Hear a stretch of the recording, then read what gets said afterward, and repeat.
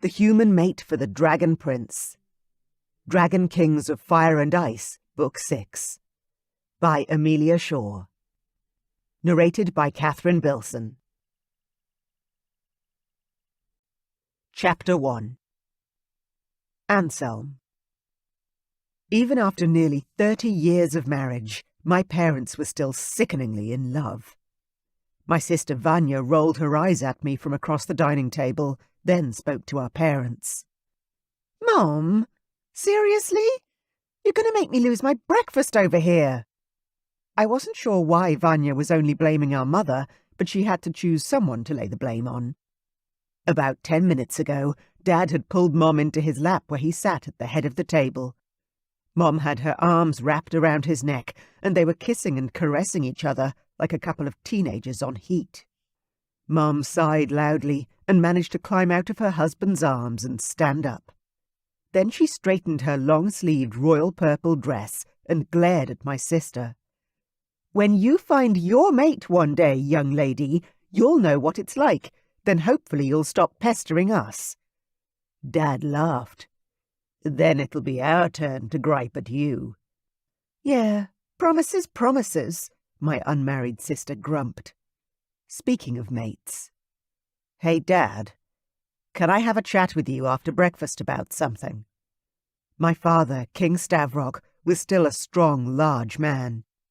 He'd kept the people in our kingdom fed and safe for the entirety of his reign. But to me, he was Dad. The most loyal family man I'd ever known.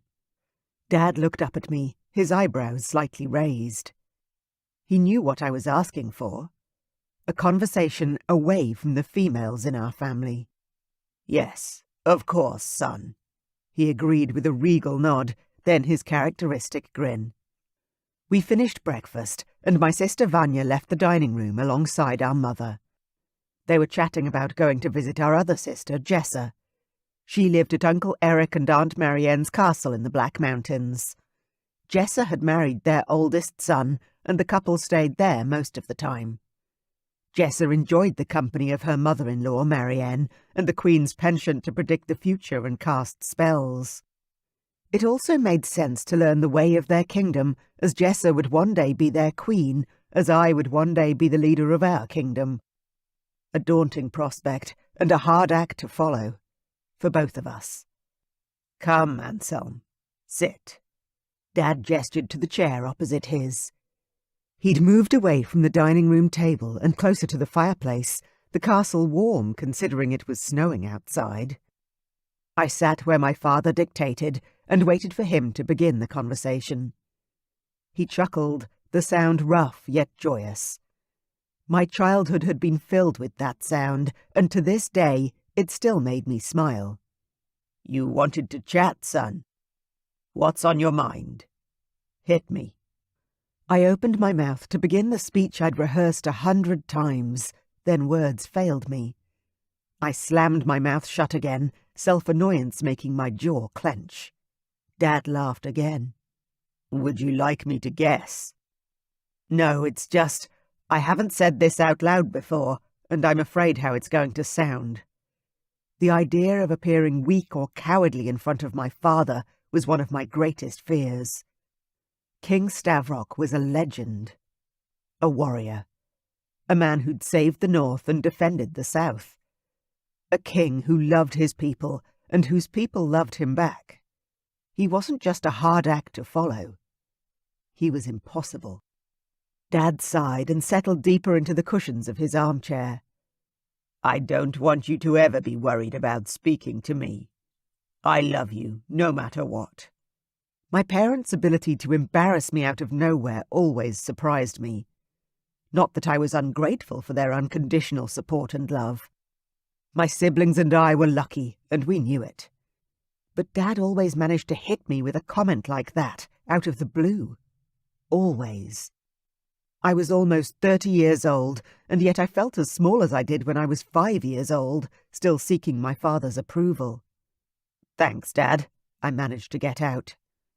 "I love you too. It's just that..." "What?" I was lonely, on a level I couldn't even express. Even though I was always surrounded, the gnawing feeling never went away. Even with thousands of people in the village and hundreds of servants within the castle. Even with parents who were overly affectionate and often stifling in their love for me.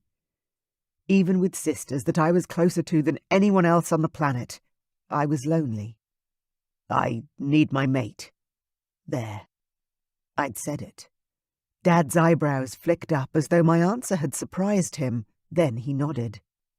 Yes, I remember that feeling too well. Sucked balls.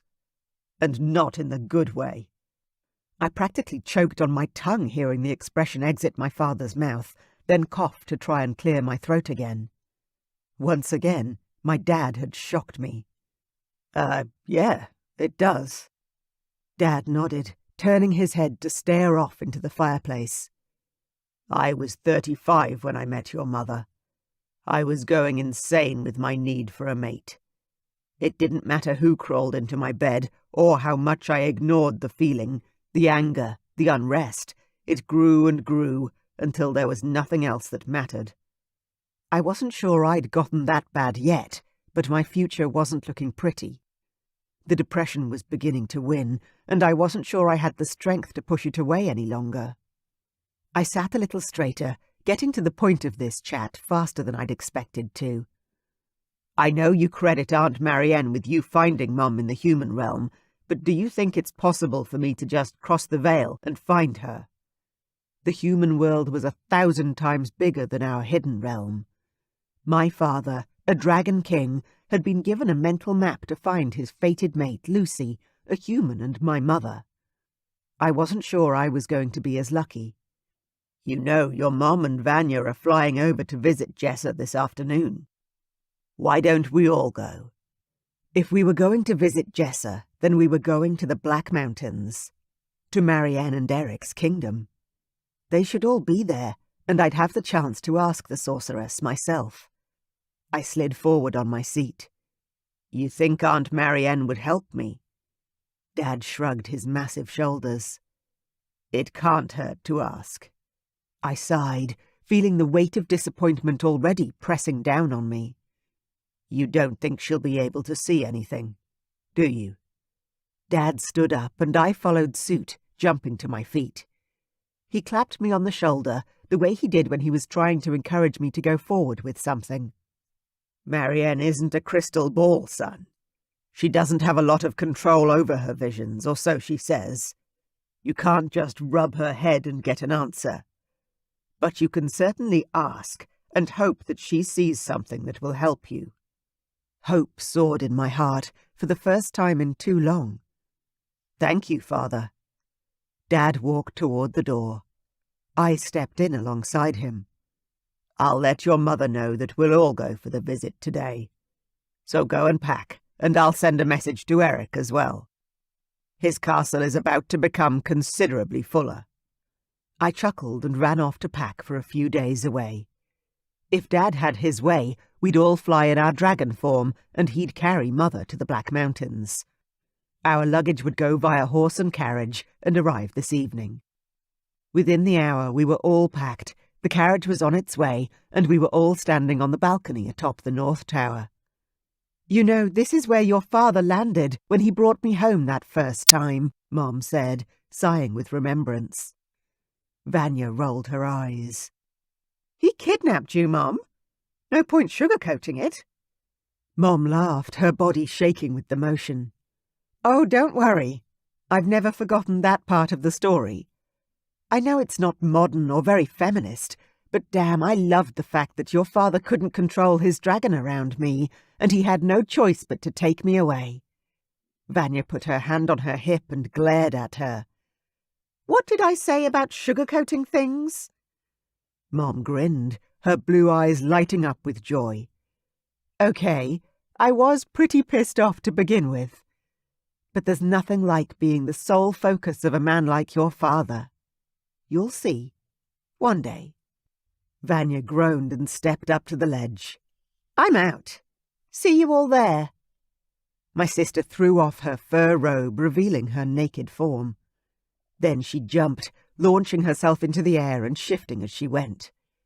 Her wings extended out as she swooped low over the kingdom, then flew high in the direction of the Black Mountains. My father chuckled and stepped closer to my mother. "I'll shift, then you climb on my back." She nodded and walked over to me, giving my father room to shift into his dragon so he could carry her for the trip. Our mother was human, so I was grateful, as were all my siblings, that we had inherited our father's shifting abilities. We could all shift and fly just as strongly as any full-blooded dragon we knew. Despite my mixed blood, our people loved our mother and had accepted me as the heir to the throne. I stared at her for a moment, taking in the look of love on her face as she watched my father ready to shift.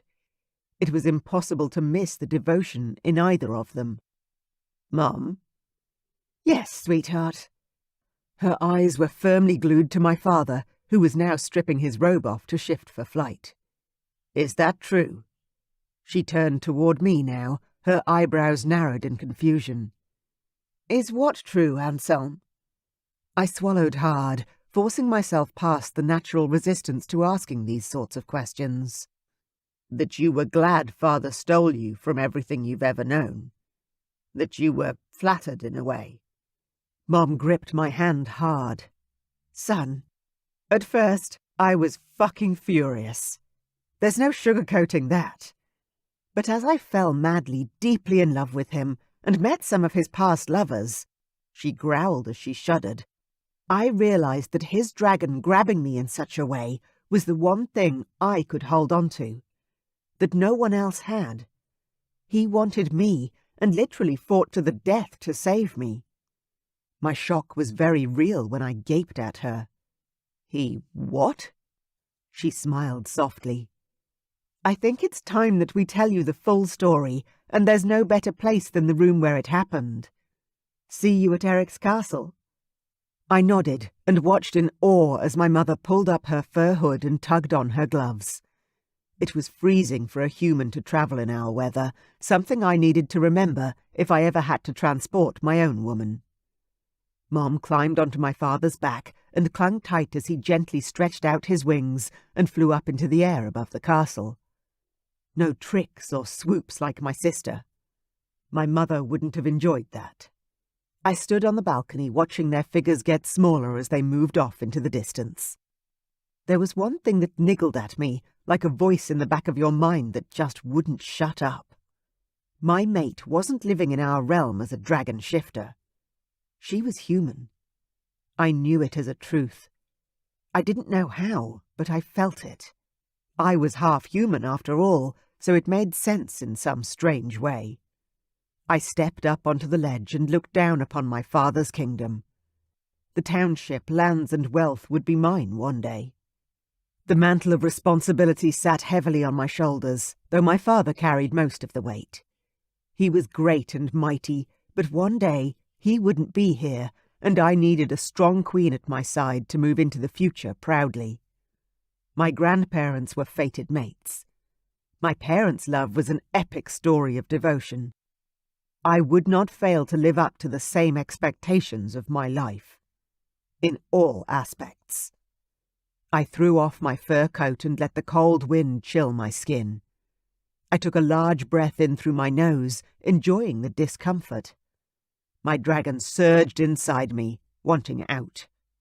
Needing to fly. I let go of my humanity and my shifter soared through me. My bones extended, and my skin changed to the hardened protective scales of my dragon. My wings unfurled from my back, and our connection strengthened.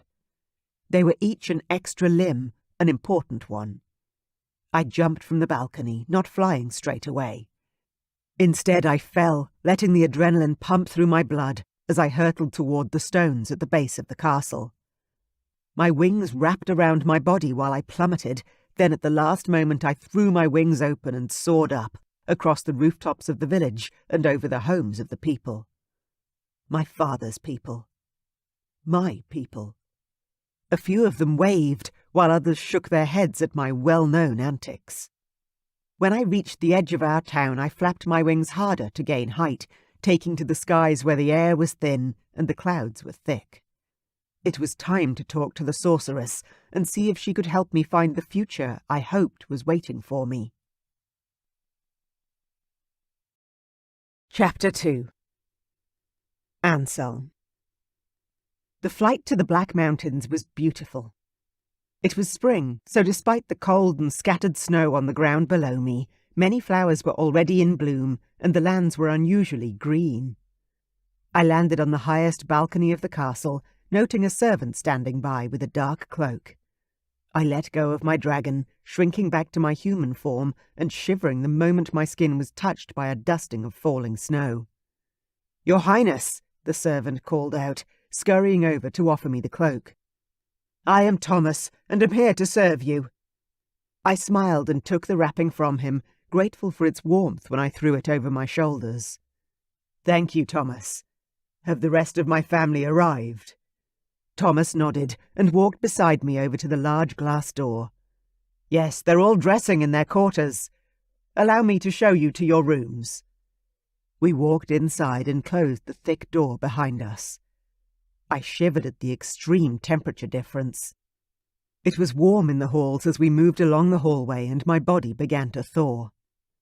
"Your room, sire," Thomas said, as we stopped outside a bedroom in the guest quarters. The servant was an older man and would stand on tradition, I was sure. Even so, I couldn't help but tease him a little. "Thomas, are you sure this is a guest suite? Knowing my sister, she probably told you to throw me in some sort of closet." As I expected, Thomas's face turned to horror. "Oh no, sire.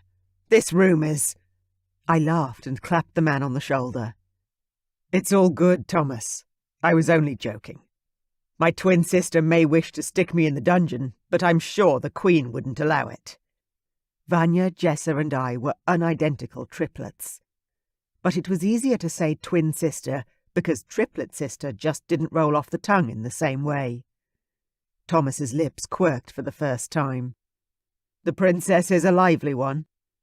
I burst out laughing. "Yes, she is. She must keep your prince on his toes."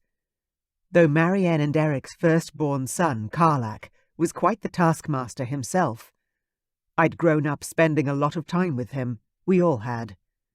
It wasn't until Jessa turned 21 did Karlak make his move on our sister.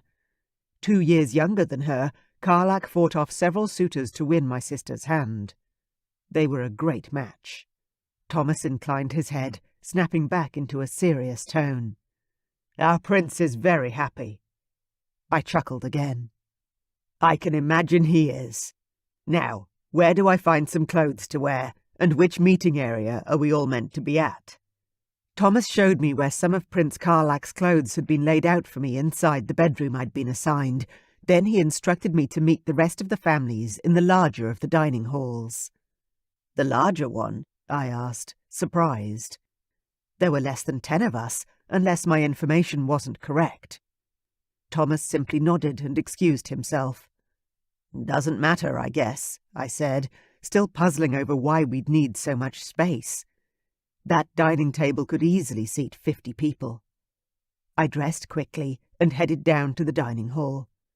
I'd be the last one there, I was sure.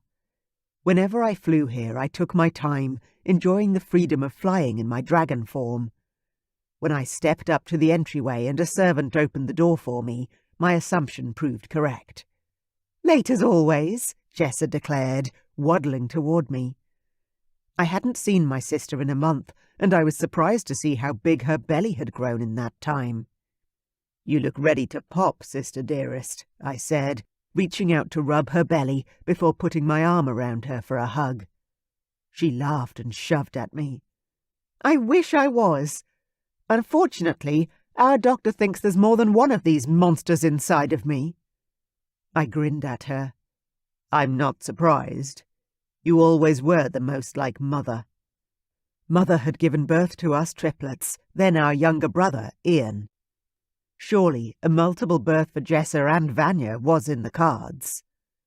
Jessa heaved a huge sigh. Yeah.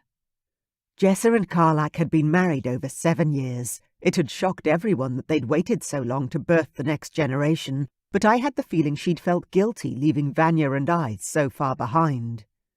I dropped a kiss on her cheek. "I'm really happy for you, sis. You deserve the world." She met my gaze, and for the first time in a long time, I saw the glimmer of unshed tears in her blue eyes. She launched at me with her arms open wide, almost knocking me over in her fervour. "Whoa," I laughed, gripping her so we both didn't topple over. "I want the same happiness for you." She whispered the words in my ear, holding me tight. I sighed and hugged her tighter, my heart aching at the love I felt for her. One day.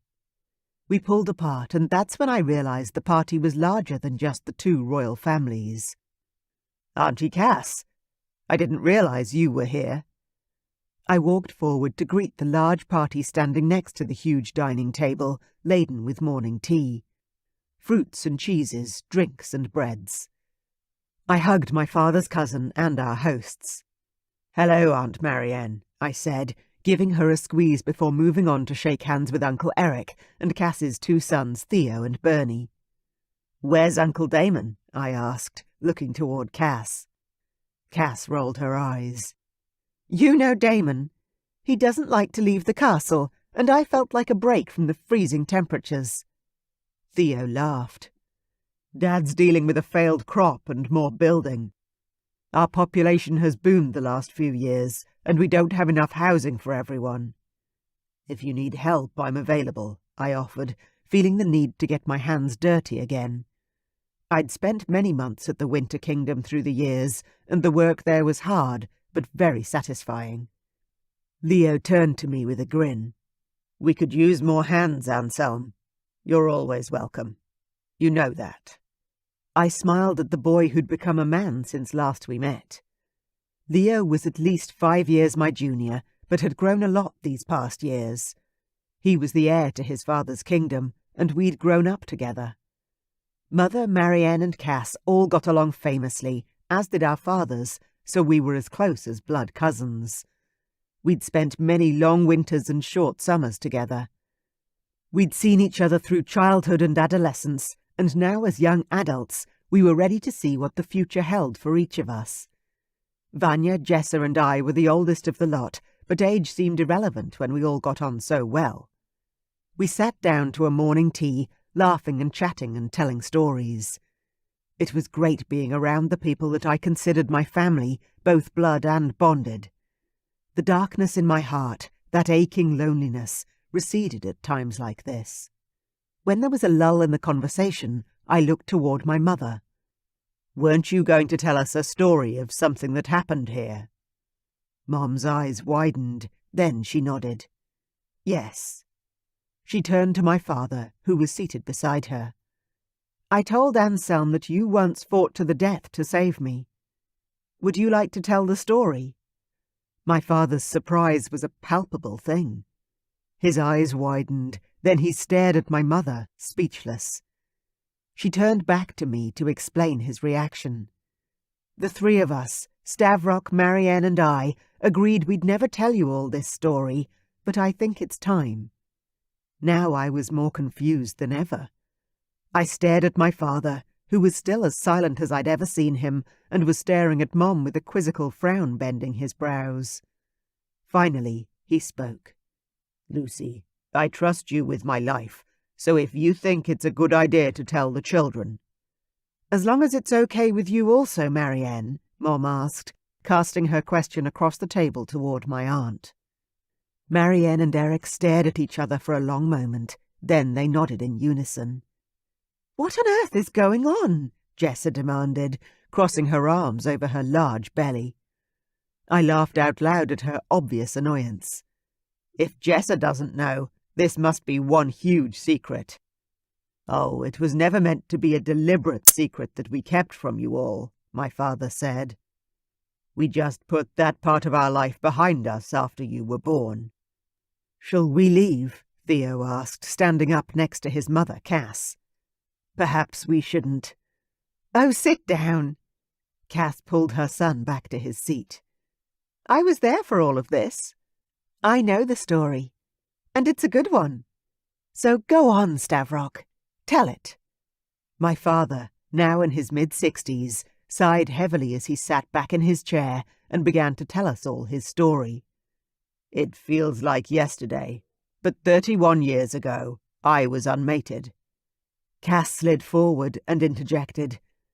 Other than Damon, he was the only unmarried king, and the elders wanted him to hurry up and find his queen. I smiled at my dad's cousin.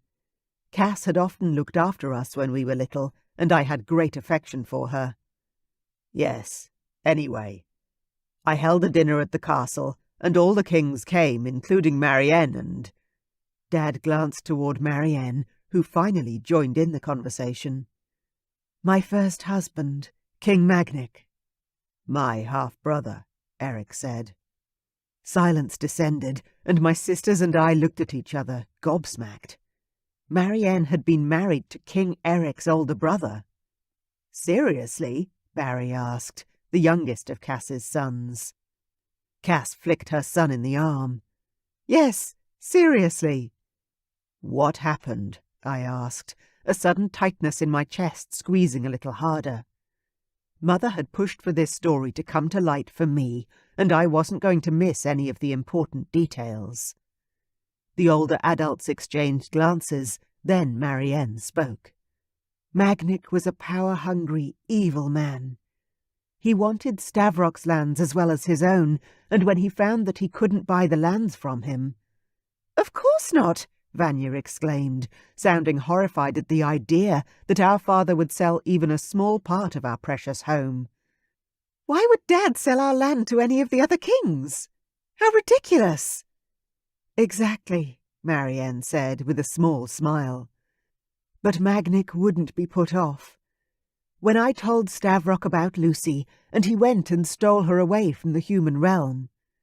Thanks again for that, Marianne, Mom interjected with a grin. We all laughed, lightening the mood, though my stomach remained tight with expectation. I had a feeling I knew where this was headed. Magnic took Mother, didn't he? I asked. I stared at Marianne, who nodded, her cheeks darkening with a blush.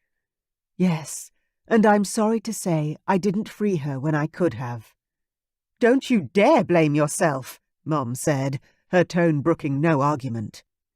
He was an abusive husband, and you helped me as much as you could. And look how it all worked out. Mom gestured to the large table, filled with 2.5 generations of royal dragon bloodlines.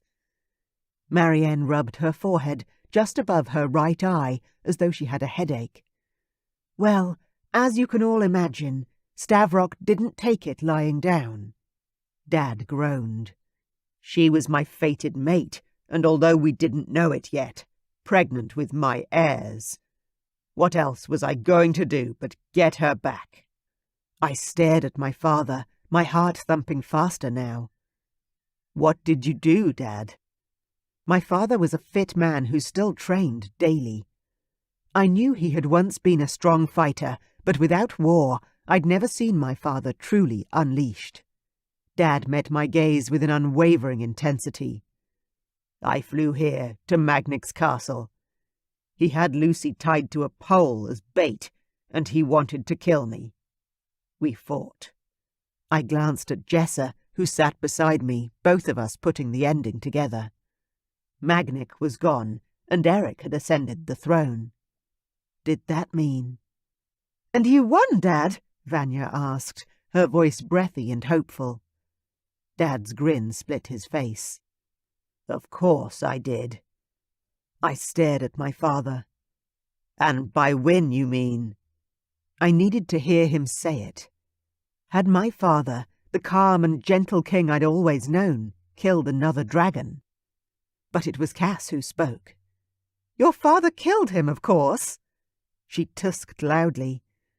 He took out those foolish humans who dared to kidnap and torture my sister-in-law, too. He what? It was Barry again, so Cass launched into another story featuring Marianne's foretelling, fated mates, and my father's protective nature. By the time that story was finished, Dad was actually looking embarrassed. Okay. You can start telling stories about something else now. Cass grinned at her cousin. "Okay. Well, how about how you and Eric battled the wolves to save the Winter Kingdom?" "The wolves?" I asked, staring at Cass for more information before turning back to study my father. Suddenly, I was seeing him in a whole new light. He had rescued my mother from what sounded like an abusive tyrant, fought off wolves. Oh, for pity's sake. Dad groaned, then picked up his glass of wine and lifted it high. "I'd like to make a toast."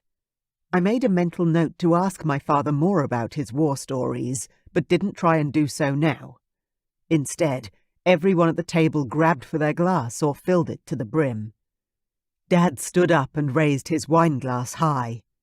"To us, 3 of the royal families of fire and ice. Long may we find great love and defend our thrones, our lands and our families to the very end. Hear, hear." We clinked our glasses and drank just as a bevy of servants entered the room and began to serve lunch. I glanced across the table at my mother, who was beaming with pride and happiness. It had always been hard to see my mom and dad as anything more than my parents. Even seeing them in their roles as king and queen sometimes felt strange to me. But now my eyes were open. They'd lived a whole life before we were born, and it had been filled with more danger and greater battles than I'd ever known. I could only hope that Marianne would set me on the same path as she had my father. The road to my mate, and the love I so desperately craved. Chapter 3. Anselm.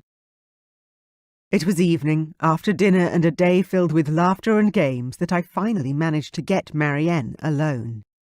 We were all relaxing in the small dining room, where the fire blazed and the alcohol flowed. I walked over to the sorceress, who was watching her son and daughter-in-law cuddle by the fireplace. "Aunt Marianne, may I speak to you for a moment?" She turned toward me, her eyes shimmering with her magic. "I've been waiting for you to come and speak to me, Anselm." I chuckled and crossed my arms over my chest to hide my sudden awkwardness. "Has my mother spoken to you, then?" She shook her head. "No, but I've been feeling a buzz about you all day. You want to speak to me about your future, don't you?" I nodded, my breath catching in my throat. "I do." She sighed. "I'm happy to help, Anselm, but you need to know I don't have a lot of control over what happens or what I see. I can be lucky, and the information is ready and waiting for me, but it's been a long time since I tapped into this sort of power." I gave her my full attention. "Please. I need to find out who she is. Then I can go find her." Marianne searched my eyes, a smile lifting her lips. "You're so like your father. His need for a mate tore him apart." I ran a hand through my already frazzled hair. I had been doing that a lot lately. The frustration was intense. "I haven't gotten that bad yet, I don't think. But it's getting there," I admitted. Marianne nodded once. "Give me a moment to tell Eric what we're doing, then we'll retreat to the library for a chat." I watched her go, then my gaze fell on my mother, who was watching me intently. I smiled reassuringly and nodded, hopefully communicating correctly that Marianne had offered to help. I wasn't reassured, however. I was worried. Terrified, in fact, that she wouldn't be able to help me. Marianne was my last hope, and if she couldn't see anything, then that would leave me with nothing but this gnawing depression that ate at my heart and grew larger every day. When Marianne came back, she took my arm and led me into the hallway, down a little way, then into the library. It was a huge room, the space lined with walls and walls of full bookcases. I smiled as I looked around the room. "I see why Jessa loves it here so much. She always did love reading. She must spend all day in here." Marianne smiled. "Yes, she does. Now, come sit by the fire." The lights in here were dim and the room quiet. I shivered as a premonition stole over me. This was the perfect place for a future reading. I followed her to the chairs by the fireplace and sat where she told me to. "How do we do this?" I asked, assuming she'd whip out some sort of spell book or crystal ball to help her see the future. "I just set my intent to help you find your mate, then I hold one of your hands and tune into the magic. If there's an answer there, it will come to me." If. One of the worst words I knew. "Okay," I said, ready to give her my hand whenever she asked for it. Marianne closed her eyes for a long moment. I stared at her and waited, holding my breath and counting the loud thumping of my heart in my chest. 1 ka-thump. 2 ka-thump. 3. Then her eyes popped open, the irises swirling with a purple mist I'd never seen before. Aunt Marianne looked so different to her usual self, I couldn't control my sharp intake of breath. Whoa, that's incredible. "Give me your hand." She slid to the edge of her chair. I mirrored her move and shifted forward, then reached out for her outstretched hand. The moment our palms connected, electricity shot through me, and I was blinded. I closed my eyes, and inside my mind I saw images. Visions of the past. A drunken moment in time. A night I wished to forget. A night I hadn't been able to forget, no matter how hard I tried. I wanted to wish the vision away, and yet I couldn't. There she was, the woman I'd tried so hard to forget. Kayla. Marianne hissed, almost like she was in pain, then she let go of my hand, and everything snapped away. I opened my eyes, not even realizing that I'd closed them. "Did you see what I saw?" I asked. My voice sounded hoarse, as if I'd been shouting. "You know your fated mate. You've already been with her. Oh my! You have to go!" she cried out, jumping to her feet. "Now!" "I have to go," I repeated, rising like she had. She gave me a shove in the center of my chest, then turned me toward the door. "Your mate needs you. Desperately. It's a matter of life and death, Anselm. She isn't going to survive the—" Marianne shook her head, as though she didn't want to say any more. Automatically I raced for the door before I stopped and twisted around. "What are you saying, Marianne?" She couldn't mean that Kayla was my fated mate. That was impossible. And was she in danger? Was she dying? I felt ragged from the emotions that rushed through me, but I didn't even understand them, let alone be able to process the news. How can I not have known my own mate? "The human woman from the bar," she said, her voice sounding a little strange. "She is your mate, but you didn't recognize her when you should have. She blames you for leaving. Oh my. Anselm, you really screwed that up. You need to go to her. Now. Before it's too late." She didn't need to tell me again. With the shock of her revelation echoing in my mind, I started running, back to the room where our families were. My parents were on their feet the moment I entered. I called out to them from the doorway. "I have to go." "Where to?" Mom asked. "The human realm. I have to." I ran a hand through my hair, feeling despair claw at me. Of all the women to have wronged. Marianne burst into the room. "Anselm, you need to go. Tonight. Now." I turned to the sorceress, finally seeing the full might of her power that everyone talked about. It rippled around her, a palpable thing in this moment. "Where is she? Where can I find her?" "She's at home," Marianne said. Here." She grabbed for my forearm, and coordinates exploded into my mind. The same town I had visited last time. Which street, though? Marigold Road. Red brick. Small house. Marianne moaned and let go of my arm. I haven't got anything more. I lunged forward and hugged her tight, holding her up to prevent her from staggering sideways. Thank you. Thank you. Thank you. Then I let her go and started running up to the balcony I'd landed on when I first arrived. I reached the large glass doors and began undressing faster than I ever had before. My dad was hard on my heels. I'll come with you. I turned around as I unbuttoned my shirt and tossed it to the carpet in my haste. No, I know the way. I've been there before. Dad frowned. When? I don't. He'd never given us permission. It was true. Didn't change the fact that we'd gone. I flew across the Vale with Ian. We never told you. My father's glare was mighty, as I'd expected.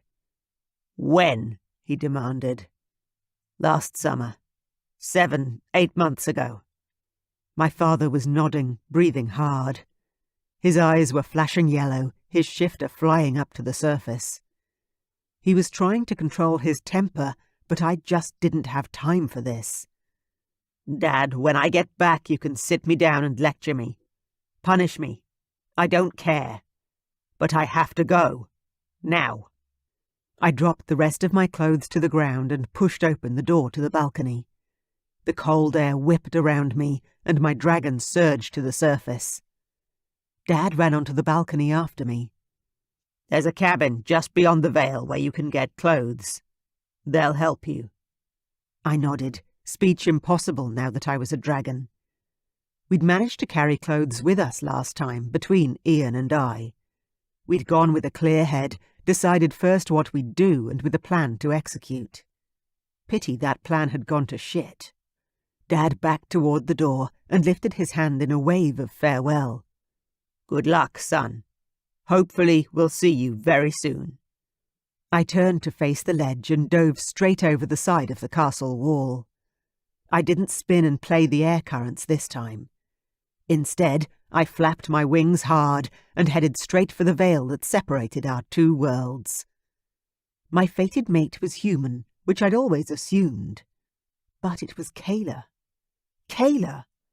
With her gorgeous smile and warm, luscious body. I'd met my mate, and then I'd left her behind. Abandoned her. I growled into the breeze, remembering her face, the way her body had squeezed me tight. She'd given my soul solace that night, but I'd been too drunk to find out where she lived. Too wasted to even get her last name. My brother had dragged me home, and I'd added Kayla to my long list of one-night stands and tried to forget her. The veil shimmered in front of me. The sky was dark, being night-time, but my dragon vision was 10 times better than my human eyes, and I saw the portal clearly. I flew straight through the portal to the human world, the heat of a spring in the human realm hitting me hard. I began to drop, soaring into the fields of the farms outside the closest town. I landed on the warm dirt and let go of my dragon body, shifting back to human. Kayla, I whispered. I can't believe it.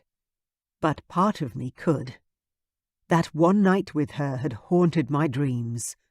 Her tender care, the way her eyes had shone when she smiled at me. But I'd assumed that I'd know my fated mate on sight. Everyone I spoke to said that when you met your fated mate, your dragon was uncontrollable. I hadn't had that issue with Kayla, so it had never come up in my mind. Even if the sex had been phenomenal, and part of me had desperately wanted to throw Kayla over my shoulder and take her home with me, I hadn't. Because all the signs for my fated mate weren't there, and that's what I'd wanted. My mate. My love. I marched toward the nearest farmhouse, which had a solitary light above the old door. I was a naked male in the middle of nowhere, and I desperately hoped my father was right, and I wasn't about to be arrested. Or worse, shot. I lifted my hand to knock on the door when my eyes caught a sign attached to a large box by the front door. It read, "Dragons. Please take whatever clothes you need. And Godspeed." I chuckled as I lifted the lid on the large wooden chest by the door. Inside were neatly folded shirts, pants, jeans, and jackets. I grabbed what I needed. A pair of jeans that were a little tight, and a light blue shirt, which was too big. They weren't perfect, but they were clothes. Those and a pair of boots were all I needed. I set off walking toward the nearby town, glad to have the time to think. To call it a town was probably too generous. It was more of a village, but even so, it had officially produced more fated mates for dragon royalty than anywhere else in the human realm. The list was growing. I began to tick them off as I walked. Mom, Sarah, Katerina, and now Kayla. Was there something special in the water around here? Or had fate decided it was time to mix more human blood into our dragon shifter lineage and allowed our mates to flourish in a place that was easy to access from our realm? I didn't have the answers, but I had a hell of a lot of questions. I continued walking down the road and into the town proper. The small, semi-identical houses lined the streets, and due to the lateness of the hour, most of the homes didn't have any lights flickering in the windows. I followed some strange sense of knowing that lay within me, walking past the centre of the town and then turning off the main road and down a side street. I was looking for a sign, quite literally, that would take me to Kayla's house. I walked past a food market that was currently dark and silent, then stepped past a butcher's shop and a bakery.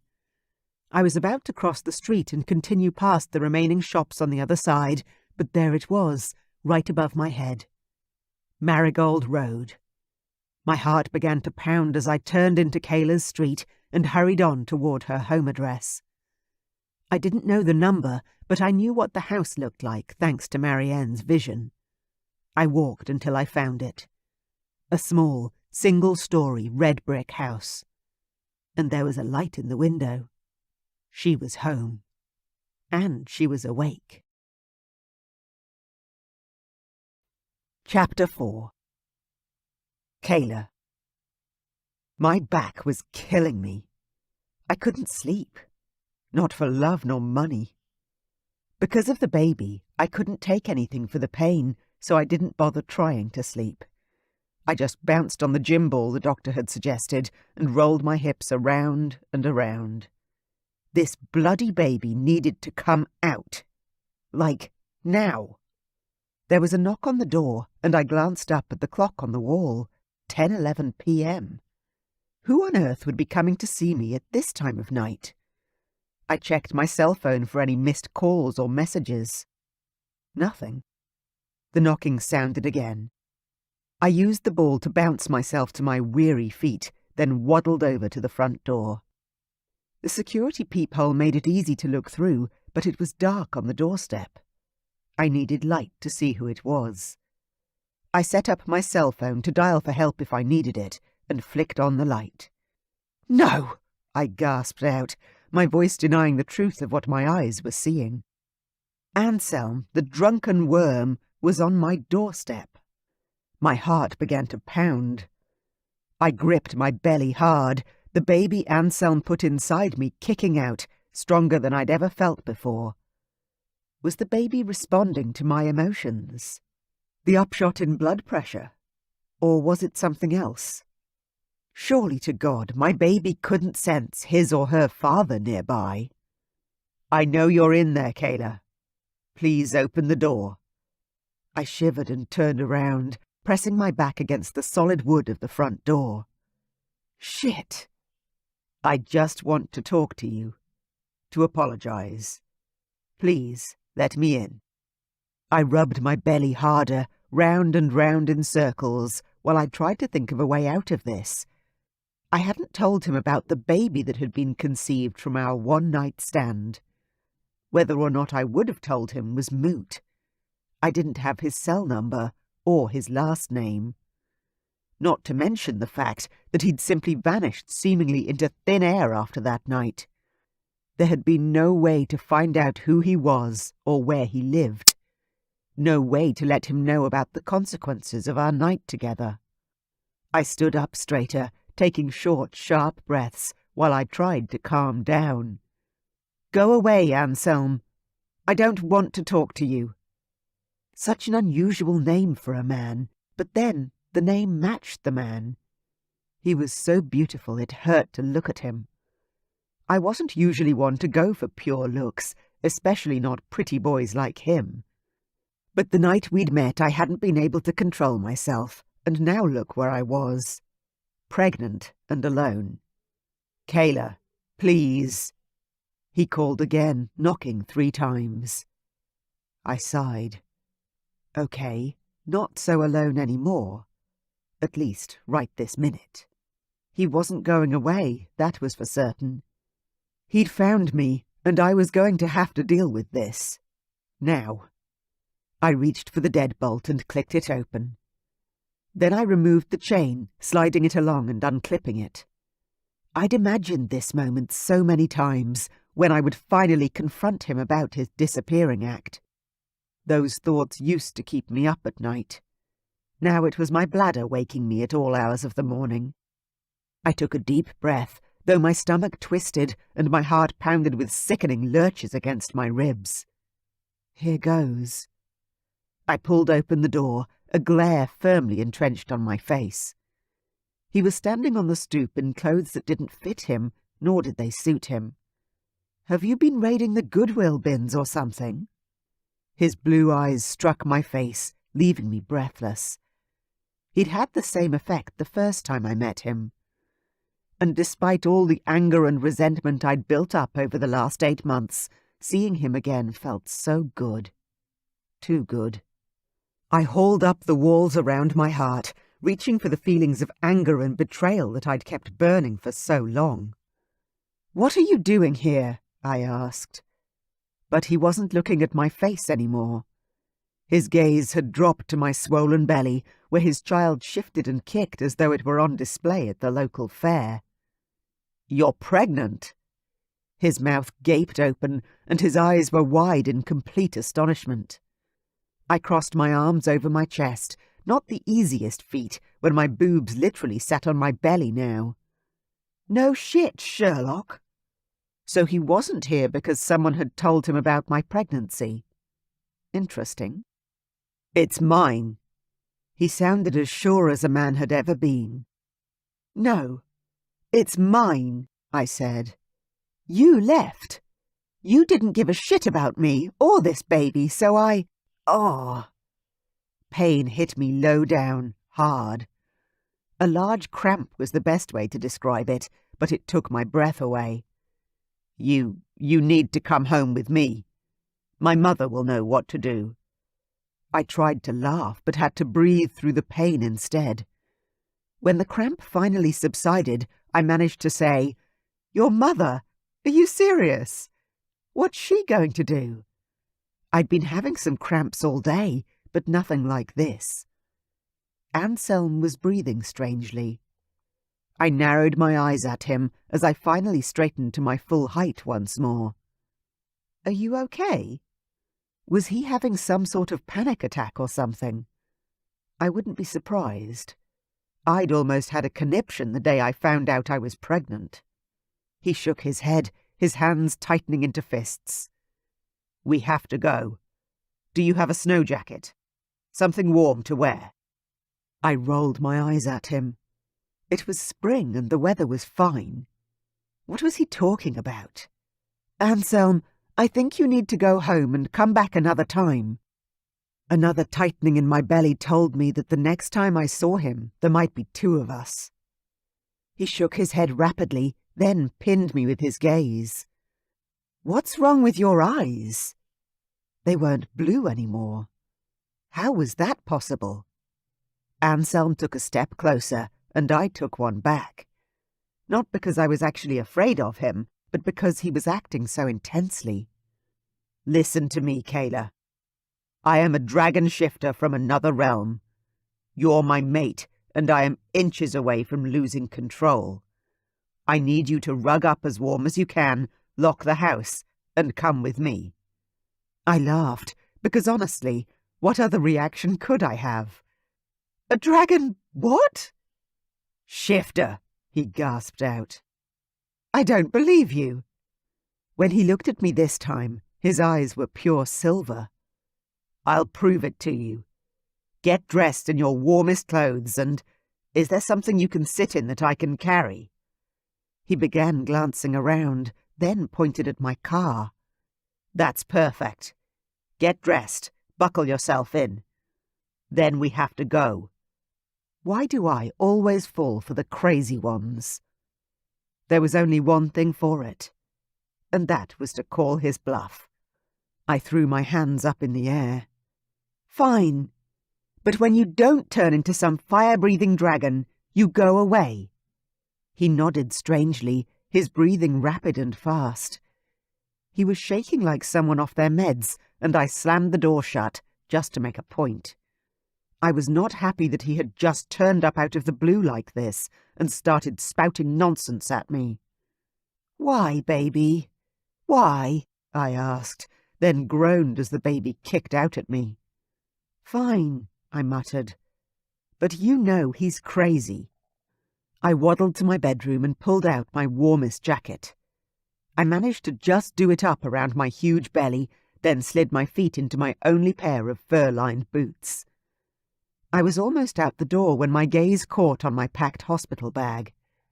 I didn't need it, of course. He wasn't carrying me anywhere. But something, a cosmic nudge from the universe, told me I shouldn't leave the house without it. I rubbed my belly again.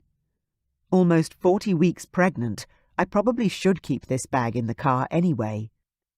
Now that I had a good and logical reason to take the bag, I picked it up and opened the door. Anselm had stripped off his baggy shirt and was now standing on my front lawn in nothing but those too tight jeans. I groaned and tried to look exasperated, but the truth was I could barely drag my eyes from his amazing form. What man looked like that outside of a magazine? He was freaking huge. His shoulders were even bigger than the last time I saw him. I lifted my chin, despite the fact I felt as fat as a hippopotamus, and waddled over to my tiny car. It was 4 doors, barely, and had next to no trunk space. I desperately needed an upgrade, but hadn't been able to afford all the baby expenses and a new car. So I'd invested in a great pram and intended to lose some of the excess weight I'd put on, walking around town and doing my shopping that way. "You're going to feel really stupid soon," I said, throwing my bag in the back seat, then squeezing into the driver's side. My spare keys were in the baby bag, so if he went any more nuts on me, I'd just drive away. Not easy with my belly almost touching the steering wheel, but I'd do it if I had to. The local police were only a few blocks away. I lifted the lever to slide the chair back, to give myself more room, then rubbed my belly slowly as I forced myself to take deep breaths. Even that small amount of exercise made me pant. Anselm dropped his face next to the window. "Buckle yourself in. And don't be afraid. I'll never let anything happen to you, or our child." He was serious, and the tone he was using was beginning to worry me. "Okay," I managed. He was delusional, after all. He had to be. And the best way to prove to him that he was delusional was to ask him to show me the dragon and watch him fail. Right? I was sure that's what I'd seen on a TV show. Or something like it. Anselm stepped back, and I watched him through the side window. And what I saw wasn't possible. He began to change and transform. He grew so tall I couldn't see his head through the car's window, not that I wanted to see his head anyway. His belly was scaled and grey in colour, and his wings... Oh my God. No way. He has fucking wings. My heart pounded, and my baby rolled and kicked in seeming excitement. I hoped the kick of adrenaline wasn't hurting my baby at all. I reached for the door handle to try and get out, but Anselm took a step toward me, and I froze. Was it even him anymore? Would he recognize me? Or would he hurt me if I tried to run away? The dragon, because honestly, there was no other word to describe the creature that was standing right in front of me, flapped his wings and flew up into the air. I gulped down the scream that rose and closed my eyes. "It's gone. It's okay. It's gone." I rubbed my belly in calming circles, though my heart hammered loudly in my chest. Calm down.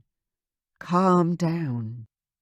A loud bang, like something had landed on the roof, made me scream out, terror shooting through my veins. I reached for the door handle and tried to push it open, but now a long talon held it closed, stretching over the top of the door and across the window. "No! No, no!" I pushed again and let out another yelp as the car lifted into the air.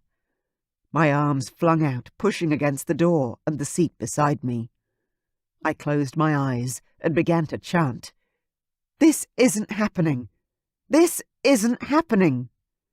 I was shaking with fear and knew I had to be in a dream. But God, did it feel real? I opened my eyes again and my jaw dropped. We were high, like really high in the air. My stomach swooped and I retched, trying not to be sick. There was a bottle of water beside me. I reached for it, my hands shaking as I popped the top and took a sip.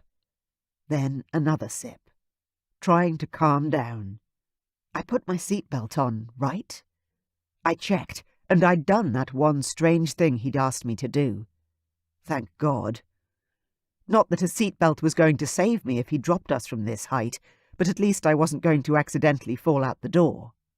How the hell was I going to wake up from this dream? By having a heart attack, probably, but that certainly wasn't the best way. I had to just force myself to wake up. Wake up! Wake up! I slapped my cheeks and blinked rapidly. Come on! I slid my fingers down to the steering wheel, then moved my hands slowly around the car, grounding myself and trying not to think about the distance to the ground. If he dropped me, I was dead. There was no other possible ending for me or my baby. Anselm's words echoed in my head. "I'll never let any harm come to you or our baby." I tried to let that reassure me and dropped into my meditative breathing. I closed my eyes and focused on my body, my hands, my feet, my legs, my belly. I slowed everything down, trying to stay calm. I was sweating from stress and began to unfasten my jacket. The moment I opened the jacket, I shivered. That was strange. It wasn't cold out tonight. I opened my eyes and peered out. Snow was falling onto the windscreen. What the hell? I reached out to touch the glass and found it cold. Where the hell are we? Because I was almost certain we weren't anywhere near my hometown anymore. Chapter 5. Anselm. I beat my wings as hard as they would go. The combined weight of the car and my mate was by far the heaviest I'd ever carried. But I pushed on, through the vale and beyond, soaring on the cold air and using the gusts of wind to help us toward home. I wasn't sure if my parents would be back from the Black Mountains yet, or if taking Kayla to Marianne was smarter than going back to my family castle. But as pain ripped through my leg muscles and my wings strained against the downward weight, I realized I had no choice. My home was closer, and the only option. I wouldn't make it to the Black Mountains. Despite the turmoil of emotion inside my head, I tried to focus on only one thing: getting my mate and our child to safety. I couldn't slip, nor could I land wrong. The normal place for the royals was the top balcony on the highest level of the castle. I wasn't sure the car would fit safely on the balcony, and even if it could fit into that tight space by some miracle, I wasn't sure I could land there safely. I scanned the horizon for a safe place to put my mate. The land around the castle was heavily populated with streets and homes, but further out were fields of crops and snow. My gaze fixed on a field near the entrance to the castle, where freshly fallen snow was covering the ground. That was where I would have to land. I soared lower, hearing Kayla's muffled shrieks rising up from the car beneath me. I had no idea how she was going to react when I actually landed, but my dragon didn't care. All he cared about was the fact that my mate was now safe, with us, and about to birth the next generation of dragon kings. We got lower and lower, the snow falling hard and fast. I fluttered my wings at high speed, hovering just above the ground so that I could set the car down as gently as possible. As soon as the wheels touched the ground, I let go of the weight of the car, and it sunk down onto the tires. I launched myself forward so I didn't land on top of the car and collapsed in the snow in front of the hood. My breath was heaving. Thank God she drove a mini automobile. I would never have been able to carry her inside of one of those larger cars that look like an armoured tank. Kayla flicked a switch and started the engine. Oh, crap. She was trying to run from me, but her car wouldn't make it far in this snow.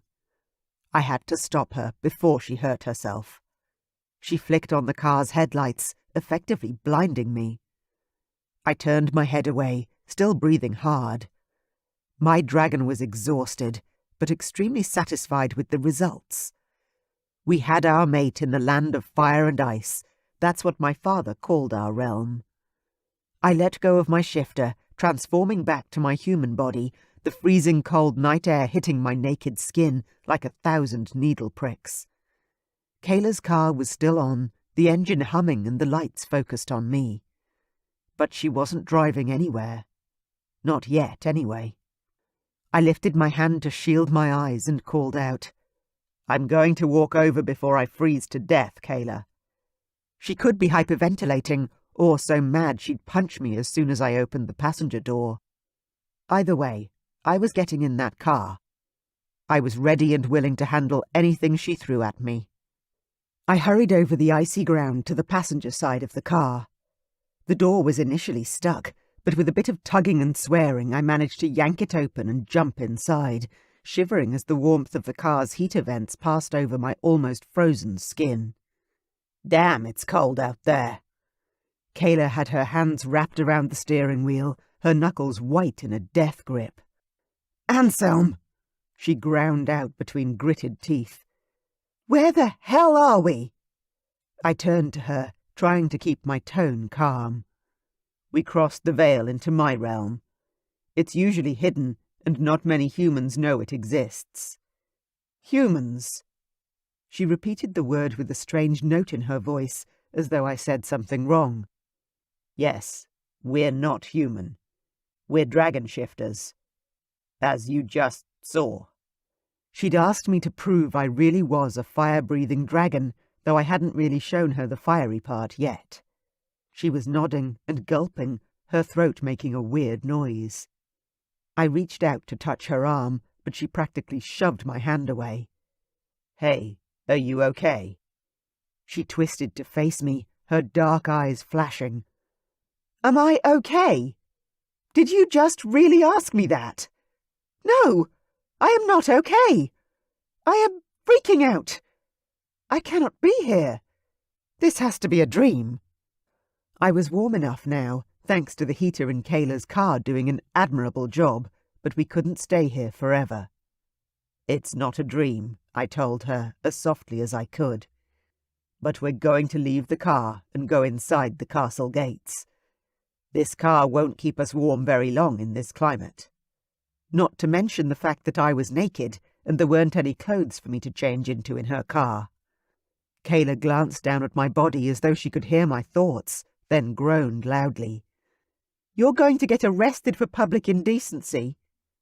I couldn't help but laugh, which earned me a glare and a punch in the arm from my feisty human mate.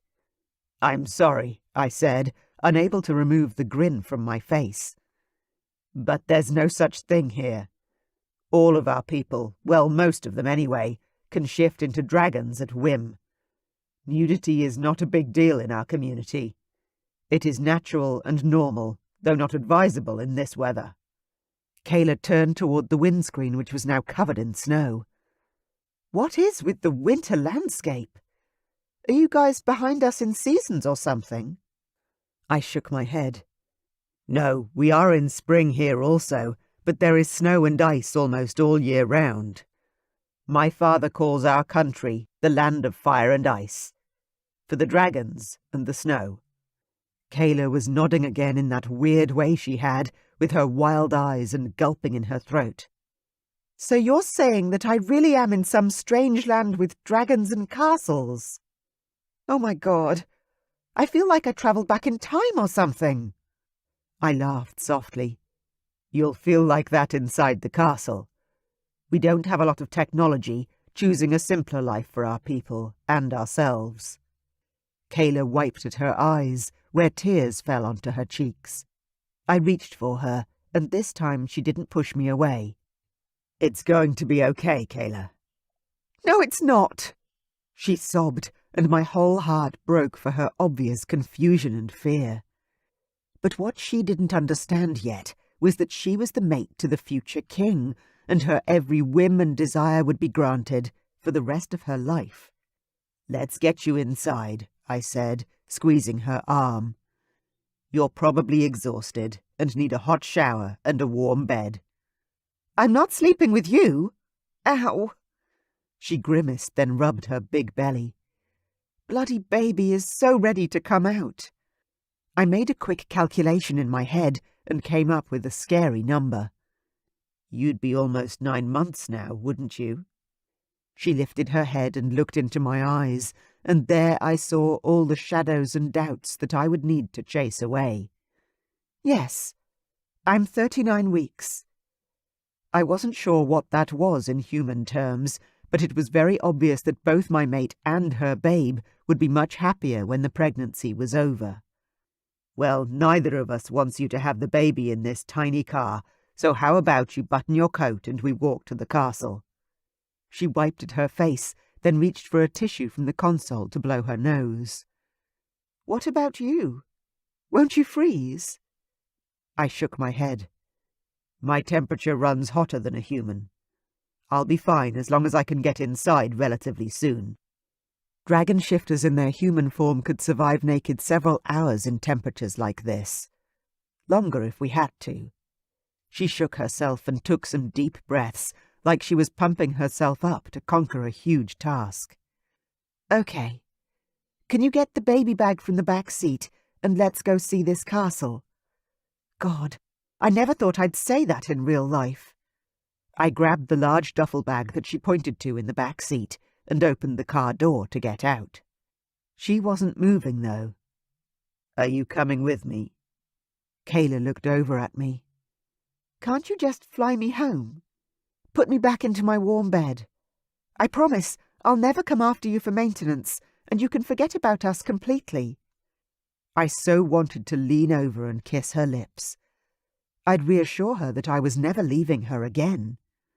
But that wasn't what she wanted to hear, so I kept those thoughts to myself. "Even if I wanted to, which I don't," I said. "I'm exhausted. I could never carry that car back through the Vale. You'd have to ride on my back, which in your condition is probably not the best idea." Her eyes widened, and then she shrieked, "Are you telling me I'm stuck here?" Oops. No. I just think that consulting my mother might be the best thing here. She's human and has more knowledge than I do about your anatomy. I'd never understood before how Lucian, King Damon's half-brother, had been able to live in the human world with his mate for a time. But now that I knew firsthand about the strength of the mate bond, I knew I'd do anything to keep Kayla by my side. Anything. "Your mother's human," Kayla squeaked, and I nodded. "Did your father carry her through the Vale against her will as well?" I presumed she was half joking, at least about me taking her against her will, since Kayla had actually asked me to shift and prove I was a dragon. "She didn't ask you to carry her here. Shut up." I answered her honestly. "Well, yes, actually. He tracked her down, since she is his fated mate, and when he shifted, she fainted." "And he kidnapped her?" Kayla asked, her mouth dropping open. I laughed and turned toward the car door once more. "They tell the story much better than I can." Kayla huffed. "I bet." "Come on. Let's get out of here before everyone's in bed and there's no one to open the doors for us. I jumped out of the car, Kayla's bag in hand, and hurried around to her side. She'd already managed to open the door and was hauling herself up and out of the car. "Brr, it's freezing!" "Literally," I said, grabbing her hand. "Stay close. We've lost people in blizzards like this before." She pressed into my side, and I led her in the direction of the castle gates. The guard standing at the top stared down at us with a surprised frown. I called up to him. "It's me, Thomas. Can you open the castle gates for us?" "Oh, yes, sire." The guard ran off to do my bidding. "What did he call you?" Kayla asked. I didn't get to answer her because she was too busy gaping at the entry to the castle as the huge gates opened slowly. They pushed the snow into massive piles each side of the entrance and revealed our small village within, containing quaint homes and cobblestone streets. "Wow, it's like a medieval fairy tale," Kayla whispered. I chuckled. "Yes, but with electricity and good plumbing. We don't have a lot of technology, but we do have both of those things. All provided by my father for the whole kingdom. No one in our land was without a roof over their head, clean water, or heating." We hurried inside the gates, which closed behind us. We didn't have a lot of enemies anymore, but my father still chose to keep everything secure, and we had guards on the walls all the time. "Sire," a guard called from the wall, then he threw down a long, fur-lined cloak. "Thank you," I called back, grabbing the thick robe and pulling it around my naked body. "Well, you were certainly right about them not arresting you for being naked." She spoke with a raised eyebrow. "Let's get up to the castle," I said, trying not to laugh. "Okay, but go slow." She grabbed onto the hand I offered her. "I'm not built to hustle at present." "Oh, of course." I put my arm around her and directed her through the streets of our town and up toward the castle. By the time we got to the top of the steps, she was huffing and puffing. "I hope it was worth all that trouble." "What?" I asked. "Getting me up here." She seemed to be gasping for air. I nodded. "It will be. The accommodations in the castle and the food alone are well worth the trip." She bent forward for a moment, rubbing her belly and breathing deep. "You okay?" She nodded, then stood straighter. "Yeah. I've been getting cramps for weeks now, but it never progresses into full labor." "Maybe our baby was waiting for me to arrive," I suggested, which earned me a glare of the filthiest kind. "Well, if you'd bothered to call me or contact me or follow up even once after our night together, you could have been part of this from the start." Then her face calmed, and she shrugged with seeming nonchalance. She stared at the doors in front of us, as if she couldn't bear to face me a second longer. "Now it's too late."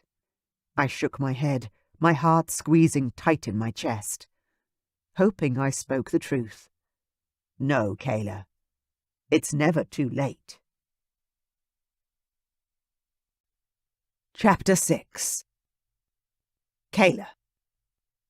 I could barely breathe and was wheezing like a pug. I was so unfit, and this baby made things so much harder.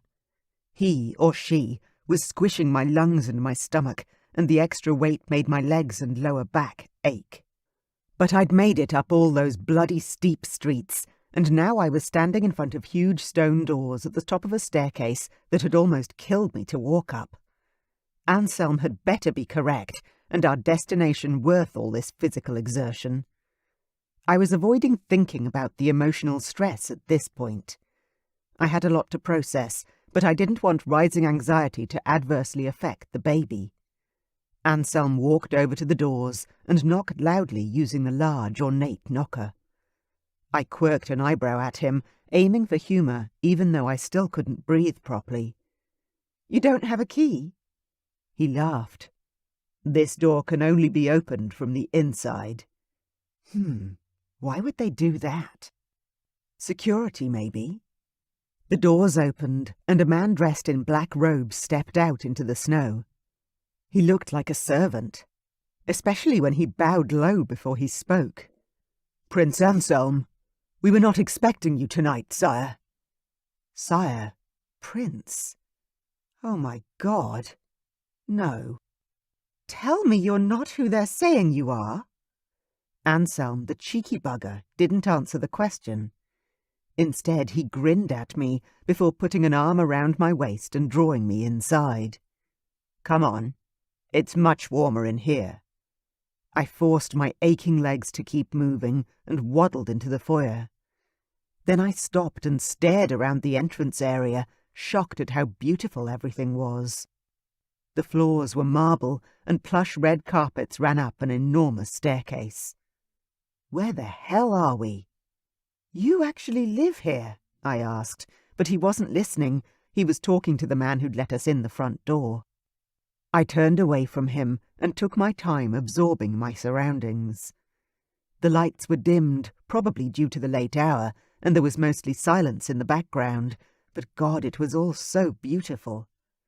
Suddenly I yawned loudly, unable to help myself, and covered my mouth with my hand. The adrenaline from earlier was beginning to leach out of my system, and the fact that it was past midnight and I was practically 9 months pregnant began to weigh on me. When Anselm finished his conversation and walked over once more, I spoke up. "I'm sorry, but I think I need to lie down pretty soon." He nodded. "Of course. And please don't apologize. I imagine this has all been a lot to take in. The servants are getting my sister's room ready for you. It's next to mine, so if you need me during the night, I won't be far." He indicated with his hand that I should follow, so I did. I didn't need a fancy room. All I needed was one of the couches we passed and a blanket. I was practically falling asleep on my feet. Somehow my back wasn't sore anymore, and my body was relaxed, more than it had been in months.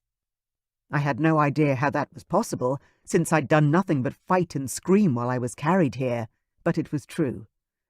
Was it the cold air and unfamiliar environment that had shocked my system out of its aches and pains? Or was it something more complex?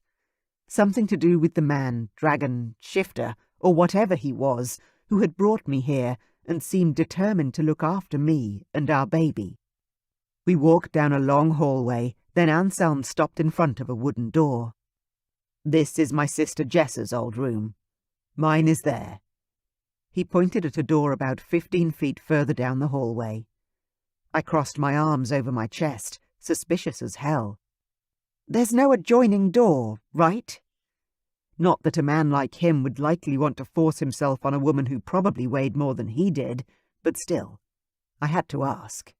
He tilted his head and frowned at me. "Between siblings? That would be weird." I didn't have the brain power to explain, so I just asked, "Your sister won't mind if I sleep here?" He shook his head. "No, not at all.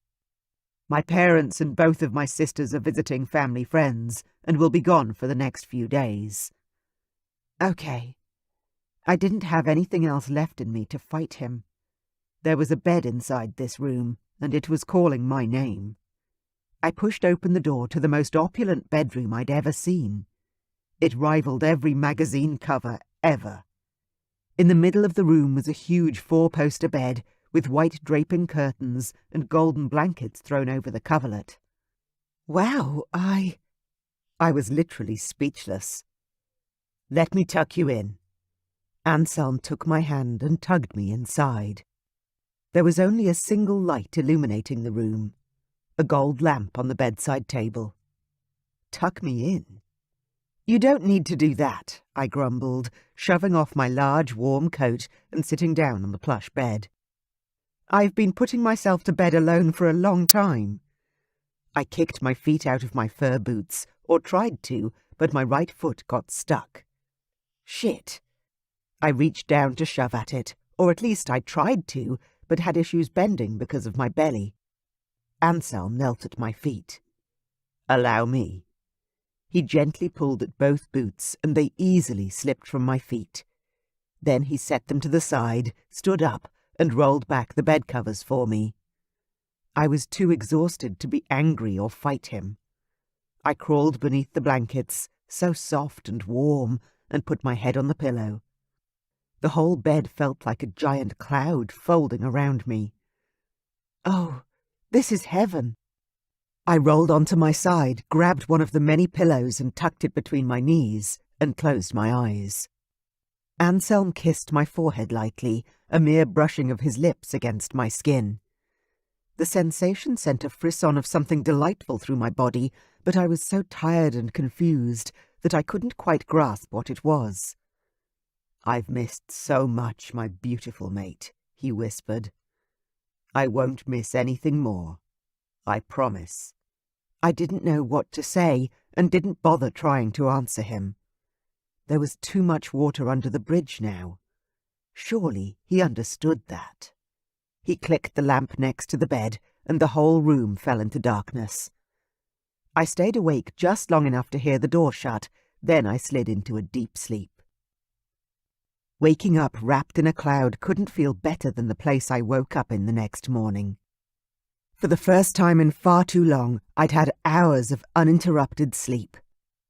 Although my bladder was now screaming at me to get up and go to the bathroom, the rest of me was rested and relaxed.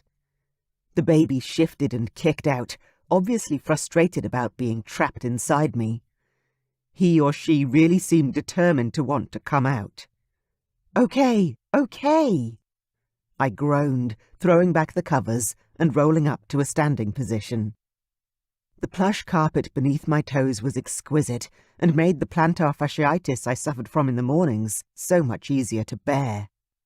I pushed open one of the doors off the bedroom and found the most amazing walk-in closet. It was huge, the size of my kitchen at home. I closed it because, unfortunately, not a single thing would fit me at present, even if I was the sort of girl to borrow and wear another woman's clothes. Behind the next door, I found what I was looking for. A huge white and gold bathroom extended out the length of the closet. It had a huge bath, a walk-in shower, and a large vanity with mirror. I waddled over to the toilet and quickly sat. Peeing all the time was one of the many things I didn't like about pregnancy. I finished up, washed my hands and contemplated a shower. But with no fresh clothes to put on, there really wasn't any point. As though someone had heard my thoughts, there was a knock at the bedroom door, then a woman called out, "Hello? Kayla?" I turned toward the friendly voice and walked back into the huge bedroom, which showed itself to be even bigger in the daylight. Seriously, who are these people? There was a woman laying long dresses on the bed. Rich fabrics with long sleeves and hoods that I assumed would assist to keep out the cold. Hello," I answered. She turned and looked at me, her intelligent gaze taking in my size in a measured heartbeat. "I can definitely alter something of the Queen's to accommodate that belly. We need you to be comfortable, don't we?" Perhaps she was a dressmaker or a housekeeper. She looked about 50 with greying temples and her hair upswept into a bun on top of her head. "Do we?" I asked, walking back to the bed and sitting down once more, my feet still aching. I stretched my legs, rolling my ankles around and wishing for the pain to subside. "You must take a bath," she said. "It will help with your aches and pains. I will just take a few measurements, then I'll bring you back some clothes to wear." I reached out to touch the dresses she'd already brought me. "These are just beautiful." The woman, whose name I still didn't know, hummed with approval. "Yes, the Queen does have nice taste." "The Queen," I repeated. Was she serious? "Yes. Anselm's mother, Lucy." The woman finally introduced herself. "I'm Sadie. My mother has been the housekeeper here since King Stavrok was a child." "Nice to meet you, Sadie," I said. "You probably already know, but I'm Kayla." She nodded, then reached out her hand. "Stand up. I need a measurement, then I'll be on my way." She whipped out a measuring tape, made a quick measure of my hip, belly and bust, then thrust the tape back into her pocket. A true professional. I couldn't help grouching. "I'm sure you won't have anything that fits me. My original body was hard enough to dress, but my belly has just made everything twice as hard. I was a size 18 to 20 anyway, and once I'd gotten pregnant, my boobs had gone up 3 cup sizes." Sadie tusked with disapproval. "You humans, always worried about being too big. Your weight is a good thing. It gives you strength and sexuality, not to mention the ability to birth your babies well." I glanced down at my hands. I'd always been uncomfortable with my weight. No matter what I tried, it never changed. I didn't know what to say to her, so I just kept quiet. "I won't be long," Sadie said. "I'll draw you a bath and you can have a good soak. Then you can dress and go to breakfast with the prince." I coughed out a laugh. "The prince! I can't believe—" I covered my face with my hands. "He's a prince. A dragon prince, but still." When I dropped my arms once more, Sadie was off in the bathroom, running me a bath. I had a feeling that she mothered the prince and his sisters, something I wouldn't mind being a part of. My own mother had died when I was a teenager, and I missed her. A lot.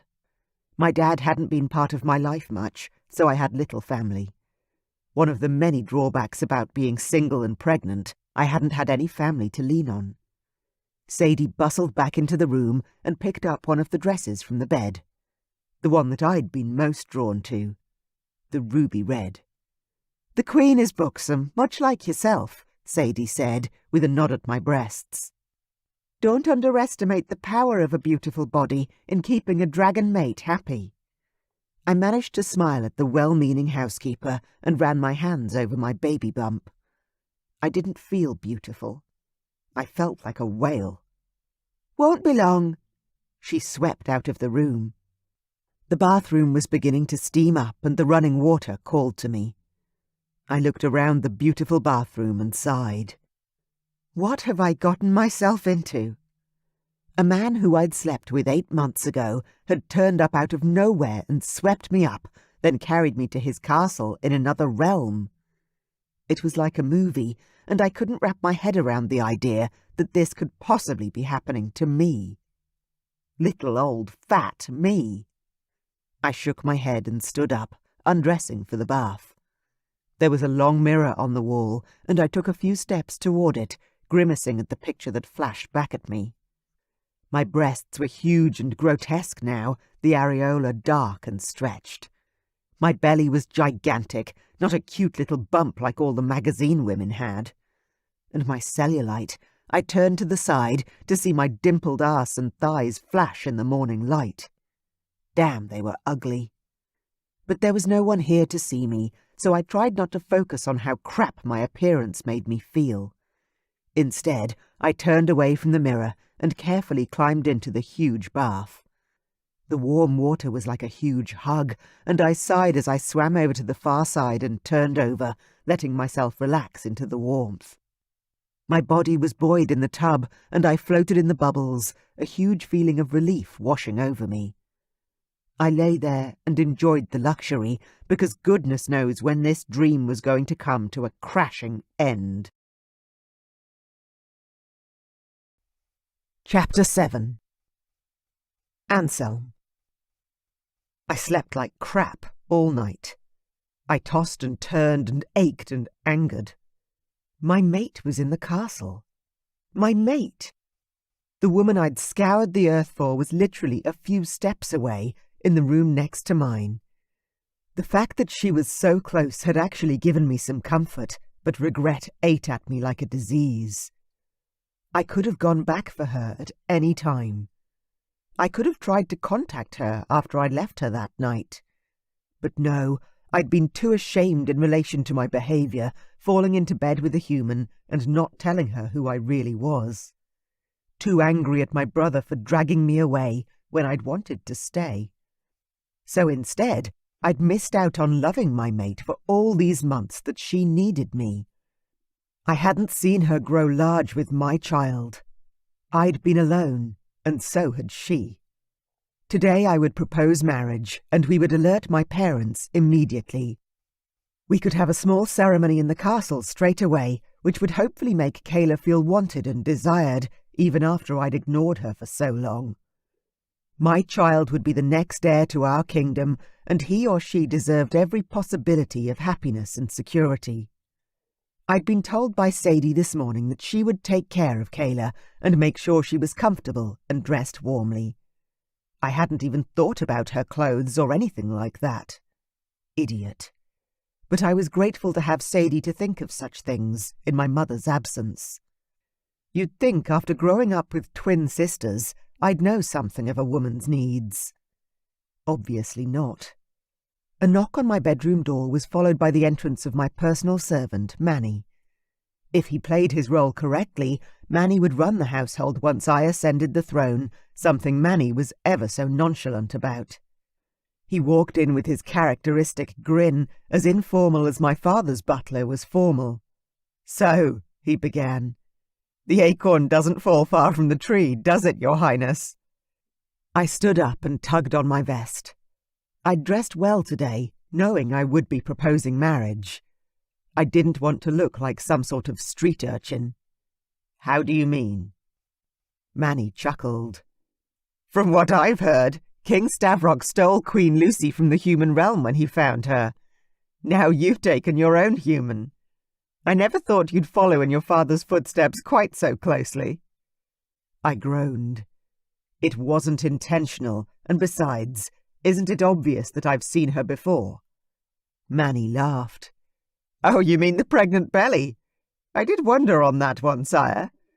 Perhaps that happened when you and your brother went gallivanting off to the human realm for a little sneaky peek." I glared at my best friend, the man who would one day be my greatest asset. "You know too much, Manny." Once again the blue-eyed young man cackled with laughter. "Not much gets past me, sire. Now, I'm here with a message from Sadie, the woman who truly ran everything around here." I walked toward the door, waiting for the message. "And?" I finally inquired. "What did she say?" "She said to tell you to meet your mate for breakfast in the small dining room. Now, Kayla will be ready in a few minutes." I pushed my hair out of my eyes and nodded. It was time. Manny put his hand out and touched my shoulder, his usually joker-like face serious for once. "Prince Anselm, I want to tell you how happy I am for you. Truly." I clapped my hand on Manny's shoulder. "Thank you, my friend." Then we both straightened, shrugging off the camaraderie we both felt at a base level. I headed out the door of my bedroom and looked both ways. The hallway was empty, so I hurried along to the dining room, wanting to be there to greet my future wife. The dining room had been set for guests, with the good white tablecloth and the best silver. I couldn't help but smile at the obvious approval from the servants, already treating Kayla like the queen she was destined to be. I walked over to the fire where heat burst from the logs. I was still slightly chilled from last night's excursions. Carrying that car all the way from the human realm had drained my energy in a way I'd never experienced before. I was glad I'd done it, for my mate's sake. But I wasn't sure I could again, if I had to. When the door finally opened, I turned toward my mate, with my heart open and my expectations sky high. She was even more beautiful than I remembered. Her long dark hair cascaded over her shoulders, and her skin shone with good health. The dress they'd chosen for her suited her to perfection, hugging her large belly and accentuating her huge breasts in a way that made me want to rush over and bury my face between them. But I stayed where I was by the fire, because despite the beauty that was Kayla, she seemed unsure. Her eyes darted this way and that, as though she was expecting something, or someone, to jump out and scare her. "Good morning," I called, as I meandered toward the dining table. The servants weren't sure what you liked, so they appeared to have made everything on the menu. I'd never seen so much food on a breakfast table before. There were pies and fresh breads, pastries and whipped cream. Then, of course, there was toast and bacon and eggs. Everything and anything a person could wish for. Kayla glanced over at the abundance, her eyes wide with surprise. "Oh, they shouldn't have gone to so much trouble. I rarely eat much for breakfast." That could hardly be good for her, or the babe, but I kept my opinions to myself. "Well, sit and have a cup of tea, or some fresh juice if you like. No one will be offended if you don't eat anything." I pulled out the large dining room chair, and Kayla stared at me for a moment, then shook her head and sat down. I pushed the chair in and walked around to my spot, opposite her. "Is there something wrong?" A soft smile played at the edges of her lips. "No, it's just that you talk like you're from a medieval movie or something. And your manners are, well, they're great, but very unusual in men nowadays." I shrugged and reached for the stack of pancakes piled up next to the fresh blueberries. "It may be in human men. I was taught differently." Kayla nodded, then reached for a slice of buttered toast. "You were taught to have one-night stands with human women, then abandon them. Got it." My cheeks flushed with the heat of shame. "You have no idea how ashamed I am of my behavior on that night, and since then." She shrugged, causing her breasts to bounce and draw my eye. "It doesn't matter now. What's done is done." "No, it's not," I urged her. "We can't go into the future with that hanging over our heads. I have to explain to you why I behaved that way." Kayla reached for the bottle of freshly squeezed juice. "Go for it." I clenched my jaw tight, then slowly released it. I should have been practicing this speech. Instead, I'd spent the night angry and alone. Now was not the time for regrets. I had to explain. I took a deep breath and said, "I mentioned last night about fated mates, did I not?" She shook her head. "No, you said I was your mate, or something. I was a little distracted by the whole dragon thing." I tried to smile at her, but my face was tight. "Yes, you are my mate, my fated mate. You are meant to be my life partner, and I am meant to be yours." She frowned at me. "You can't be serious." "I most definitely am."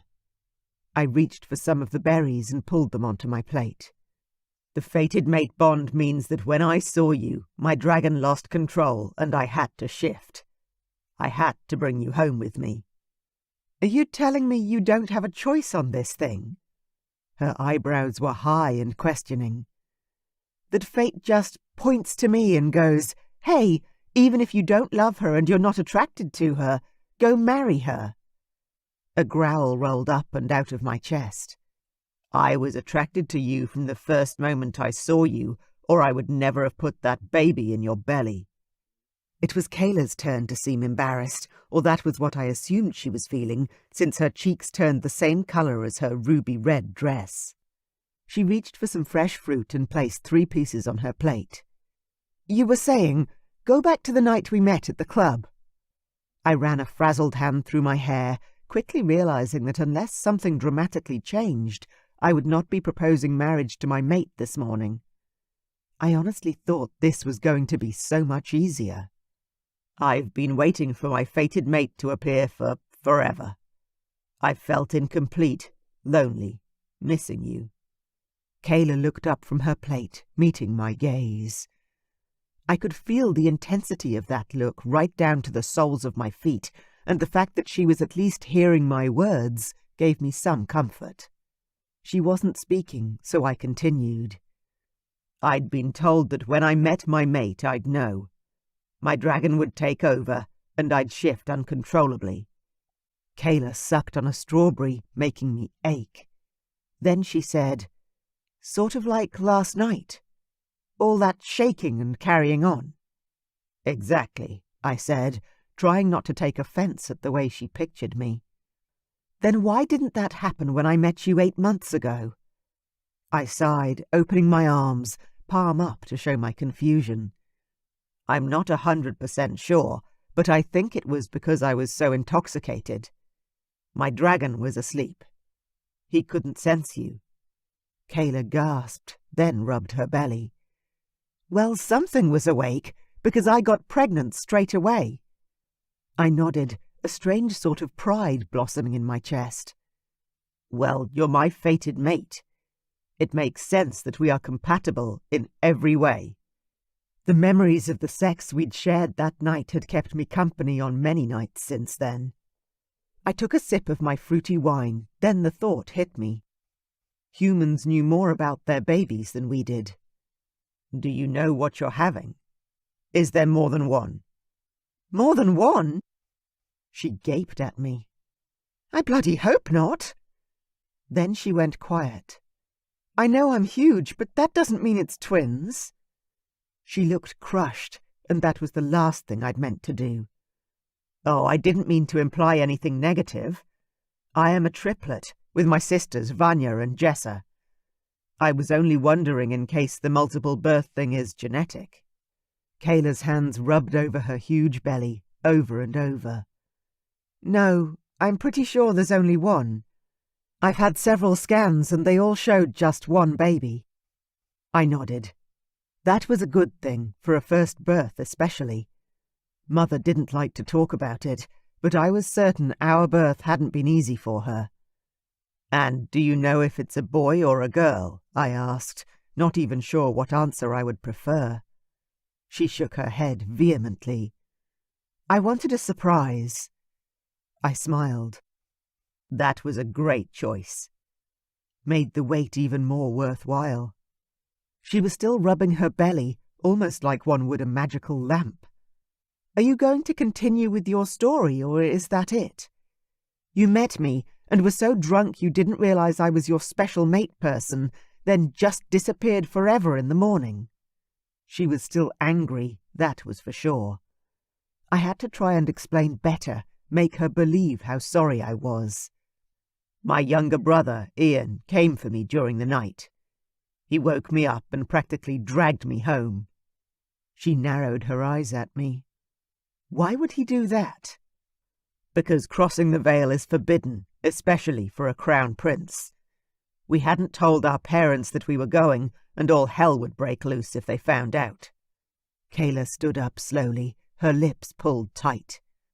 "I'm not feeling great, so if you don't mind, I think I'll go and lie down again." "Of course," I said, rushing to stand.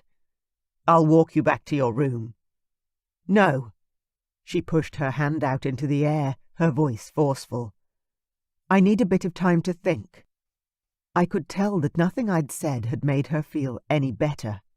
If anything, it seemed I may have made things worse. "Kayla, I wish I'd stayed until the morning and seen you in the early light. I wish I'd known you were my fated mate and whisked you home with me that night." She lifted her chin and stared at me with eyes as cold as the landscape outside. "And if wishes were horses, beggars would ride." Then she turned and walked away, crushing my hopes of a marriage acceptance in a single breath. Chapter 8. Kayla. Breakfast didn't sit well with me. Whether it was the food itself or the conversation, I wasn't sure. But I wasn't feeling great. My stomach rolled and clenched like I was on a ship. I knew that I really should lie down and rest, but I couldn't. Not with my mind and my mood on a downward spiral. I decided to keep moving and set off exploring the castle. I walked past my bedroom door and kept going, needing to stretch my legs. Before long, what had begun as gentle exercise turned into wonder. I found myself staring out the windows at the most incredible view I'd ever seen. The village beneath Anselm's castle was small and picturesque, with thatched roofs topped with freshly fallen snow. And beyond the huge gates were fields and mountains. That's where my poor car still was, in one of those fields, probably frozen beyond repair. As I pressed my palm flat against the window pane, the glass was cold to the touch. I'd never survive if I went out there alone. Even if I could escape Anselm and this strange dream I was in, Where would I go? The baby rolled and kicked out beneath my ribs, and I rubbed him or her through the thick winter dress. It's okay, sweetheart. We'll find a way home, and soon. I can't give birth to you here. It's not safe. A large, dark shape in the sky caught my attention, and I looked up. Wow! Flying toward us was a rather fierce-looking but breathtaking dragon. He was absolutely huge. Bigger than Anselm had been, I was sure. I took a step back, not sure where he was going to land, because it didn't look like he was headed for the village. The dragon began flapping his wings in big, slow moves as he hovered above the castle. On his back, shockingly, was a woman. She had her hood pulled over her head and was riding the dragon without fear or worry. In fact, her hand stroked the scales as though she were petting the beast between her legs. The woman turned her head suddenly and looked straight at me. Anselm's sapphire blue eyes stared back at me. My breath caught in my throat. Who is that? His mother, maybe. One of his sisters. Then the woman smiled and waved. It was truly the strangest sight I'd ever witnessed. I wriggled my fingers at her and waved back, because really, what else was I going to do? There was a woman riding a dragon, waving at me.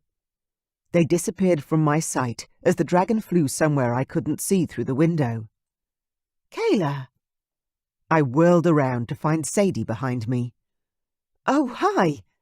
I was just walking around the castle stretching my legs, and I saw, Sadie nodded as though she knew exactly what I was talking about.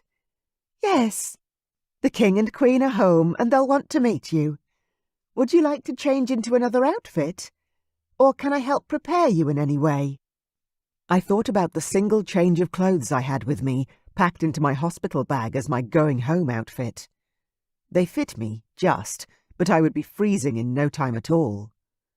I glanced down at the dress that I was wearing. Will the Queen be upset that you altered this for me? Sadie smiled for one of the first times. The Queen doesn't get upset about such things. Oh, okay. I almost asked what would make the Queen upset, but didn't have the guts. Come, Sadie said, gesturing for me to follow her. I did, waddling as fast as I could behind the housekeeper. When we reached the door to the dining room from this morning, Anselm was waiting for us. Oh, you found her. Thank you, Sadie. I glanced toward the housekeeper and found her looking down her nose at the prince. I didn't get her for you. The King and Queen are home. Anselm sighed, as though being told off by the housekeeper was a normal event. Well, thank you anyway. Sadie nodded and walked off. Anselm turned to me, his demeanour sad. I need to apologize to you, once again. I should never have taken you from your home and brought you here. I wish I'd been able to control my dragon and leave you in your own realm. His words knifed my heart in a way I didn't expect, and I gasped at the unexpected pain. Well, you can take me home right now if you don't want me here. That's damn fine by me. He stepped closer and cupped my face with his hands, moving faster than I'd thought he could. No. He breathed against my lips. I should have stayed with you, explained everything, given you the support and love you deserve. I want you here. I never want you to go. Please stay with me. But the baby, I gulped. The birth. Our baby is part dragon, he whispered, kissing the tip of my nose. Perhaps speak to my mother about the birth before you decide you need to go home. I nodded, because his words made sense, and his closeness was sending my whole body into shivers of delight. Okay. He stepped back and straightened his shirt with a tug on the sleeve. I'm sorry to have to introduce you to my parents like this. I would have preferred another way. What way? I asked, even as he took my elbow and turned me toward the double-door entry. As my fiancé. He proceeded to pull me forward. I pulled him back as hard as I could. You can't just drop a bombshell on me like that, then waltz me in to meet royalty. One side of Anselm's sexy mouth curled up. Ah, I'm royalty too. Not in my book, you're not. You're just mine. I whacked him in the chest. You know what I mean, so explain. What are you talking about? Anselm tilted his head, as though I should know the answer to the question. I crossed my arms over my chest and glared at him. Explain it to me. Slowly. So I can check that I understand, because I'm almost certain I didn't hear you right. I couldn't have. Surely. You're my fated mate, he said, as though it were a fact. I want to marry you and have our children grow up here, in the castle, and— Hang on a minute, I said, uncrossing my arms and putting a hand out in front of me, as though that would actually stop him from saying all these things. You expect me to stay here? Not just for today, but forever. I couldn't believe he thought I should just leave my whole life behind and stay here in this frozen palace. Who was I? Elsa? I had friends. I had a job. What about my house? He reached into his pocket and pulled out a navy blue ring box.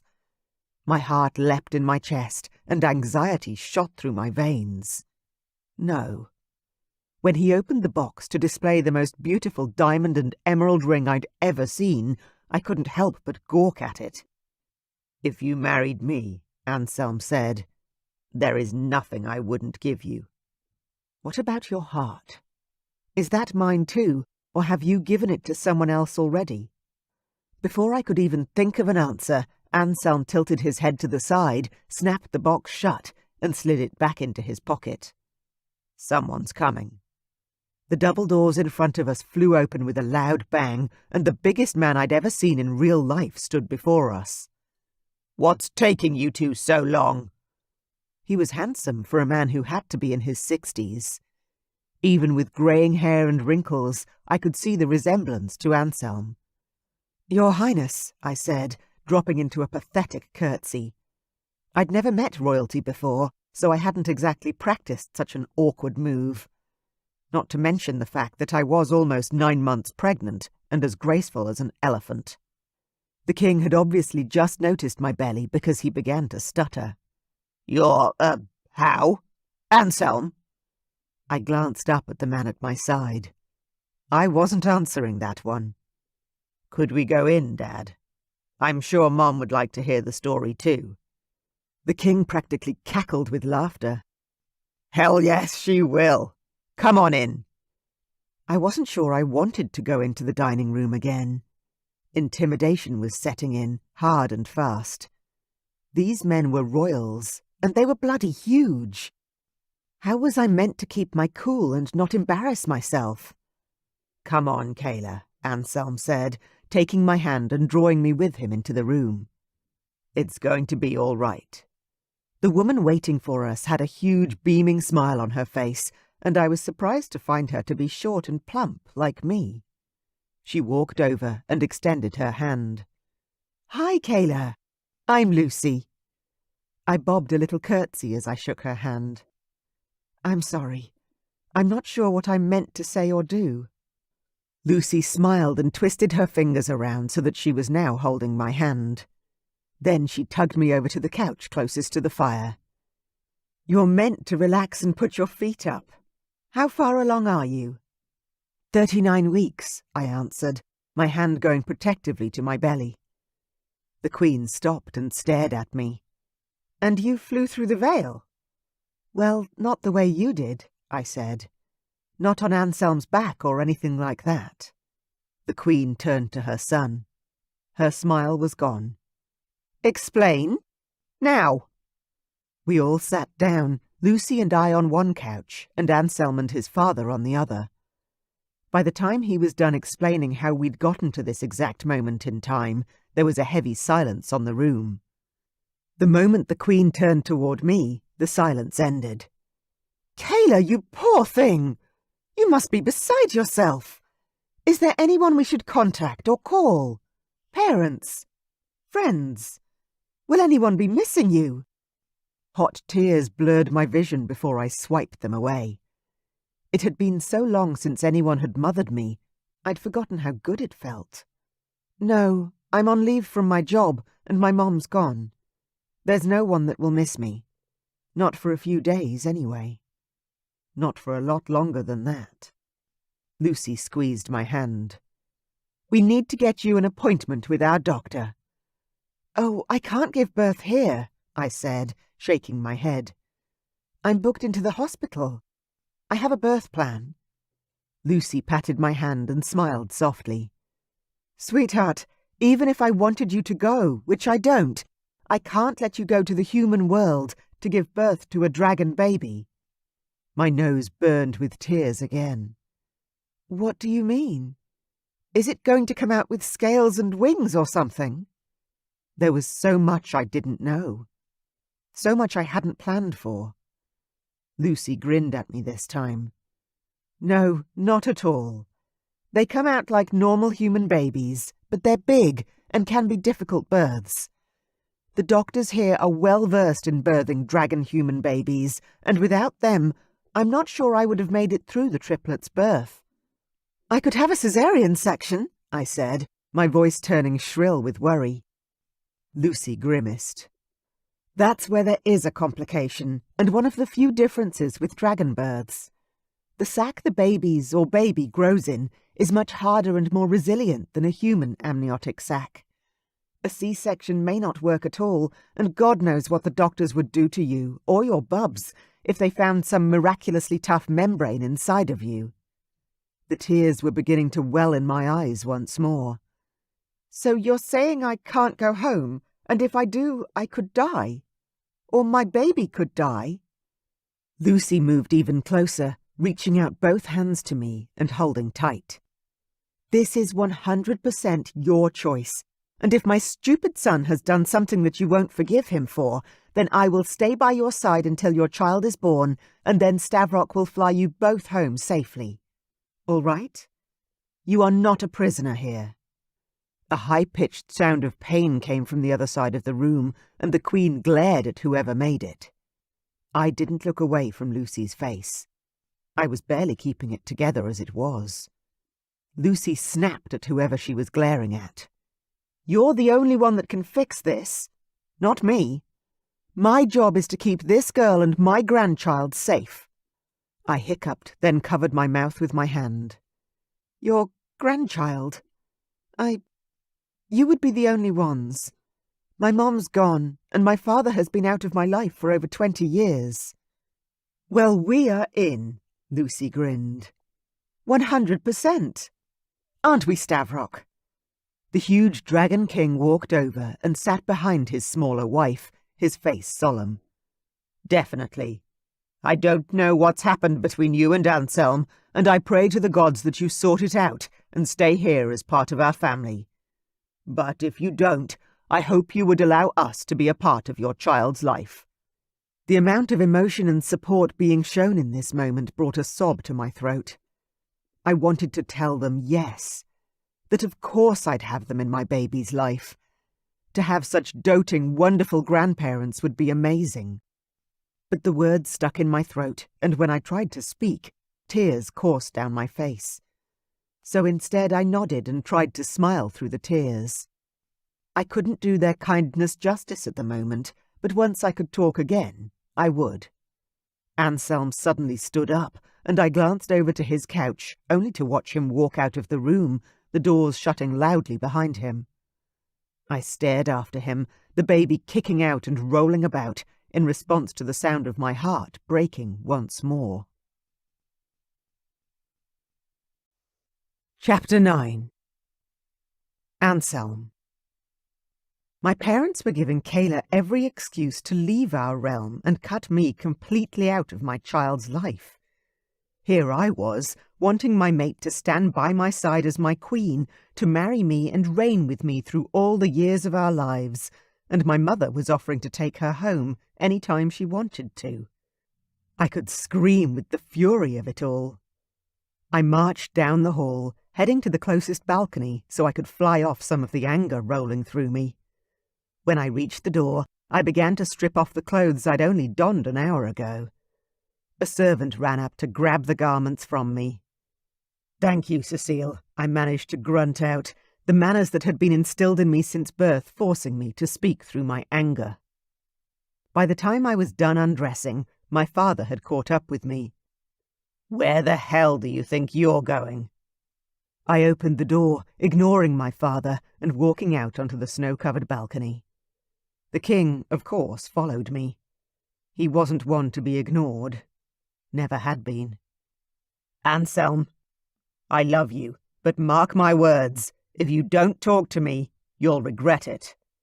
My shifter was already leaping into my skin, but I gave it one more attempt to appease my father. I turned and garbled out the only words I could say through my teeth that were rapidly becoming those of my dragon. "Dad, I can't. I need to fly. We talk. When? Back." My father nodded, an understanding settling into his eyes. He stepped back as my dragon took full control of my body. I didn't waste any more time. I dove off the side of the castle and flew toward the town, twisting my body at the last minute to soar up over the front gates. Kayla's car lay beneath me in the field, exactly where we'd left it. Memories assailed my mind. Ones I'd blocked out 8 months ago. The night I'd met Kayla had been a sad one. I'd convinced myself that my mate was just over the veil, like so many kings before me. Ian and I had gotten a few whiskies into us one night and decided to go and check out the human world. It had been against the law, but we'd decided to actively defy our father and just go. What was the worst thing that could happen? I'd been at the tiny town over the border for only a few hours when my senses had been so overwhelmed by the people and the noise I'd wanted to go home. Instead, I'd begun to drink their strange alcohol and drink heavily. I walked the streets looking for my mate, certain that fate would let me fall over her. By the time I'd found the human bar packed full of women, I was lost. Kayla had found me and begun a conversation. She'd been lovely from the very start. Friendly, worried about me being so far from home and not knowing anyone. Her affection had soothed my soul, and her beautiful face gave my desire wings. I hadn't known she was my fated mate. My dragon had not been awake, nor paying any attention to where I was, or who I was with. Looking back over that night, there were signs, of course. Ones I'd ignored. The irrefutable attraction when I hadn't wanted any other woman in the whole place. The tingle in my skin when she'd touched me, then later when we'd been in bed together, how right the whole night had all felt. Feelings that I'd ignored and tossed aside ever since. Throughout the night, Kayla and I had shared far too many wines, and when she'd asked me if I wanted to come back to her place, I'd jumped at the chance to push away the loneliness for a few hours.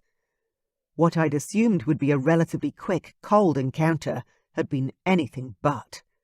Kayla had kissed me like she'd been searching for me all of her life. Long, endless kisses, filled with passion and longing. The lovemaking itself had been slow, but full of desire. Each gasp and touch had been better than the last. My lack of forethought with protection could be put down to my drunken state, but really, I'd wanted to be as close to her as possible, with no barrier between us. When my brother had come for me during the night, I hadn't wanted to leave. Kayla's big, luscious body had been so warm and beautiful, part of me had wanted to stay with her forever. But Ian had talked me into going home, telling me that my fated mate wasn't here and that we had to go back to the castle empty-handed. I could still hear his words in my ear. "Dad's going to eat us for breakfast if we don't get out of here now." My God, did I regret that choice now? How different would this year have gone if I'd brought Kayla home with me that night? Or even gone back to see her a couple of days later and explained all. I kept flying and was so lost inside my own head that I managed to fly all the way to the Black Mountains without meaning to. Eric and Marianne's castle loomed beneath me. I had a choice. I could turn around and fly home, deal with my parents and whatever Kayla had decided. Or I could fly down and speak to the sorceress once more. I would have to deal with my family once I turned around anyway, but since I was here, why wouldn't I ask for Marianne's help once more? Can't hurt. I began to descend, following the same pattern I had only yesterday when we'd all come to visit Jessa at her husband's castle. A servant, different to the one from yesterday, ran out onto the balcony with a white robe. I landed and let go of my dragon as quickly as possible. My head was downward spiraling into a depression I had fought hard to stay above. "Thank you." I took the robe and slipped it on over my rapidly cooling body. "You're welcome, Your Highness. Your sisters are in the family room talking, if you would like me to take you to them." I followed the servant out of the cold and into the warm castle. "I was hoping to actually speak to Queen Marianne." "Oh, I'd have to ask." Marianne marched down the hallway toward us. "You're back already." I thanked the servant and fastened the robe tie around my waist. "Yes, you were expecting me, weren't you?" The smile on the older woman's face reflected what I assumed. "I was, though not quite so soon." "Slipping, Queen Marianne?" I teased. "I don't think so." She took my arm and began walking me in the direction of the family quarters. "Eric and I were talking in our suite. Come, join us." "Oh, I don't want to interrupt any private time you had planned." Marianne laughed. "Anselm, we've been married for 30 years. I'm sure we can cope with the occasional interruption to our schedule." I nodded my head, though I had no idea what it would be like to be in a marriage for 30 years, let alone be someone who was comfortable inviting family friends into my bedroom. We walked up to a large door, and Marianne unhooked her hand from my elbow and pushed open the door. King Eric was inside, and appeared to be trying on clothes. He was holding up shirts and jackets against his naked chest, while wearing a pair of simple grey pants. "Sweetheart, Eric turned and saw us standing in the doorway, then chuckled as he turned back to the mirror. "I still have no idea what looks any good." Marianne walked over and said, "This one, and this one." Then she went up on her toes and kissed her husband. "You look good in everything." Eric's smug smile was that of a man who knew he was loved. He turned away from the mirror and strode over to the wardrobe, grabbing a simple, thin white shirt. "Hello again, Anselm," Eric said with a warm smile. "I hope you'll excuse the informal garb. I didn't grow up in the palace. I prefer comfortable clothes like these when I'm able to wear them." I nodded, accepting his apology, then laughed when I realized how absurd the conversation was. "I'm pretty much naked, and you're apologizing for preferring well-made cotton clothes. That seems a little odd, Uncle Eric." I often forgot that Eric had grown up poor, the son of his father's mistress, who'd been tossed out into the cold when she'd been pregnant. He hadn't expected to ascend the throne, though he wore the kingship well. "Speaking of," Eric said, turning his gaze on his wife, "are you trying to tell me something, my queen?" Marianne raised an eyebrow. "I don't understand the question." "You've brought into our bedroom an almost naked young man. I hope you're not pitching for a new lover. I'd hoped that even after all these years you were satisfied with your choice." Marianne rolled her eyes, and I tried not to swallow my tongue. Was he serious? I tried to explain. "Oh, no, Could you even imagine what Stavrok would say?"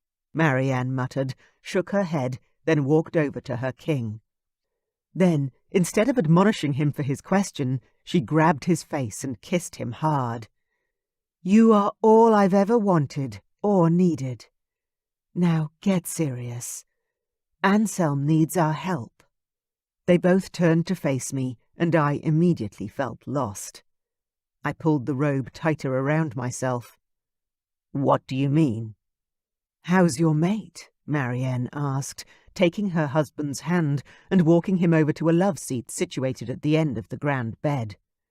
I swallowed hard, forcing my feelings of inadequacy down. I'd come here for Marianne's help in finding my mate, and so far she hadn't steered me wrong. She's pregnant, due to give birth any day. Any moment, I realized, taking a step toward the door. I'd made the wrong choice. I needed to go home. Home. Marianne waved her hand at my movements. You have a few more days, so save your panic and talk to us. I took a breath, attempting to calm myself. Thank you. When I didn't speak fast enough, Marianne jumped in to ask, Has Lucy convinced her to stay here to give birth? She must. I nodded. Yes, she has. Good. Marianne mused, chewing on her bottom lip. I'm not sure she would survive a birth in the human world. Your child is strong and large. It was my turn to bite my tongue. I desperately wanted to know more about my son or daughter, whichever it was. But it would be wrong to ask Marianne, then no more than Kayla. And after all, it wouldn't be long before I held the baby in my arms. I could wait. Get back to the task at hand. Kayla is angry at me for not finding her sooner, and she doesn't believe in the fated mate link. When I told her about the bond, she interpreted it to mean that I had to marry her, even if I didn't want to. Marianne turned to her husband and raised an eyebrow. You want to take this one? I turned to the king in surprise. Did he have experience in this? Eric twisted his body, so he was now completely facing me. That's not completely unusual. I had similar feelings when I met Marianne. However, everything stemmed from feeling unworthy. You must find out what is making your mate feel that way and appease her worries. That made sense, however. She seems to have some insecurities about her body shape, though I don't understand why.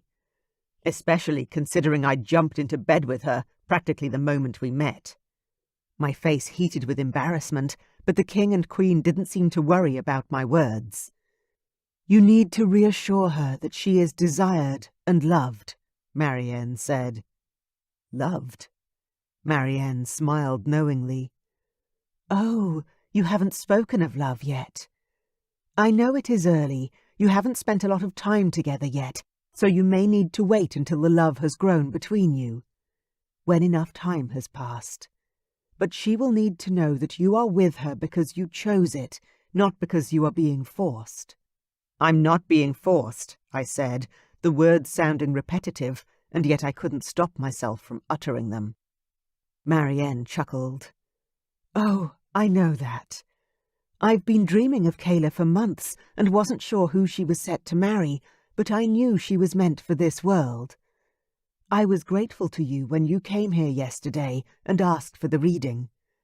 I slept like a baby last night, knowing you had found her. I'm not sure what to do exactly, I told them. My parents have offered to take her home after the baby is born, to separate her from me. Eric's face was serious now, his forehead creased with lines. Then you must convince her to stay, Anselm. Your future happiness and that of your kingdom lies in your ability to convince Kayla that you love her. Because I can tell you, without her, you will be lost. Chapter 10. Anselm. After my illuminating conversation with the King and Queen of the Black Mountains, I took to the sky once more. They were right. I had no choice but to fight for the woman who was the key to my future happiness. When I landed on the rooftop of my parents' castle, a servant rushed out with a cloak, closely followed by my father. His face was ashen. What's happened? I asked, pulling the cloak on and running for the door. Please, please let Kayla and the baby be okay. It's your mother, Dad said, swallowing hard. She had an accident. Slipped on the stairs. Oh, God, no! I pulled the door shut behind us, then started hurrying towards their bedroom. She isn't there. Dad stopped in the middle of the hallway. The doctor. He said she's... He didn't seem to be able to speak, and panic skittled through me. How bad was it? I grabbed my father by the arms and shook him. Dad, concentrate. Where have they got Mum? Downstairs, he said. In the guest suite. I wasn't sure why they'd put her there, but I started running. Along the hall, around the balustrade and down the spiral staircase to the main foyer. When I ran for the guest suite, I threw open the door to the hallway that led down to those bedrooms, to find Kayla pacing the carpet, holding her huge belly. Are you okay? I asked, gripping her face, turning her chin left and right.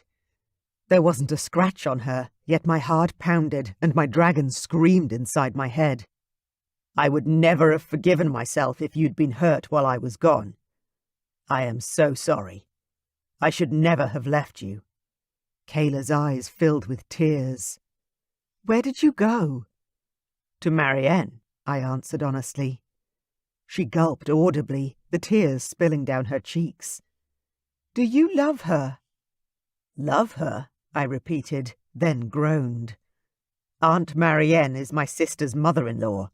She's a sorceress. She helped me find you, and is happily married to King Eric, who's even tougher than my dad, if you can believe it. Kayla sobbed and threw herself against me, crying hard. I wrapped my arms around her and hugged her tight. Despite the tragedy of my mother's injury, my dragon began to purr with happiness, having his mate close by. Let's sit down, I told her, pulling her to the leather couch pressed against the closest wall. Tell me what has you so upset.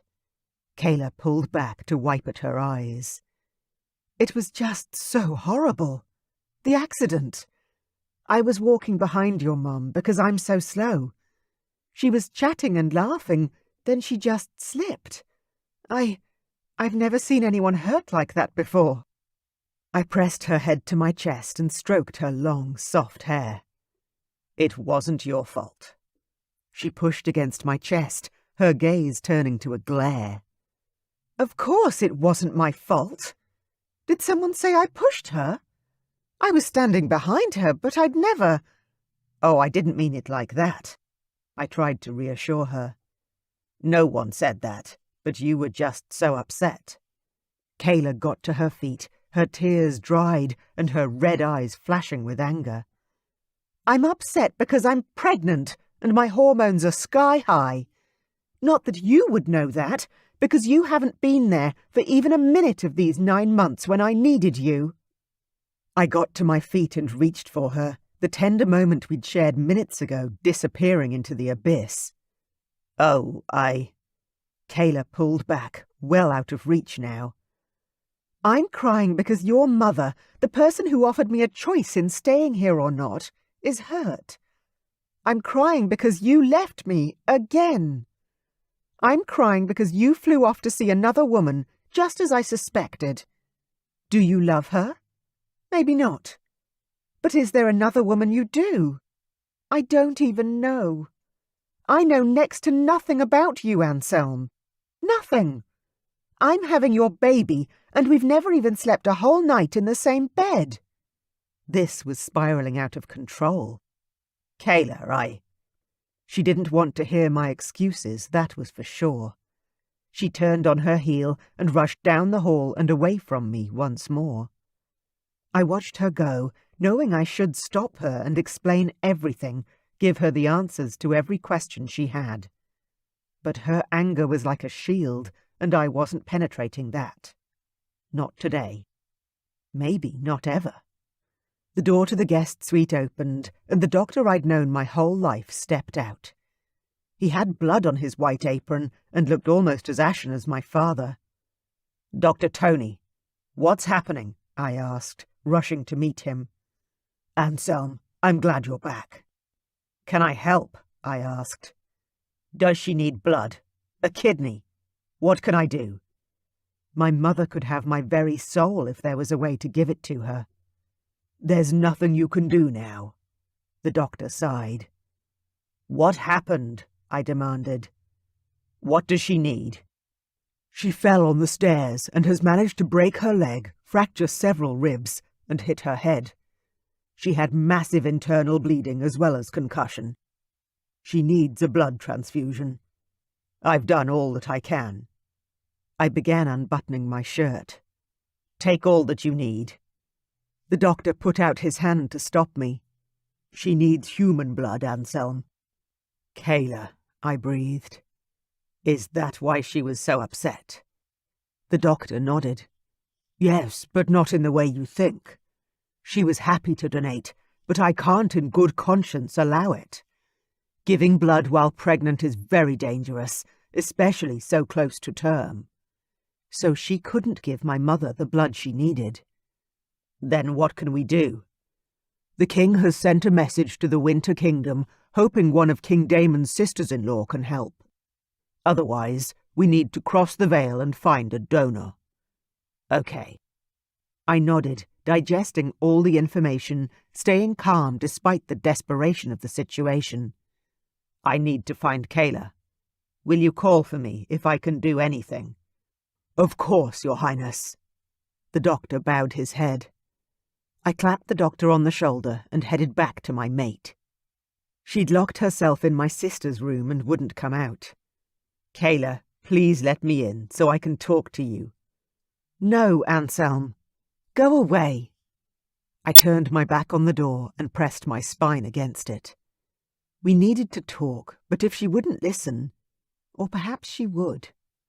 I slid down the door until I was sitting on the plush carpet at my feet. I smiled as I ran my hand over the surface. I'd forgotten how soft the carpet is out here. We used to roll around and play on the floor so often as children. But it's been forever since I just sat here on it. Life got serious and busy. Kayla didn't respond, but she was quiet, and I wondered if she could hear me even though she didn't want to. I kept talking, hoping she was listening and that I would say something that might break through the wall. "I'm just gonna talk, okay? Feel free to throw out a question if you have any." Silence echoed back, though I could hear her breathing as though she was closer. I imagined her sitting on the carpet on the other side of the door, stroking her belly in that way she had while she was agitated. I closed my eyes and started to talk. "I had a good childhood, especially considering my bloodlines. I'm my father's heir, after all. Born first, oldest son, and all that. Most other princes get their asses kicked by their dads. Gotta stay in line and all that. Not my parents. My mother is human, as you know, so super affectionate. Over the top, actually. She softens my father, makes him more human if that's possible. Like, he's still hard, and tough, and relentless, but he's fair. He's my father first, then the king. His family comes first, and that's rare in a ruler. And I'm grateful. I want to be that way. With my kids. With our son or daughter. If you'll allow me." I let that sink in, and when no questions came, I continued. "You asked me if I loved someone else," I said, softly, slowly. Hopefully she was listening. "There is no one else, Kayla. There has never been anyone else." I chuckled. "Well, of course I've been with women. It would be a lie to say anything else. But have I loved another? No. Does another hold my heart and is waiting for me to come to them while I'm in the castle with you? Hell no. I've been waiting for my fated mate my whole life." A second later I fell backward, landing flat on my back on the carpet inside Kayla's room, staring up at her big pregnant belly. Hi." She walked over to the bed. "You can come in. Keep talking." I rolled to my feet and shut the door. "Thank you." Jessa's room had a few large chairs, so I chose the one closest to Kayla and sat down. "Did you hear everything I said?" Or do I need to repeat anything? Kayla crossed her arms over her chest. You were saying that you don't have a girlfriend or lover. I was saying that I've waited my whole life for you, Kayla. She wasn't looking at me. Instead, she stared at her hands in her lap. I took a leap of faith and stood up, then walked over to the bed. I sat down beside her and slid my hand into hers. I mean it. She held my hand but didn't look up.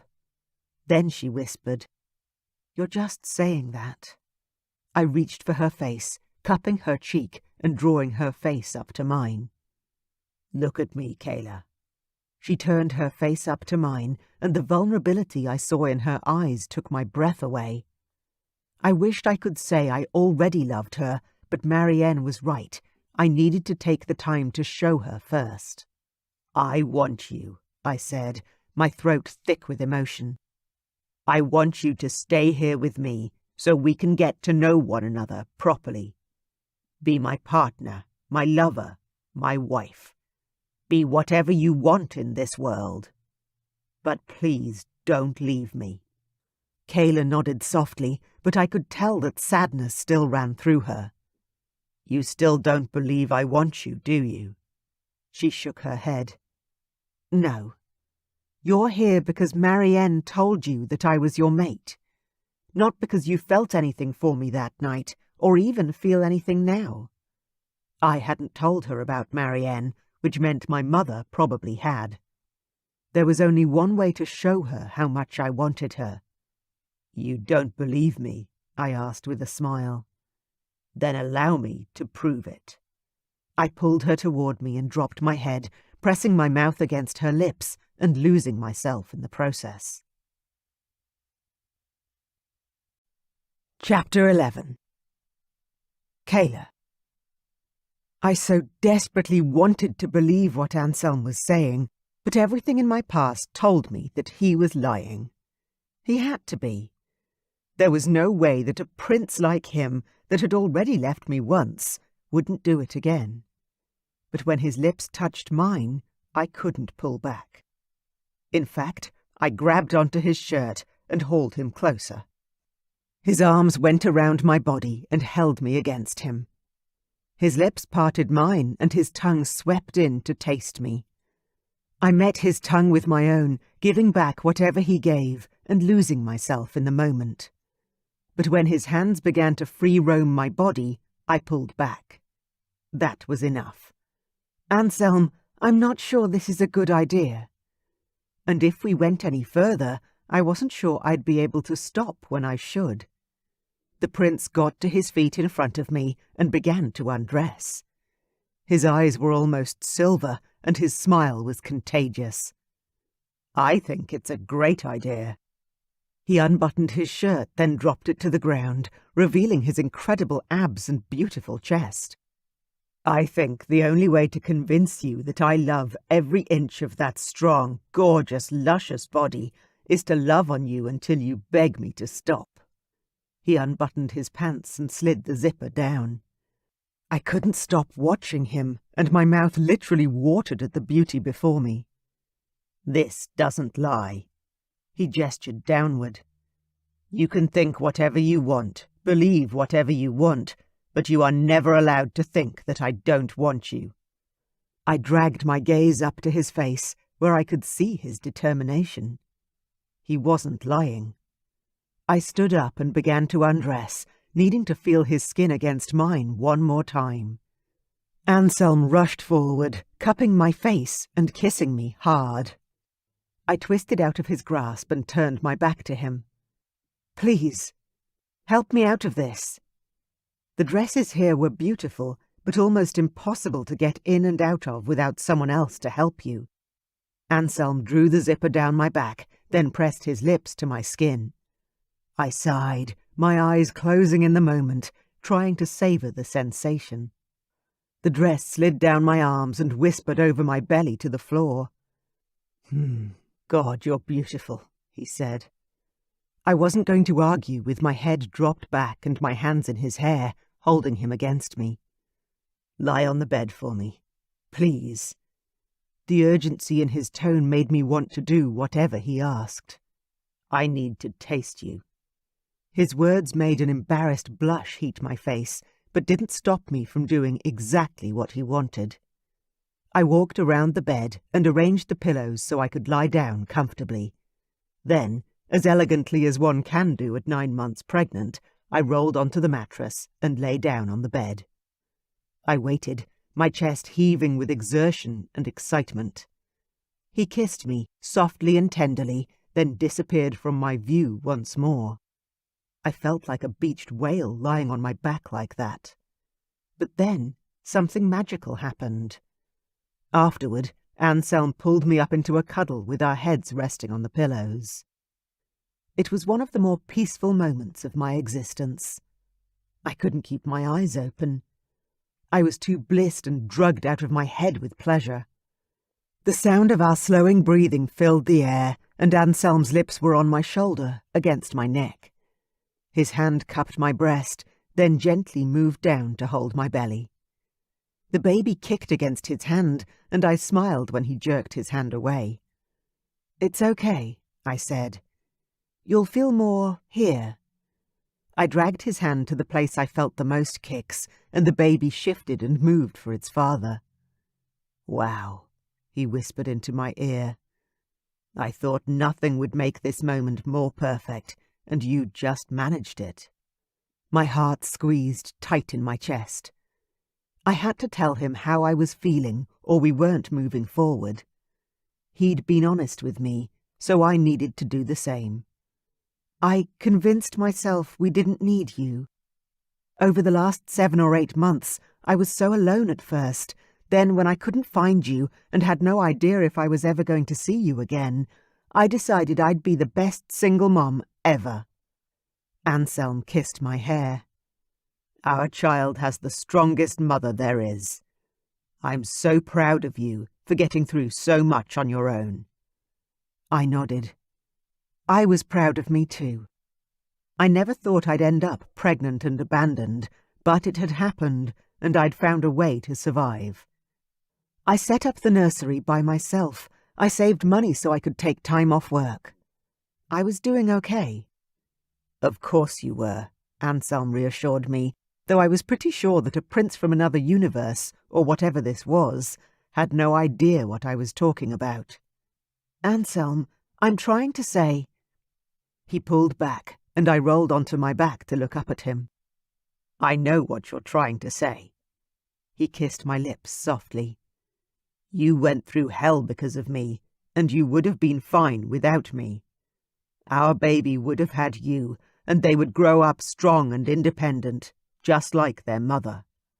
I nodded, a strange feeling in the pit of my stomach. He did get it. Sort of. "But I wouldn't have been okay," he whispered. "I would have died of loneliness, never knowing my mate or the baby we made together. So thank you for staying, even if you didn't feel like you had a choice. I thank you from the bottom of my heart." I was beginning to feel like I didn't understand this fated mate's link very well. The very idea of Anselm never marrying just didn't sit right with me. But now wasn't the time to ask. Lethargy had seeped into my limbs, and sleep pressed down upon me. I rolled onto my side and cuddled into his chest. "I can barely keep my eyes open." Anselm chuckled and wrapped his arms around my back. "Sleep, sweetheart.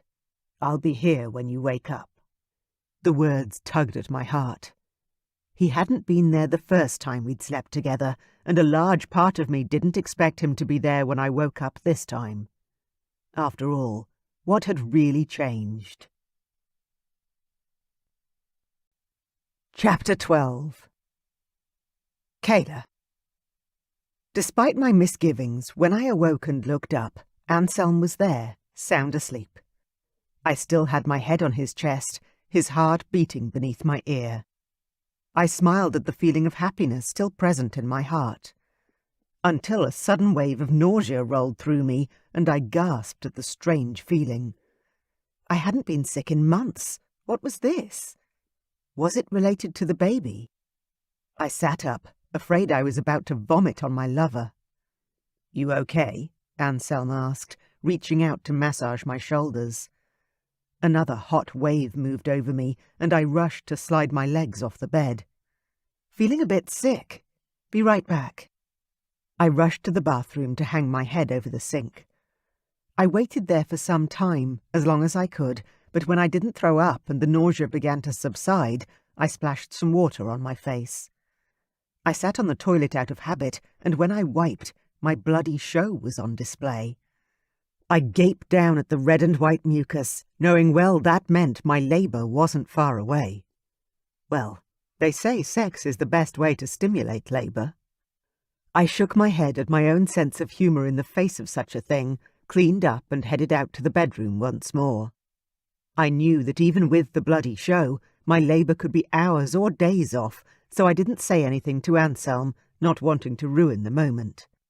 At this time it was just us, and I wanted to treasure the time with him, if not for anything else, then because I wanted memories that I could hold on to in the future. In case this didn't last. He slid to the edge of the bed and patted the spot next to him. "You feeling any better?" I swallowed hard, checked my stomach, and nodded. "Yeah, I think so. Not sure what that was, actually." "Is it the baby, do you think? Or maybe hunger?" Anselm looked concerned, as if he wanted me to say it was mere hunger, and not anything wrong because of the pregnancy. I tried to smile reassuringly. "Maybe just hunger. I think we may have missed dinner or lunch. What's the time, anyway?" He glanced over at the clock on the wall. "Around 4. We missed lunch. Definitely." He could definitely be right about the hunger because, as I moved around the bed and went to sit down beside him again, a fresh wave of sickness rolled over me. I gulped. I think you're right. I need to eat something." Anselm jumped up off the bed and reached for his robe. "Let me grab some clothes from my room real quick, then we can go and get something to eat. The chef will whip up whatever you like." I nodded, though the nausea had gotten stronger. I just needed a cup of tea or some toast and butter. Something plain to settle my stomach. Anselm helped me into a pale blue dress that Sadie had altered for me, then kissed my neck. "You look beautiful in these clothes." I turned to face him, smoothing the soft material around my baby bump. I must admit I like all the dresses. Very medieval. "Very royal," Anselm said with a grin, before dropping his head and kissing my lips in a smooth, affectionate, easy move I could definitely get used to. I smiled because I wasn't sure what else to say. He was a royal, I was not. Speaking of, how's your mom? Anselm's face grew sad, the light in his eyes disappearing. "I got up to check on her earlier while you were sleeping. She's been given a sleeping draught to help with the pain, so she wasn't awake when I visited, but she's still very unwell. The doctor has called for some of our family friends in the north. Hopefully they'll arrive soon, and we can get her the care she needs." I swallowed hard. That doctor, they wouldn't let me donate blood. Even though I'd wanted to. Even though I'd practically begged the doctor to let me help her. I could still hear her piercing scream as she fell. The crack as her skull hit the wall. I'd never been so terrified or frozen in fear before. One moment she'd been laughing about some story she was telling me, then next she was hurtling to seeming death. He smiled softly at me, not knowing the turmoil within my thoughts. "He was right to make that decision. You and the baby need your blood more. King Damon has 2 half-brothers, both of whom married humans. They're the friends we're waiting on. They'll help by donating blood. I'm sure of it." I couldn't help but frown up at him. "How come there are so many fated mates that are human? Don't you have enough dragon women here?" Anselm's smile reappeared. "We don't actually know why the pattern has emerged, but there's definitely more human blood in the royal lines than ever before. And after this baby is born, there will be even more." I slid my feet into my shoes and followed Anselm out of my bedroom. We took a few steps, then moved over to the room next door. His suite. "Come in and sit while I change," he said, taking my hand and leading me into his room. My heart beat a little faster as I took a step into Anselm's bedroom. It seemed familiar somehow, which was impossible. I'd never been in here before. The bed was huge, with dark, ornately carved wood and royal blue sheets and blankets. It was very masculine and suited him somehow. Anselm stripped off the robe he'd been wearing, revealing his perfectly sculpted back and ass, then strode into the large walk-in wardrobe. My pussy ached at the sight of his nakedness in ways it shouldn't, especially after being so well satisfied only a few hours ago. I started talking to distract myself. "Will I need to vacate the room next door soon? When does your sister get back?" "Jessa?" Anselm asked, his voice coming from deep in the wardrobe. "She doesn't really live here anymore. She married the Crown Prince of the Black Mountains, and she enjoys living there most of the time." "A love match?" I asked, shocked I was even asking.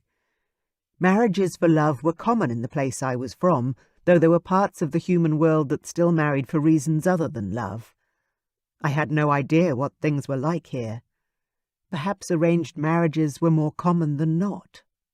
Anselm walked out of the closet, wearing pants, and his arms slid into his shirt sleeves, but his chest was still bare as he hadn't fastened the shirt. "Oh yeah. Fated mates, actually.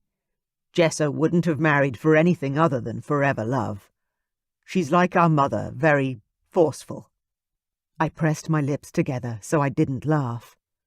"I can imagine. Two girls as beautiful and vivacious as their brother.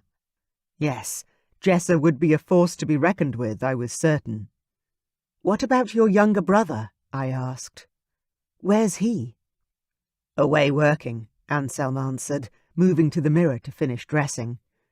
"There are 5 kingdoms in this realm, and Ian loves the warmer weather, so he tends to work for Vlakid, one of Father's oldest friends. His castle is in the warmest part of our realm, though I wouldn't exactly call it warm. More like less freezing than here." Another wave of sickness grabbed at my belly, and this time I dry-retched, loudly. "Are you okay?" He twisted back around super fast, concern in his gaze as he studied me. I nodded, swallowing rapidly, unable to talk. "Let's get you something to eat." He took my hand and gently led me down the hall. The carpets were so soft beneath our feet, and the walls so beautifully decorated with art, I took my time gazing around me. But Anselm wasn't being deterred by my staring and looking around. He got us down to the dining hall quicker than I would have thought possible. "Did you take a shortcut?" I asked, looking around, confused. He chuckled but didn't answer, instead directing me over to the large dining table. I hadn't expected to find anything other than a bowl of fruit on the table, but there was a whole host of things for what appeared to be an afternoon tea. "Were they expecting people?" I asked, sitting in the seat Anselm pulled out for me at the dining table. "No." He walked around the table, then sat directly opposite me. "The staff always set up grazing tables for us, in case we have visitors." I marvelled at the spread of food. Fresh warm rolls, pots of butter, danishes and pastries, jugs of juice and wine. "Does it all go to waste if no one eats it?" Anselm laughed. "Waste? Here? No way. My mother wouldn't have that." His smile quickly became a frown when he mentioned Lucy. I wanted to reach out and touch him, to console him, but the table was too wide for my reach. Instead, I asked, "What do you mean?" I took a pastry and nibbled on it, enjoying the buttery texture and feeling the lingering nausea recede. Anselm poured himself a glass of water and grabbed a bread roll. "I mean, my mother would never let anyone starve or let food go to waste. She was a childcare worker when she lived in the human realm. She struggled for money and came from a poor family. Now that she is queen, she makes sure that no one in our kingdom goes without." If this food isn't eaten within 2 hours, the servants would either pack it up to take home with them or offer it to the people in the village. Mother keeps a list of women whose mates have died, or people who are sick. Those in need. And the servants help distribute whatever is left to the needy. I smiled at the respect I heard in Anselm's voice. Your mother sounds like an amazing woman. She is, he said. Our eyes met, something soft and warm bubbling between us. A growing understanding. Maybe more. Kayla, Voices made a loud kerfuffle in the hallway. I turned toward the sound, then the doors to the dining room burst open, and what seemed to be a horde of people flooded the space. The men were dressed in nothing but the robes I knew the servants kept for the dragon shifters when they landed. But the ladies were both dressed in thick, warm dresses. I stared at the beautiful women, older than me, but obviously human. Anselm rounded the table and held out his hand to help me to my feet. Sarah, Anselm called, a note of relief in his tone. And Katerina. You both came. The two human women bustled over, worry lines creasing their foreheads. Of course we came. It's Lucy, after all. How is your mum? Anselm went on to describe Lucy's current situation. The woman named Sarah frowned at Anselm.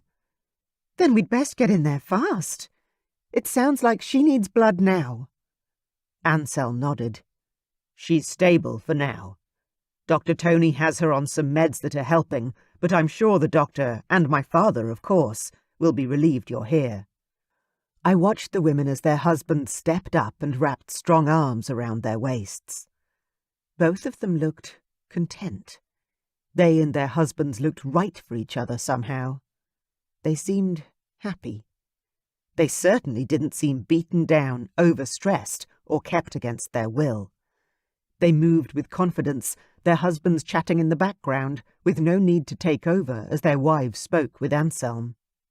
I wanted to know more about these human women and their marriages to their fated dragon princes. But now wasn't the moment for that. Lucy needed them, far more than I needed information about dragon shifter marriages. Anselm reached for me and drew me closer. Kayla, this is Katerina and Sarah. They're married to the two dragon shifters you see over there, Dmitri and Lucian. The two men turned to smile at me when they heard their names, and I couldn't stop the heated blush that stole up into my cheeks. They were both older, much older than me, but still imposing and handsome men. Nice to meet all of you, I managed to mumble.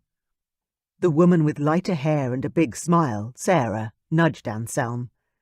You've got a human mate too, and have wasted no time in creating the next heir to the throne, I see. When are you due, Kayla? Heir to the throne? What? Oh my God, that's what he'd been talking about. Anselm was his father's heir, the next king. That would make our child the heir to all that was around me. All that wealth, all that responsibility. I need to sit down. I staggered backwards as a fresh wave of nausea hit me. Sarah grasped my hand, helping me to sit in one of the dining room chairs behind me. Not long to go by the looks of that. Are you in pain? Cramping at all? I shook my head. Not at the moment. Though I was always in some degree of pain or cramping, it never seemed to progress to anything more. The two women looked at one another, then back at me. Katerina patted her husband on the arm. I'm going to find the doctor and offer my blood up first. Sarah, stay with her. I won't be long, and then we can switch and you can give blood for Lucy, and I'll stay with Kayla. Me? I said, not wanting any fuss. I managed to choke through the strange wave of sickness. They were worried about me. I'm fine. Please, both of you, go find the doctor and help Lucy. But Katerina wasn't listening to me. She was already sweeping out of the room, taking the two men with her. Sarah sat down beside me on the chair to my left and reached for some of the cut-up fruit on one of the platters. You're close to giving birth for the first time, in a castle, far away from home. Kat and I remember that feeling far too well. We're here to help. Not just Lucy, but you too." For some reason, her words, coming from a complete stranger, hit home hard. Thank you." Lucy was obviously not going to be able to be there for me through this birth any longer. She was hurt and needed the doctors far more than I did. "Of course," Sarah said. "We're all a little excited, to be honest. To hear there will be 2 babies in this castle soon. More than 2, maybe. Stavrok and Lucy must be thrilled to pieces to have grandchildren coming, and so close in age." "Who else is pregnant?" I asked, my heart squeezing tight. Anselm couldn't have impregnated another woman, surely. "My sister Jessa is 7 months pregnant," Anselm answered quietly. "As I mentioned, she's married to the Prince of the Black Mountains." I nodded. He'd already told me something about them. "Oh, yes. Sorry. I really need a family tree or something to keep everything straight, especially with the fog of pregnancy brain in my head." Sarah laughed and went on to tell me about her half-dragon babies and how much she loved living in the north. It was lovely to see and hear that another human woman had obviously made her home here, but I had more questions for my prince before I committed to staying. And whether I stayed or not was completely up to how he answered those questions. Chapter 13. Anselm. Sarah and Katerina's blood donations seemed to make all the difference to Mom's condition. I visited her rooms again after the doctor administered the transfusions, and this time she was awake, albeit very sleepy. There was a tinge of pink in her cheeks, too, that had been missing last time I stopped by. My father, seated by her side at their bed, seemed less agitated than before. That in itself was telling. She had turned the corner, thanks to the transfusions. "You look so much better, Mum." "Oh, Anselm." She blinked sleepily at me. "I'm fine. Don't fuss, please." Her eyelids fluttered closed, as if even that was too much energy to expend. I bent and kissed her forehead, being as gentle as I could. "Take care, Mum. Rest as much as you can." "I'll make sure she does, son," Dad said gruffly, and in his tone I heard the relief. I think it wasn't until that moment that I realized how ill my mom had been. It was a reminder of how frail humans were compared to dragon shifters. Humans like my mum. And Kayla, about to give birth. My heart skipped a beat as anxiety filled me. I took a deep breath and let it out slowly. Mom was fine. Or at least, she was going to be fine, eventually. And Kayla was surrounded by those who could support her through the birth. She had me for what it was worth. I would not leave her again. She would be fine too, I was certain. I clasped my dad's shoulder for a moment. "Mom's strong, Dad. She'll make it." My father nodded, his lips tipping up in a slight smile. "She is the strongest and most amazing woman I've ever met," he said, and I squeezed his shoulder again and left them there, heading straight back to find my beautiful Kayla. My mate was incredibly strong too. She had to have gone through most of her pregnancy alone and unsupported. Not anymore. She would no longer have to do anything alone. Sarah and Katerina were invaluable in helping me achieve that aim. Kayla seemed more content with them around, quickly developing somewhat of a friendship with the 2 human women. Watching my mate with the royals I grew up with was extremely enjoyable for my dragon. He was happy. She was here. Home. With me. But I could feel her continued reticence. The resistance. Her worry and anxiety that lay beneath the surface layer of her otherwise open smile. That evening, when we'd all said goodnight and everyone headed to their bed for the night, I took my mate's hand and walked her to her bedroom door. "I hope you enjoyed dinner tonight. You didn't eat much." Kayla placed a hand on her swollen belly and chuckled. I ate heaps, but the baby doesn't let me fill up like I used to. I nodded, though I wasn't sure exactly what she meant. Perhaps the little one took up so much room her stomach had shrunk. Or perhaps the pregnancy was making her feel nauseous and therefore not as hungry. I didn't know much about pregnancy. "Would you like to sleep alone tonight?" I forced the question out, not wanting to ask it, in case she answered in the affirmative. I wanted Kayla by my side, always. She stared up at me, not speaking, but her eyes shone with questions. "I'd much prefer you in my bed," I told her, taking the leap and admitting the truth. "Or I would happily sleep in Jess's quarters again, if you prefer it. Either way, I need to feel you beside me in sleep. But if that isn't what you want—" I trailed off, holding my breath while she considered my words. Eventually, she squeezed my hand. "I'm very tired." "Just sleep," I clarified, with a small laugh. I wasn't presuming any more than that. She nodded solemnly. "Then I'd love to sleep with you in your bed." I couldn't contain the grin that spread across my face. "Wonderful. Come." I pulled her further along the hallway to my door, and together we walked inside. The Royals can be very boisterous. I hope they haven't scared you off staying here. I walked around to my side of the bed, and Kayla wandered over to what would now be her bed forever. God's willing. "Oh no," she said, with a soft smile on her luscious lips. "I loved them. The loud, happy family vibe. I never had that. It was really nice, actually. Especially seeing Katerina and Sarah here, so happy and content with their lives and their, dragon shifter partners." "Like you and me?"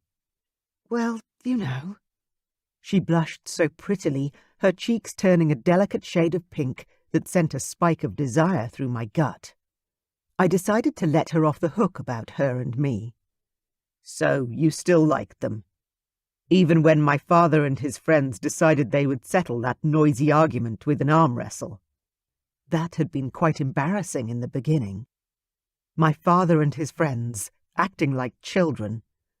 I shook my head at the memory. Kayla laughed. "That was very entertaining, actually," she admitted, beginning to undress. She took her sweater first, then unbuttoned the dress she'd donned for dinner. It had buttons down the front, so my mate didn't need my help getting out of her outfit this time. "Entertaining? You mean embarrassing?" She laughed again, giving me a genuine grin. "Oh, I thought that was great," she said with a chuckle. "They're all so fit still. Human men, as a general rule, don't look that good at their ages. What are they, 60? "My father is 65, I told her. "Wow!" Unexpectedly, a spark of jealousy kindled in my gut at her reaction. I knew it was ridiculous, but I didn't want her admiring anyone other than me. Now who's being childish, Anselm? I gave myself a silent talking to. That is, I did until Kayla pushed the dress from her shoulders and slid it down her arms, revealing her breathtaking body. Then my mind simply turned to mush. "Wow is right," I said, staring at her lushness, my fingers itching to reach out and caress her beautiful curves. Her breasts were swollen and beautiful, her nipples long and erect. If she wasn't so tired, I would have pulled her beneath me and made love to her all over again. Kayla turned away, scrambling to cover herself with one of my robes. "Oh, please don't," I begged. "There's nothing more beautiful to me than your body, especially at the moment. Lush and curved and carrying our child." Kayla froze, then slowly turned back to me. Her hands moved away from covering her breasts to cup her belly. "Really?" "Hell yes," I said, then shot her a wry grin. "Or did this afternoon not prove how desirous you are to me?" I dropped my pants and straightened once more, showing her my cock that was thickening by the moment and standing to attention. You're incredible, Kayla. I find you so very sexy. Would you like more proof? She shook her head in response to my question, but her gaze landed squarely on my groin, taking in my erection and growing hunger evident on her face. I stood still and let her explore my body with her eyes, only just resisting the urge to give her a little twirl. When her gaze reached my chest, she stopped there. I never asked about your tattoo. What is it? My hand came up to my left pec. It's not a tattoo. It's a birthmark. All the firstborn male dragon kings have them. My dad, Eric. It's beautiful, she mused. What about Dmitri and Lucian? I threw back the covers and climbed into bed. It was obvious we were just going to talk tonight, and that was fine. I loved the idea of getting to know my mate better on every level, not just sexual. No, they're second and third born, plus they were the sons of their father's mistress. I don't know how the birthmark knows, but hang on. I'm certain Eric has one, and he was second born and to a mistress as well. Kayla slid under the covers, pulling the blankets up over her belly and to her breasts. I pushed the blankets down a little, revealing her huge breasts and reaching out to caress her nipples. Kayla rolled onto her side facing me, giving me full access to her body. Maybe the mark knows who is going to end up king. I ran my fingers over her nipples, then down to her large belly. That would be even more magical. And in that case, my younger brother won't be king. He doesn't have one. I guessed she might be onto something, because the pattern fit. I frowned at her as I pressed against her belly. Your stomach is rock hard. Is it painful? She shook her head. Not really. A little crampy, but it's fine. I wasn't sure what to make of that statement, but since I had no plans to leave Kayla's side until she gave birth, I decided to try not to worry about it too much. Are you apprehensive about the birth? I asked her. She bit her lip and sighed. I am, but I'm so ready to meet my Baba. Our baby, I corrected her, and she frowned as though the words didn't suit her. Yes, our baby. A wave of pain and sadness passed over me at her pained look. Why do you say it like that? You sound disappointed that you have to share our child. Oh, it's not that. She rushed to explain. I'm glad you're back, for the baby's sake. He or she will be a lot happier having you in their life in some way. And your parents, too. They're amazing. Every word was like a shot to my gut, making me ache and want to be sick. Kayla, you talk as if you're moving back to the human world tomorrow and will be welcome when we visit. I want you to stay here and marry me. Be my queen. Her gaze dropped open. Why? She whispered. Why? I repeated. Hadn't I already answered this question? Didn't she know? Because you're my fated mate. We're meant to be together. You're about to give birth to my heir, and soon. We should be married. It makes sense, doesn't it? She nodded, and the shimmering in her eyes immediately turned to liquid as tears spilled over the edges and down her cheeks. Yes, it does make sense. She wiped at the teardrops. Then why are you crying? I asked. Surely nothing I'd said was cause for sadness. I want you, Kayla. I want to marry you. Are you not happy to hear that I want to be with you? You want the baby, she gulped out.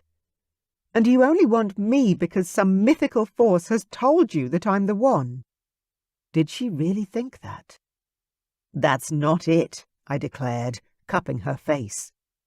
I went to bed with you all those months ago because I desired you. My dragon shifted uncontrollably because he recognized his mate. She nodded, but her tears were still falling. I hated that I'd upset her. Marianne told you that I was your mate, she said. As you said before, you didn't recognize me to begin with. You left me the first time, when you didn't know I was your mate. No, well, yes, but I wasn't in my right mind or body that night. She smiled sadly, then leaned forward. But if I was truly your mate, wouldn't you have known anyway?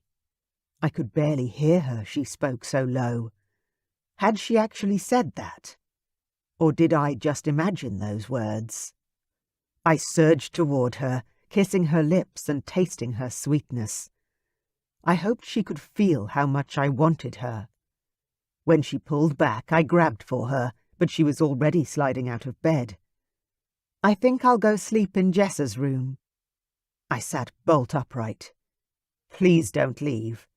Whatever I said wrong, I'm sorry. She picked up her dress and held it against her body like a shield. That's the problem, Anselm. You don't see anything wrong with proposing to a pregnant woman you don't even... She sighed, then turned away, grimacing and grabbing at her belly as though she was in pain. I tried again. Please stay here, or I can follow you and sleep on the floor in your room. I don't care which way you want it. She stopped and turned towards me. You want to sleep on the floor? Hardly. I wanted to be pressed up against all her warmth and beauty. No, but I don't want you to be alone, in case you need me.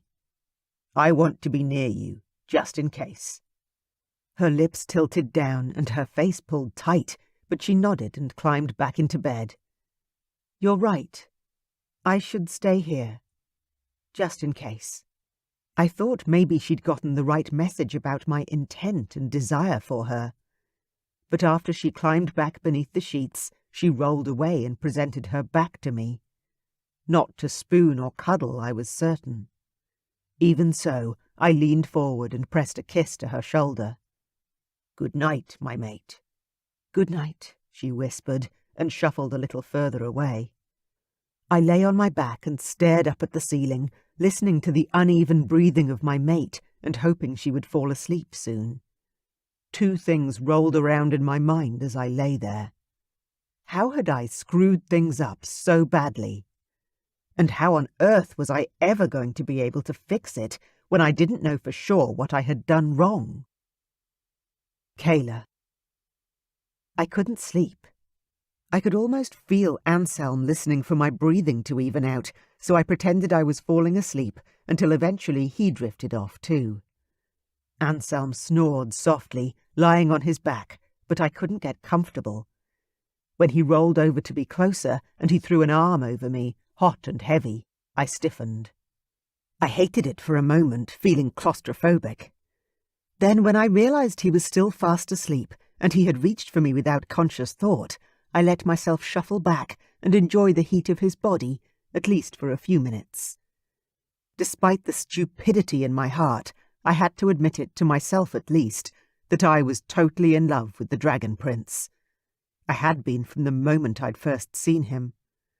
I'd spied him across the room, sitting at the bar, staring into the depths of a beer, as if the depth of life's answers were at the bottom of that glass. As soon as I'd laid eyes on him, my heart had begun to race, my mouth began to salivate, and adrenaline shot through my veins. I could have run a marathon at that point, and I wasn't one for the gym. I'd made my way over to him, well knowing that a man like that would never go for a girl like me. I was the fat chick, the big girl, the friend with a great personality. But Anselm had turned to me and smiled in a way that made my knees turn to liquid. I'd had to pull out a bar stool just so I didn't end up on the floor beside his feet, collapsed into a puddle. He'd bought me a drink, then another, then another. We'd talked about nothing and everything, and I'd taken the biggest risk of my life by offering him a place in my bed that night. I'd been terrified he'd turn me down. Say something like, "Oh, sorry, but I was just killing time until my super-hot girlfriend gets here." But he hadn't said anything of the kind. He'd walked home with me and stripped out of his clothes with seeming eagerness, and then blown my mind with the number of orgasms I'd been gifted that night. To wake up alone after a night like that had been the hardest blow of all. Sometimes I pretended I'd made him up. My perfect man. But when I'd missed my period and that stick turned blue, I had to be honest with myself. I hadn't dreamed up my perfect night.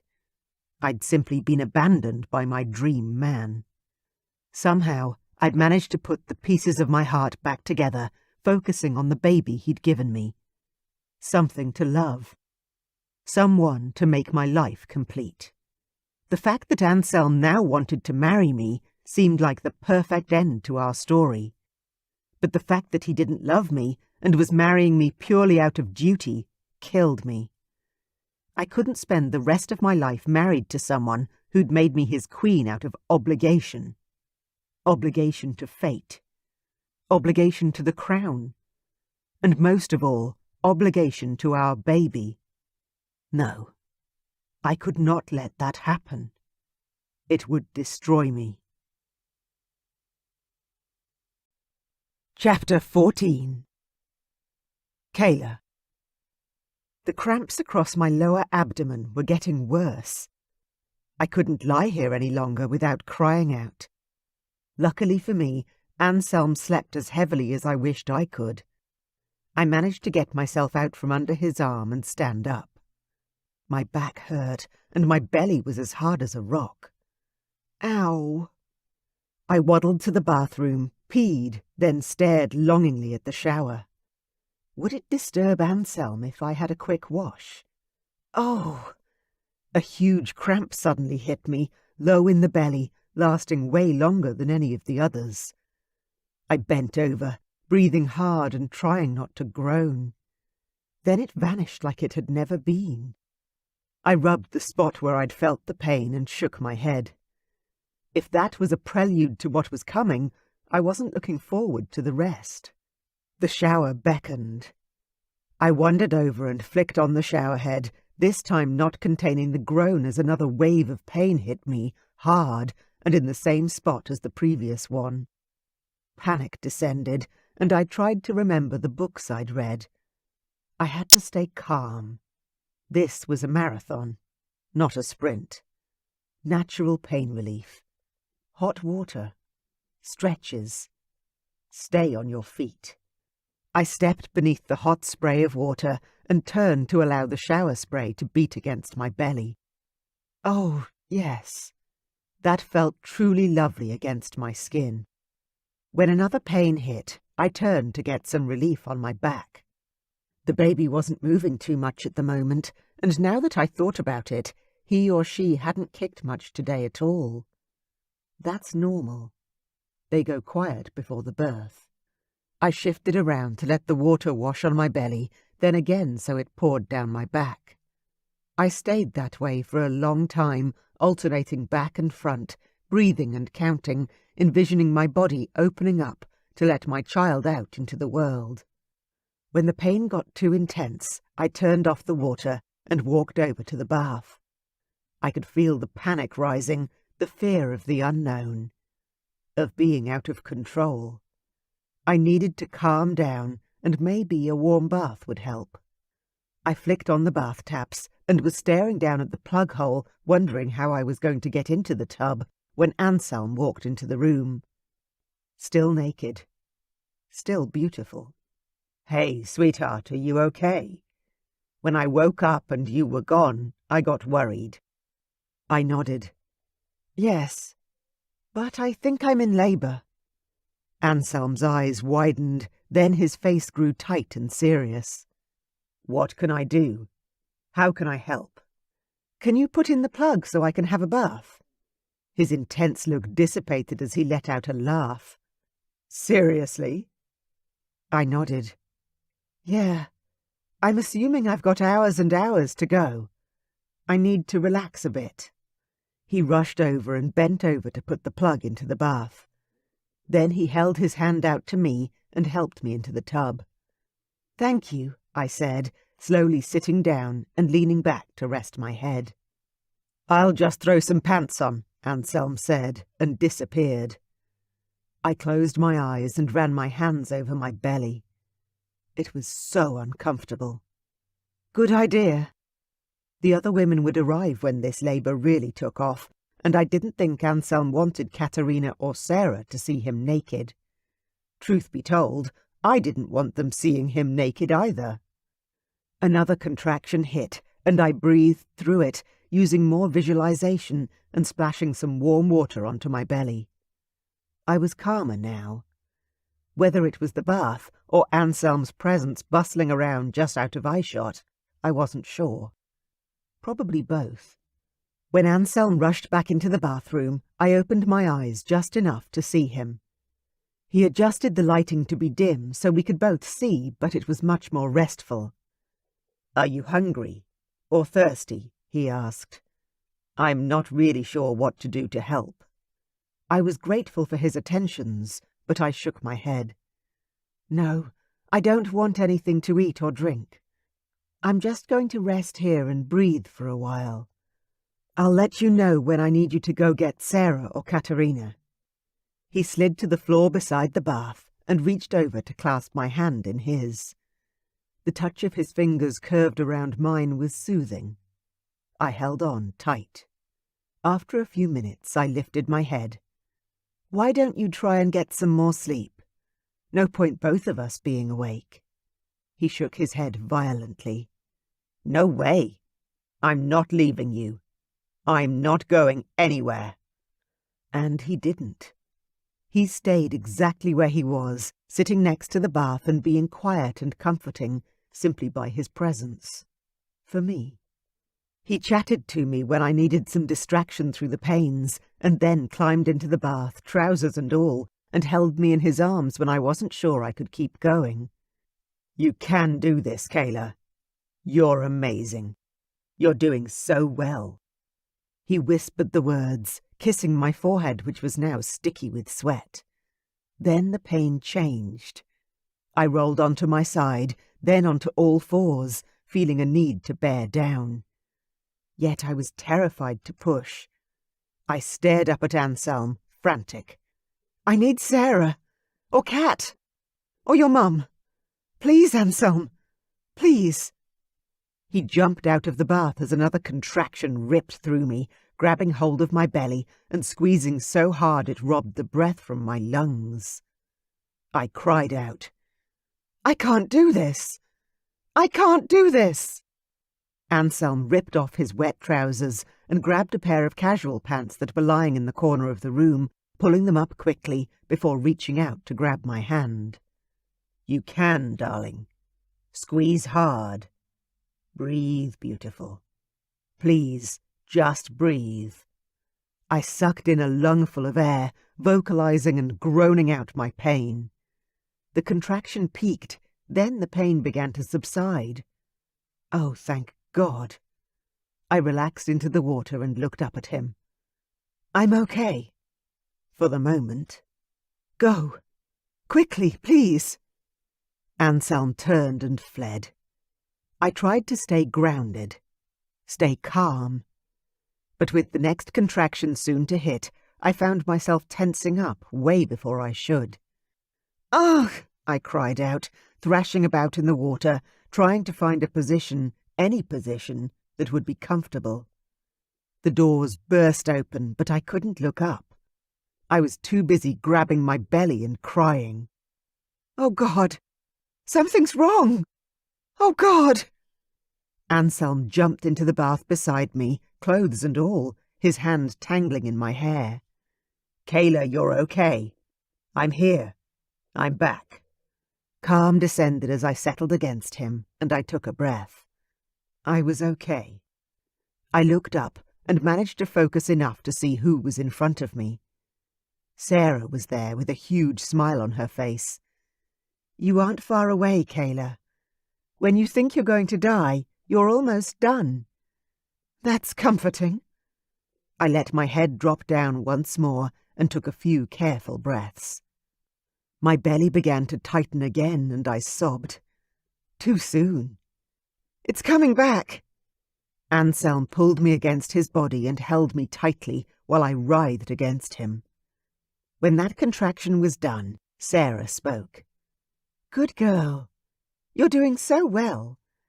Just remember that every one you get through, you never have to do again." I nodded. She was right. This was a marathon, and I was at least halfway, I was sure of it. "Do you want a water birth?" she asked. "Or should we get you onto the bed?" I didn't know. I couldn't answer that. "Anselm, after the next contraction, see if you can get her to stand up and over to the shower. I found that to be the best place to birth. Helps with the pain and we can see the baby a lot better. I'll get the doctor." Another contraction snuck up on me, too fast. "Oh, no!" Anselm was there, whispering in my ear. "Kayla, beautiful woman, you're doing so well. You're going to see your baby soon. So soon. Good girl." This time, when the peak crescendoed, I let go of the stress as soon as I began to slide down the mountain of pain, relaxing all over. I could open my eyes this time. "I want to get into the shower," I confirmed. "But the baby, the tiles." "I'll get the mattress," Anselm said, standing up and lifting me into his arms without any seeming effort on his part. "Let's get you into the shower first." "Yes, please." I knew the next contraction would wipe me out. I wouldn't be going anywhere soon. The heavy pressure on my pelvis was so intense and scary. But once I was in the shower, the pulsing of warm water against my back and belly helped with the pain, making it bearable once more. Anselm disappeared briefly into our bedroom, then reappeared, dragging the king-sized mattress beside him. I would have laughed at the sight if I'd been able to. "Thank God the shower is huge," was all I could think. "Move just a little, beautiful. I'll put this under you." "The mattress," I managed to pant. "It'll be ruined." Anselm put the mattress on the ground and pushed it straight into the huge shower, the water beating down on the sheets that he hadn't taken the time to remove. "I'll buy you another. Whatever you want, Kayla." I nodded, then fell to my hands and knees on the soft mattress, crawling back over to where the warm water was flooding the sheets. The next few hours became a bit of a blur as I retreated inside my own mind. Breathing hard, squeezing Anselm's hand and listening to his whispered words of reassurance. When the doctor arrived, I was starting to panic. "This feels all wrong. The pains are on top of each other. I can't get a breath." I was sweating, even with the water now running cool. "Let me check to see how you're doing," the doctor said. "Can you lie on your back?" I was on my hands and knees, naked and terrified, but I still managed to glare at the man over my shoulder. "No, I can't fucking roll over. Are you serious?" Sarah cackled out a laugh. "He needs to check your cervix, sweetie. After the next contraction, see if you can do it, okay?" I didn't want to, but so far Sarah hadn't steered me wrong, so in between the intense pains, I rolled over and had the man stick his fingers up inside me. "Ow!" He stepped away with an apologetic smile. "You're fully dilated, Kayla. When you're ready, you can start pushing." A song of relief released inside my mind. I was almost there. "I don't want to be on my back," I declared, hating the feeling, like I was a floundering fish. "Roll back onto your knees," Sarah said. "It opens up your pelvis. Makes it easier." I didn't even stop to think. I rolled and pushed up on my hands and knees, my belly instantly feeling better in that position. I strained back, the need to bear down coming over me. "Anselm!" I called out, and he was immediately beside me. "What do you need, Kayla?" "You," I panted. "Just you. Stay there, okay?" He nodded and stayed exactly where I could see him and lean on him as I needed. The pressure between my legs was intense, and I listened to the doctor as he told me to gently push. Not strain. Breathe the baby out. I wanted to roll my eyes at him, but instead I listened, slowed everything down. Every time the contraction came, I grabbed that pressure and used it. Pushed down. It was a relief to finally do something with the pain, not just sit around and endure. "I can see the head, Kayla. A few more pushes and you're done." I was exhausted, my face wet with tears and sweat. But Anselm was there, kissing my forehead and telling me what a great job I was doing. Even if I didn't believe him, even if I thought I sucked, I was almost there. My baby, our baby, was almost here. I pushed down and cried out as the baby's head pushed through. I couldn't wait for the next contraction. I bore down, and the baby slithered free of my body. I collapsed forward on the mattress, the pain finally gone. "Oh, sweetheart, you did it. You did it," Anselm said, still with me, lying down next to me on the mattress. "What is it?" I asked, barely able to lift my head and look up. "It's a baby." His eyes were still locked on me. "And you are the bravest, strongest woman I've ever known." I had to turn over. I wanted to see my baby. "Help me," I said, and Anselm did. He rolled me over and sat up behind me, giving me a wall of strength to lean on as the doctor handed me my infant, wrapped in a white blanket, squirming and angry-looking. "Your son," he said. "The next in a long line of dragon kings." I took my baby in my arms and stared down at his perfect face. If he wants to be, he can be anything he wants. Anselm kissed my face. "I am so proud of you." I pushed open the blanket to take a better look at my son. 2 perfect little hands, a scrunched-up face, and the most beautiful little cry. When I stared down at his chest, I couldn't look away. It was tiny, but it was there. The beginning of the royal birthmark that dictated the next king. Chapter 15. Anselm. The doctor cleaned up Kayla and the baby, then we all climbed into Jess's bed to rest. I couldn't believe the effort it had taken to push him out. Kayla was amazing, and I was in awe of her and our new perfect son. "He is the most beautiful thing I've ever seen." Kayla stared down at the baby in her arms. She was sitting up against the headrest, the baby dressed warmly and drinking from her breast. "You are the most beautiful thing I've ever seen," I told her, staring at her as long as I could, wanting to imprint the image on my mind. Kayla smiled at me, and for once I couldn't see even a hint of anger or irony. "You're just saying that because I'm holding our baby?" I chuckled. "No. I would have said that before you gave birth, but yes, seeing our son feeding from you like that, wow. I never thought I could love you more, but I was wrong." "You what?" I sat up, wanting to hit myself upside the head for revealing that snippet too soon. "Oh, I'm sorry. I shouldn't have said anything yet." She turned toward me, cupping the baby's bald head in her hand to hold him in place against her breast. "What do you mean?" I smiled and shrugged, feeling foolish. "Marianne and Derek said I shouldn't declare my love for you yet.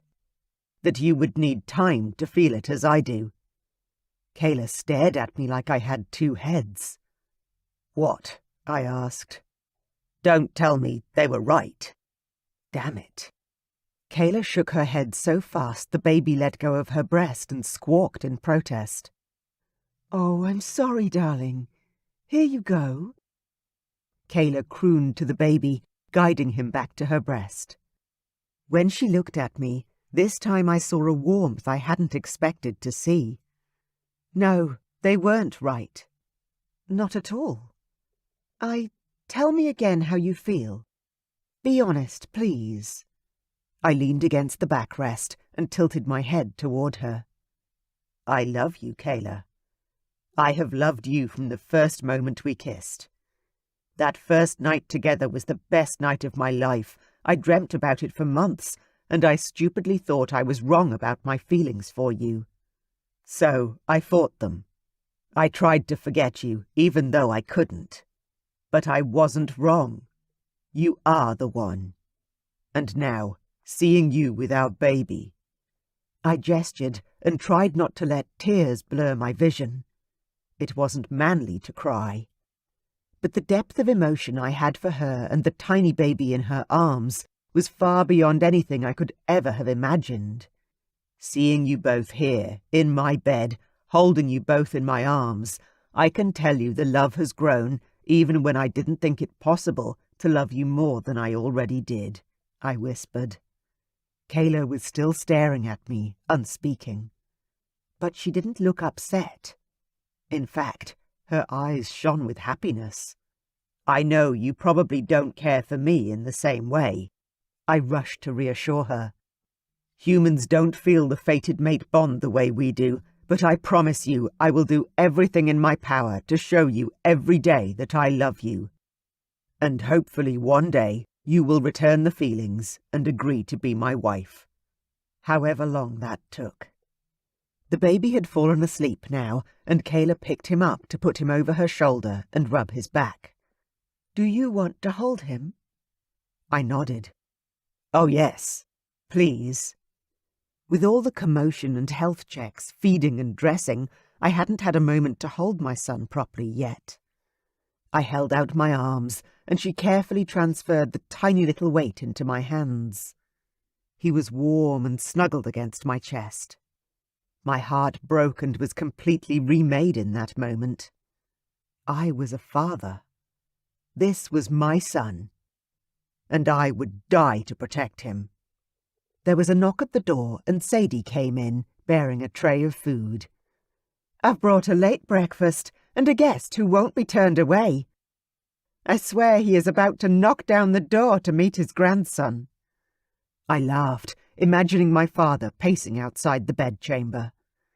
Kayla arranged her shirt she'd brought with her from the human world so that her breasts were now tucked away. I waited for her to be settled, then asked, Is that okay? Or do you want him to come back after you've slept? Kayla smiled and reached for a croissant from the brunch tray. Your dad should meet his grandson. I turned to Sadie and nodded. The housekeeper didn't even make it back to the door before my father burst into the room. Congratulations, he bellowed, a smile on his face for the first time in days. He came straight around to Kayla and bent down to kiss her cheek. Well done, Kayla. Thanks, she smiled up at him. Dad, who looked grey and exhausted, black smudges under his eyes, walked around the bed to stare down at the sleeping baby in my arms. A strange look of awe crossed over his face. It feels like only yesterday I was holding you in the same way. Though being a triplet, you and your sisters were tinier than this little fellow. He held out his hands and cupped them together. I could hold you here. Amazing they all survived so well, Kayla said. Dad laughed. Survived and thrived, but they have a strong mother. Dad sobered then, sitting on the bed near my legs, but not reaching for the baby. How is Lucy? Kayla asked, shifting the focus to my mom. Oh, she's much better, Dad assured us. The doctor is very happy with how she's healing, and I know she'll want to come up and visit you all soon. Kayla threw back the covers and stood up, arranging her maternity dress to cover her legs. Do you know if she's awake? Maybe we should all walk down now. I gaped at her. Kayla, you just gave birth. She narrowed her eyes at me. Yes? And I have no stitches, no damage. I'm not sick. Let's go. I stared at my father, who looked just as surprised as me. Kayla grabbed one of the grey blankets from her baby bag, took the baby from my arms, and wrapped him up like a sausage. Here you go, Grandpa. She handed our precious son over to my father. If it's okay to call you that. Do you have another nickname you'd like to be called?" My father, the fierce protector of the palace and guardian of our town, turned misty-eyed in the face of his first grandchild. Grandpa sounds good." "Are you right to carry him?" I asked my dad, jumping up and out of bed. It was my father's turn to glare at me. "I held all three of you every day for years, and Ian too, until you were too big to carry any longer. I'll be fine." He adjusted his hold on our baby, tucking him close to his chest and bringing him deep into his embrace. Kayla walked to the door, her belly seeming smaller already. "Let's go, then. I'm sure the Queen would like to meet her grandson as well." "I think she would too," I managed. The fact that Kayla was going out of her way to bring my mother such joy made me love her all the more. Together we walked down the hall, down the staircase, and along to the guest quarters. "How is she really?" I asked Dad, who had the baby tucked right into his chest. "She's improving," Dad said. "I've never seen her like this before. It's confronting." "Do dragon shifters have a different lifespan to a human?" Kayla asked, sounding curious. "No," I answered. "We live on average 80 years. However, we have more healing capabilities, so if we're injured, we tend to recover quicker." "Much quicker," Dad added. We reached Mom's bedroom door, and I faltered. I'd seen Mom in bed with a cold and after she gave birth to Ian. But that was it until this injury. She'd always been healthy. "Go on, Anselm," Kayla said softly. "Knock." I did as Kayla requested, though I couldn't remember the last time I'd knocked on a door in my home. "Come in," came the quiet response. My mother's strength was gone, and my gut ached to hear it. I pushed open the door and reached out my hand to Kayla, who took it and walked beside me. "Mom, so good to see you," I said, walking up to one side of the bed to give my mother a hug. She was lying on the left side of the huge bed. She was pale and looked like she'd lost weight, her cheeks more sunken than normal, but even so, she looked better than the last time I saw her. Kayla walked around the other side of the bed beside my father. "We'd like to introduce you to someone, Grandma." Mom struggled to sit up, so I took her arm and helped support her. "Oh, my word! Kayla! Anselm!" "Meet your grandson," I said, as Dad handed the baby over to Mum. "He's beautiful," she said, taking the baby in her arms and tears filling her eyes. "But I'm definitely Nana, not a grandma." Kayla giggled. "I can see that." "Nana it is." I assumed that was some sort of human name for grandmother, so I just leaned over and kissed my son's forehead, loving the smell of him. "He is absolutely perfect," Mum said. "What's his name?" I glanced over at Kayla, who looked back at me with wide eyes. "We haven't talked about names. Kayla, did you have a name picked out?" A small smile lifted the edge of her lips. "I did, but it's not exactly a prince's name." "Tell me," I said. She blushed, a red-hot flush that covered her face all the way to the roots of her hair. "I played with the letters of your name, mostly. Hansel, Ainsley, Mason." Mother chuckled. "You two truly are meant to be." I glanced over at Kayla, who wasn't looking at me. Instead, she sat on the edge of my mother's bed, reaching out to our baby and touching him on his beautiful little face. I wasn't sure what my mother meant, but Kayla seemed to know. And I would obviously have to wait until we were alone to ask her. Mom asked Kayla lots of questions about the labour and cooed about how perfect our son was. My parents admired him for so long he got hungry again and began to root around and cry. "If you don't mind," Kayla said, tucking our baby up into her arms, "I'll feed him back in our rooms." "Of course, Kayla." Mom sighed and settled back into the pillows. "I think I'll have a rest.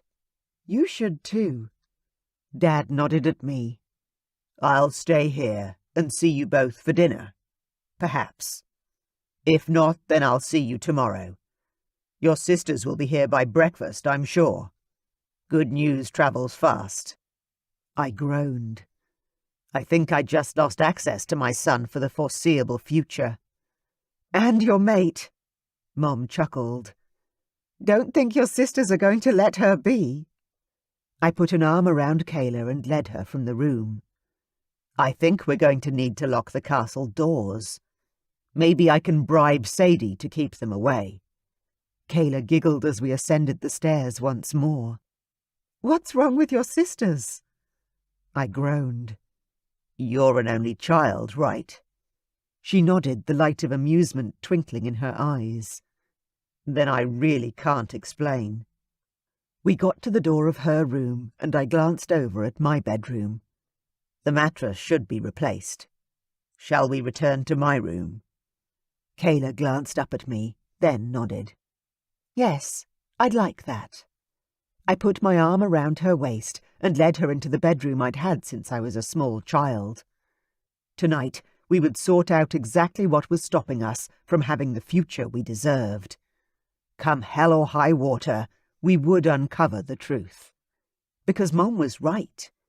Once my sisters arrived, I'd lose Kayla in the insanity, and we'd never sort out all our issues. Chapter 16. Kayla. Giving birth to my baby boy had been the most amazing experience of my life. One moment I'd truly believed I might die, then the next I was bringing another living being into the world. A perfect baby boy from within my body. I'd never felt such a high, such happiness, so much love. Not just for my baby, but for the man who gave me my son. The servants had changed over the mattress and remade the bed, purging all physical proof of the birth from the room. Even so, I could feel the energy in the room, the love, the warmth. I fed our son, loving the bond I could feel growing every moment with him. When he was asleep, passed out and milk-drunk, I wrapped him up and placed him in the small cot the servants had placed by the bed. Staring down at his small face, it was hard to believe that one day he'd be a king, the next ruler of this incredible place. But would it be the right thing to do if we stayed? On the other hand, now that he was born, could we leave? What right did I have to separate him from his birthright? What are you thinking, beautiful? I glanced over at the father of my child. Just that this is the baby's home. He needs to stay here, to learn about his heritage, about shifting. Oh, God. He won't be safe in the human world. That hadn't really occurred to you before, had it? Anselm asked quietly, correctly reading my face. Though I have to tell you that with our son being only a quarter dragon shifter, it is possible that he won't inherit the gene. I almost rolled my eyes at him, but realized quickly enough that it would be rude. You saw his chest, right? He's got the birthmark. Anselm's eyes widened. The Dragon King mark. I nodded, realizing maybe he hadn't seen it. Anselm had been staring intently at me when I peeked at our baby's chest. The little one had been covered up by the time Anselm held him. Yes. So I don't think he's going to be a non-shifting human type. Anselm inhaled sharply. Then that means he'll be the next king of this kingdom, after me. I nodded again. So you see, I don't really have a choice. And that was a feeling I didn't like. In fact, it made the independent woman in me downright devastated. Though it was hard to feel sorry for the life my son would lead. He would be revered. He would be loved. You do have a choice, Anselm whispered, sliding up the mattress to sit next to me. If you want to go back to the human world, I'll come with you. We can raise our son as human if you want. I may need to fly back on occasion for my health. It's not good for a dragon shifter to stay in a human body for too long. But I wouldn't be gone long. What about your reign? I asked, horrified he'd even consider such a thing. You can't leave. Of course I can, he said. It isn't done very often, but my sister Vanya is very capable of becoming our queen. My jaw dropped, and no words came out. He couldn't be serious, and yet he looked it. Anselm continued, I'll do anything to be with you, Kayla. I love you. I never want to be separated from you, or our baby. Ever. I still wasn't able to get my thoughts into line, let alone speak. He couldn't really be saying he'd give up everything. His whole life, even his throne, just for me.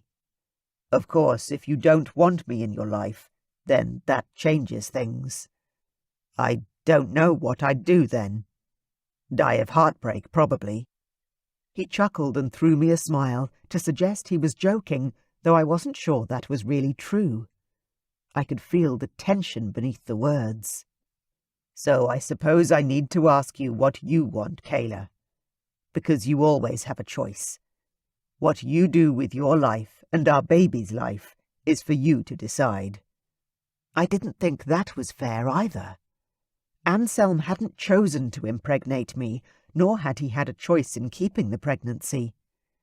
So far it felt like most of the choices had been mine, though I respected the hell out of the fact that he was trying to share those responsibilities with me now.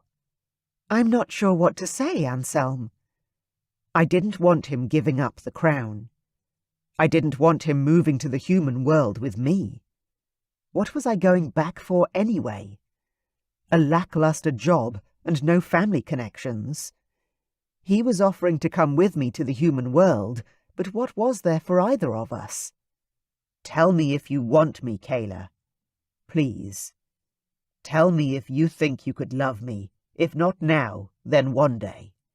That's the only important thing, and changes every part of this plan. I couldn't contain the sob that rose in my throat. Of course I love you, I whispered, while covering my mouth with my hand. I have loved you since the moment I met you. I've loved you forever. Why do you think I kept the baby? I couldn't. The words were impossible to say. My throat closed up when I tried. When I'd found out I was pregnant, I'd been both devastated and elated. I had a piece of Anselm to love forever. Even though he'd left me after only one night, I'd never been able to forget about the love we'd shared and the things he'd made me feel that night. I'd wanted to hold on to that memory forever, and I had. Anselm reached out for me, his hands moving up my arms to my face. He lifted my chin so I could look up at him. I hadn't even realized that I'd been staring at my hands in my lap. You love me? He asked, his tone soft and incredulous. I nodded, tears filling my eyes and spilling down my cheeks. But I never thought you'd love me back. Of course I love you, he exclaimed. You're the most beautiful woman I've ever known. Here. He lifted his hand and touched my temple. Here. He touched my nose. And here, he said, pressing his hand to my left breast where my heart was. I know you didn't grow up thinking you'd be the queen of a dragon realm one day. But I grew up knowing that I would marry a woman just like you, Kayla. With your generosity of spirit, your tenacity, your strength, your heart. The words were everything I'd ever dreamed of hearing from him, all said with more sincerity than I'd imagined possible. Then he grinned. And the fact that you make my cock hard and my heart race because you're so fucking sexy, well, that's more than a bonus. That's amazing. I couldn't help but laugh as I wiped away the tears. But the fated mate thing is a blessing, he said, interrupting me. It's a gift, Kayla, not a curse. Fate isn't making me bond with you, forcing me to marry someone I can't love. Quite the opposite. She's an old wise lady, slapping me upside the head, saying, "Can't you see what's in front of you?" He shrugged. Sometimes we need it. Us men can be a bit dumb. That made me giggle until I could barely stop laughing. "Well, if that's all it is," I responded.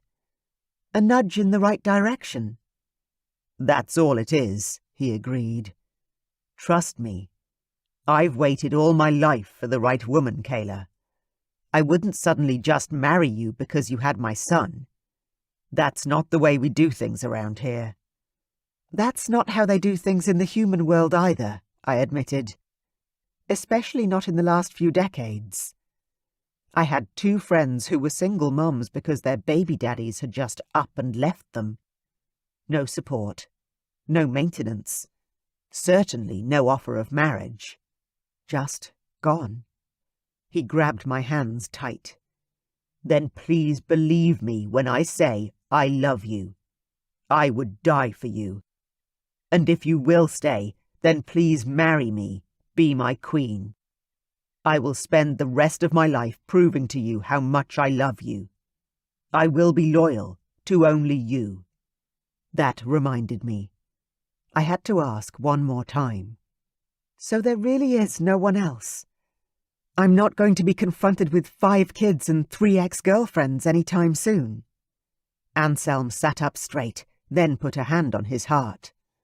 "As far as I am aware, I have never fathered another child other than our son." I smiled and couldn't help it. He looked so earnest when he said it. I leaned in and kissed his beautiful lips. As a man, and a beautiful sexual man, declaring that was all I could hope for. "All right, then," I said, nodding my head as a cloud of contentment settled over me. I could see my life now. If I stayed, our son would be adored. Anselm would love me, and I would love him. We would be happy. I was sure of it now. "All right?" Anselm asked. "All right, you'll stay? All right, we go?" I laughed, realizing that I really hadn't been very clear. "I'll stay here. With you."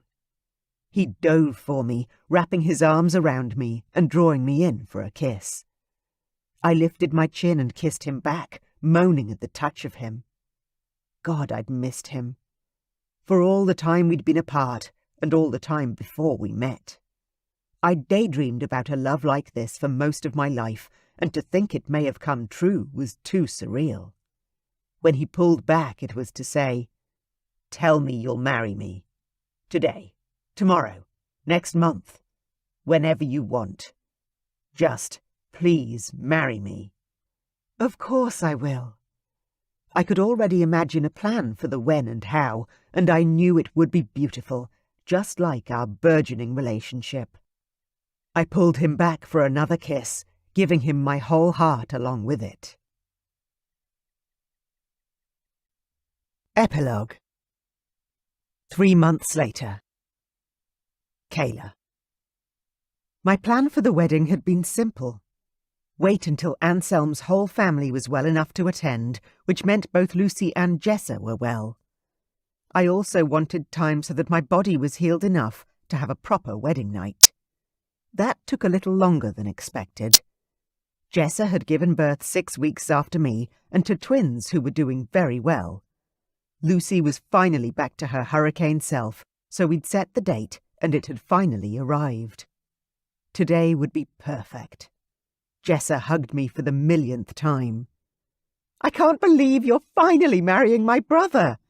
It feels like I've waited for this day forever." I laughed at Jessa's antics. She really was the whirlwind of the triplets.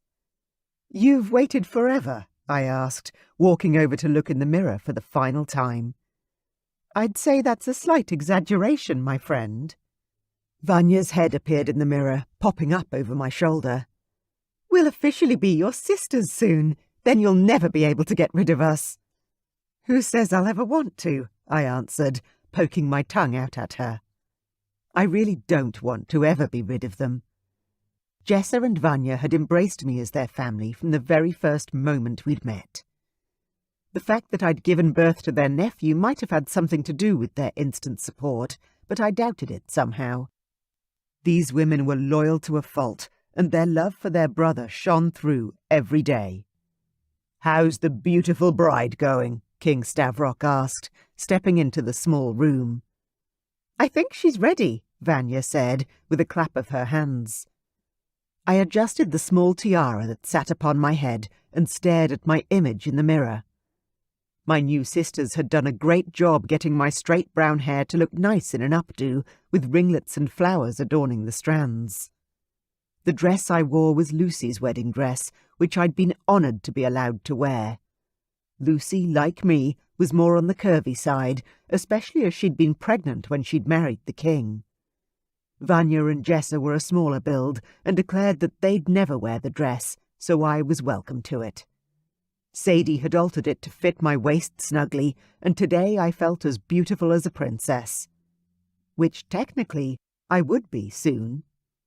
"Yes, I'm ready." I turned to Anselm's father, who would be giving me away soon. "How's Rocky doing?" After many discussions, we'd chosen to name our son after Anselm's father, Stavrok II, who we all affectionately called Rocky. "He's sleeping like a champ," the king said, and offered me his arm. I took it, and together we turned toward the door that would lead me out to the wedding ceremony being held in the small cathedral at the palace. I took a deep breath and let it out slowly. "Let's do it." Vanya and Jessa slipped out ahead of us, dressed in burnt orange, my lovely dragon shifter bridesmaids. When it was our turn, I didn't have a single butterfly in my stomach. Not one worried nerve. I was filled with excitement and happiness to finally be here and be marrying the man of my dreams. Everything felt so right. On King Stavrok's arm, I walked down the aisle. The cathedral was full to the rafters with people from the town. Family and friends had flown in quite literally from the north and the Black Mountains. All to see me, little human me, marry the next king. The Queen, Lucy, stood in the front row holding our beautiful baby boy. He was sound asleep, as he should be, despite all the noise around him. Standing at the altar was my prince, his eyes shining and very clearly only for me. I reached out my hand for him as we got closer, and he rushed to grab my fingers, drawing me away from his father and toward the priest, who would join us together forever. The ceremony was simple and much faster than I thought it would be. The feast afterwards was absolutely magnificent, and it was there that I finally got to meet the famous Queen Marianne. She walked toward our table with a soft smile on her lovely face, her long dark hair spilling down over her shoulder. "It is very lovely to finally meet you, Kayla." I stood up and rushed around the table to embrace her. "Thank you for sending him back to me." I'd long since stopped blaming fate for getting it wrong, or Marianne for telling Anselm what to do when he should have known all along. Marianne chuckled and gently hugged me back. "You are one lucky woman. Finding your fated mate is a blessing few of us can boast." I glanced across at the nearest table, where Stavrok was chatting with a handsome man with short dark hair. "Looks like you found yours too." She smiled softly. "Yes, but I had to endure quite a time before Eric came along. But that's a story for another night. Today is your day. You are officially Anselm's wife and the future queen of this kingdom." I covered my face with my hands. "That sounds insane." Marianne tugged my hands down and squeezed tight.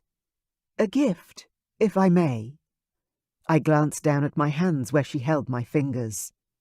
"A gift?" "Yes. A future vision."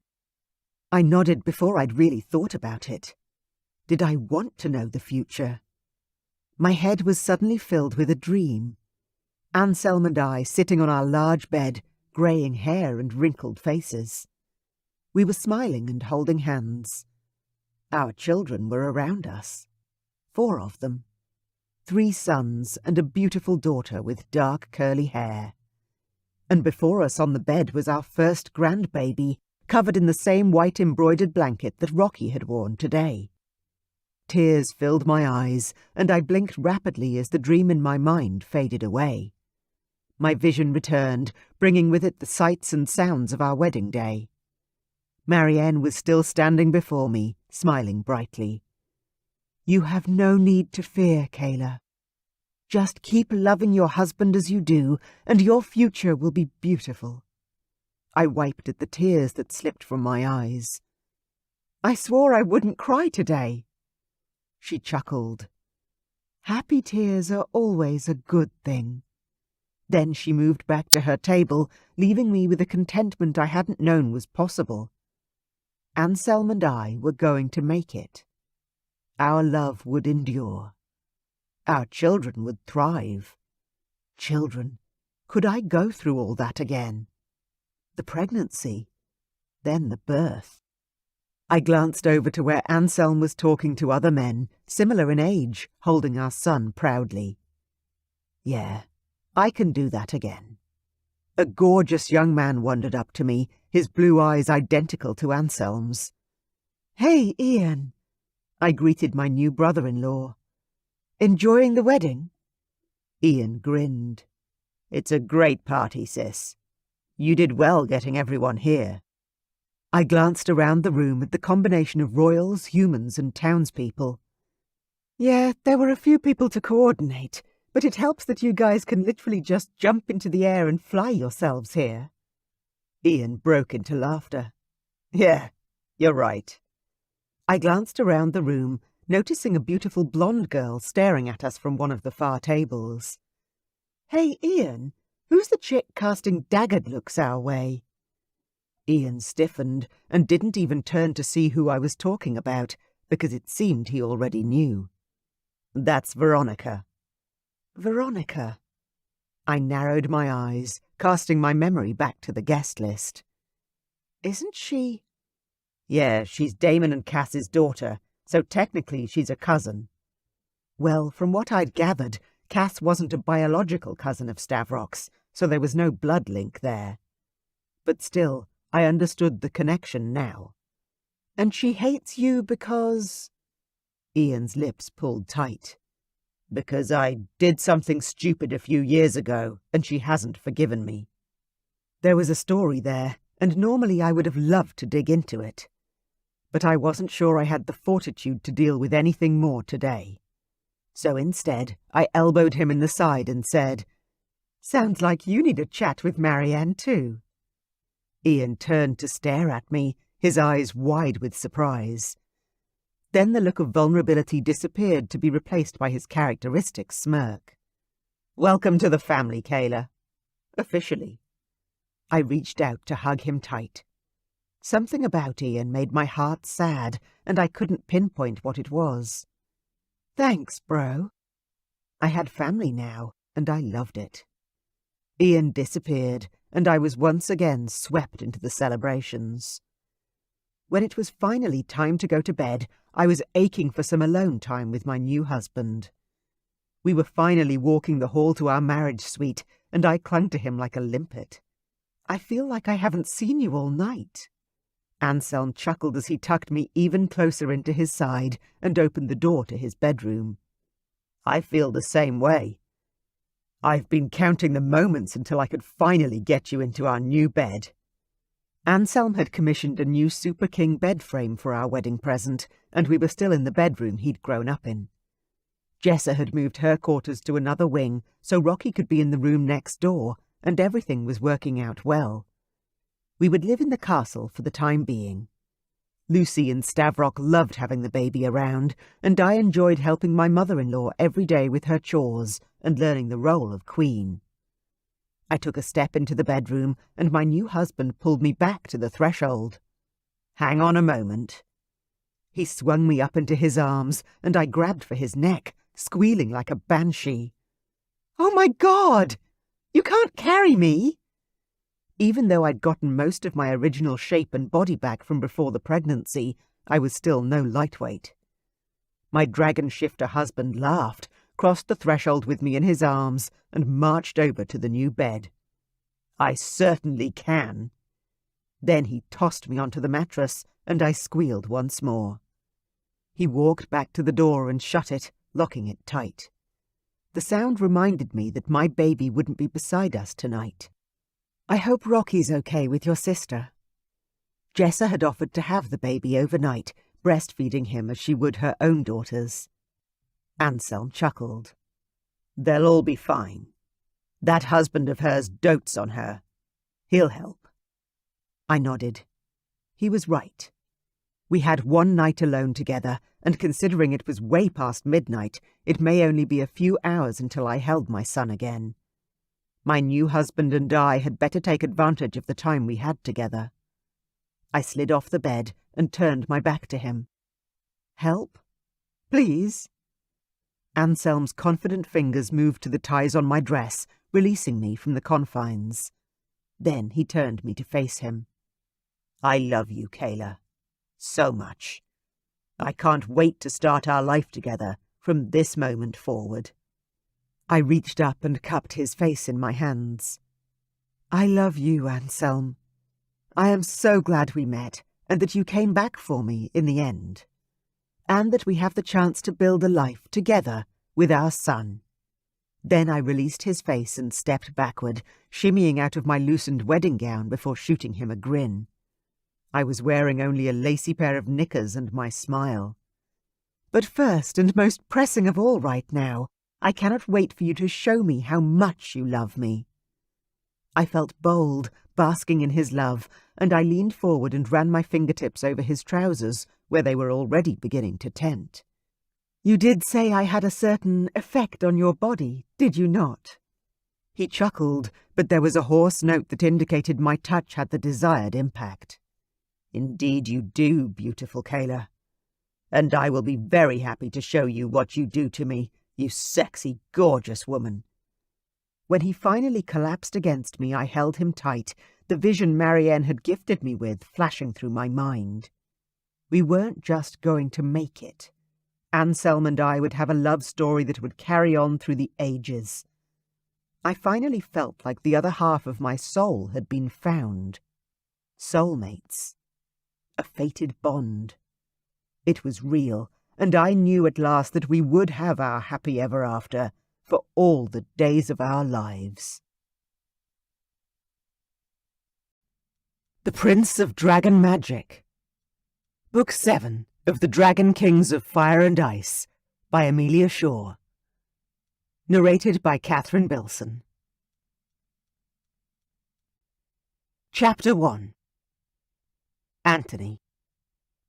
My biggest secret was kept by my mother and father. No one else knew. Not even my older brother, Karlak. I had magic. And the gift of sight. Just like my mother, Marianne, Queen of the Black Mountains. Mom always said that her gift created life and gave our kingdom, and those around us, many blessings. After all, it was because of her gift of sight that King Stavrok found Lucy, and years later their son Anselm found his mate, a human named Kayla. She was sweet, though not my type. I liked a woman with a little fire under her belt. Anselm, my best friend, had been ready to find his mate and had asked Mum for help. He could have asked me too, since I could see many of the same things my mom could, but no one knew about my magic, not even Anselm, so I was never asked. Mom was a sorceress, so her magic was an accepted part of her, but I was a dragon shifter like my dad, and everyone knew you couldn't be a dragon and have magic. Except, apparently, when it came to me. A magical freak of nature. Anselm and I had grown up together, more like cousins than friends, and the fact that he still didn't know about my magical abilities was beginning to eat at me. The discomfort of lying to my friend, or at least omitting part of the truth of who I was, had created a literal pain in my gut that wouldn't go away. I groaned as I reached over the dining table for the pitcher of water, pain tugging low in my belly. "Your gut's still giving you trouble?" Dad asked from the head of the table, where he was carving up his roast lamb pie with potatoes. My father had spent all of his childhood and teenage years with not enough to eat, so now that he was king, he made sure we all ate well, including our people who lived within the grounds of the castle. Yeah, I said, putting a hand to my stomach as I poured a glass of water. Mom stared at me from her side of the table, her hands wrapped around her hot cup of tea.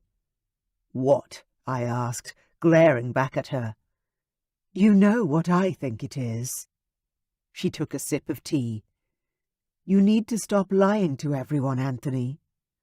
I stared down at my empty plate. No, I'm just hungry. I began piling food onto the porcelain. Potatoes and lamb and baked tomatoes.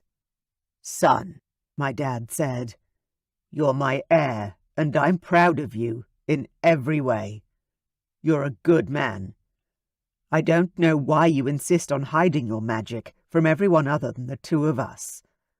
I wanted to roll my eyes at him, but had learned that would only get me a slap to the back of the head at best, and a magical detention in my room at worst.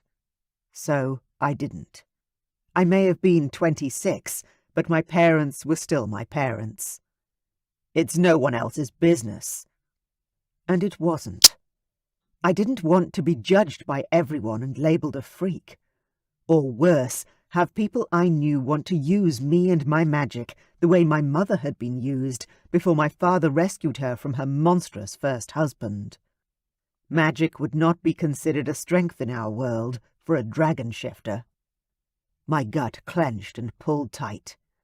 I grabbed my fork and shoved food into my mouth. I was just hungry, I told myself. That was all it was. Well, I'm off to visit Lucy and my granddaughters today, Mom said, standing up. Would you like to join me, Anthony? Karlak and his wife Jessa had twin daughters, born last year, and had spent the last month at Stavrok and Lucy's castle. I shook my head, part of me missing my brother, but the other part too jealous to consider visiting them right now. Karlak had been so happy since finding Jessa and becoming a husband and father, and of course I was pleased for him. But I did wonder if I'd ever find that level of joy. If I'd ever find my mate. I shook off the negative thoughts. I'd enjoyed the peace and quiet since they'd left, so I had to focus on the positives. No, I have plans with Dad. Work in town. Dad nodded, and Mom sighed. All right. I'll be home in a few days. But may I speak to you, Anthony? Alone, please. I glanced at my dad, who had just finished his last mouthful of food. He stood up with a smile. Time for a shower. I'll meet you in the foyer in an hour. I nodded, and Mom went up to my dad and kissed him goodbye, their embrace too long for me to tolerate. I glanced toward the roaring fireplace instead of at them, trying not to flinch.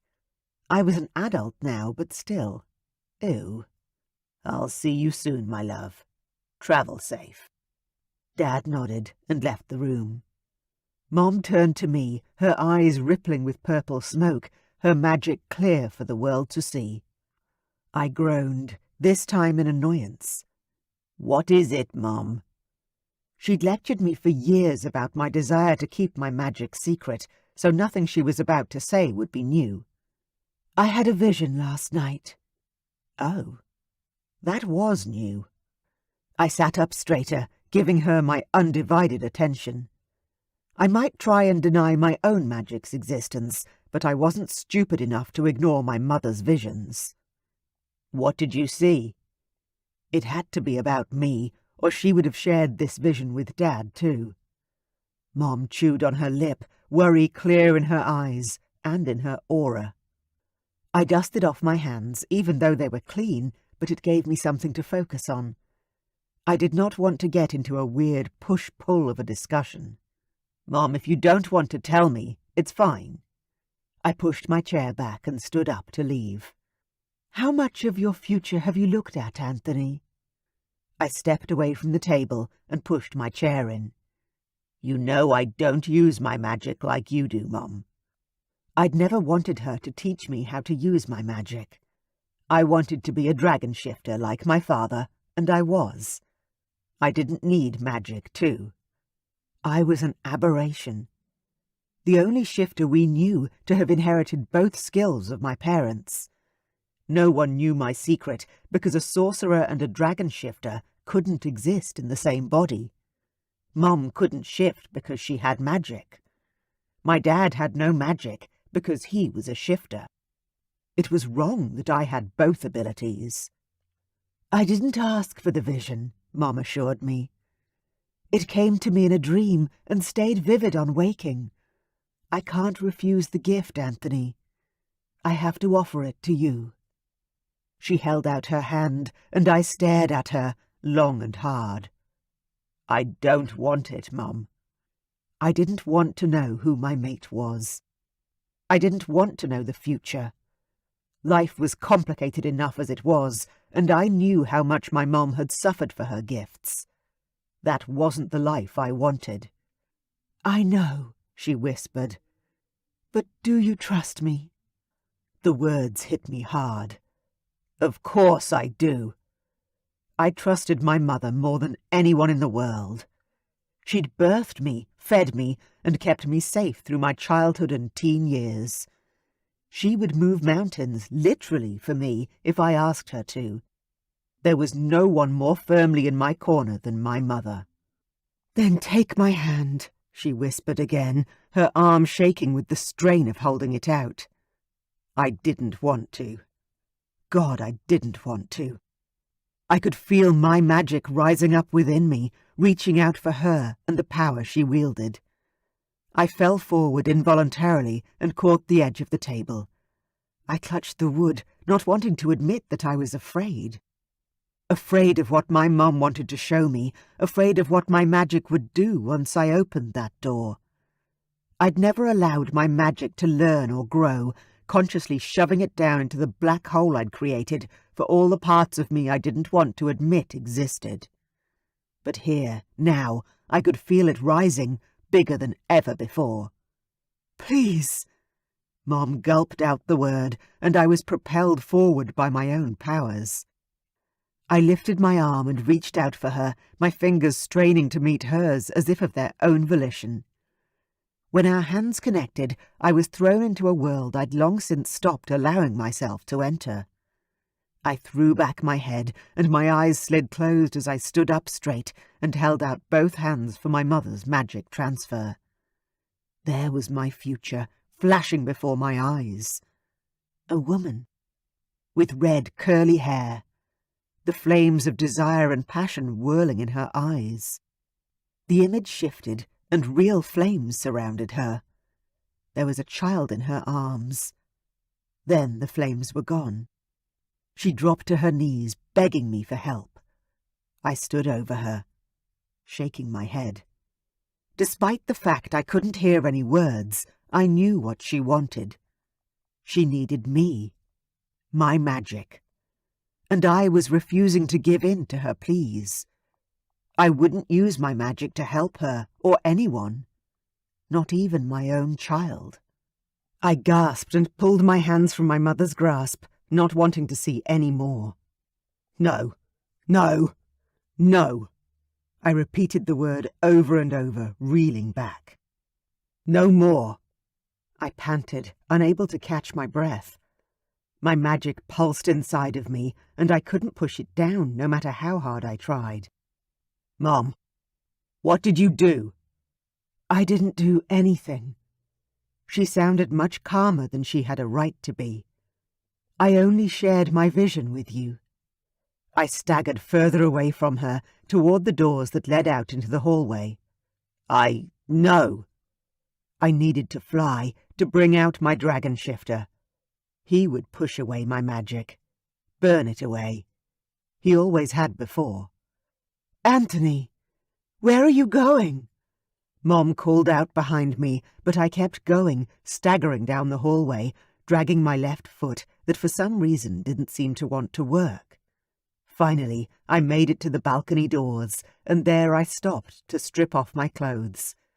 I was in my working clothes, so my sweater and shirt, then jeans, soon hit the ground.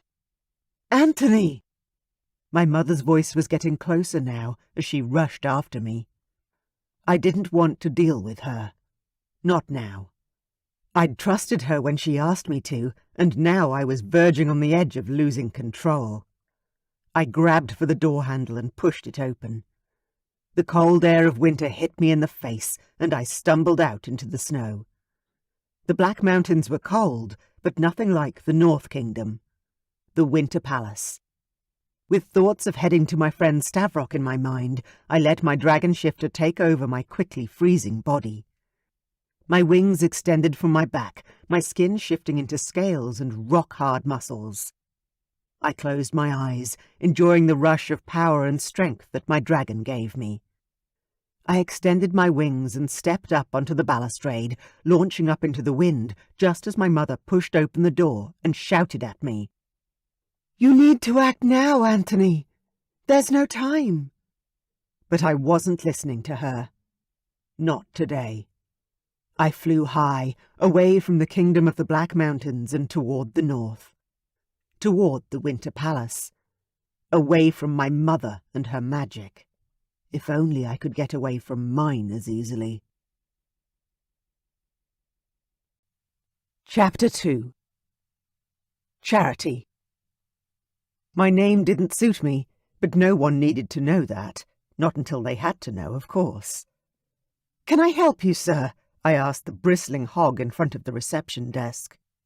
"Yes, you can get your manager for me. Now." "Ah, yes. You want a white, middle-aged man, don't you?"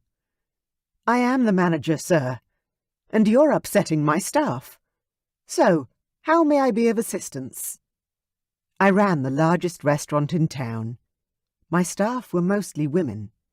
Moms who needed extra cash or time off from their families, or high school girls who wanted work after school. "You can get me a table. Now." I glanced over at my concierge, Tanya, a mom with 5 sons who had the patience of a saint. Even she looked harried and annoyed. I glanced down at our books, even though I knew we didn't have a table to spare. "I'm sorry, sir. We're booked out this evening." I didn't offer him a seat at the bar or an alternative night. Tanya would have done so already, and it was obvious that he'd already tried to push his way in. "No, I want a table now. I have clients here from the city, and this is the only decent restaurant in town." I glanced behind the huge lug, and there were 3 other suits, all staring at their phones, ignoring his boorish behaviour. "I understand, sir. Would you please excuse me for a moment?" I tilted my head at Tanya, and we stepped out of earshot. Okay, so 2 choices. I can kick them out, obviously. Or we can offer them the private corporate room. Tanya snorted. "I offered him the private room, not that he deserved it, but he shut me down. Too expensive." I grinned at her. "Perfect." I would have loved to have just thrown him out on his arse, and I still might be able to, but I had a much more fun card to play now. "Go check on the staff and kitchen for me. I won't be long." Tanya hurried off, and I stepped back to the desk with a grin firmly in place. "Good news, sir." I raised my voice for his corporate clients to hear. "Our private room is available for your party. I'm sure you want to spoil your guests with the best of what our little town has to offer." I batted my eyelashes at him and directed my smile at the other men who'd walked up behind him. "Barry, have you got a table? We're starving." I put on my brightest smile as Barry huffed and puffed. "Oh yes, gentlemen, this way. Barry has booked our corporate room. You'll have privacy and space." And a $500 bill just for the room. I stared at Barry, daring him to refuse the only available table. He nodded. "Yes, chaps, you're in for a treat." Then he stared straight at me. "The manager herself will be serving us in the private room. The cost surely dictates such service." I had the best staff on tonight, being a busy Saturday night, so unless the kitchen caught on fire, they wouldn't need me too much. "Of course, sir," I said smoothly. "This way."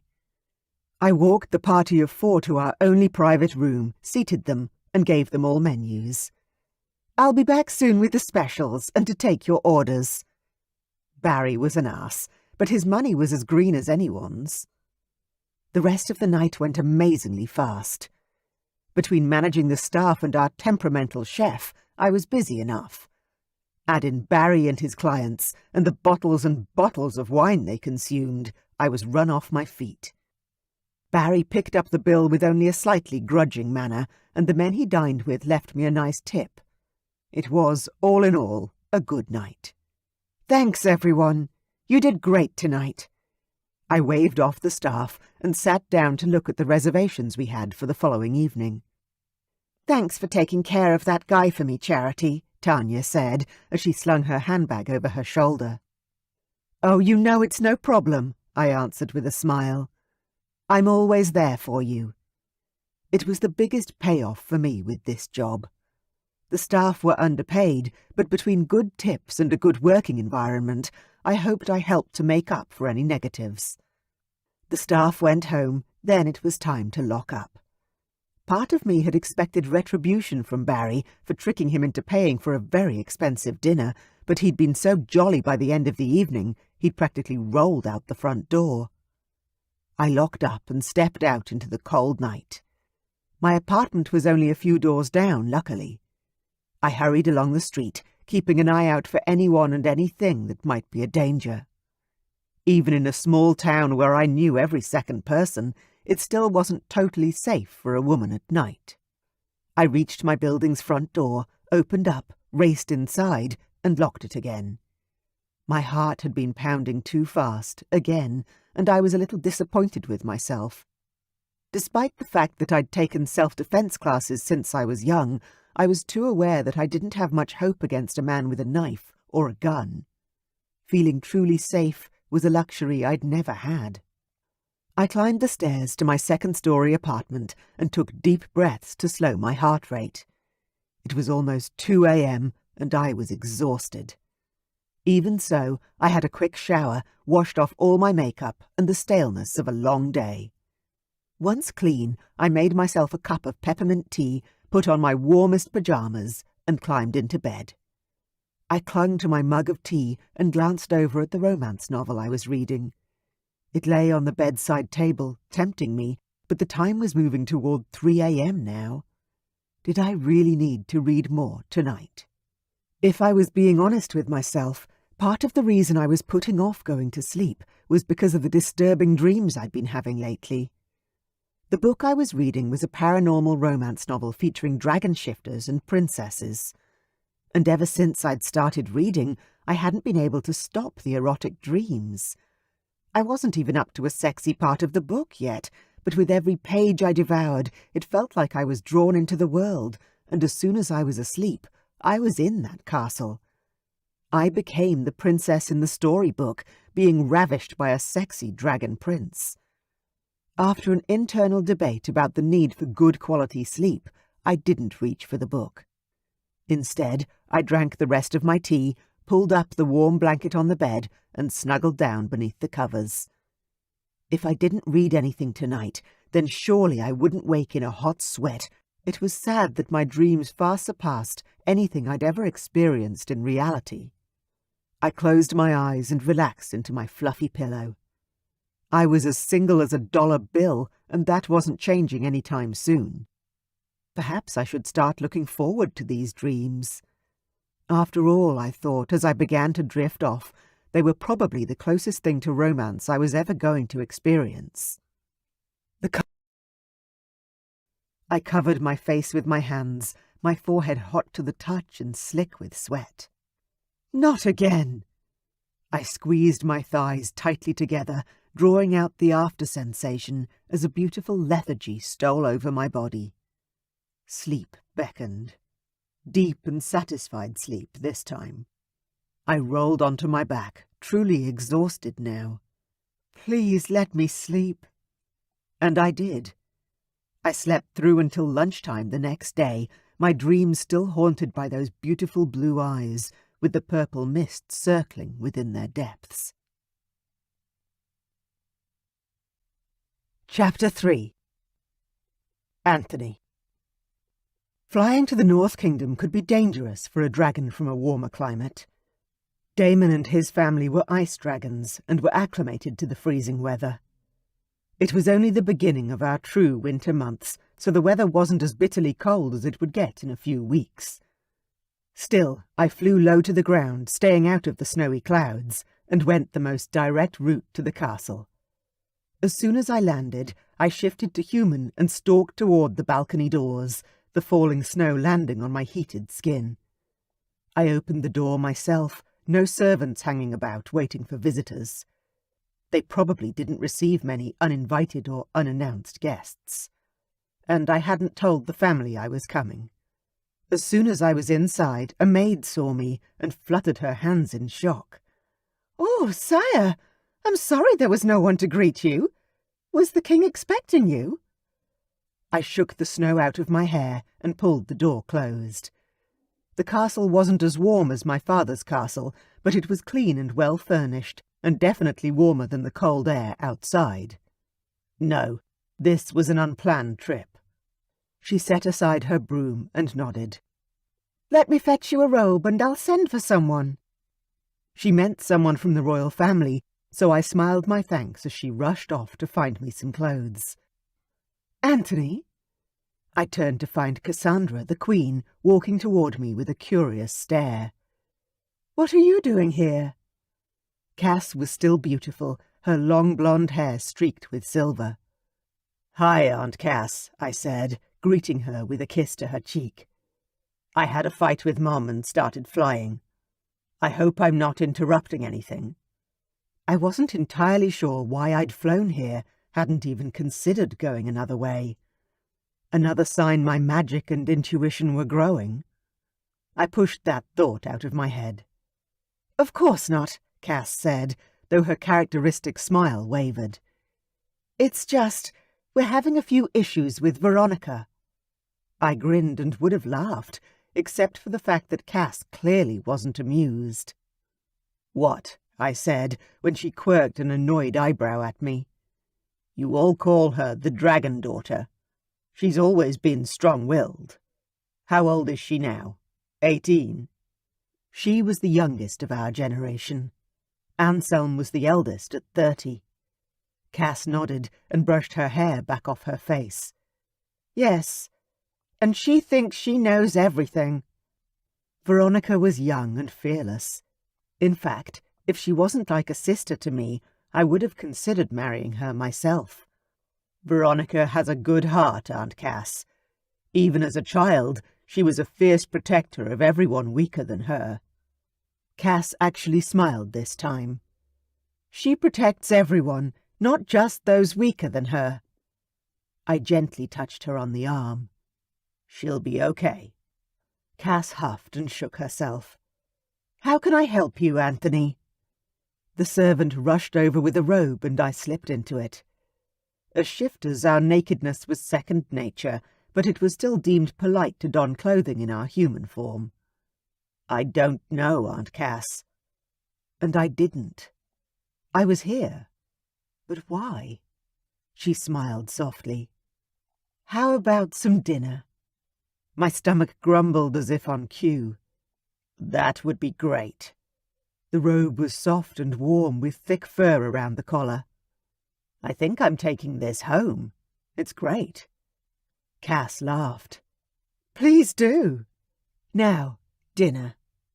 Cass and I joined her husband, King Damon, at the dining table in their small family eating room. "Anthony, this is a surprise. How are you?" Damon stood up to extend his arm and shake my hand. "Thanks for having me on, well, no notice at all." I sat down and slid the chair in, my gaze landing on a beautiful fare of roasted vegetables and steaming hot pies. "This looks amazing." "Eat, please. I know how flying creates hunger. Then tell us how we can help you, unless I missed something and you've already told Cass everything." Cass reached for one of the pies and slid it onto her plate. "He had a fight with his mom, which I can imagine would happen on occasion. Marianne is a fiery one." Damon snorted. "She isn't the only one." "Oh, hush," Cass said, glaring at her husband.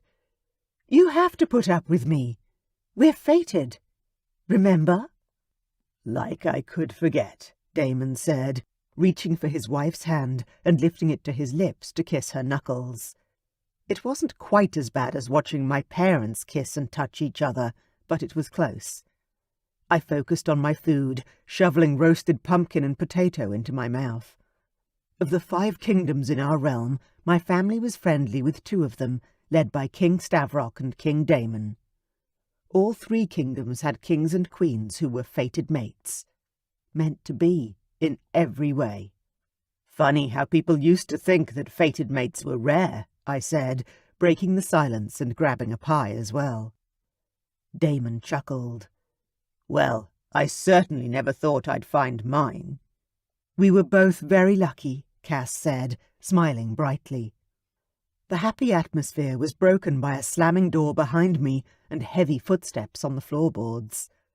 I jumped up and turned, my dragon shifter leaping to the forefront. But it wasn't a threat entering the room, but the dragon daughter herself, ablaze with fire. "Hi, Veronica." I grinned at the girl I'd always considered akin to a little sister. Her frown lifted when she saw me. "Anthony! I didn't know you were here." She rushed forward for a hug, whatever tantrum she'd planned fizzling out, at least temporarily. "It wasn't planned. I just started flying and found myself here." She pulled back, her hands sliding down my arms to grip my fingers. "You know it's always good to see you." A vision hit me out of nowhere, like a lightning bolt thrown directly into my brain. Veronica stood by a window, beautiful in a gown of royal purple. She was heavily pregnant and smiling, obviously happy. But where was she? I recognized the windows of the castle, but couldn't place the location. Her hand rested on her belly, cradling her babe as she turned toward the sound of footsteps echoing in the room. I knew instinctively that the man I'd see next was fated for her. I turned to look, unable to resist. A familiar face stepped out of the shadows, his smile a testament to the love he felt for her. Veronica pulled away, disconnecting our hands and halting my vision. "What the hell was that?" she yelled at me. I ran my shaking hand through my hair. "I'm sorry. That's never happened before." Fuck. How the hell was I going to get out of this one? "What happened?" Damon demanded. "Oh, it was nothing," I said, looking to Veronica and hoping she'd see that I wanted her to keep my secret. Apparently not. "When he grabbed my hand, I saw... Veronica gulped, unwilling to share what we'd both seen. I wouldn't share her secret, but how would we get out of this one? Veronica turned to her father, her focus shifting. "Dad, why have I been restricted in all my flight paths this month? I tried to organise to go and see Kayla, and I was told I couldn't." Damon glanced across at his wife, then went into a fight with his daughter about her safety, and her responsibilities, and her age. I zoned out, unable to focus on anything except the magic still simmering in my veins. Since when had my magic been so unstable? So out of control? Was that what Mom had seen in her vision? My mate amidst flames that were due to my magic? My out-of-control magic? I clenched my jaw hard. I wasn't interested in finding my fated mate yet, but when I did, I would make sure that I kept an iron grip on my power. I would never knowingly allow my magic to harm anyone, especially not someone I cared about. But what if I lose control and don't have a choice? The voices around me were getting louder, and I backed away from the table. "I think it's time I headed home." The 3 fighting dragon shifters turned to face me. "I'll walk you out." Cass hurried around her husband and daughter to grab my arm. "I won't be long." She glared at Veronica before guiding me toward the door. Once we were out of earshot and walking along the hallway to the same balcony I'd landed on when I arrived, Cass squeezed my arm. "Why haven't you or your parents ever said anything?" "About what?" I asked, my stomach twisting with sudden stress. Cass stopped and held tight to my arm so I would swing around to face her. "You have magic, don't you? Like Marianne." "Magic? Me? No, of course not." I'd never been asked that question directly, so I definitely hadn't planned my reaction properly. I took a breath and forced a smile to my face. "I can shift, you know that. I can't have magic as well." Cass's gaze was keen, and even though she didn't say anything, I knew she didn't believe me. She nodded. "That's true. So how did you just show my daughter a vision? And although I'm tempted to ask what it contained, I know what you shared with her is personal. So I'll somehow refrain, for the moment." I opened my mouth to rebut what was clearly the truth, and Cass raised an eyebrow as though daring me to lie. I slammed my mouth shut and didn't say anything. The last thing I wanted was to be a liar, though I was tempted. The Queen lifted her hand and I kissed her knuckles as a show of respect. "Thank you for visiting us, Anthony. Fly safe." She was dismissing me instead of grilling me further, and I appreciated the reprieve more than I could say. "Thank you, Aunt Cass." She nodded and turned and walked away. I watched her go, too many conflicting thoughts in my head. Should I call out and try to reassure her that she hadn't seen what she thought she had? Or would that just compound my weak attempt at denying the vision? I shook my head and hurried to the balcony door, throwing off the robe as I went. Despite my joking comment about taking it with me, I would never take anything from anyone.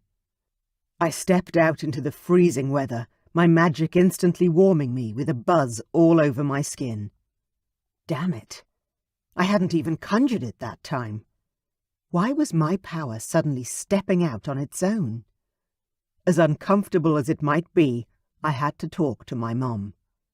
I closed my eyes and let my dragon shifter take over my body once more. It was time to go home and find out how to turn off this other side of me, this unwanted, flawed side, once and for all. Chapter 4. Anthony. When I arrived home, my mother was waiting for me just inside the doors to the balcony landing area with a warm robe and slippers. Our castle was well made, and my father had ensured it was well kept. However, it was mostly stone and freezing to the touch in places, so the slippers were a welcome greeting. "We have to talk," she said, as I slid my arms into the robe and tied it around my waist. "We certainly do," I agreed. "How do I get rid of my magic forever?" She gaped at me. "What?"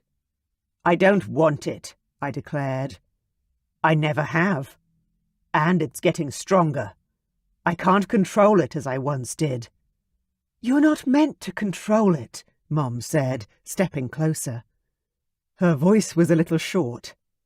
"You're meant to embrace it. Be grateful for it. The way I am, every day." I rolled my eyes at her. "Grateful? You know I'm not meant to have the ability to shift and magic as well. One or the other, not both. It makes no sense. I'm a dragon shifter." "You want to embrace your father's side of your bloodline, but not mine." The hurt in her voice stabbed through me. "That's not what I meant. Not at all. It's just no one else has both. It's not right. I'm a freak, Mom." "You're not a freak," Mom corrected in her harshest tone. "You're a miracle. I would have loved to be able to shift, to soar on the air." "Well, you can have it," I said. "Obviously it's possible, even though you didn't think so before." My mother put her hand to her forehead, pressing her fingers into her flesh, as though she needed to stop the headache. No, Anthony, you don't understand. It's your inability to accept your magic that causes the... Oh! She froze, her eyes flashing with purple as her magic took over her body. Her trembling made me flinch, and I couldn't stop myself from gripping her arms. I didn't like sharing my mother's visions, but her magic called to mine, as did my need to help her. "Mom, The vision hit me with the weight of a tree trunk. My mate was walking along the road. Someone was stalking her. She was hit from behind and she fell. He was on her. My mate was screaming. Horrible, blood-curdling screams of pain. He was hurting her, making her. I pulled away, managing to disengage from my mother's magic, my soul recoiling with rage as my dragon rose up within my heart. "Where is she?" I growled, my shifter barely contained. "She's..." Mom wrapped her arms around her body, shuddering. My worry rose, almost swamping me with its intensity. "She's at work. I can show you." She held out her hand, and this time I grabbed it without a second thought. Flashes came at me. Main Street. Number 245. A big red brick building. A restaurant. Then a grey 2-story smaller building. Blood. So much blood. I let go of my mum, scales already covering some of my skin. My teeth had shifted in my mouth and I couldn't talk. Mom rushed to the balcony door and pulled it open, standing back to give me room. "Go! Go! Before it's too late to save her." Too late. I rushed for the door, barely squeezing through as my dragon body took over my smaller human one. I leaped over the railing, dropping like a stone before completing my shift mid-flight. I spread my wings and flew across the ground, flapping my wings to get up and over the small houses of our township. The higher I flew, the more my gaze narrowed in on the Vale. The airspace I'd only flown through once, a long time ago. The gateway to the human world. I hit the portal, and tingles coursed all over my skin. Then I was through, into the human world, and immediately warmer. It was mid-afternoon, and the vision I'd seen had been late night. Had it happened yet, or was it something that was yet to occur? Should I wait it out, or go to her now? I flew lower, spying a small house in a field. A memory swam into my mind about that house. About the family who lived there and helped the dragons who crossed the Vale. I made a decision and landed in the field, shifting to human. It wouldn't be good for anyone to see me in my dragon form. The ground was cool and soft beneath my feet as I walked toward the small cabin.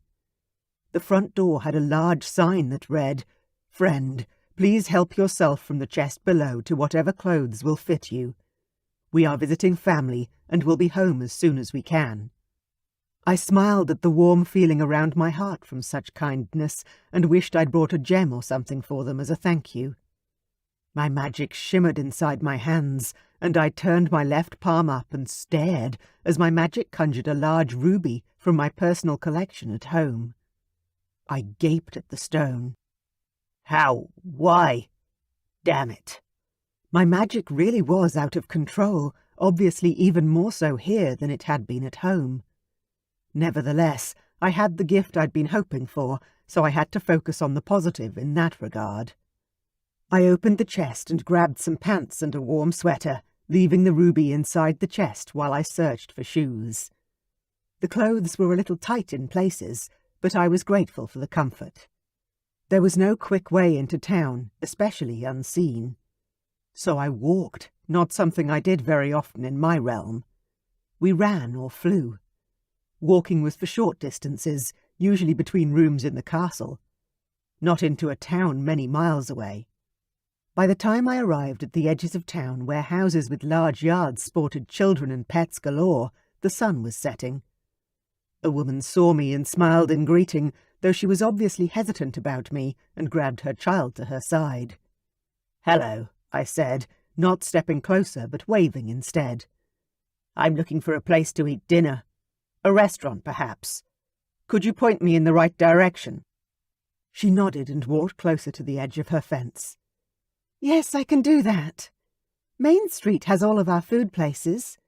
There's a bakery and a diner and a fancier restaurant if that's what you're looking for." "And how do I get there?" She pointed. "That way, 2 blocks over. You can't miss it." I nodded and turned to smile at the small girl clinging to the woman's legs. "Much appreciated." My heart began to pound as I ambled along the street in the direction of Main Street. It was beginning to dawn on me that I was about to meet my fated mate. What would I even do once I met her? Would she recognize me as I did her? Would I be able to leave her once she was safe? So many questions, and none of them with immediate answers. My older brother had found his mate before he was 21 and pursued her with a determination I'd never seen him display before that time or since. Would I be the same? Was I ready for the woman who would be my perfect other half, the mother of my children? I groaned as indecision flooded me. Then a voice in my head whispered, "Trust." I sighed. Yes, trust the process. Trust the universe. Trust fate. If now was my time, who was I to question? Main Street was not large, but it did indeed have a choice of many shops, including clothing, baby items, and food choices.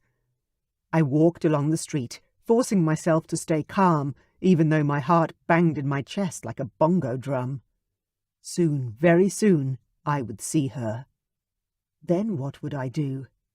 Would I be able to control my dragon? Or fail, as so many kings and princes had done before me? My hands tightened into fists. The stories of dragon shifter kings turning into uncontrollable beasts at the mere sight of their mate had taunted me since I was a child. Some thought it was romantic, weirdly. I found it disturbing. I'd never had a problem controlling my dragon, or my magic, though one of those had become quite difficult recently.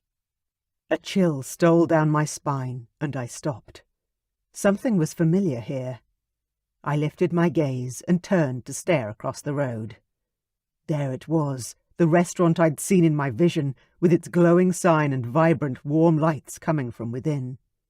My stomach grumbled in hunger, but I had neither money nor the patience to sit with my mate in arm's reach and not say or do anything.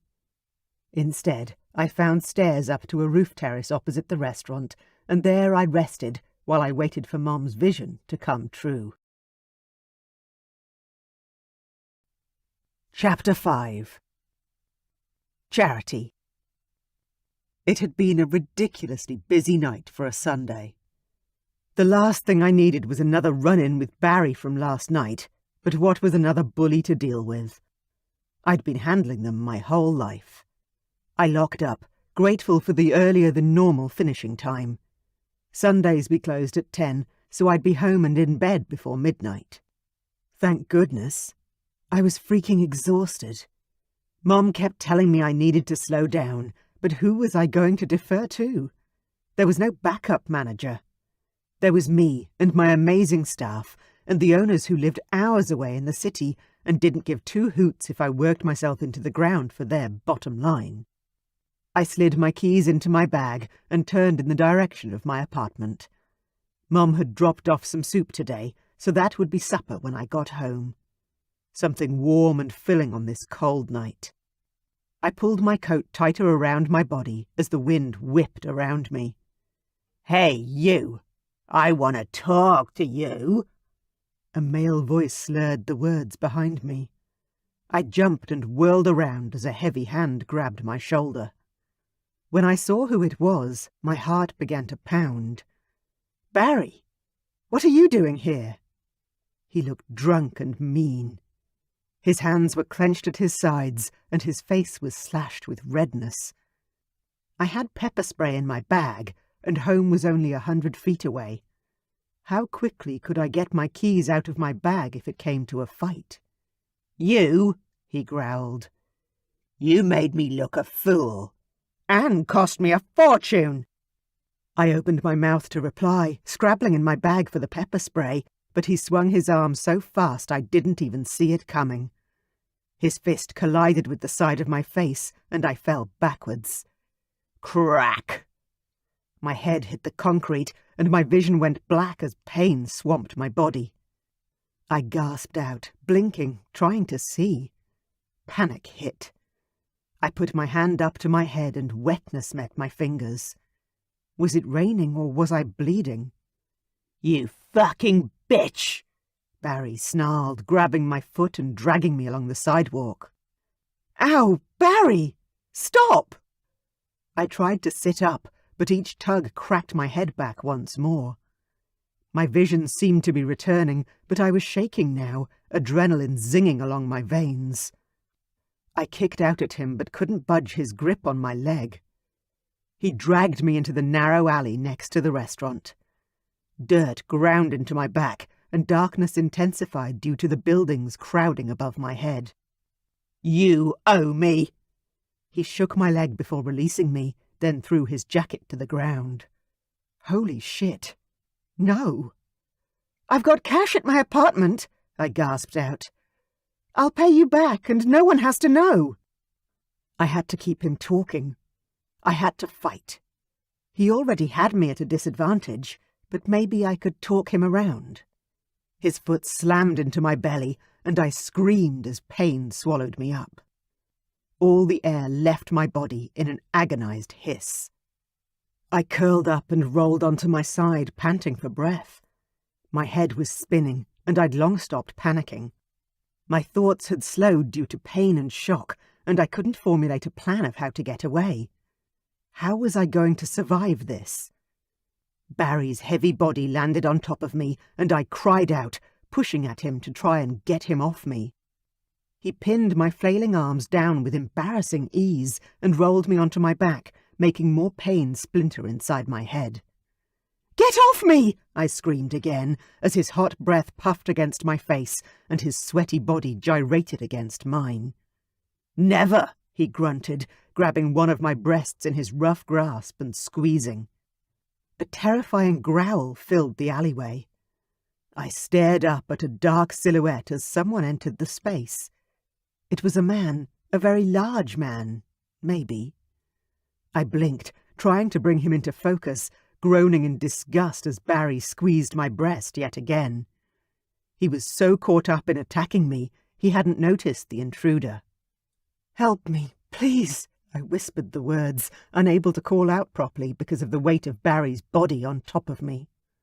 Hot tears filled my eyes, and I gulped as the man stalked forward, reached down to pick Barry up, and threw him with sickening accuracy into the brick wall beside us. Barry dropped like a bag of shit, unconscious. Judging by the crunching noise when he hit the wall, he had to have broken several bones. I was whimpering and shaking now. "I'm here to help you." The man's voice was gentle. He scooped me up into his arms, and I immediately felt protected. I closed my eyes and covered my face with my hands, allowing the unfamiliar sensation to wash over me. Safe. Then another deep growl sounded, and I was suddenly being lowered to the ground once more. What the hell? I opened my eyes and looked up. And up. The man above me seemed to have grown in size, and his feet were no longer feet. They were claw-like. They were talons. How was that possible? Was I dreaming? Was this a nightmare? "Do not be afraid." His voice had roughened and his words were garbled. "I will fly you to safety." Fly? His talons reached for me, and I froze as one of them scooped me up and held me tightly against the cool scales on his chest. With a single jump we were soaring up, up and into the air. I began to hyperventilate, fear striking me hard in the chest as my town got further and further away below us. What in God's name was happening? I looked up, and that's when I realized what type of creature held me in its talons. A dragon. A real motherfucking dragon! And then the world went dark. Anthony. I flapped my wings harder, aiming for height, reaching for my magic to shroud my mate in the warmth she would need to survive the cold we were flying toward. For the first time, I welcomed the rush of magic, knowing I was helping the beautiful woman in my grip to avoid freezing to death. I wanted her to feel warm and safe and comfortable, and if my magic could bring her a little of that, then for once it was a good thing. My mate, whose name I still didn't know, was unconscious now, so I tucked both claws around her and held her as close to my body as I could. God, she's amazing. Gorgeous. With every beat of my heart, the feeling grew stronger within my chest. She's the one. I'd known it the moment I saw her step out of the restaurant. I hadn't known what to do from my vantage point on the roof terrace of the shop opposite. I was frozen in shock at the sight of her.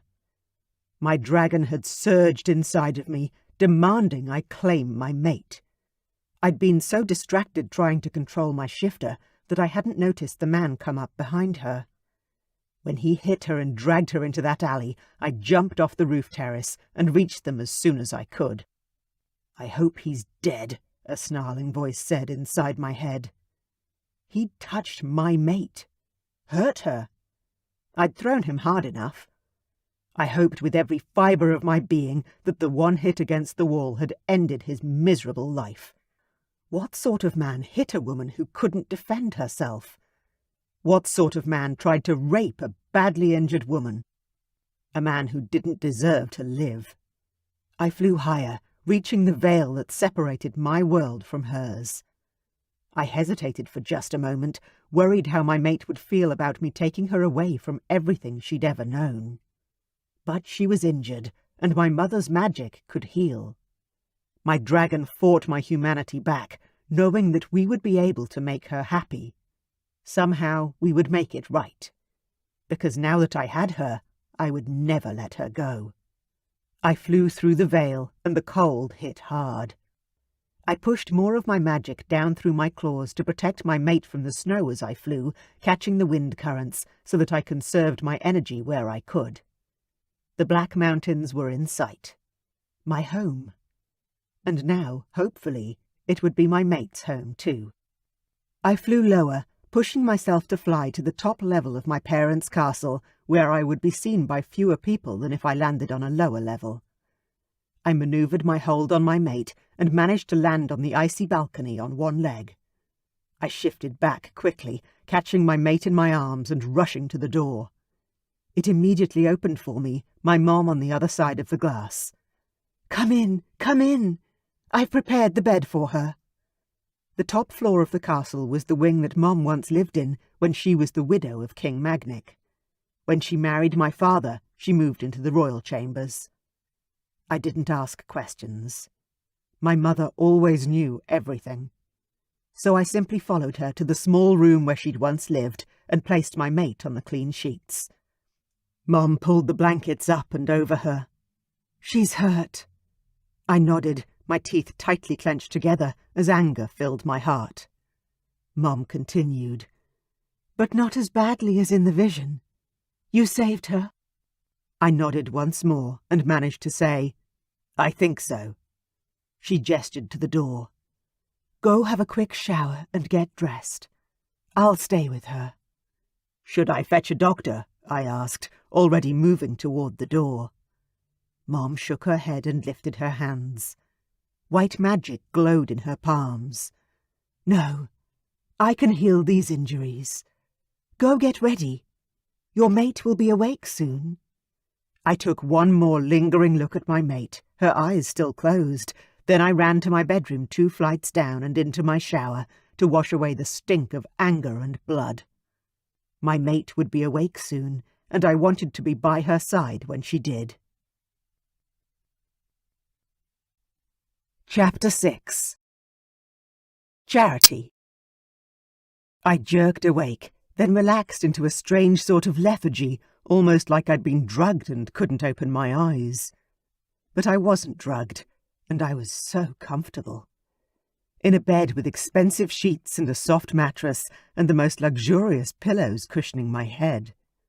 But Why was I in a bed that wasn't mine? My eyes popped open and I glanced around, not moving any other part of my body. Above my head was a bed frame I didn't recognize, with an ornate ceiling and a light fitting that looked like it was from a historical movie set. I tried to sit up, but my stomach hurt, and I moved my hand to cover the pain. Ow! Try not to move, a soft female voice said. I've done what I could to heal you, but as you're human, you'll need to do a lot of the mending yourself. I twisted to see a woman sitting calmly beside my bed. She was beautiful and very regal-looking. With her long velvet dress and her hair pinned up, she looked like a medieval princess. "Where am I?" I demanded. "You're in my home," she answered simply and smiled at me. "I'm not sure how much you remember.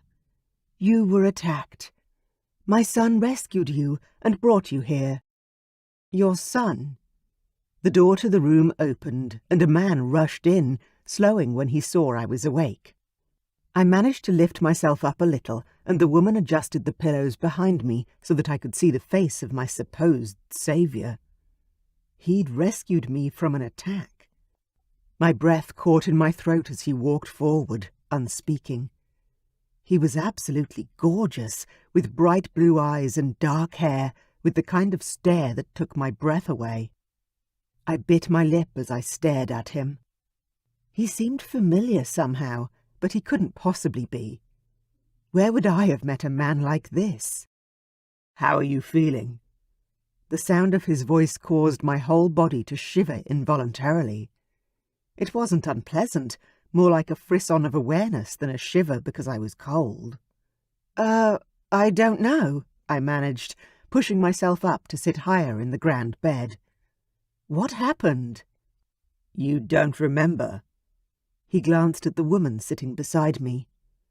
I frowned, searching my memory for something, anything, and came up with a blank. "No, I'm sorry, not at the moment."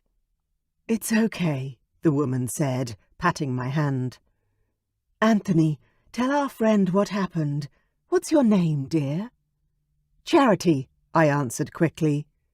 At least I knew my own name. I sounded like a dumbass about everything else. The man, Anthony she'd just called him, moved to the same side of the bed where his mother sat. As he moved closer, I could see the resemblance in the colour of their hair and the general aura they both had about them. They both radiated a sense of honesty and calm. Not feelings I usually attach to strangers. "Charity," he repeated, a soft smile tugging at his lips. An answering tug inside my belly surprised me, but I pushed it away and down. That wasn't the way to respond, just because this guy had obviously saved me from some sort of trauma. "I happened to see you leave your restaurant last night. A man hit you and dragged you into the alleyway beside the restaurant. I fought him off and carried you home. Here. You were injured, but not badly. We hope." I covered my mouth with my hand as memories began to flood back. I gasped loudly. "Barry! That asshole!" Weird flashes cast images into my mind. Of Barry punching me, kicking me, then a strange, shadowy man saving me. There was more, but my brain hurt to even think now. I groaned. "Damn, I have a headache." "You hit your head pretty hard," the sexy guy said. "I'm sorry I didn't get there sooner. Oh no, you saved me from a lot worse, I'm sure." Barry wouldn't have settled on just hitting me once or twice. I was pretty sure he'd been trying to rape me, and if this man hadn't come along. I swallowed hard and blinked away the tears that swam in my vision. "Thank you." He inclined his head, spearing me with a strangely intent look. "You're welcome."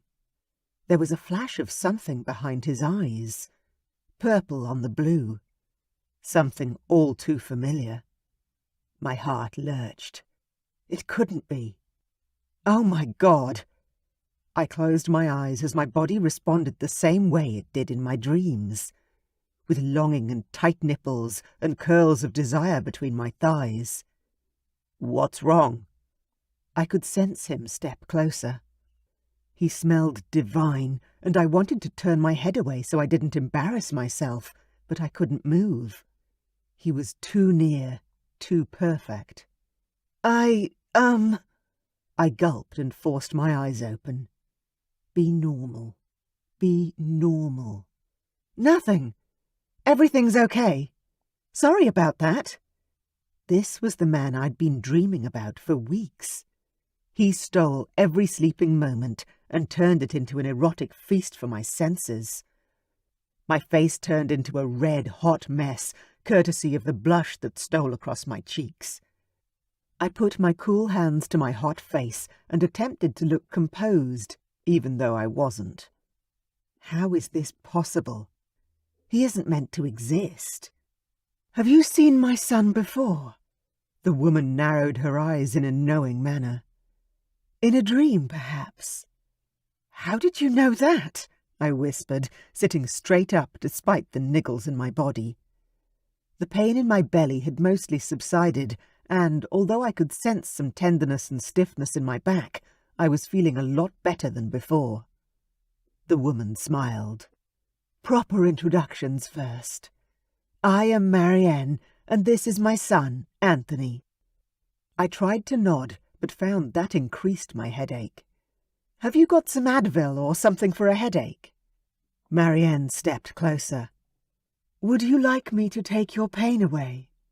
How would you do that? I asked, suspicion etched into my tone.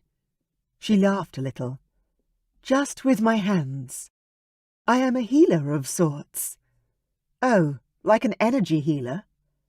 I knew of some woo-woo style practitioners who could lay their hands on people and practically heal them through energy exchanges. Not that I totally bought into that sort of thing, but at this point in time I was happy to try anything. Yes, just lay back. I did as she said, though an unease settled into my stomach. Marianne pressed her fingers to my temples, then stroked my forehead gently. I tried not to sigh, but her gentle touch was nice, soothing to the pain. How's that? She asked after a minute or so, taking her hands away. Any better? I opened my eyes, unaware of when I'd closed them. The pain was gone, and my head felt clearer than it had in a long time. I sat up once more. Oh my God, you're amazing! I grinned up at the woman and her gorgeous son, trying not to let my embarrassment take hold once more. This couldn't be the man from my dreams, surely. Just because his eyes were blue-purple and his face looked oh so familiar. No, it's impossible. Now, about that dream, Marianne said. Mom, stop it. Anthony gave his mum a push in the side that didn't move her, so I had to assume it was playful. Marianne grinned again. Secrets always come out in the end, just so both of you know that. She began walking toward the door. It's late, so I'm going to bed. My husband will be wondering where I am. Anthony snorted. Dad will be snoring his head off. She smiled softly again. Fine, I'm exhausted. I'm old. Let me get some sleep. She waved at me just before she pulled the door shut. Nice to have you staying with us, Charity. Oh, nice of you to have me, I responded as she shut the door, leaving me alone with Mr. Sexy-ass Dream Guy himself. I glanced around the room. Where exactly am I? Why hadn't he taken me to a hospital or the police or something? And what happened to Barry? Did you call the police? Anthony walked around the bed so he was standing at the foot of my bed and we could look at each other easier, with a little breathing room. Don't you want to get some sleep? It's after 1 a.m. I narrowed my eyes at him. Why aren't you answering my questions? Part of me argued that I should be feeling afraid, but instead I rationalized that if they'd wanted to hurt me, I wouldn't be lying in a plush bed, comfortable and healing. He ran a hand through his hair, then looked at me with eyes that shone with heat. "Because I'm afraid to tell you." "Tell me what?" I whispered, and even though my pulse quickened, there was no fear in my heart. He gestured to the bed. "Where you are. What I am." "What you are?"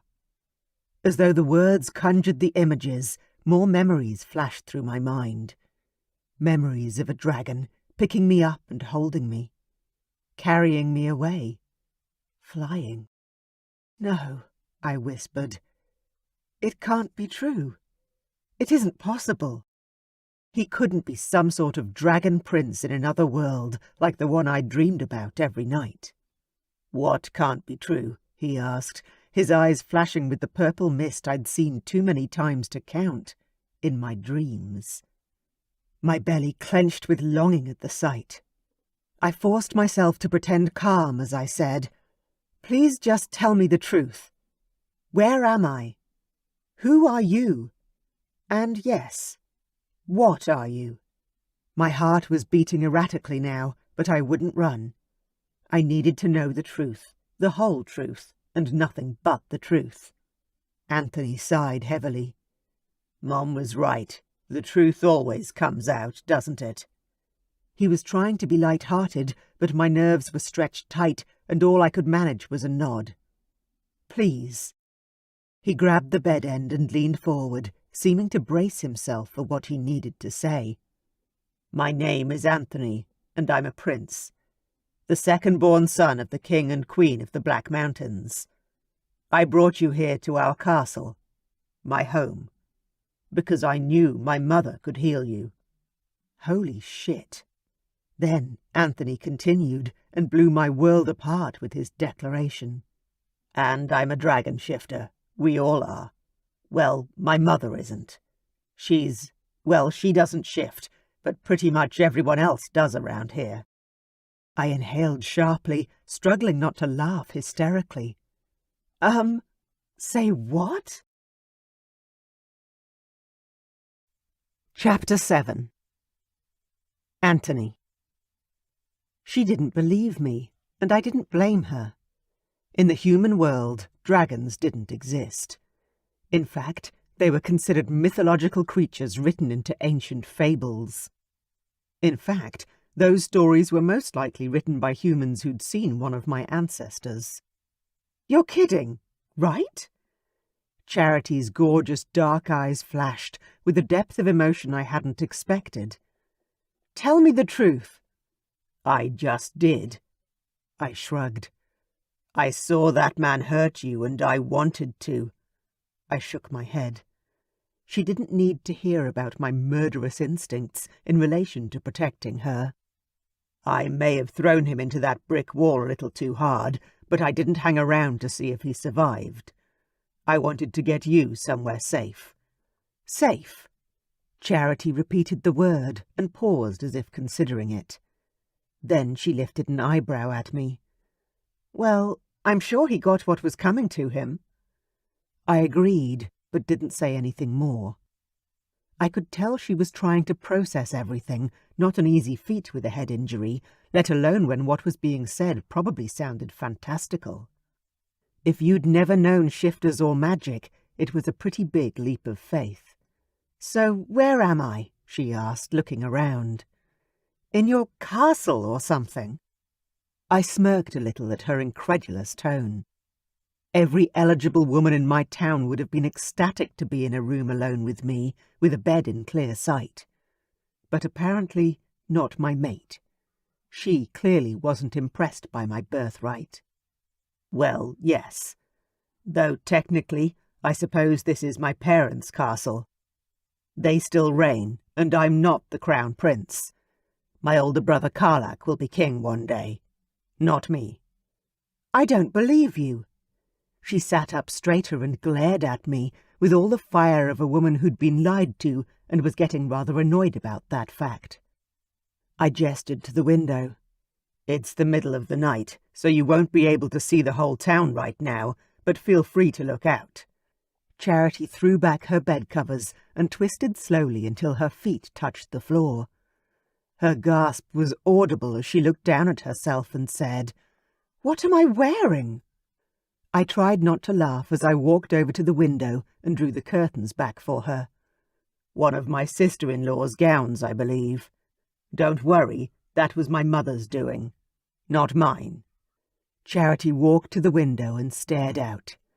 We were 20 stories above the town, and, in the darkness, it was hard to see any detail, even with my enhanced dragon sight. She huffed out a breath. "I can't see a thing." Determined not to be thought of as a liar, I marched over to the main door. "Come see the castle, then. Or you can wait for morning. Either way, you'll find out I'm telling the truth soon enough." She narrowed her eyes at me and lifted her head. I was pretty sure she would have stormed up to me, all indignation and fire, if she'd been able to. I could imagine her poking a firm finger against my breastbone and telling me off, and I had to hold back a laugh at the imagined scene. She had some fire, this one, which only made her even more desirable in my eyes. Or at least, she would have fire if she were operating at her full capacity. She swayed a little, then moved toward me slowly. "Are you all right?" I asked, studying her tentative movements. "You took a lot of knocks tonight." She nodded, but her lips pressed into a thin line. I opened the door and took her elbow as she reached me. "One short walk, then back to bed. I don't want you passing out again." "Again? I passed out?" Her voice was slightly breathless. "Yes, once we got to a higher altitude. I'm not sure if it was fear or your injuries, but I was worried about you for a good few hours." We took a few steps before she stopped. "I don't think I can. I'll have to see the rest in the morning." She sagged and I grabbed for her, sweeping her into my arms and marching back to her room. "I'm not making a move," I said, trying to be stern. "You just looked like you were going to fall down." She lay her head on my shoulder and sighed. It felt so right to have her in my arms. "I was. Thank you. I wouldn't have made it back on my own." I placed her back in her bed and tucked her beneath the warm covers. "You're not used to having help, are you?" She closed her eyes, effectively shutting me out. "I don't usually need help." I brushed her hair back off her forehead, unable to not touch her when she was this close. "Well, tonight, just take it. Okay?" She nodded, though her eyes remained closed. "Okay." "My room is a few flights of stairs down. Do you think you'll be all right here if I leave you now?" She opened her eyes, and, for the first time since the attack, there were tears shimmering in her eyes. "I'll be fine. I just need to sleep." The sight of those tears did something to my insides. I felt all squeezed tight, like it was difficult to breathe, and I couldn't stop myself from leaning forward to press a gentle kiss against her hair.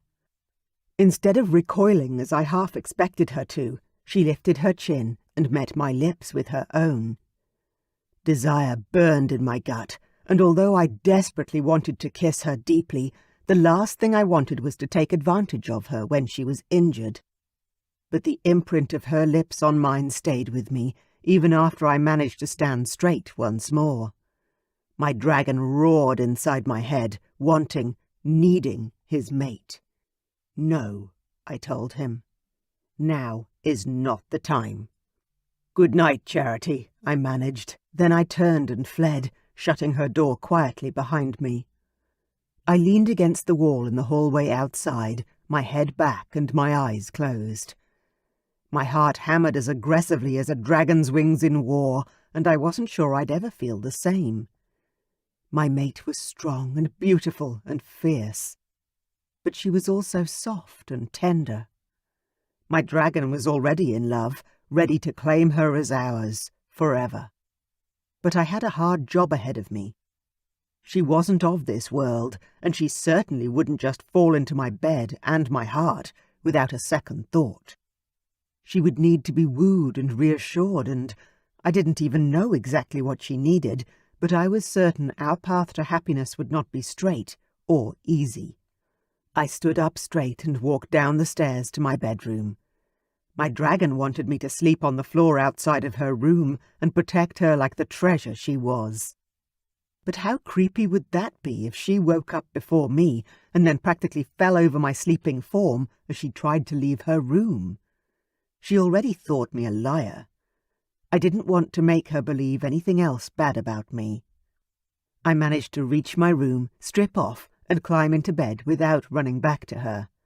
She was safe in my mother's old room. Safer than anywhere else in the world, human or dragon. My mother's magic filled every room and hallway of this castle. And even though the servants loved her, they also feared her power. No harm would come to my mate while my mother was queen. And I would destroy anyone who tried to harm a hair on my beautiful mate's head. I managed a few restless hours of sleep before I was up, dressed, and heading back up the stairs to see if Charity was well enough to go for a walk. When I reached the door, Mom was walking out. When she saw me, she held a finger to her lips as though shushing me. "She's still sleeping," Mom said, once she'd shut the door behind her. "Okay, I'll wait." I stood beside the door like a soldier. I wasn't letting her wake up to an empty room and no help. Mom nodded. "I understand. The fated mate bond is very strong. You won't want to leave her at all."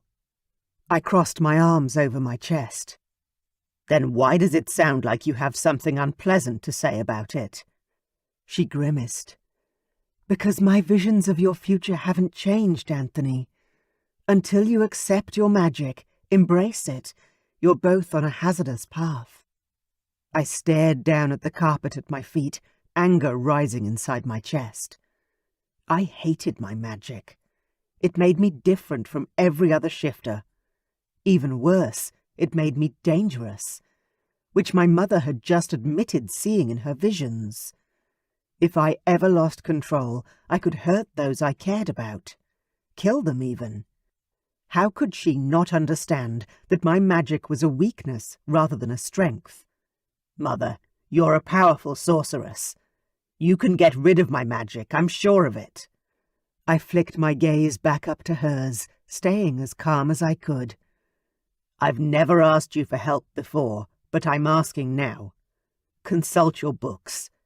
See if you can take away my curse." Mom gaped at me. "It's not a curse. It's a gift. And Anthony, you are far more powerful than you know." I scowled at her. "Yeah, so powerful I'll likely kill my mate someday. No, thank you. If this is a gift, I don't want to accept it. I want it gone." Mom lifted her chin. "All right. If that is truly what you want, I'll see what I can do." "Thank you." She took a step away from the door, then froze. "I think Charity is awake," she said, but in truth, she hadn't needed to tell me. I could instantly sense the connection with Charity grow stronger as she woke. "Bring her down for breakfast, would you?" Then she was gone. I stared at the door to my mate's bedroom, my gut tight with anticipation. Today was the first day of the rest of my life. With her. I just had to convince my human mate that it was also the first day of hers, and that it would be a good thing, not something to fear. Chapter 8. Charity. I was still inside this strange room. It was beautiful, that was for sure, but unlike any bedroom I'd ever seen before. Knock, knock, knock. "Come in," I called out, before really thinking about who I was inviting into my room. The door opened, and the man of my dreams, quite literally, walked in. "Good morning." I smiled at Anthony, trying to control my body's response to his presence, and failing. My cheeks burned with the shame of it. "Hi." He smiled at me. "Mom asked me to invite you downstairs for breakfast. Are you feeling well enough?" I checked my body. I need to go to the bathroom first, but yes. Breakfast would be lovely. Anthony indicated a door behind him. There's an attached bathroom here, with a large tub and shower. Please take your time, and I'll wait out in the hall. Thank you. He turned and headed for the door. My gaze swung down to his arse and the way his slacks clung to him. Wow. As soon as the door was shut, I got up and carefully made my way to the bathroom. I was still sore, but I felt a lot more energetic than I had last night, and less like I was about to topple over. I stared at my reflection in the mirror, a stranger staring back. Holy shit! What the hell happened? I was pale and wan. I had bruising around my right eye and dried blood in my hair. I looked like I'd been pulled through a hedge backwards and then thrown in front of a truck. How am I even alive? The answer was clear. Someone had saved me from a fate worse than death, or perhaps death had been Barry's intention. I didn't know. I didn't remember all the details. I glanced longingly at the shower. I had to wash the blood out of my hair. I couldn't go to breakfast, potentially with members of some strange royal family, with blood clinging to my scalp. I unlaced the bodice on the dress and dropped the heavy garment to the floor. Whoa! It must be cold here if that's what they wear every day. Had Anthony really carried me to some other town? How had he done that? A brief image of being up high, of air rushing past my face, intruded, but I tamped it down. No. Don't go there. Don't think about anything except what's in front of me right now. I shook my head to clear any lingering worries as I gingerly walked into the massive tiled shower and turned on the faucet. One thing at a time. The water quickly turned hot, and I turned around and let the stream flow over my head and down my body. There didn't seem to be any shampoo or conditioner, but there was a flower-scented soap, and I used that to scrub my whole body, then applied it to my hair. It was heaven to remove the blood and emerge clean and fresh. I turned the shower off and found a neat pile of towels near the door. I could already feel my energy fading a little, so I dressed again in the lovely sky-blue gown, but I couldn't manage all the intricate lacing. Eventually I gave up and walked back to the door that led to the hallway. When I opened it, Anthony was there, waiting for me as he'd promised. His smirk told me I looked like a drowned duck. "What?" I said. "It's not like I have this sort of dress in my wardrobe. Where are my clothes?" His grimace told me all I needed to know. "Fine," I grunted. "Do you know how to fix this?" I gestured to all the strings and ties, and he nodded. With expert efficiency, he laced me up, then stepped back. His fingers had been brisk, and yet he'd lit a path of fire with every touch. Did he feel that strange connection too? "Do I want to know how you know your way around women's clothing?" I raised an eyebrow, and he had the grace to lightly blush. "You can ask." His smirk lifted one side of his lips. "But do you really want to know the answer?" I grinned at him. "Touché." "Let's go." He offered me his elbow like a gentleman from a historical movie. I took his arm, because how could I not? Then I remembered our strange conversation last night about where we were. "Weren't you going to show me the view?" I taunted. I was sure we were just inside some beautiful mansion outside the city centre, and I would see familiar landscape when I checked outside. They had bluestone historical homes near where I lived. Not many, but they were around. This was likely one of those. "Sure," he said, with a big smile, leading me to an arched window that looked out over a view that took my breath away. Oh, my! We were high up. Like, really high up. This was definitely not a bluestone stately home. I stepped closer, pressing my nose to the window so I could stare down at the village below. It didn't look familiar at all, nor did the mountainous skyline beyond the village. Where are we? We're in the Black Mountains, Anthony said. My family rule this kingdom. Kingdom? I twisted around to gape at him. Where's here? What country? He pressed his lips together and his nostrils flared. I put my hands on my hips. Well? You're in a realm not far from the town you live in. We passed through a hidden portal last night. We call it a veil that sits between your world and ours. We're in a... I gulped, then swallowed hard. Was he saying that he'd taken me to some sort of time travel world or something? Another realm? What's with all the medieval clothes and stuff? I said, gesturing to the dress I wore and trying to grasp onto something concrete. The clothes are designed mostly for the weather. It gets cold here, he explained.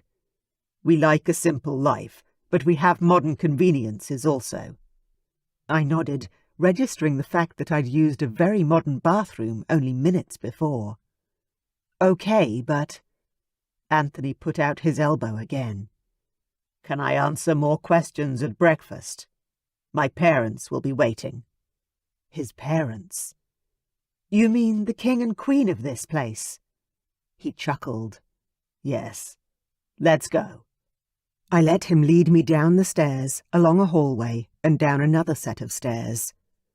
How big is your home? I asked, glancing at everything around me. The furniture, the paintings, the rugs on the stone floors. It really was a castle. This place is amazing. Anthony chuckled. It's big. How big? I have no idea. He pushed open a large carved door and preceded me into a large dining room with a roaring fireplace. Wow! I stared at the stone dragon carvings around the fire and the portrait atop the mantel.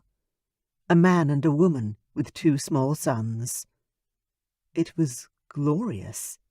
There was no other word for it. Marianne walked toward me, a huge smile on her face. Nice to see you up and moving, Charity. Are you feeling better? I nodded.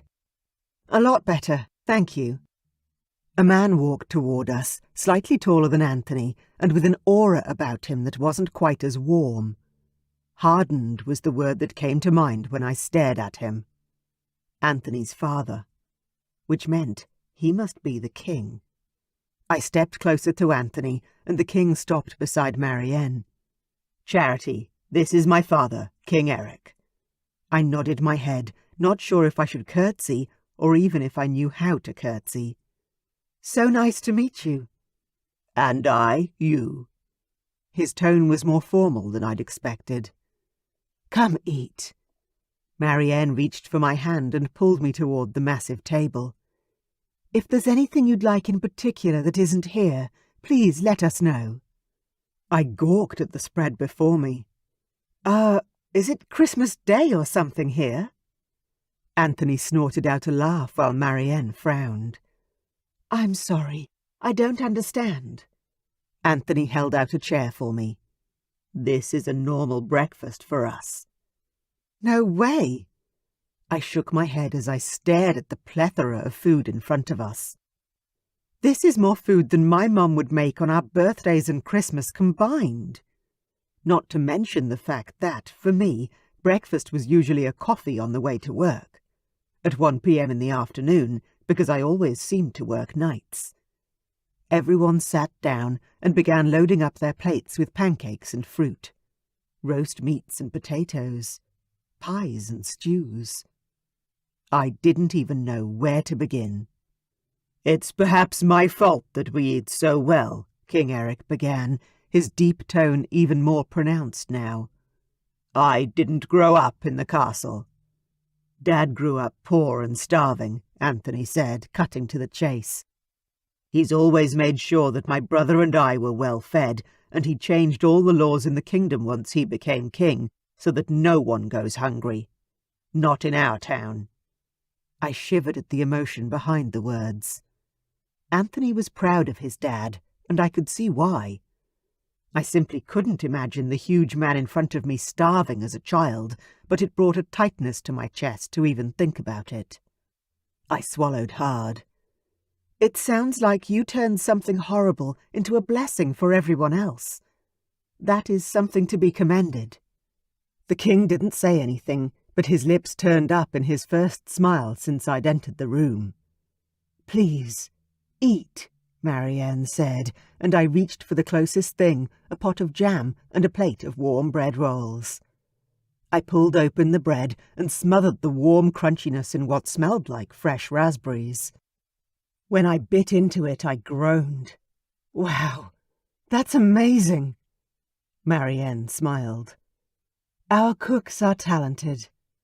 I took another bite and managed to swallow before saying, "I've worked in restaurants for 10 years, and this is top quality." "Try some of the meat," Anthony said, gesturing to the platter not far from me. "It's impressive."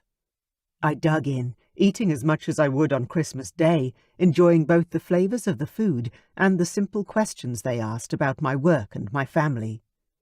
"So, how far is my apartment from here?" I asked, glancing at Anthony, then Marianne. "I mean, assuming I believe your story about dragons and flying me here, which I can't believe I'm saying out loud, but how far is it to home?" I laughed to show I was joking, and Marianne looked at her husband with a secretive smile. "She sounds just like Lucy." "Who's Lucy?" I asked, taking another heavenly bite of roasted sweet potato. "She's a human who married the king in a neighbouring kingdom," Marianne explained. "She was pretty shocked to find out that we existed." Okay. "And did her king save her from a bad guy too?" Eric snorted, and I looked at him in surprise. He coughed to clear his throat. "No, Stavrok stole Lucy from her doorstep." "He stole her," I repeated. "Like, kidnapped her?" Lucy. That name sounded familiar somehow. Marianne giggled. "Yes, exactly like that. She tells the story the best, so we'll have to take you to visit her soon." I glanced at Anthony, then back at his mum. "Well, that would be nice, but aren't you taking me home today?" King Eric stared at his son, and I glanced over at Anthony, a sudden sense of dread seating itself in my gut. "Anthony?" Anthony put down his fork. "I was hoping you would stay here for a while, as my guest." "Well, I've got to get back to work," I said. Surely he understood that. "Do you?" He spoke softly, though a little stiffly. "I mean, after the attack, can't you call in sick for a few days or something?" I didn't like being told what to do, though he was probably right. If I was home, I probably would have been dealing with hospital bills and police right now. I glanced at the Queen. "You want me to stay?" It seemed so improbable. Why would they want me here? "We'd love you to be our guest," Marianne gushed. "We have a telephone in the main office and a computer if you need to give someone notice or let them know you won't be in." I could call the restaurant and tell them I was hurt. Find out about Barry. I suppose I could, but I can't guarantee they'll give me the time off. And I had bills to pay, just like everyone else. Not to mention the fact that I still wasn't sure I believed any of the stories I'd been told so far. "Please stay," Anthony said. "I'll show you our town." I stared at him, the mixture of joy and hope that I always felt around him rising up to smother the dread.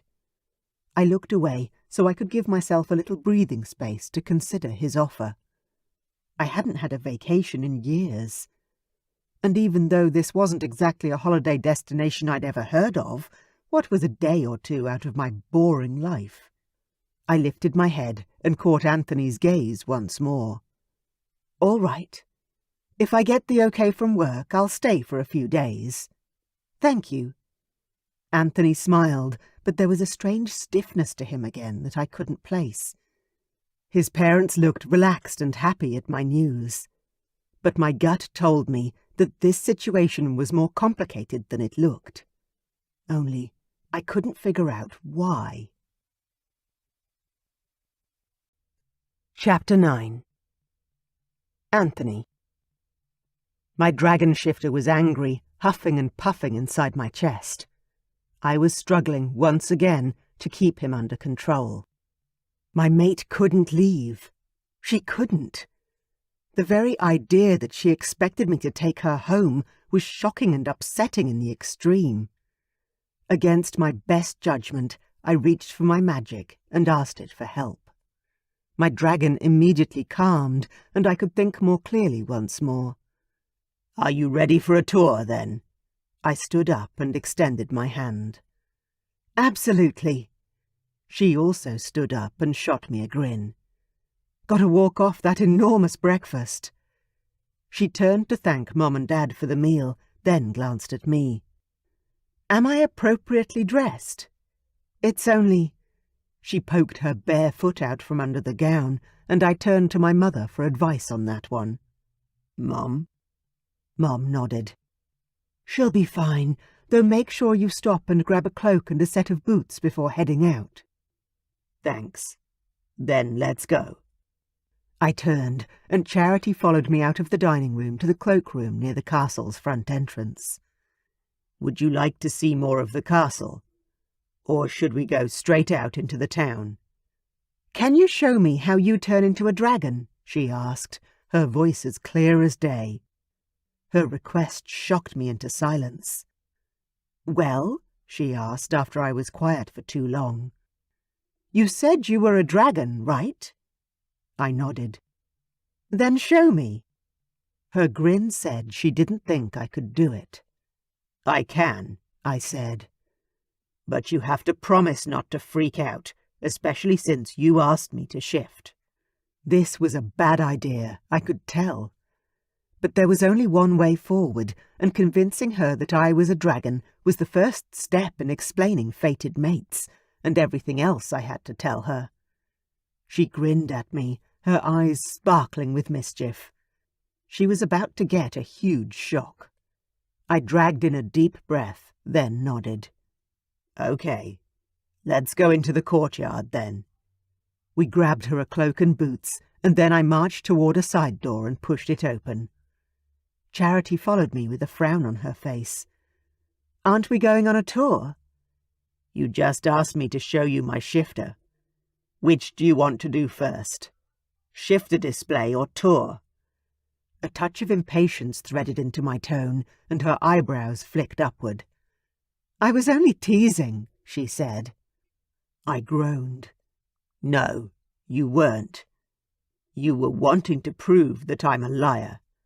And you're going to keep thinking that until you see the truth with your own eyes. So, you can see the town first, or we can just get this part over and done with now." She tilted her head, uncertainty clouding her eyes. Are you serious?" I nodded and stormed toward the center of the courtyard. No matter how many times I told her the truth, she wouldn't believe me. I began to strip, pulling off my jacket, my shirt, and my shoes. "What are you doing?" she exclaimed, still standing with one foot inside the doorway. "I'm showing you the truth.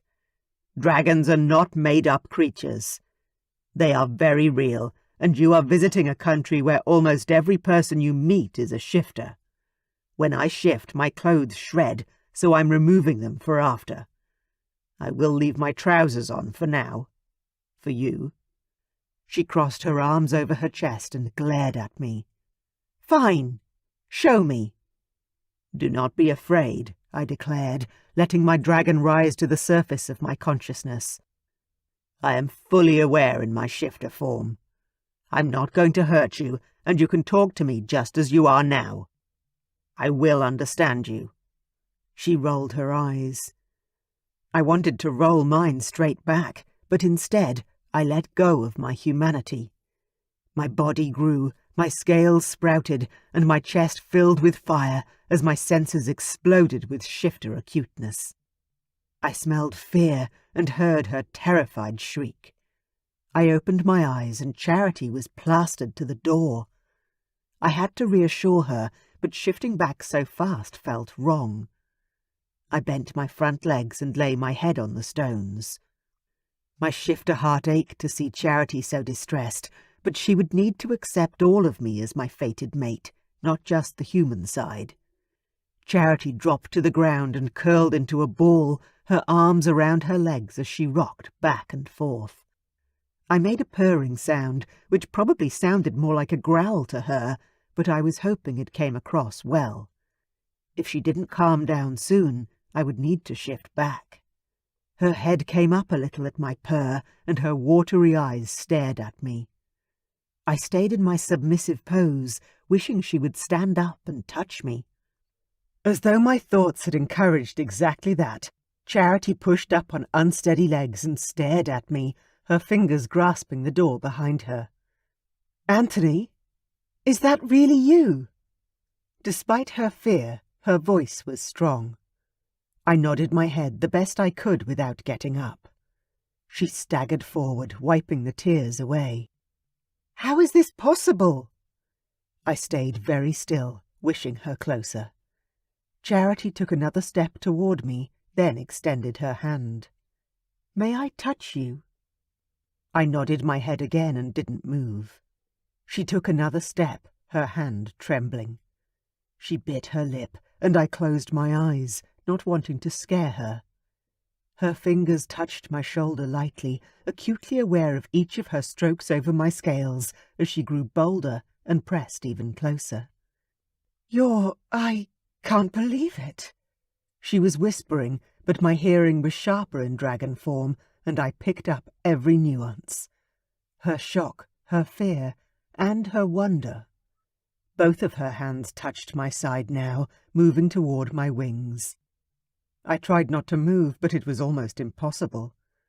As soon as her fingers touched the delicate webbing, I gasped, my wings shivering in a strange blend of ticklish pain and delight. She jumped back. "Oh, I'm sorry." It was time to shift to human. I let go of my dragon form, though he begged to stay and get to know our mate. Then I was naked and in a kneel on the stones in front of her. When I looked up, Charity was staring straight at me, her mouth open. I stood up, aware of how her hungry gaze slid over my aroused body. I wouldn't hide my desire for her, which was lucky as, in this state, there was no way I could. "You didn't hurt me," I managed.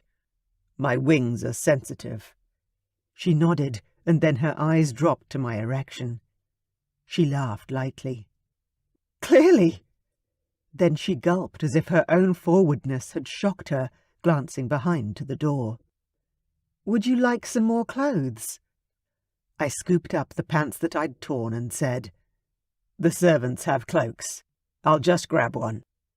I went to move past her and she grabbed my bare arm. "You can't go into the castle like that." I couldn't help but laugh at the shock in her tone. "Every staff member is also a dragon shifter. Nudity doesn't offend anyone.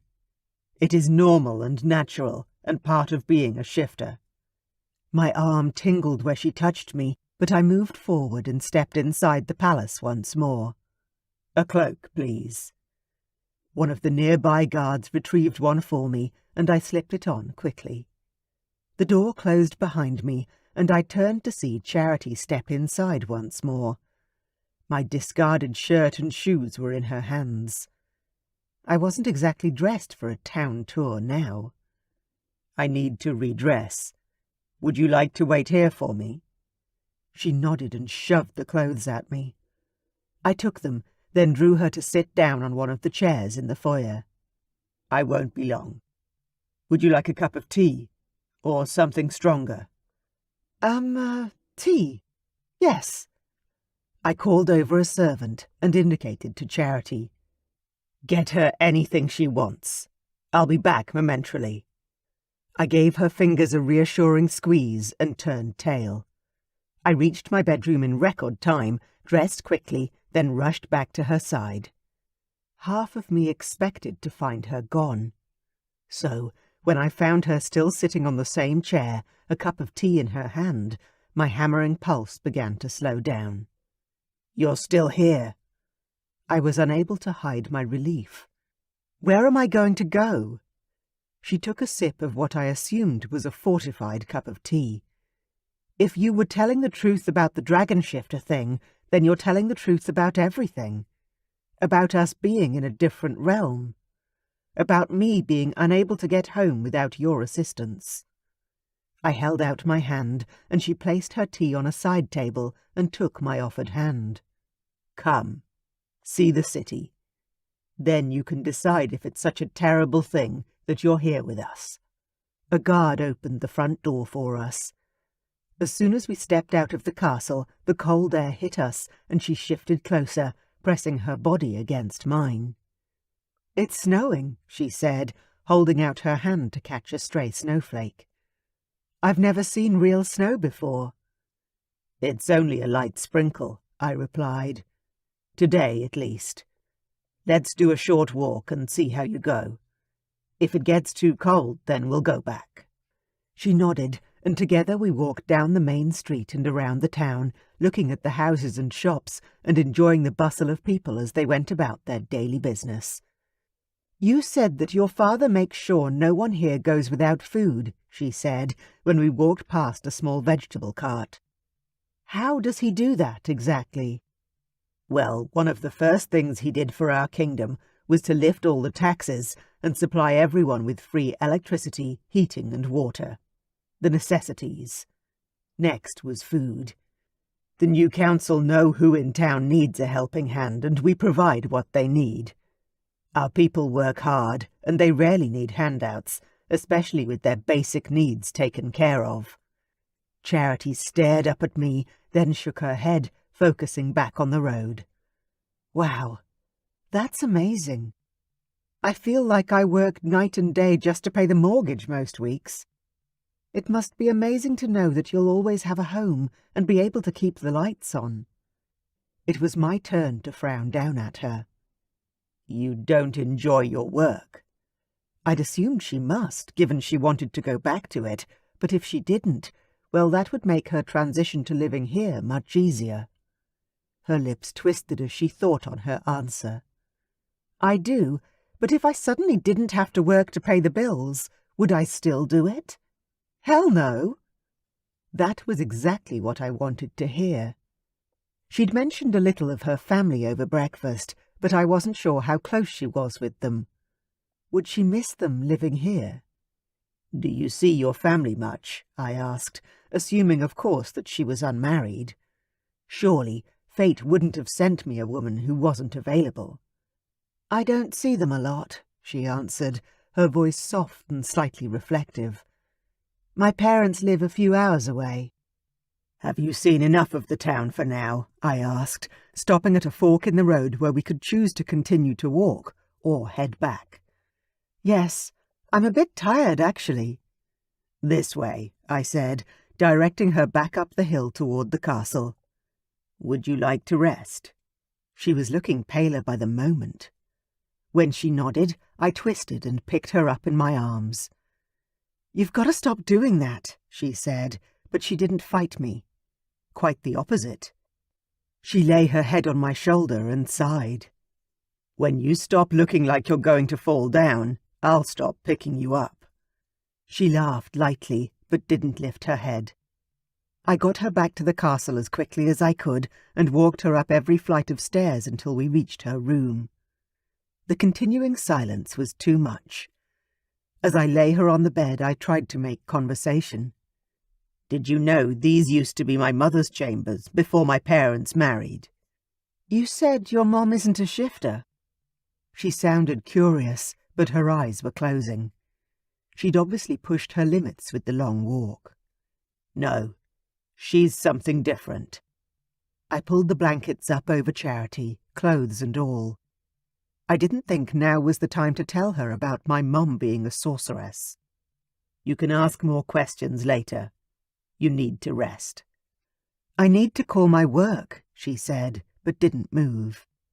"You can when you wake up again." I wanted to reassure her, and leaned in to press a kiss to her forehead.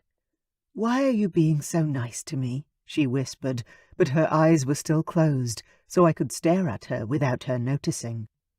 She was so beautiful, so delicate, so precious. "Because you're my mate." "Because you're our guest," I said, chickening out of telling her the whole truth about our situation. "Sleep. I'll come get you when lunch is ready." She didn't answer, so I had to assume she was already asleep. I crept out and shut the door, a wave of relief passing over me at the knowledge that she'd seen and seemed to accept my dragon form. We'd gotten over that first hurdle, but I was under no illusions. We still had many more to go before I could be confident that Charity would stay with me. My dragon hadn't sent her running, but my magic might. And even if she accepted that too, would she quickly change her mind when she found out that my mother had foretold her fiery death at the hands of my magic? Chapter 10. Charity. I woke up slowly, my head amazingly dream-free. I still wasn't sure if the man I'd met in real life had any connection to my dream prince, and I wasn't sure I wanted to find out. How embarrassing it would be if he knew what sort of dreams I'd been having about him. Especially if my dream man was simply a figment of my imagination, and I was projecting some of his qualities onto Anthony because he'd rescued me from the attack by Barry. I pushed the bed covers off me. They were too hot and heavy now. Then I stumbled next door to use the bathroom and wash my face and hands. When I was done, the events of the morning suddenly hit me, and I began to giggle, sounding strangely intoxicated. "He's a dragon! Like a real dragon!" On one level I couldn't really believe it, but everything I'd seen so far was real. His scales, his wings. The gorgeous little town that I'd walked around this morning was straight out of a fairy tale. And this castle. It was huge, and like nothing from my own life. It was possible that I'd been knocked unconscious and was in some sort of complicated long-term coma dream, but it didn't feel like it. Especially when, every time I saw Anthony, a frisson of desire rippled over my skin. That awareness of him, on such a visceral level, felt more real than anything I'd ever experienced before. When I walked back into the bedroom, a female servant was laying a beautiful chocolate-brown dress on the bed. "Hello," I said, walking up next to her and reaching for the crushed velvet. "Wow, this is beautiful." The servant bobbed a little curtsy. "The Queen thought you may want to change. Would you like some help getting into the dress?" The girl, who looked about 16, seemed sweet. "Thank you," I said. "That would be great. I'm Charity, by the way." "Elsa, ma'am." Elsa helped me into the dress that somehow fit to perfection. "How did you know my size?" I asked, brushing my hands over my waist and hips. She smiled. "The Queen guessed your measurements, and then I made this for you. If you would like a different colour or fabric, I can make you another." I grinned at her. "Oh no, this is perfect. Thank you." "But what about tomorrow, ma'am?" Elsa asked, blinking at me. "Tomorrow? Was I staying tomorrow as well?" "Yes, as Prince Anthony's mate. Surely you would like a whole new wardrobe." The girl stared at me expectantly. "Mate," I repeated, my heart sinking in sudden foreboding. "What does that mean?" Elsa cocked her head and frowned at me. Then she gasped. "Oh, I shouldn't have said anything. You're a human, and you must have different names for things. I misspoke. Please forgive me." She bobbed again and ran from the room. I stared after her, feeling slightly numb and a little stupefied at the same time. "Mate?" I repeated it out loud. "She doesn't mean like a friend or—" I shook my head. I knew next to nothing about this world. and I needed to ask Anthony what she meant. Memories of Anthony's beautiful purple-blue eyes within the dreams I'd had before I met him came back to haunt me. I needed to find out more about that, too. So many questions, so much uncertainty. Work! I couldn't believe I'd forgotten. I had to find a phone. There was a knock at the door, and I walked forward and pulled it open. There was my dream man, right in front of me. Oh, the things I've dreamed those lips have done to me. "Lunchtime," I managed, though my voice caught in my throat. He inclined his head in a short nod, watching me carefully, but he didn't say anything as I walked out of my room. "Can you take me straight to your phone?" "Sure." He'd stiffened up again, as he did every time I talked about home. I made a mental note to ask him about that later, but right now I needed to focus on the phone call. He led me along a warren of hallways to a large and light-filled office. I was surprised to find a modern computer, desk, and multiple cell phones plugged into the power board. "Wow, you guys might live in a castle and wear medieval clothing, but you're really set up in a tech sense." His grin was brief and disappeared almost as soon as it appeared. He gestured to the bank of cell phones. "Please, use whatever you need." His arm was vibrating strangely, so I let go of him, picked up one of the phones and called the restaurant. Tanya answered. "Tanya, it's Charity. How's everything going there?" "Charity! Oh my God, you're all right! Thank goodness! Where are you? What happened?" I pulled out the desk chair and sat down, noting the fact that Anthony was hanging around and appeared to be listening intently. "I'm away," I hedged. "I was attacked after work the other night, and someone found me and saved me." There was silence on the phone. Then Tanya whispered, "Was that the night one of our diners was attacked? Barry, I think his name was." "I'm not sure," I said, my stomach tight with tension. "I don't remember much, because I was hit in the head multiple times." "Why? What happened to Barry?" "You were hit in the head?" Tanya exclaimed. "By who?" "I don't know," I lied. "But it could have been the same person. What happened to Barry?" "He was attacked too," Tanya said. "He's unconscious in hospital at the moment, with a cracked skull and broken ribs. They don't know if he's going to come out of the coma or not." I closed my eyes, a strange wave of feeling washing over me. Was it happiness or apprehension? I wasn't sure, but I wasn't sorry that Barry had been so badly injured. Not when I knew what he'd tried to do to me. "That's no good," I managed at last. "When are you coming back?" Tanya asked. "The restaurant's been struggling without you." My gut twisted this time, guilt hitting me hard. I probably need another day, Tanya. I'm still recovering from the attack." "Oh, shit! I'm so sorry. I can't believe I didn't think about that.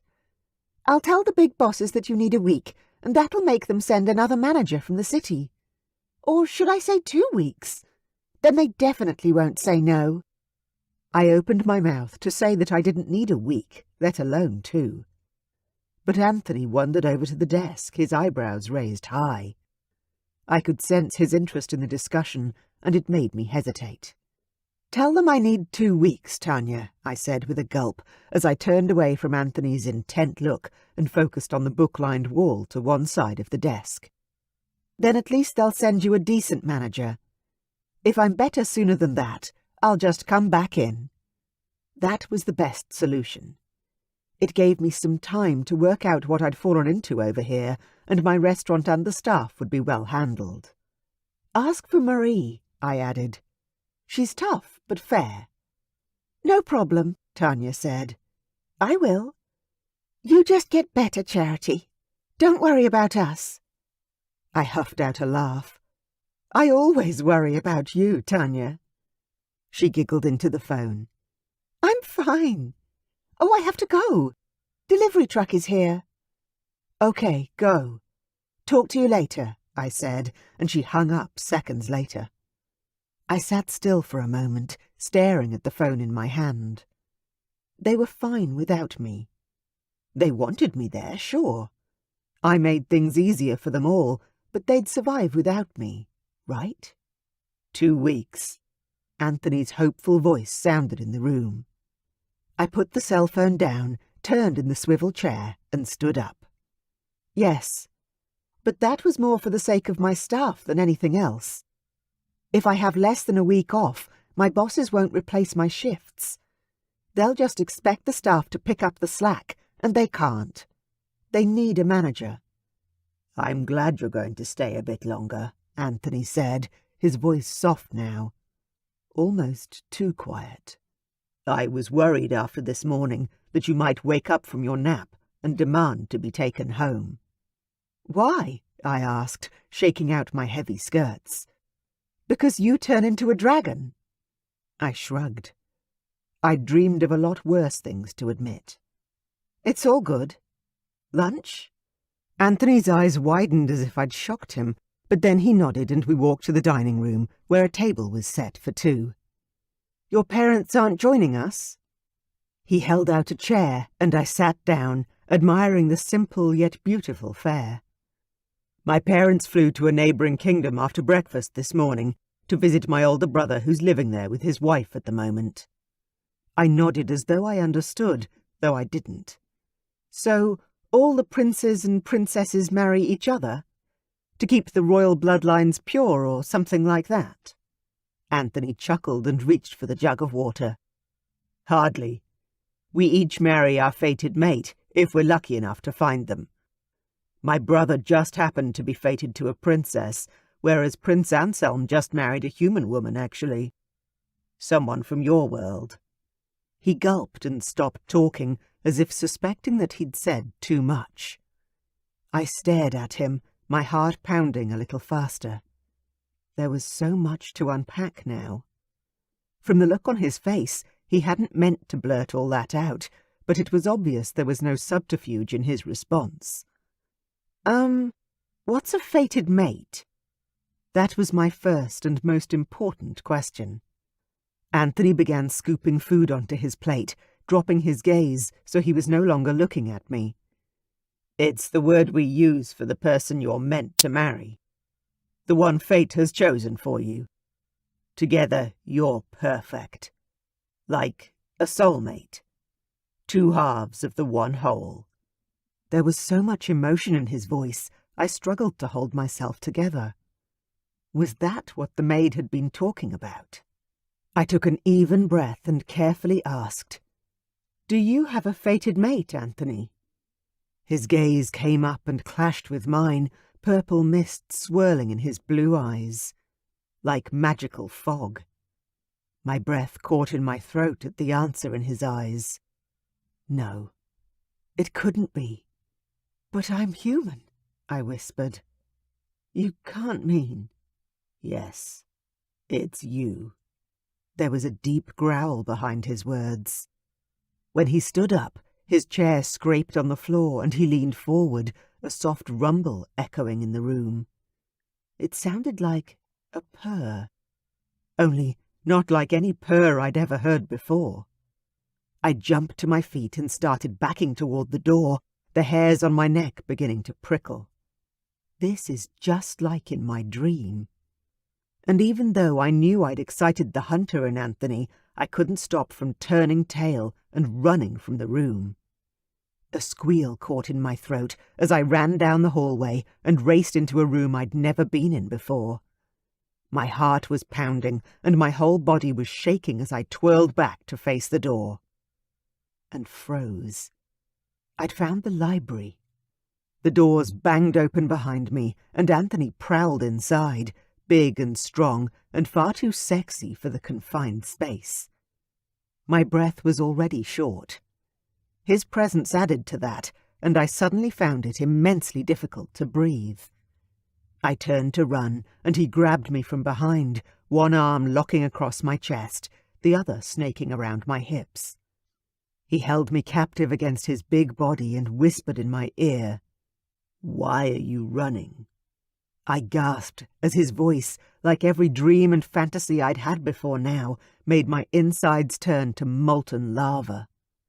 I wriggled against his body, feeling his erection press into the small of my back. "Why are you chasing me?" He spun me around, picked me up, and carried me over to the desk in the center of the room.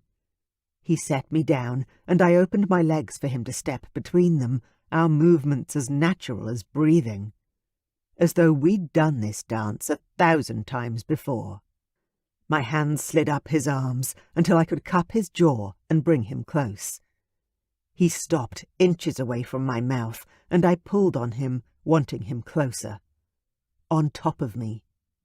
Inside of me. "I have so much I need to tell you." His voice was a whisper, his eyes exactly as I remembered from my dreams. All blue and purple swirls, intense and full of desire.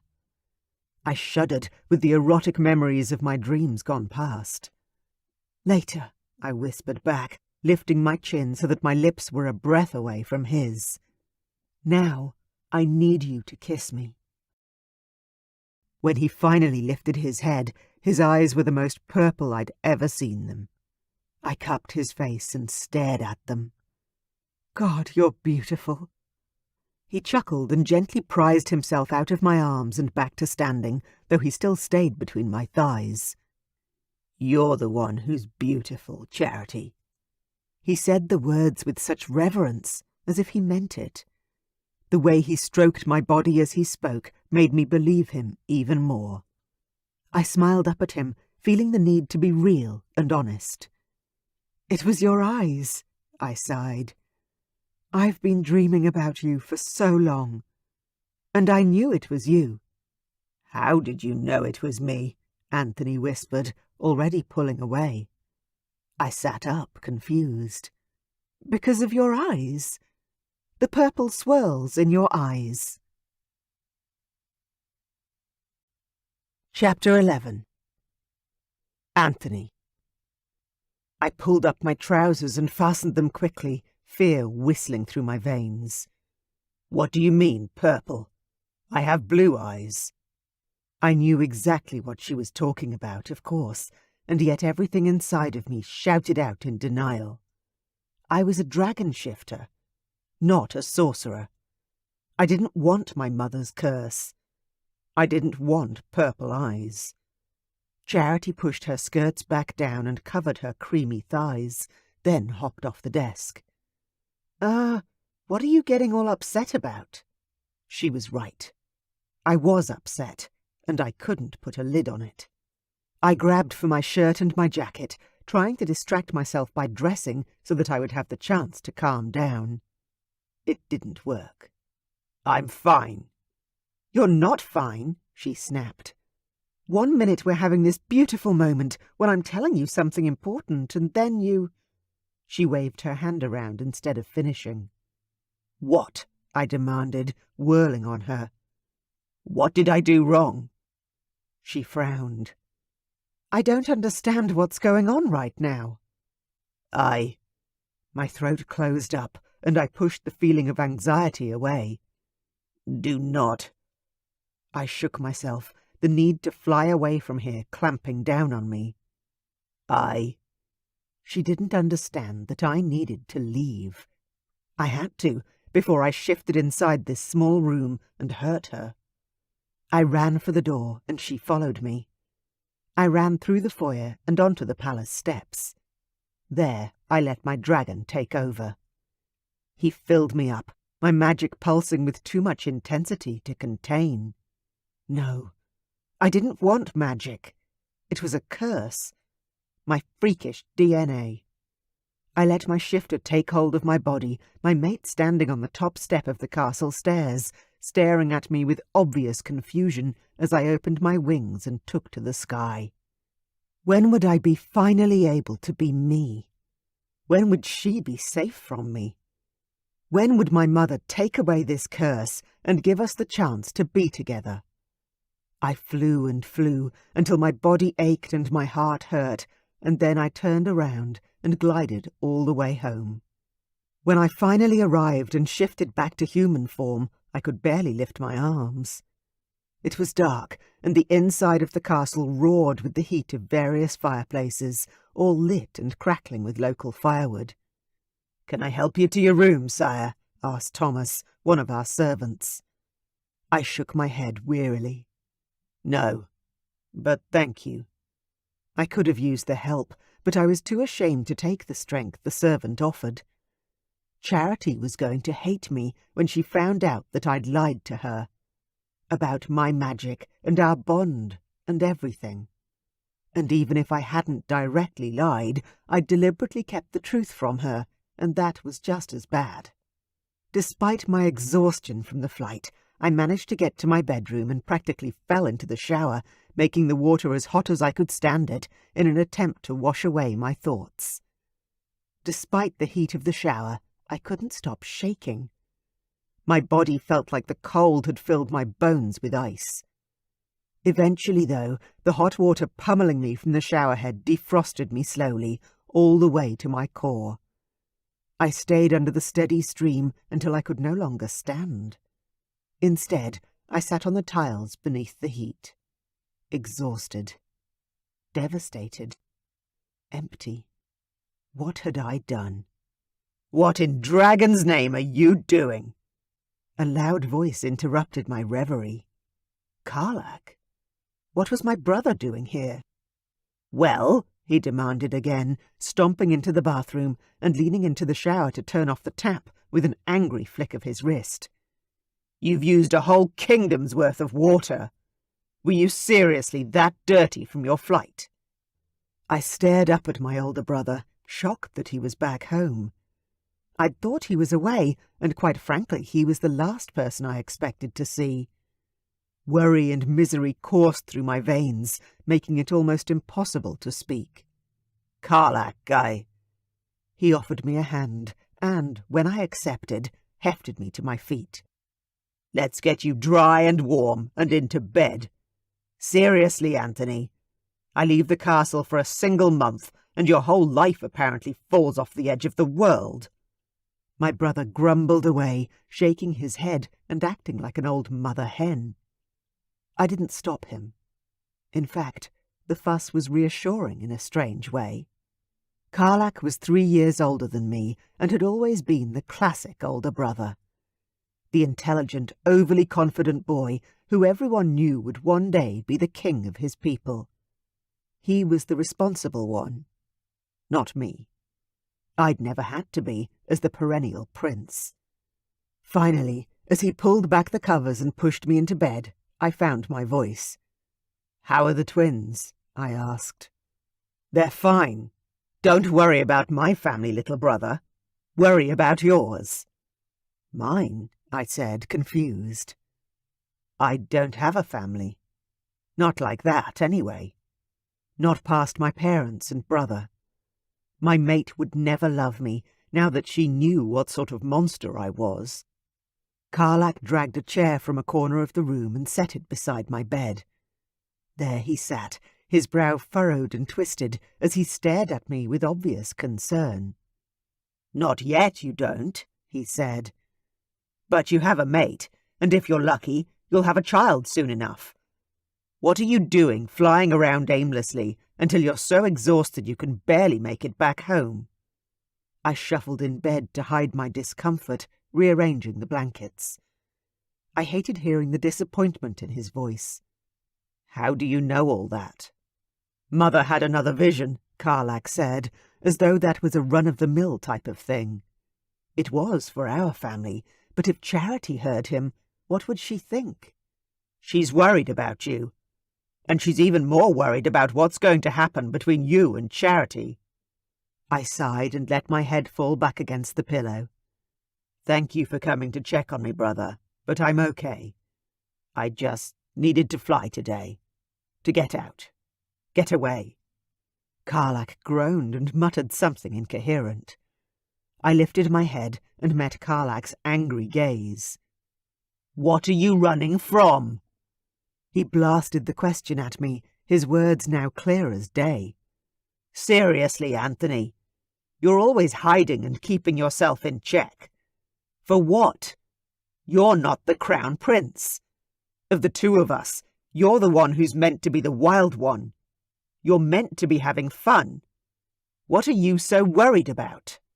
I couldn't answer him. I didn't want to. But my magic had other ideas.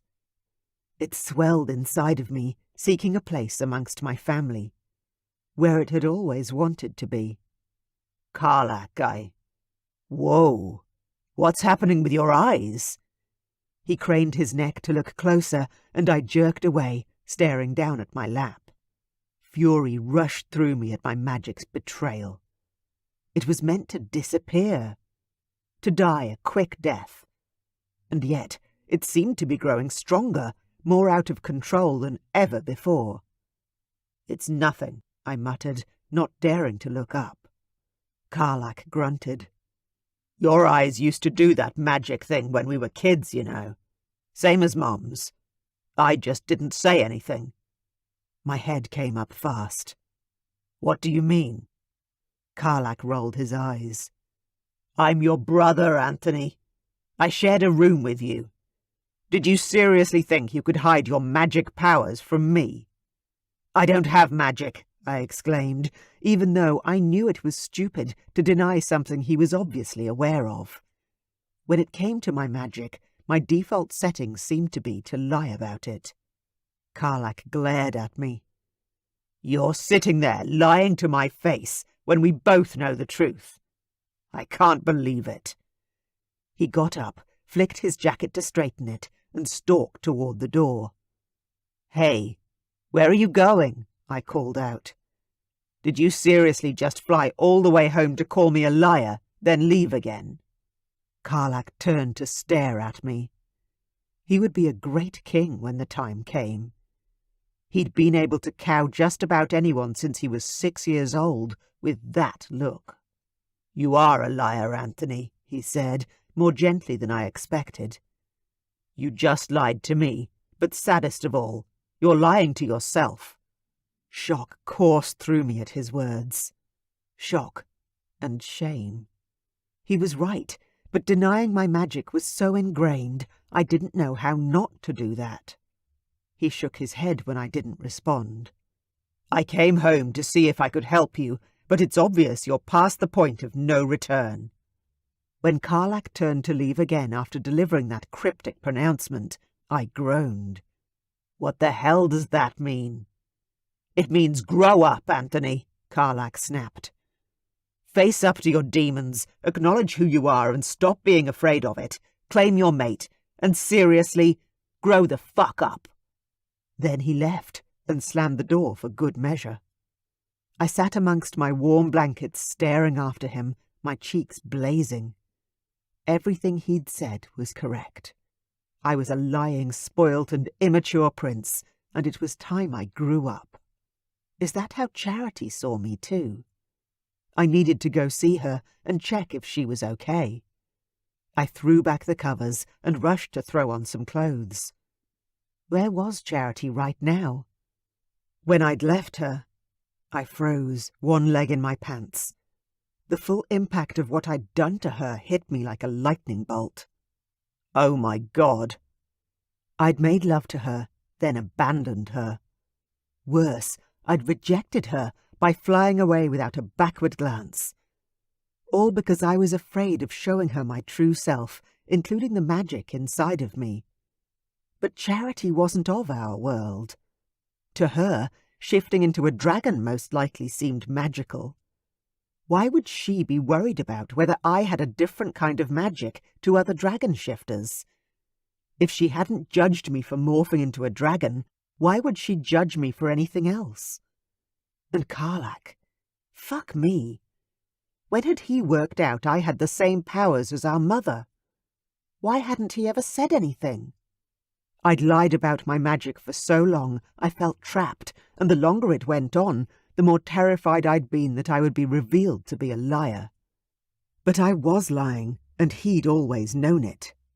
And yet, he'd never stopped caring about me. How had I fucked up so royally?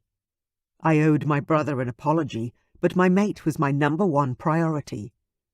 I finished pulling on my pants, cold chills of dread creeping down my spine.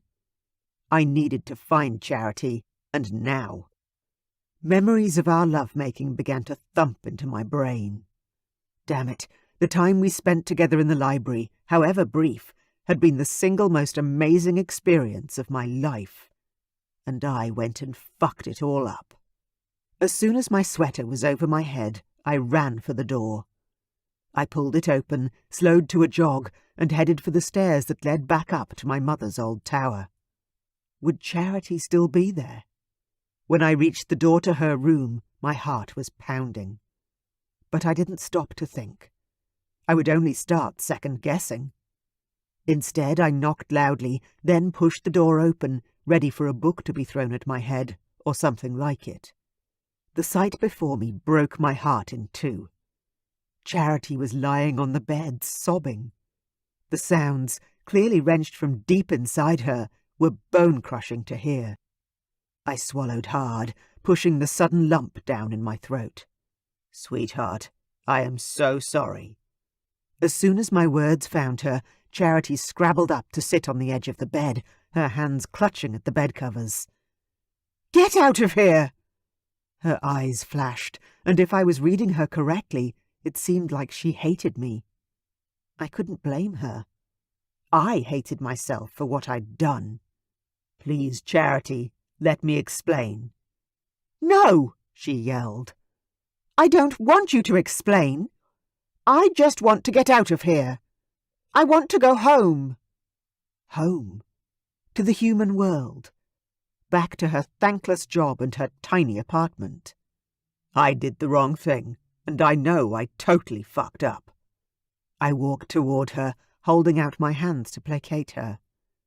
Our lovemaking was absolutely beautiful, and A small marble carving sailed at me, and I barely ducked out of its way before it smashed into the wall behind me. "I don't want to hear it!" she screamed.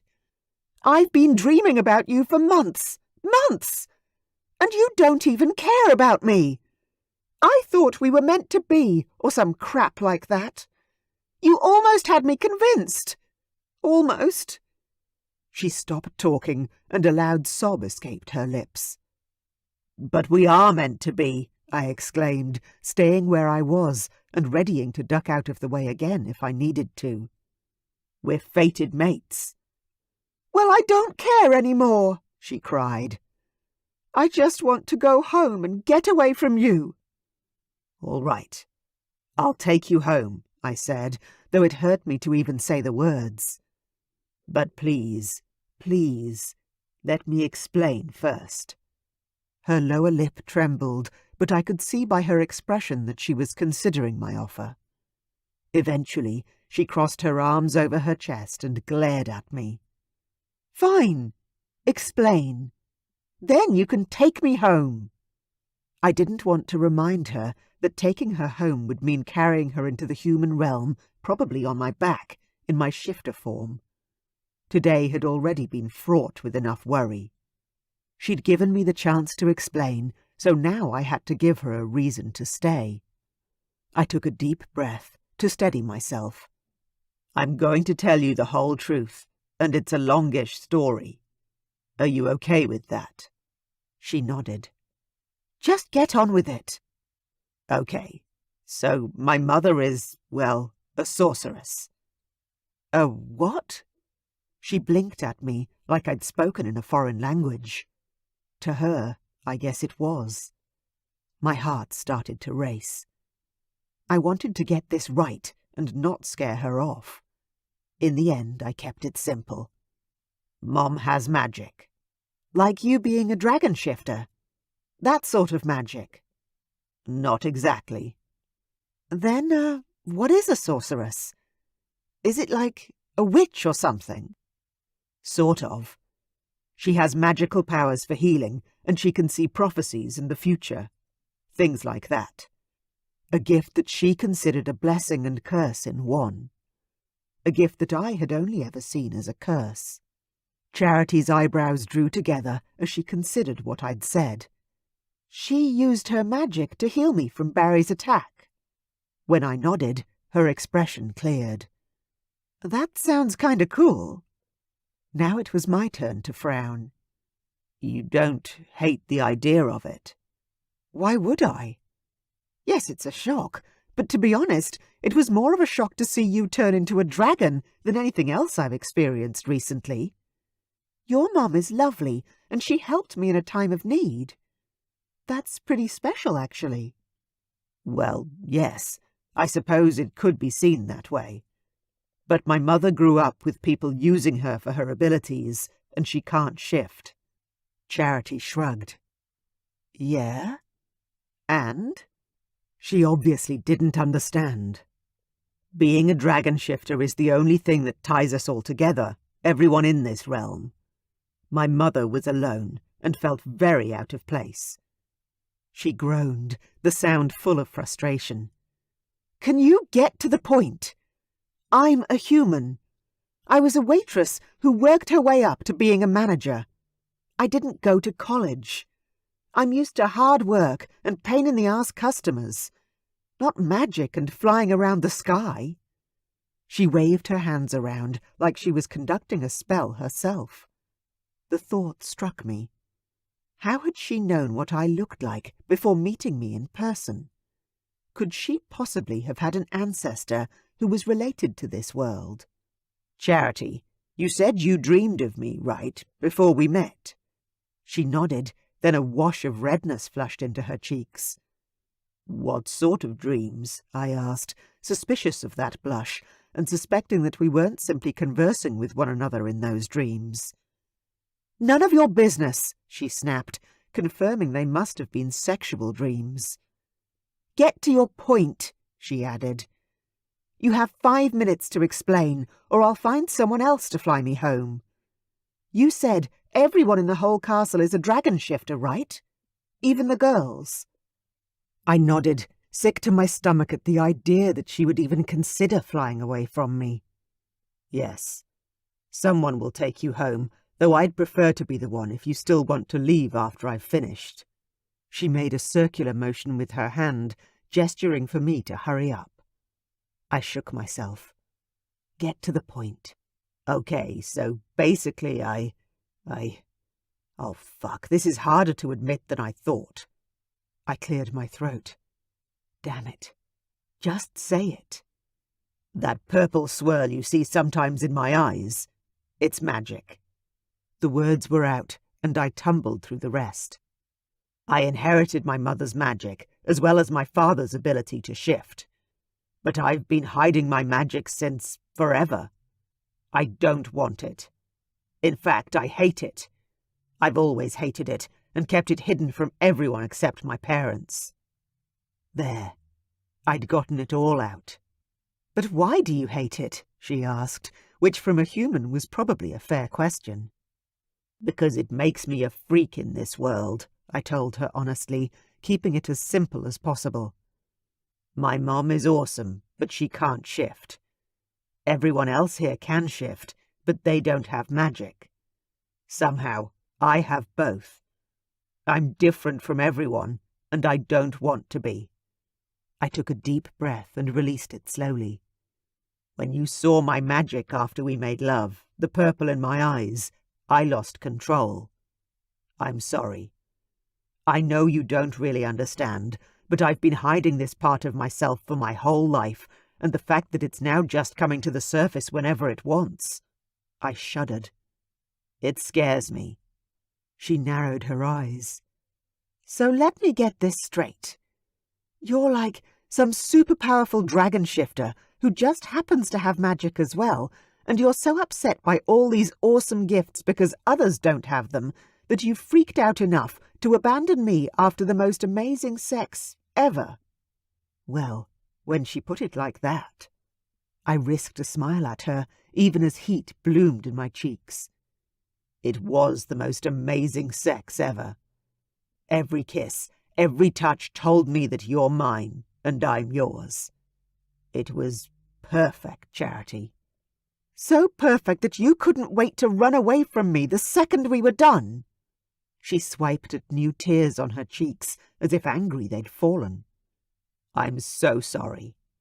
Will you please forgive me, now that you understand why?" "No, Anthony, I don't forgive you, and that bullshit you just gave me, well, let's just say if your parents were here, I'd give them a right talking to." "My parents?" She began to undress, pushing her warm dress to the floor and opening a drawer to pull out the jeans and sweater that she'd worn here. The servants must have washed out the blood and grime and returned the garments to her. She pulled on her jeans, my gaze going straight to her gorgeous body as she covered it up. I wished I'd been able to have her completely naked beneath me.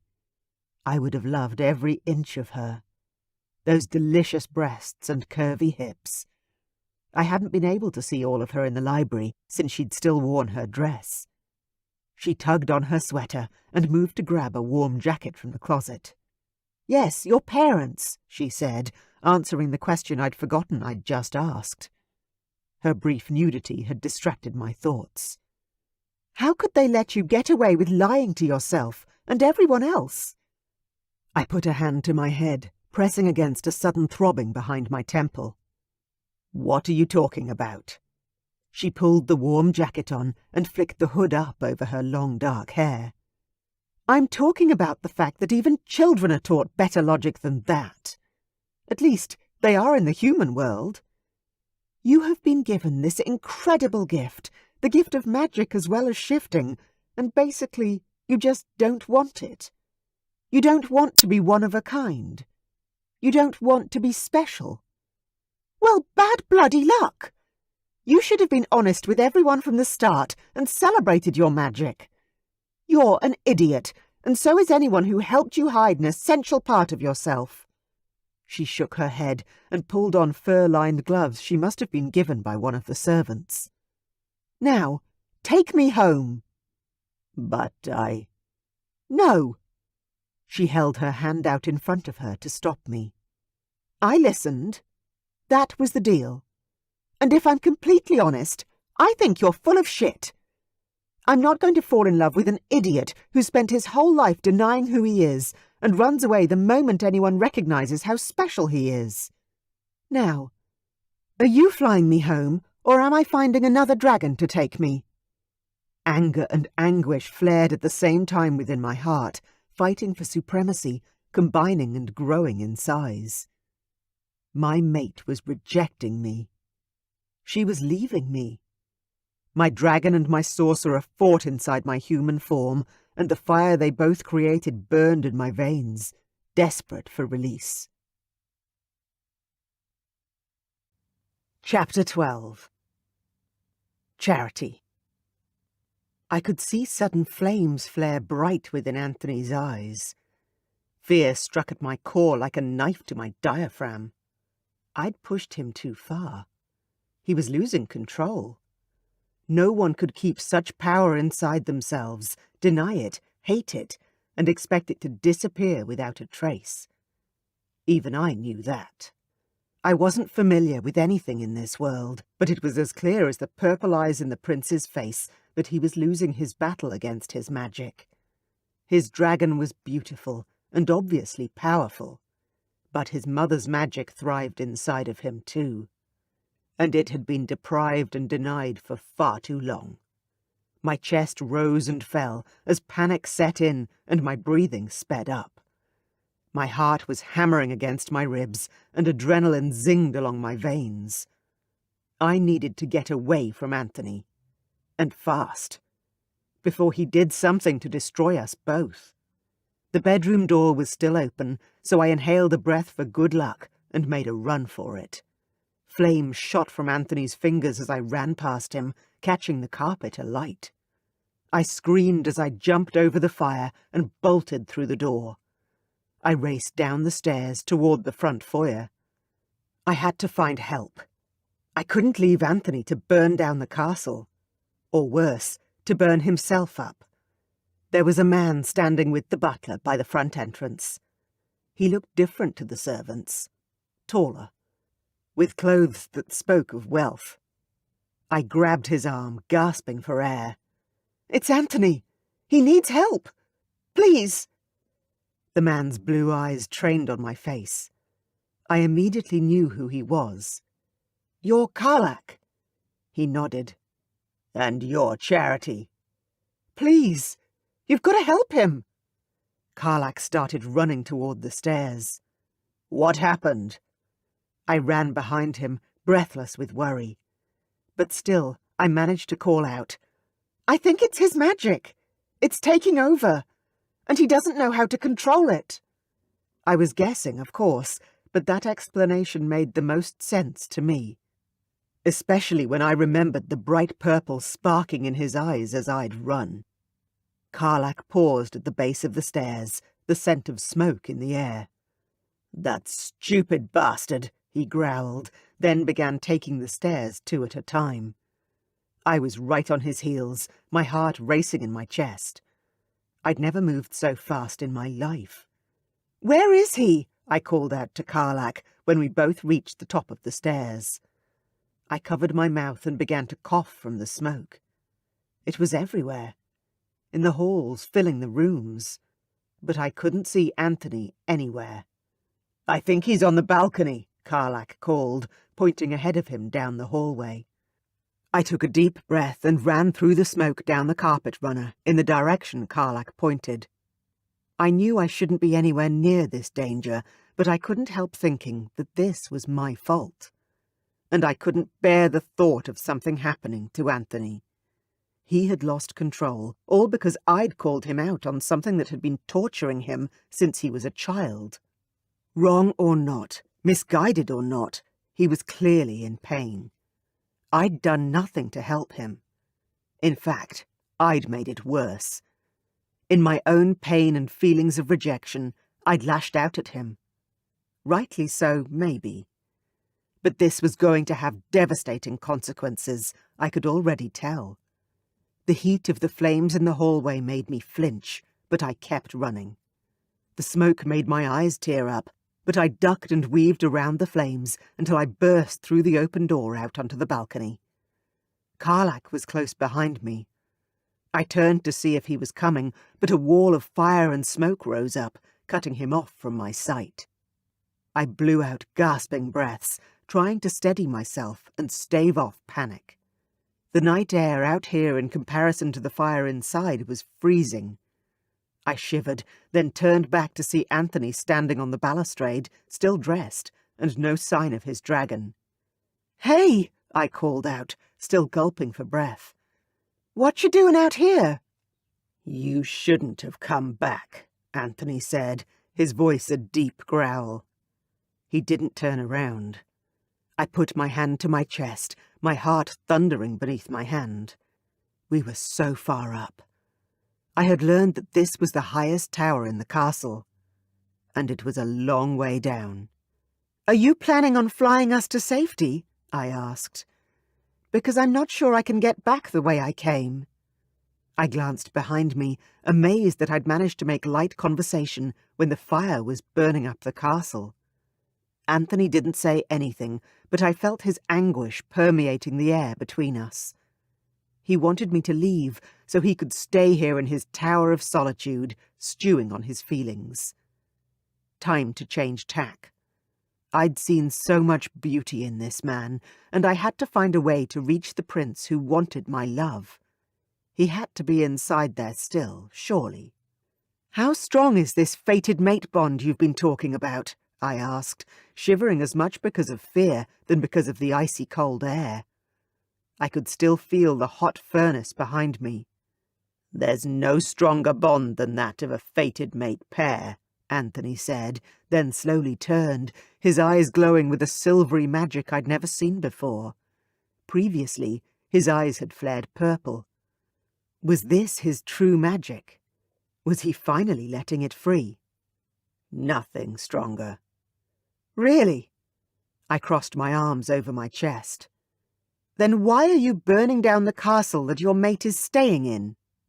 He pressed his lips into a thin line. "What was your plan?" I continued, because it was obvious he couldn't or wouldn't answer. "Burn it all and then fly away again?" He shook his head. "Then what?" I asked, desperate to know just how dark his thoughts had turned. You were going to end it all and throw yourself off the edge. He didn't move or rebut my statement, and my heart gave a frightened lurch. I went on, as if he'd confirmed my suspicion. Wouldn't your dragon save you, Anthony? If you threw yourself off the edge here, would you not simply shift and fly away? He shrugged. I don't know. My magic is too powerful now. I can't stop it. Maybe it would let me die. I'm not worthy of it. I frowned at him, trying not to show how much his mood was scaring me. You're really not making any sense. You finally found me, and you just want to give up on life. On us. You rejected me, he croaked, his voice thick with emotion. You don't want to stay with me. You want to go home, to the human world, which you have every right to do. He sounded hollow and depressed, and it brought tears to my eyes. I stamped my foot, desperate to get through to him, then regretted the action as pain coursed up my ankle. Stop being such a drama queen! We had a fight because I was mad at you, and rightly so. You made love to me, then left me. I'm the one who's allowed to be angry, but that doesn't mean you just give up on us. His eyes burned with a fiery glow that slowly turned more red than silver. You don't want to go home anymore. Well, I kinda do, I muttered. But only because you're still being an idiot. If you pull yourself together and deal with all that shit about your magic and stuff, then I'll stay. We're meant to be together, aren't we? I sounded like the idiot now, waxing lyrical about us being fated, but I had to get him to listen to reason. Anthony jumped down, landing on the stones in front of me. But I'm an abomination. I rolled my eyes. You are not. You're perfect. Perfect, he whispered. Well, for me, anyway. I flipped my hair back off my face.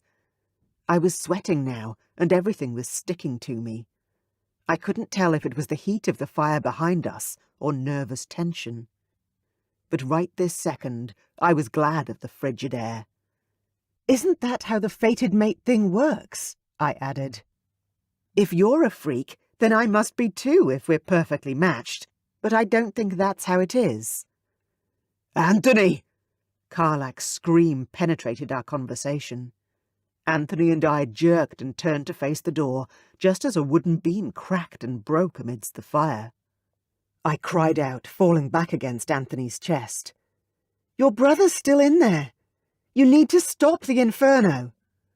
I don't know how.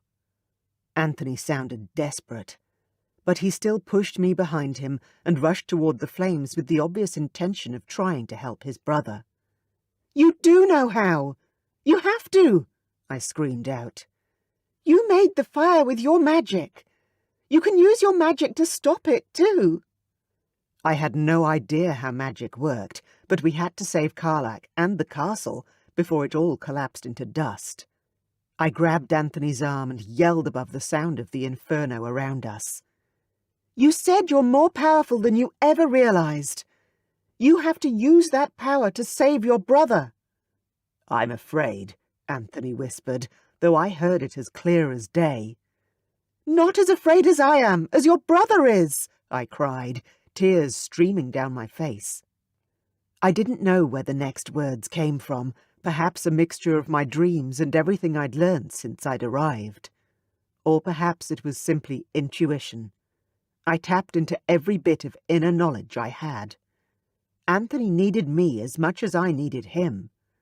He'd saved my life and given me a second chance the night he found me. Now it was my turn to show him the way home again. Stop denying who you are and step up. You might not be the next king, but you're still a prince of the Black Mountains. And you're also the most powerful sorcerer this world has ever known. Use that and do some good. Anthony stared at me for a second, then turned to the fire and roared, thrusting his arms out in front of him and calling back the flames. I stumbled back, staring in awe as flames blazed in Anthony's palms, and he sucked the fire from the tower and back into himself. The moment all the flames were gone, he groaned, falling to his knees. I grabbed for his shoulder. "Well done!" "Go." He groaned again, hugging his middle as if in pain. "Find Karlach." Smoke still filled the hallway, but I found Anthony's brother easily. He had collapsed against a wall, and he didn't appear to be breathing. Frantically, I ran my hands over him. He didn't have any wounds that I could feel or see. His pulse was thin and weak, but it was there. I rolled him onto his side and belted him on the back, but it was no use. His lungs were filled with smoke, and I couldn't clear them out. "Anthony!" I screamed. "We've got to get him into the clear air! Help me!" I jumped up and grabbed Karlach's wrists, then began tugging him in the direction of the balcony. It was the only source of fresh air available. He was so heavy, but I hefted him along, desperate to get him outside. "Help!" I screamed, and pounding sounded on the stairs as men ran to our aid. "Help me get him to the balcony!" Two of the servants lifted their future king and hauled him into the fresh air. I pressed a frantic hand to his chest. "He's still not breathing!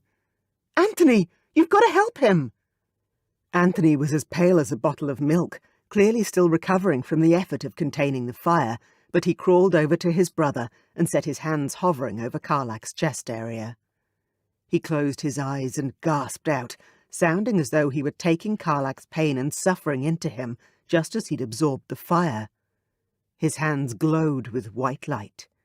Black tendrils of smoke lifted through Karlach's shirt and drifted up into Anthony's hands. The servants gasped, falling back. "The prince has magic!" "Yes, he does," I snapped at them. "And he's saving your future king's life, so you better hope his magic is as strong as the queen's." I had no idea how strong Marianne's magic was, but when the servants bowed their heads, I knew I'd said the right thing. Karlach began to cough, then gasp for breath. "Sit him up!" I cried, rushing for his back and pushing him up. The servants helped me get him into a sitting position, and he coughed some more. Finally, he opened his eyes, and Anthony fell forward, his head on his brother's thigh, his shoulders shaking with the strength of his emotions and the effort of saving his brother. Karlach stared down at Anthony, then up at me where I crouched next to them both. "You okay?" I asked Karlach. He nodded, then slowly put his hand on Anthony's head. "It's okay, brother. Everything's going to be okay." I crawled around him to Anthony, who had rolled off Karlach. He knelt in a prayer position and began to weep. I put my arms around my mate's back and wept with him. Chapter 13. Anthony. I'd almost killed my brother. I'd almost destroyed our family's home. And lost my mate. All because I couldn't control the magic I'd been born with and the rage that had built over the years. Loud whooshing met my ears. I looked up to see my father flying toward us at a furious pace. I swiped at the tears on my face and straightened my back before standing and assisting Charity to her feet beside me. Karlach climbed up too, and the three of us stood watching as Dad descended.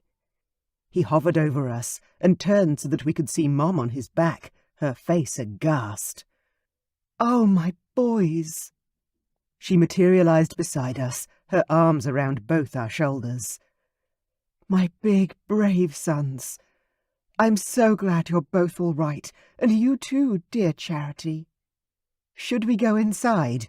Charity suggested gently. "Somewhere warm for us non-shifters." I turned toward the door, but Mom reached out. "Everyone, hold hands. I'll transport us down into the dining room." Charity grabbed hold of one of my hands and one of Karlach's. White light shimmered all around us, Then we were downstairs beside the fire in the grate, a bearskin rug beneath us, and the dining table nearby. Mom moved to inspect Karlak, running her hands over his face and head. Charity stood up and shivered. Well, that was intense. I couldn't help but ask, "Which part do you mean?" She rushed over to the fire, putting her hands out to warm her palms. Well, all of it, I guess. But that transportation trick of your mom's is very cool." "Very cool," I repeated, managing to stagger sideways so that I could sit on the large sofa near the fire. Every part of my body was slow and dragging. Using that much magic to contain and kill the fire felt like it had drained my soul. The doors slammed open at that point, and Dad marched in, wrapping a robe around his body as he did so. "What the hell happened?" I groaned and leaned back against the sofa. Where to even start? Mom and Dad got Karlak up and moving, walking around the room. "You okay, son?" Karlak nodded. "Yeah, I'm fine, Dad. Thanks to Anthony and Charity." I gripped my head, then dragged my hands down my face. "The only reason you were in danger in the first place was because of me, brother." Karlak turned to stare at me. "I'm a dragon. I know better than to try and charge through an out-of-control fire, then get overwhelmed by the smoke. I could have turned back and headed downstairs to get help. I was stupid." My face heated with shame. "You weren't the stupid one." I stood up. "I'm sorry, brother." I took a step forward with my arms open, and Karlak rushed over to hug me tight. My heart swelled with love for my older brother. When he pulled away, he smiled softly. "I'm going to rest. Then I'll go home to my wife." "You're going to leave me with Mum and Dad?" I gaped at him, only half teasing. Karlak laughed. "You deserve to have your ass chewed out. But it's not Mum and Dad I'd be worried about."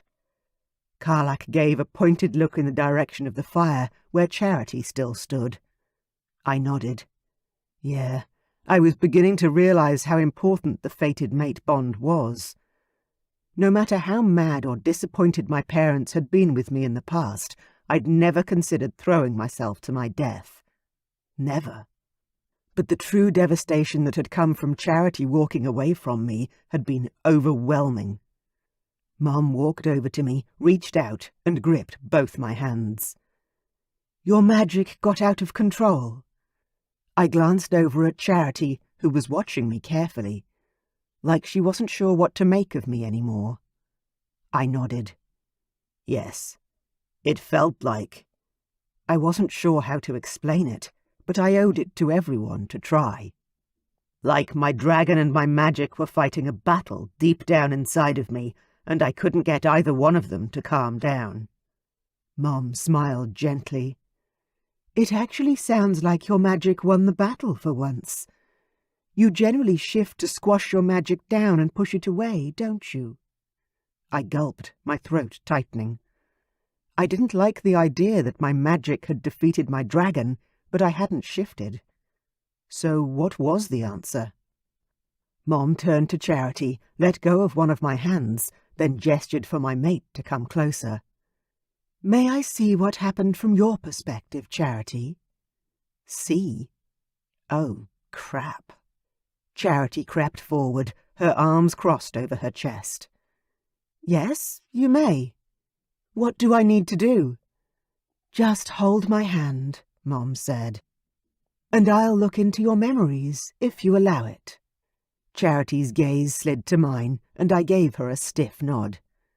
"It's safe, but if you feel uncomfortable—" "I'm not uncomfortable with your mother's magic," Charity declared, lifting her chin and daring me to comment. "Please do whatever you need to." Mom grabbed both of our hands, and although I tried to pull away, she didn't let me go.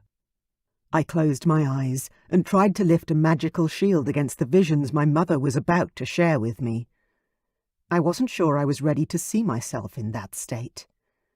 but my magic was untrained and weak when compared to my mother's. Into my head flashed feelings of fear and anger, but also a deep sense of needing to help. Love, even. Maybe. There was Charity, rushing through the smoke and fire, talking me down off the ledge, seeing my magic, wanting me to make the right choice. Then she was saving Karlak, dragging him along the stones. My magic shimmered on my brother's chest. Smoke filled the air. Mom let go of my hand and staggered forward, grasping the couch for strength as she coughed and cried out, then sobbed. "My babies!" Dad wrapped her in his arms, holding her tight and whispering sweet words of reassurance and love. I glanced at my mate, who was watching my parents together with a look on her face that spoke of shock and wonder. Their love was epic, the stuff fables were written about. I'd grown up around it and considered that sort of devotion normal. But from that look on Charity's face, she'd never seen such a love before. It was the love of a fated mate pair. The best kind of love. When Mom could stand once more, she opened her arms to Charity, who went in for a hug. "Thank you," Mom whispered, stroking Charity's hair as she held my mate to her shoulder. "You saved them. Saved them both." When Charity pulled back, she had tears in her eyes. "It was my fault. I should never have—" "No," Mom interrupted. "If this is anyone's fault, it is mine. I shouldn't have allowed Anthony to hide his magic from the world. I knew how strong he was and how upset he was with the whole magic side of himself, and I did nothing about it. I should have—" She covered her mouth with her hand, and I sighed, walking toward them both. "No, Charity, and no, Mom. This is my fault. All my fault. I've been a coward my whole life, and it's time I finally accepted who I am. That means my magic side, as well as my shifter side. Instead of accepting me, I tried to hide it. I lied. And it is time I took responsibility for those choices that I've made, and the consequences that ensued. I lied to my brother, and my friends. Our people. It's time they knew who I am, truly, if they don't already." I smiled tentatively at Charity, who smiled back. "Yeah, not sure how fast gossip flies around the castle, but those two guys on the roof were pretty shocked when they saw you do your thing." "My thing?" I laughed briefly, then shook myself. "I think I'm going to need a lot more practice before it's considered my thing." Charity glanced at my mother. "Well, you have the perfect teacher, right here." Mom nodded at me. "I would love to help teach you how to manage your magic, son. When you're ready, let me know, and I'll be there." She cupped Charity's face and sighed. "I'm going to leave you two to talk. It's time for bed." Dad lifted Mom up in his arms and carried her from the room. Charity stared after them with a grin and a headshake. "That's where you get it from." I laughed. I couldn't help it. "Yeah, well, you're too beautiful to walk. And it gives me an excuse to hold you." Charity sobered, her expression falling. "Your mum's right. We do need to talk." We certainly did. "Yes, we do. Shall we talk here, or go to my bedroom?" She stared at me, her eyes twin pools of shimmering uncertainty. "How about we start here?" I suggested, taking her hand and pulling her toward the chairs in front of the fireplace. We sat in our chairs, the fire warm on our faces. "Where should we start?" Charity asked, her voice a touch squeaky and uncertain. I coughed a little to clear my throat. "I'll start with an apology. Though I owe you many, I'll get to the most important one first. I'm so sorry for leaving you in the library this afternoon. Making love to you was the most magnificent moment of my life, and I ruined it for both of us." Charity stared down at her hands, which were clasped in her lap. You kinda did, yes. It was extremely hurtful and confusing. Will you forgive me? I asked, around the sudden lump in my throat. She lifted her chin. I will over time, I'm sure. And now? I asked, my heart beating a little faster. I'll do anything for a second chance with you. Anything. What can I do now to make things right? She stared at me with narrowed eyes, as if considering and discarding several responses. And then she came out with the last thing I was expecting. You mentioned this several minutes ago when your mum was here, but I want to confirm whether or not you mean it. Anthony, I want you to accept your magic and start doing lessons with your mum to control it. I sat up straighter, familiar fear eating at me. I knew I had to accept myself, and that meant accepting my magic as well as everything else. It was just difficult to acknowledge when I'd spent a lifetime avoiding it. Well, You've already started on that path, she continued. Those 2 servants saw you save Karlak, and they'll tell everyone, surely. They might, because they knew what it meant.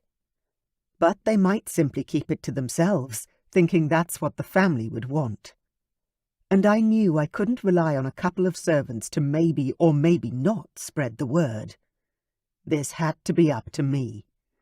It had to be a conscious decision, which meant I had to do what she said and own up to everything. To everyone. What are you most afraid of? She reached out and gripped my hand. Surely nothing worse than what happened tonight. Her smile was tentative, but she was right. I thought about it, considering the situation from every angle, and couldn't quite think why I'd held on to my secret for so long. I started talking, because often that revealed the problem.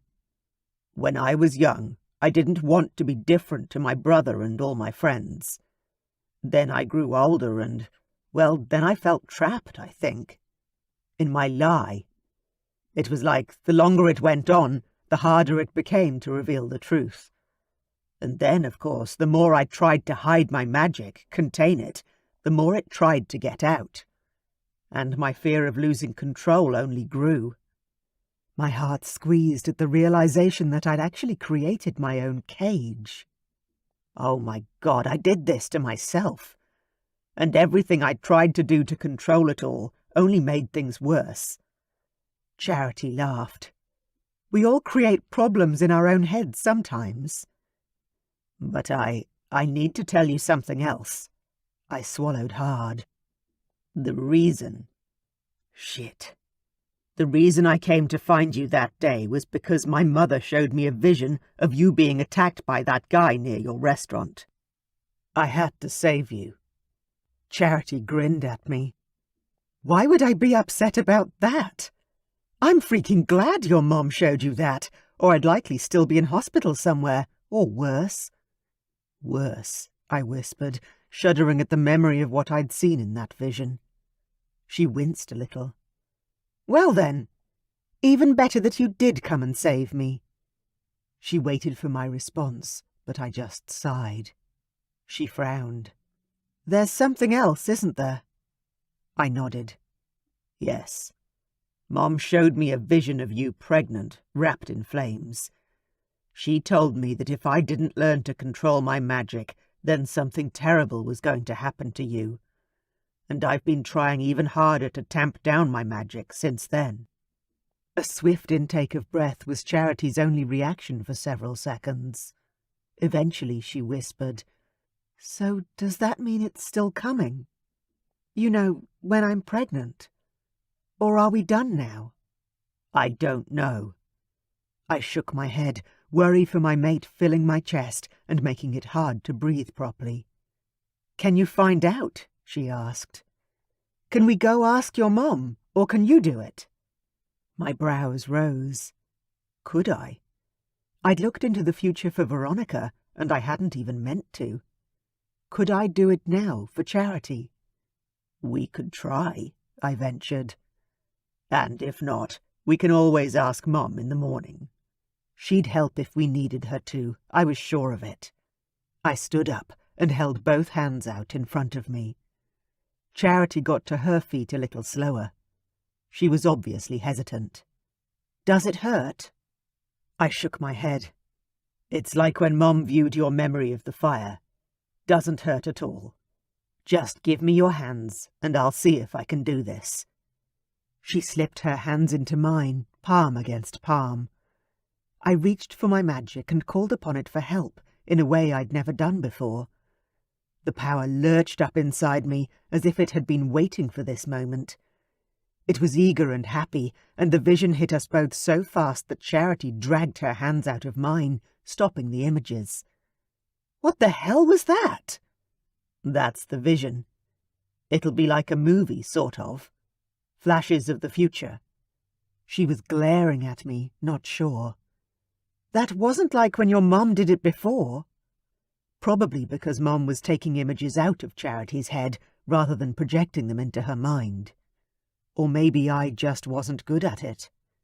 "It didn't hurt, did it? We can wait for my mother tomorrow if you'd prefer." Charity shook her head and took a steadying breath. "No, it didn't hurt. It was just unexpected. Let's do it now." I held out my hands once more, and this time it was even easier to draw upon the magic inside me. The vision flashed into both of our minds, and this time I held tight to Charity's hands, stroking my thumbs over her skin in reassurance. There she was, standing in our bedroom, cupping her swollen belly. Pregnant and stunningly beautiful. A wave of love for her washed over me. But what of the fire? Our future? Charity turned to look toward the bedroom door, and I walked into the room, a huge smile on my face. In my arms were 2 children. A little boy of about 4 years old was riding high on my shoulders, and another, about 2, sat in my arms wriggling like a little fish and giggling. Our family. Safe and well. The happiness in the room was a palpable, very real thing, and all of a sudden, I couldn't breathe. I let go of Charity's hands, needing the vision to end. I fell into the chair I'd been sitting in only moments before, gasping for air. "What's wrong?" Charity rushed to my side and knelt. "Are you okay?" I nodded, focusing on my chest going in and out. "Yeah, I kept breathing, forcing the air in and out of my body until I could finally relax once more. Charity stood and made a pretense of warming herself at the fire. "Please tell me you didn't just have a panic attack at the sight of us having multiple children, Anthony." She put her hands on her hips, obviously indignant, and I started to laugh. "No, sweetheart, not at all." I stood and pulled her into my arms, cupping her head with one hand and holding her to my chest. "No, I think I just became totally overwhelmed with relief. There's no destructive fire in your future, only happiness. For both of us. It shocked me after the last terrifying vision I saw. Something has changed for us. Something good." "Did you feel that happiness in the vision?" "I did," she said, her voice a little shy. "Yes, it was beautiful," I admitted. I'd never dreamt I could be that happy. Nor that a woman as beautiful and amazing as Charity would love me and want to create a future, a family, with me. Charity looked up at me, her face full of the longing I'd always hoped to see in my mate's eyes. "Let's go to bed. I want to see your room now." I leaned down and pressed a loving kiss to her forehead before stroking back her hair. The brief touch was merely a taste of what I wanted to experience with her. "I can't think of anything I'd like more, beautiful." I took her hand and guided her out of the dining room. It was time to show my mate how much I loved her. Chapter 14. Charity.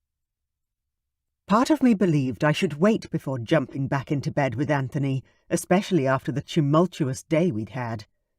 But I needed to reconnect with him in the strongest way, and I could sense that his need was just as strong. It was as if we'd climbed a mountain together and been given the greatest gift.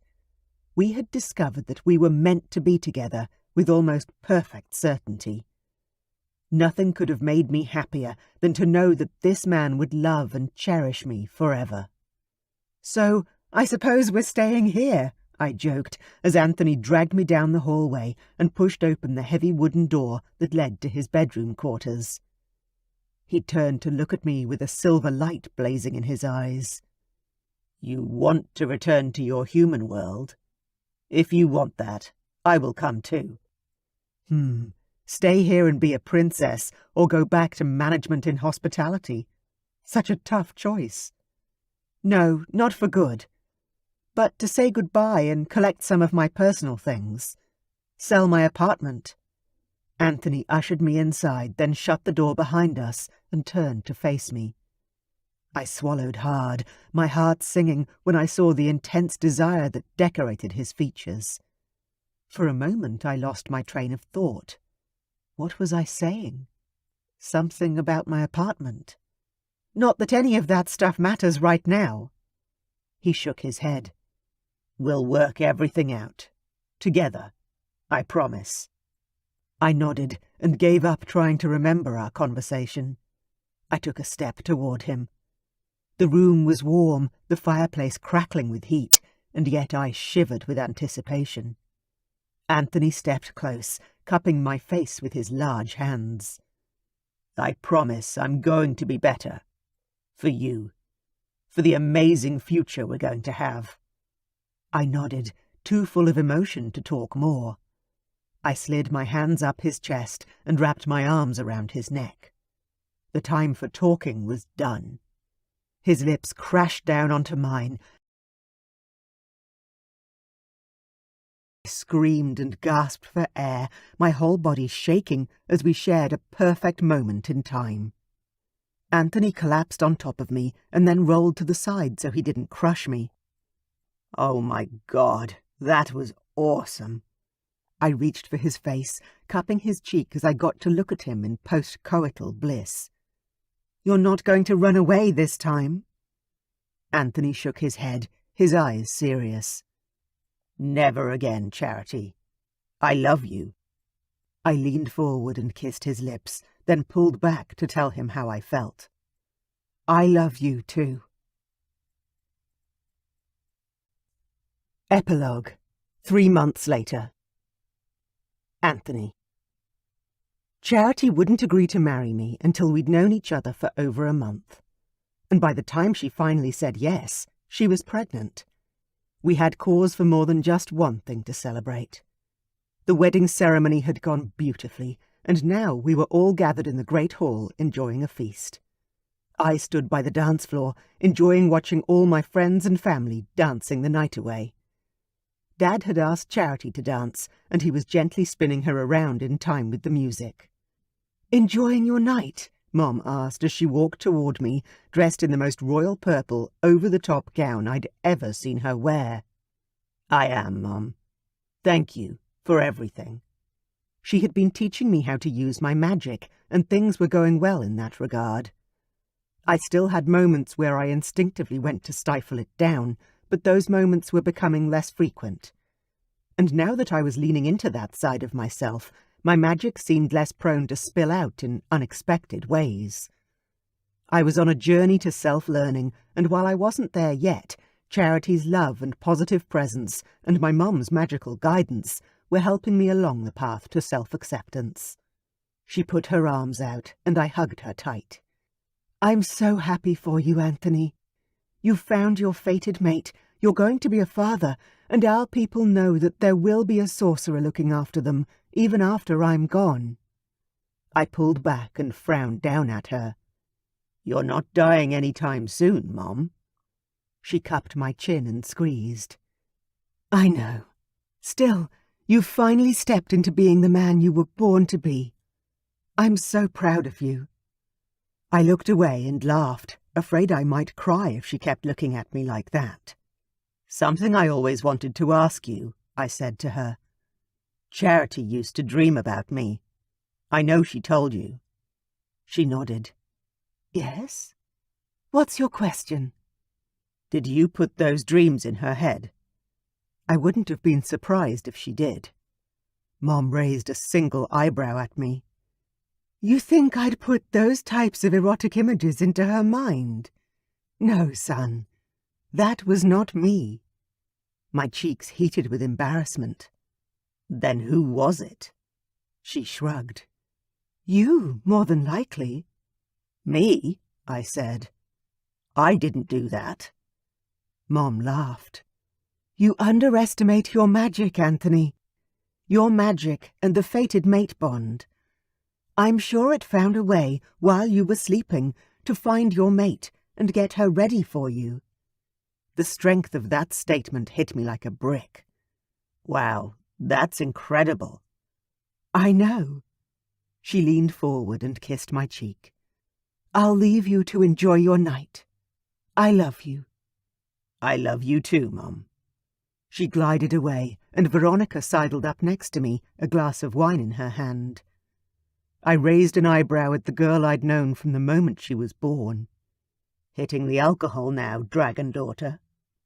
Veronica's blue eyes flared, and she tossed her long blonde hair over her shoulder. "I'm 18, she said, indignation clear in her voice.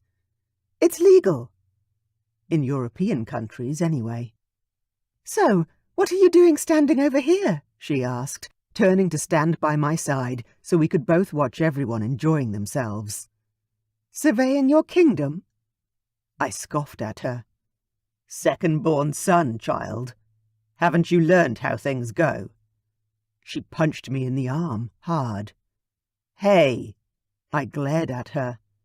"It's my wedding day. You're meant to be nice to me." She didn't apologize, but she didn't punch me again either. Instead, she went back to sipping on her drink. "It's still your kingdom, you know," she said after a while. "Karlak might be king one day, but you're the sorcerer now, yeah?" I shrugged. "I suppose. My mom's been teaching me how to use my magic, but I'm decades behind her in experience." The lessons had been going well, though I may have blown up a few things along the way. "Yeah, but your mom's not going anywhere, so you have time to learn." "True," I said, already having seen a vision of the day of my parents' passing. Thankfully it was many, many years from now, and I tried not to dwell on it too much. Veronica didn't say anything more, but she didn't leave my side. A twinge of something uncomfortable began to niggle at me. "What do you need, dragon daughter?" I asked, not turning to look at her. She didn't hit me, which meant she was about to get serious. "You know when you came over for lunch that time?" I searched my memory, unsure of which event she was talking about. But then it hit me. "Oh, you mean when I accidentally gave you a vision of your future?" I'd forgotten about that, sort of. I'd been so consumed with my own secrets and lies, I'd pushed that very juicy piece of information away. Ian and Veronica were twin flames of fury. They'd burn the world down with their love, if they could get past their long-held grudge against one another. And now that she mentioned it, "So what are you going to do about that?" I turned to face her and raised a querying brow. "Nothing." She tipped back her head and finished the rest of her drink in one gulp. "What do you mean, nothing?" I asked, chuckling softly. "You know who your fated mate is, and you're going to ignore him." That just wasn't done. She was legal age. He was 5 years older, maybe a little more. They were a perfect match, except for the fact that they were cousins. But surely fate wouldn't have gotten it wrong. Veronica lifted her chin. "I've taken a job in the human world. I'm leaving next week." My jaw dropped. "Are you kidding me?" "Nope. I'm going to look after some kids for a family I met online. Maybe travel Europe for a while." I couldn't believe it. And your parents are just letting you go? Her eyes sparked with a challenge. Let them try and stop me. I would have laughed if I didn't know her better. She was serious. And short of locking her up in a tower, her parents didn't have a hope of stopping her. Perhaps this was what they'd been fighting about that day I'd visited. I shook my head at her. You're running away from your future, which is very interesting, Veronica. I thought you were the fearless one among us. But I won't be the one to try and talk you out of it. Hell, I've been running away from who I was my whole life, until now. I won't throw stones. I'm not running away from who I am. This time I burst out laughing. Oh, baby girl, you are. You're a dragon princess. You're the fated mate of a prince. You don't have to work a day in your life, and instead of enjoying your position and doing good in your kingdom and accepting your fated mate, you're going to travel and work for humans. Makes perfect sense. I continued to laugh until my beautiful mate walked up, pink in the cheeks from dancing too long. What are you two talking about? 'Cause whatever it is, count me in. I need something funny to take my mind off this nausea. Dad twirl you around too many times? I asked with a grin. She burped a little, then covered her mouth and said, Excuse me. I put my arm around Charity's shoulders and tugged her close. You're beautiful, even when you burp. And she was. Today had been perfect in every way. Charity rolled her eyes. I feel disgusting, but I'm glad you think I look pretty. You look amazing, Veronica said. And congratulations on your pregnancy. Charity grinned wide. Pride shone in her eyes. Thank you. We were going to keep it quiet, but the moment I hit 6 weeks I started vomiting, and, well, it's been impossible to keep quiet since. I kissed my mate's forehead and held her tight. I think we should dance.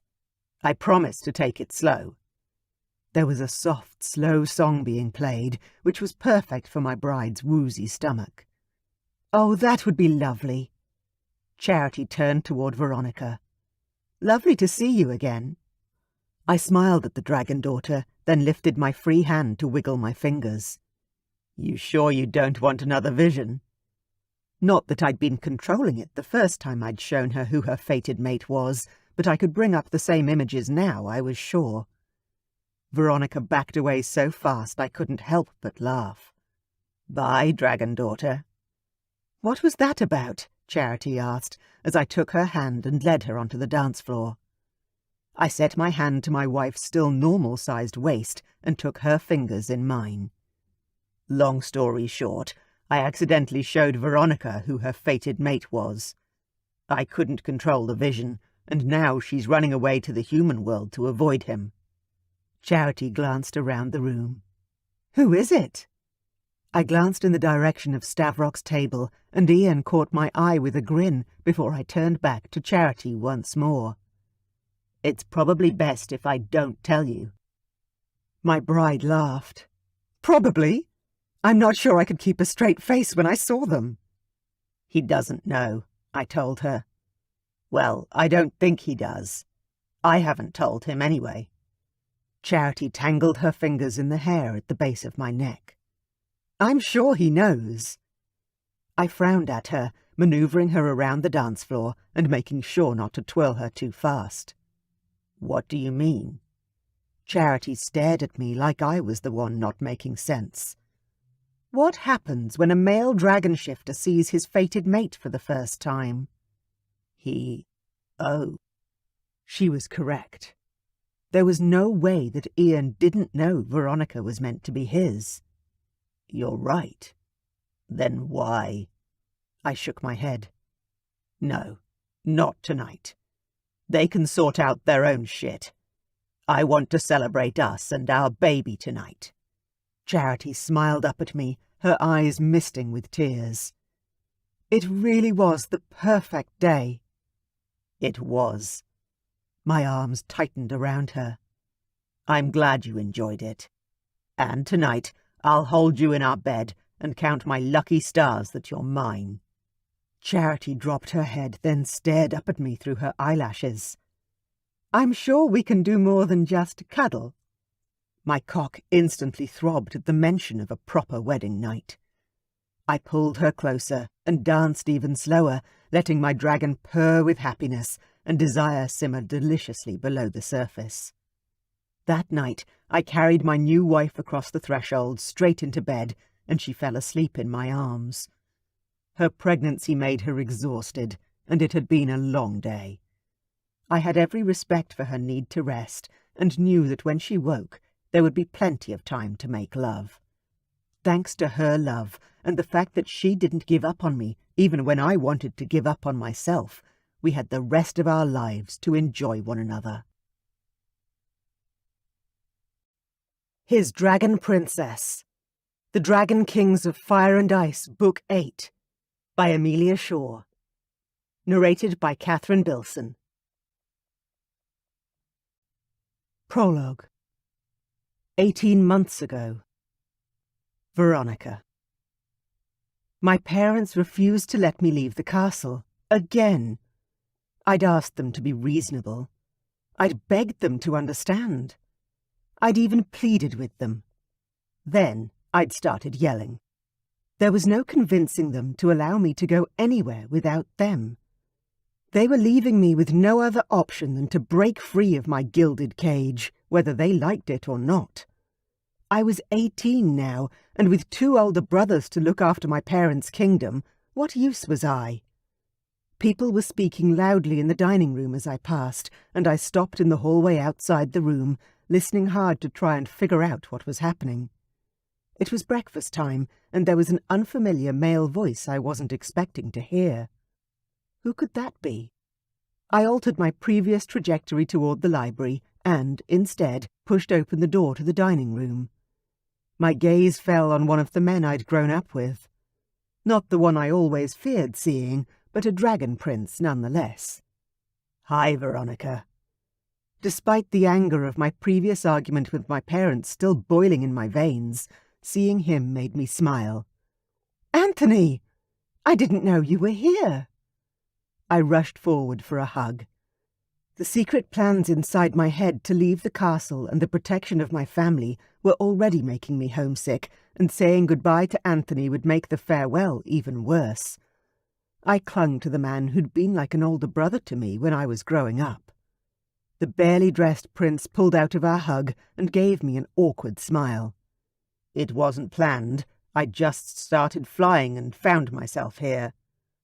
That didn't sound like Anthony, but then he had always been cagey about his emotions. I reached for his hands and gripped his fingers, wanting him to know that he had a friend. "You know, it's always good to see you." But as soon as I said the words, blindness overtook me. The world around me dropped away to darkness, but inside my mind a vision coalesced and became strong. I was standing by the window in our palace, upstairs in my favourite reading room. I was wearing a gown of royal purple, a dress I didn't own. My eyes burned with hot tears as I stared at that version of myself. I was heavily pregnant and smiling in a content way. That simply couldn't be. Contentment was a feeling I'd never known. Ever. Why would I be happy to be having a baby? This vision made no sense. How far into the future was this? My hand rested on my huge belly, and then I turned toward the sound of footsteps echoing in the room as my heart leapt with happiness. I didn't want to see the next part and squeezed my eyes shut. But I couldn't stop the images being projected into my mind by the prince still gripping my hands. The father of my child stepped out of the shadows, a smile on his face that I'd never witnessed before. Ian? Ian? No. That was impossible. He hated me. He always had. Before I could see any more lies, I ripped my hands out of Anthony's hold and the vision stopped.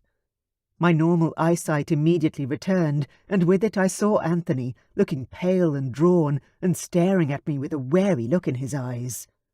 "Asshole! What the hell was that?" I yelled at him, shaking with the need to shift. My dragon was furious and confused. So many other emotions, too. I couldn't even sort out one hot flash of anger from other deeper feelings, and it just made me and my dragon even more upset. I needed to shift and fly far away. Anthony ran a shaking hand through his hair. "I'm sorry. That's never happened before." "Bullshit. You know exactly what just happened. You're a sorcerer, just like your mom." "What happened?" Dad demanded, rushing to our side. "Oh, it was nothing," Anthony said quickly, then looked over to me with a look of unmistakable fear. I turned to tell my father exactly what I'd seen. When he grabbed my hand, I stopped, partly out of empathy for Anthony's obvious distress over the situation, but also for my own selfish reasons. Ian was the youngest son of King Stavrok, my mother's cousin. I couldn't believe fate would tie me into a marriage with my own cousin, surely. But Mom and Dad would. They completely believed in fated mates. After all, their marriage was the product of fate's choice. But I wouldn't be. No matter what they said or demanded of me, I would not marry Ian because Anthony had seen it and communicated that to me in a vision. No. I lifted my chin and turned to my father, changing the subject for all of our sakes. "Dad, why have I been restricted in all my flight plans this month? I tried to organise to go and see Kayla, but was told I couldn't." Dad turned to Mom, then glanced back at me. "Veronica, we've gone over this. You are a princess. You can't just fly off whenever you want to God knows where. You know what happened to your mother." I rolled my eyes and crossed my arms over my chest. "Yeah, she was kidnapped by your half-brothers, which led to the reunification of your family, Dad. That was never a bad thing." Mom walked over, annoyance at my attitude written all over her pale face. "Veronica, you have responsibilities here." "I don't!" I groaned, gesturing to her with my hand. "That's the problem, Mom. You do. Dad does. Even my brothers do. I have nothing to do here, absolutely nothing, except hang around and watch everyone else live life to the fullest." Mom reached out a hand to me. "You can shadow me, learn the ropes of being a queen." I shook her off. "I'll never be a queen, Mom, here or anywhere else." Even if that stupid vision was right, Ian was the youngest son and would never inherit. I may as well learn some basic skills. Maybe cooking or sewing." Dad groaned. "Veronica, you are a princess. Shadow your mother with her responsibilities for our people. Helping the less fortunate. Volunteering." I groaned and covered my face with my hands. He didn't stop. "Or shadow me and learn about our kingdom. Politics. You have an incredibly bright mind. I don't want that going to waste." I dropped my hands and glanced at Anthony, who looked lost in thought. Was he still stewing over the vision he'd shared? He was going to be no help here at all. I continued to argue back and forth with my parents about being allowed out, but it was clearly useless. At the back of my mind, a new plan was forming. Now that I'd seen what Anthony showed me, I didn't want to just leave the castle. With this new information about Ian, I needed to leave the realm. Now I just had to work out where to go and how I could get there. A month later. Veronica. Anthony's wedding was the last family event I'd agreed to attend before my trip. As I stared around at the guests, I noticed Ian standing with my brother and some other mutual friends. I decided to give them a wide berth. But there was one person I wanted to speak to before I finally flew away. I grabbed a glass of champagne from a nearby waiter and walked over to the groom. Anthony raised an eyebrow at me. "Hitting the alcohol now, dragon daughter?" I tossed my long blonde hair over my shoulder, annoyed at him after only one sentence. "I'm 18, I said. "It's legal in our realm, even if it isn't everywhere in the human world." Then I took a sip of champagne to prove my point. Covering the wince that accompanied the tart taste was the hardest part. "So what are you doing standing over here?" I asked him, turning to stand by his side so we could both stare at the dance floor. "Surveying your kingdom?" He scoffed. "Second-born son, child. Haven't you learned how things go?" I punched him in the arm, hard. I was third-born and a girl. Didn't he understand that I was the one who had no purpose in life? "Hey," Anthony glared at me. "It's my wedding day. You're meant to be nice to me." I narrowed my eyes but kept my mouth shut. He was right. I went back to sipping my terrible champagne and scowled at the room in general instead of specifically at him. Anthony stared at his beautiful wife, who was dancing with his father, King Eric. Love was written all over Anthony's face, making me uncomfortable. I needed to change the focus. "It's still your kingdom, you know." I bit my lip, recalling some information my mother had passed along. Everyone knew about Anthony's magic now. "You're the sorcerer now, yeah?" He shrugged. "I suppose. My mom's been teaching me how to use my magic, but I'm decades behind her." I grinned. It was nice to see him finally accepting his role. It was obvious he'd been fighting his magic for a long time.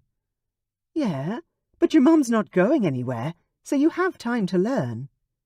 Marianne was barely 50. He had many years to learn her secrets.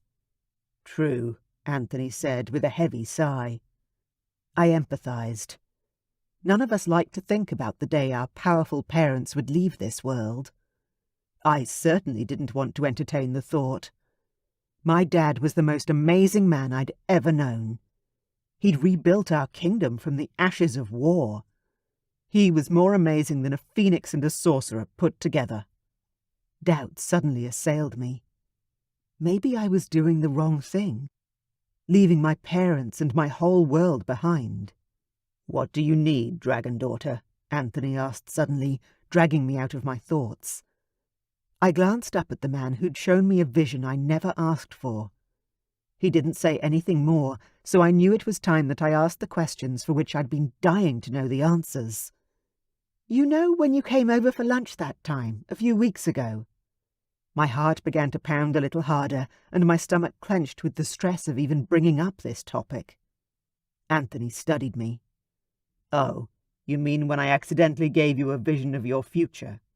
"Yes." I wanted to scream at him, but instead I choked down another sip of champagne and nodded mutely instead. "So, what are you going to do about it?" Anthony asked. "Nothing," I said, gathering my courage and tipping my head back to finish the rest of my drink. Yuck. "What do you mean, nothing?" He chuckled softly. "You know who your fated mate is, and you're going to ignore him." Fated mate? No. There was no way Ian was the man I was meant to marry. Anthony had to be wrong, but I wasn't about to tell the newly married sorcerer that his vision was dodgy. Instead, I changed the subject. There was no point arguing with him. "I've taken a job in the human world," I confessed quietly. "I'm leaving next week." Anthony's jaw dropped. "Are you kidding me?" "Nope. I'm going to look after some kids for a family I met online. Maybe travel Europe for a while." Anthony stared at me like I was insane. "And your parents are just letting you go?" They were, even if they didn't know it yet.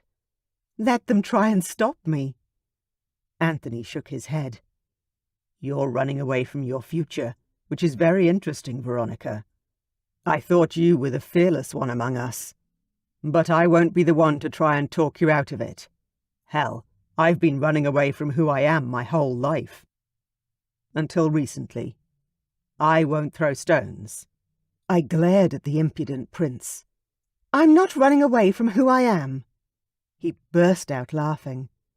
Oh, baby girl, you are. You're a dragon princess. You're the fated mate of a prince. You don't have to work a day in your life, and instead of enjoying your position and doing good in your kingdom, you're going to escape to a whole other realm and plan to travel and work for humans. Makes perfect sense. My jaw dropped as I stared at Anthony. The gall! I wasn't sure what to yell at him most about. The fact that he thought I was an entitled bitch, or that he'd just called me a baby. Before I could ask him more questions, or demand that he tell me the truth about my future, Anthony's new wife Charity walked up, red in the face from dancing too long. What are you two talking about? 'Cause whatever it is, count me in. I need something funny to take my mind off this nausea. Dad twirl you around too many times? Anthony asked her. She burped a little, then covered her mouth and said, Excuse me. Anthony hugged his wife tightly. You're beautiful. Charity rolled her eyes. I feel disgusting, but I'm glad I look pretty. You look amazing, I rushed to say, annoyed at myself for not extending my salutations. And congratulations on your pregnancy. And the wedding.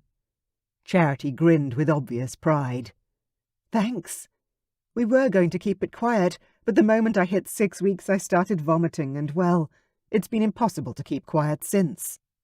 I think we should dance, Anthony said, and his wife beamed up at him. Oh, that would be lovely. She turned to me. Lovely to see you again, Veronica. Anthony lifted his sorcerer's hand to wriggle his fingers at me. You sure you don't want another vision? Hell no. The first one had been bad enough. I backed away so fast Anthony laughed at me and called out, Bye, dragon daughter. I ran away, not afraid to admit that I was nervous about spending any more time with Anthony. My future awaited, and it was in the human realm, not here with Ian or my parents, or anything to do with my dragon shifter genes. Chapter 1. Current day. Veronica. I lifted the screaming, red-faced baby up and out of her crib, bouncing on the spot as I'd been taught to do by one of the children's other nannies. It's okay, sweetheart. Don't cry. Mommy and Daddy will be home soon. The baby immediately calmed as I held her in my arms. I wiped her tears away with a clean face washer before resettling her for the long night ahead. This family loved having kids, but they certainly didn't hang around long enough to bond with them. Good girl, I cooed at the infant. Mommy and Daddy have way too much money, don't they? I was one of 3 nannies the parents had hired to look after their 5 children. I wouldn't have stayed working for them as long as I had, except for the fact that they took amazing holidays to exotic destinations. Luckily for us, the parents couldn't go anywhere without our help, so they took the nannies with them everywhere they went. We were currently in Greece, staying on a little island I could walk around in a single day. The weather was spectacular, and I had what the humans called a tan. As the daughter of the king of the Winter Palace, I'd never known my skin could be any other colour than pure white. Every time I caught sight of myself in a mirror, I wanted to burst out laughing from the shock. I had 2 days off every week to travel and sightsee. There weren't many jobs like this one, and my responsibilities ended and began with keeping the baby happy. Compared to running a kingdom, I counted myself blessed. A vibrating in my back pocket caught my attention. My cell phone. Weird. Who would be calling me at this time of night? I placed the sleeping baby back in her crib, then snuck out of the bedroom and raced down to my own tiny sleeping quarters. The text was from my older brother. Shit! There's been an accident. Dad's hurt. You need to come home. My father was King Damon, the king of the Winter Palace, a formidable and dangerous foe. My heart pounded sickeningly in my chest as I typed back. What happened? Is he okay? He's healing, yeah? As I hit send, a million thoughts raced through my mind. He couldn't be really hurt. He just couldn't. Dragon shifters healed quickly, supernaturally. My brother's response took so long, my fingers were white from gripping the phone by the time the shocking response came through. No, he's not okay. He fell. Shards of glass got in his lungs. Marianne's coming, but you should come home. A sob rose to my lips as I texted back. I will. Is everyone else okay? My brother wouldn't ask me to come home unless something was really wrong with Dad, so I wasn't sure why I asked about anyone else. A final message from my brother had tears coursing down my cheeks. Ian was working here with Dad. He's missing. No one can find him. I'm coming, I typed in, as fast as my numb fingers and blurry eyes could manage. What did he mean that Ian was missing? We were dragon shifters. We didn't just disappear. True panic raced up my spine, making my nerves tingle and hurt. I had to go, now. There wasn't a minute to waste. Oh my God, oh my God. Not Dad. And not Ian. I still hadn't reconciled Anthony's vision within my heart. I'd ignored it. Called him a liar and a troublemaker 100 times over. Ian couldn't be my fated mate. He just couldn't. But as I searched inside myself for that strange part of me that had always been too aware of Ian, I found it alight and hurting. Damn it. That is not good. I raced to the tiny bedroom I shared with Narelle, a blonde Dutch girl a few years older than me. Hey, you okay? She asked, sitting bolt upright on her bed where she was reading. No, I gasped out, swiping at my cheeks to dispel the wetness and proof of my grief. I had to get it together to fly home. I was no use to anyone if I couldn't find the portal. I reached for an explanation that the human would understand. My dad's sick. I have to go home. I grabbed my bright pink suitcase from under the bed and started throwing all my clothes inside. Narelle jumped to her feet. You want help? I didn't know how to answer her. My whole body was shaking and I couldn't think. I didn't have much time to decide, and I wasn't even sure I wanted to take all this stuff home with me. How about I do the bathroom? She suggested. I nodded because I didn't know how to say no. Ian, oh God. He couldn't be dead. He couldn't be. Beyond the panic, I could hear my mother's voice inside my head, calm and strong. Focus, Veronica. Focus. You need to get home safe. I closed my eyes and took some steady breaths to slow my heart rate down. My dad was going to be fine. I just knew it. And Ian? He was probably just, maybe the wolves. I shook myself. There wasn't a good reason why he'd be missing unless he was dead. He was a prankster after all. The youngest son who had never really cared about the kingdom or responsibility. But even though part of me hated him for all the pranks he'd pulled on me years ago, I couldn't believe that he'd just disappear if my father was hurt. Ian was an idiot, but he was loyal and noble and... I blew out my breath and opened my eyes, reaching for the box of tissues. I had to stop thinking about what was going on at home until I could actually get back there. Crying more and allowing myself to think of the worst possible outcomes, like them both dying, was not going to get me home any faster. I blew my nose, wiped my eyes, and bit my lip. Focus on what's in front of you. I stared down at my suitcase, letting my mom's best advice sink in. One step at a time. One job at a time. One problem at a time. And what I needed to focus on right now was tying up all my loose ends, then getting away without anyone seeing me shift or fly. I went to grab another light sweater out of my drawers, then dropped it onto the bed beside my suitcase. Maybe I should just leave everything here, just in case I'd be back sooner than expected. I may fly home and simply find Ian sitting in my parents' dining room eating dinner after getting lost for a day in the woods, and my father healing and yelling out orders from his bed.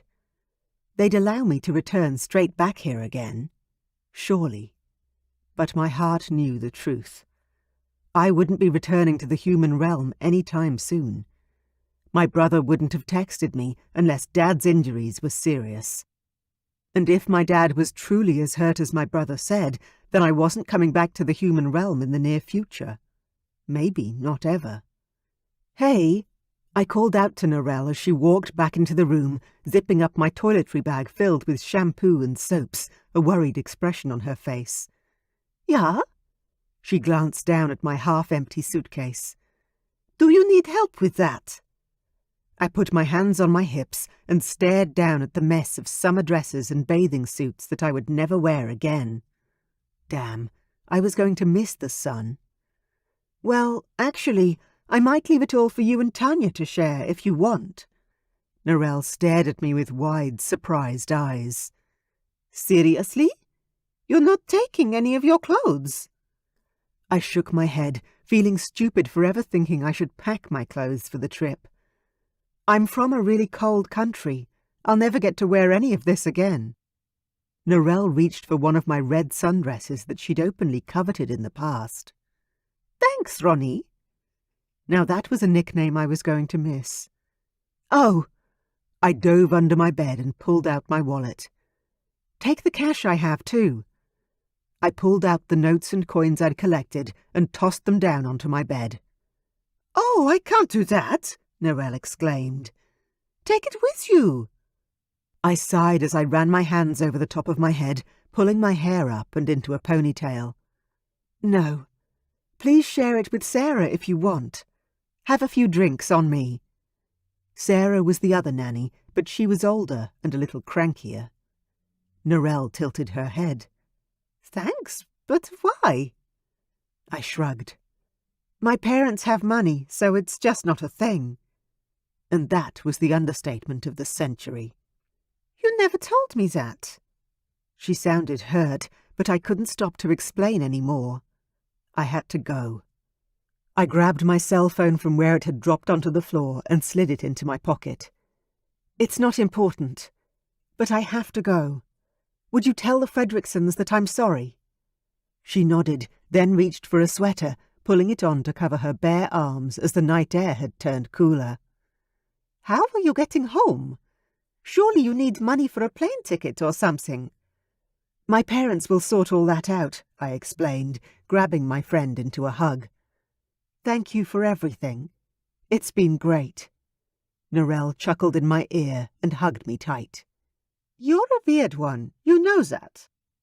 I smiled against her hair, then pulled back to look straight into her bright blue eyes. "Yeah, I know. You take care of yourself, okay? No going back to that asshole of an ex-boyfriend. Got it? I don't care how cute you think he is." Narelle rolled her eyes but grinned at me as well. "Yes, Mom?" I grabbed her against me for one more hug, her warmth and comfort making tears spring to my eyes. Stop it. It was time to go. "Bye." I hurried out the bedroom door before I could change my mind. The house the family was renting was on the top of a large hill, and the back garden was completely private. No one would be able to see me shift and fly away from there. I ran out the back door and into the cool night air. I hadn't shifted in the whole 18 months I'd been here, and I could feel my dragon waking up inside of me. She was stretching her wings and shaking herself, ready to take flight for the first time in so long. And there was an awakening joy that began to infuse my blood. I glanced around, taking mental pictures of the exotic trees and the crystal blue pool. I'd enjoyed my life in the human realm. I'd learned a lot and made some great friends. But there was no question about me going home. Not in these circumstances. If Dad was hurt, or God forbid, dying, I had to go home. Now, Mom would need me. My heart began to pound faster as my shifter rose up and took over my body. My skin changed to scales, and I grew taller, bigger, larger.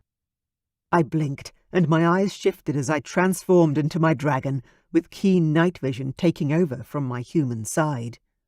Like any other predator. I tried not to think of Ian as I launched up and into the air, flapping my wings to get higher. I flew toward the portal that marked the crossover point between realms, and even though I tried to keep the thoughts at bay, my dragon cried into the night. I'm coming. Please. Don't die before I get there, Dad. Chapter 2. Veronica. From Greece, the trip to the portal was a lot further than I'd ever flown before, but I pushed myself higher and faster. I knew where it was. I could practically feel it in the distance, like the warmth of the sun calling me home. My wings were aching, but I couldn't slow down. I pushed harder, and then I saw it. The portal. I flapped my wings higher and higher, then I relaxed and let myself soar. The release of pain was almost too good, but I focused my trajectory and passed through the portal. I was back in my own realm, and my welcome wagon was the cold rain that pelted my face. I twisted and soared toward my family home, the Winter Palace. The air grew colder, and snow began to fall. My chest was hurting from breathing the air I'd known all my life. This is why people don't leave the realm, because it's a long way and exhausting.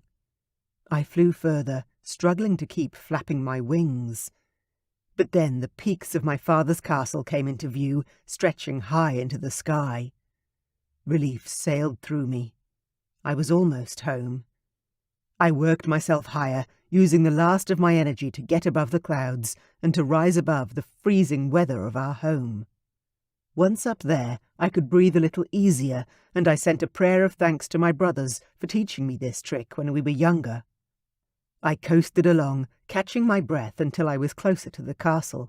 Then I let myself soar down, riding the currents and wind blasts and saving my energy for the landing.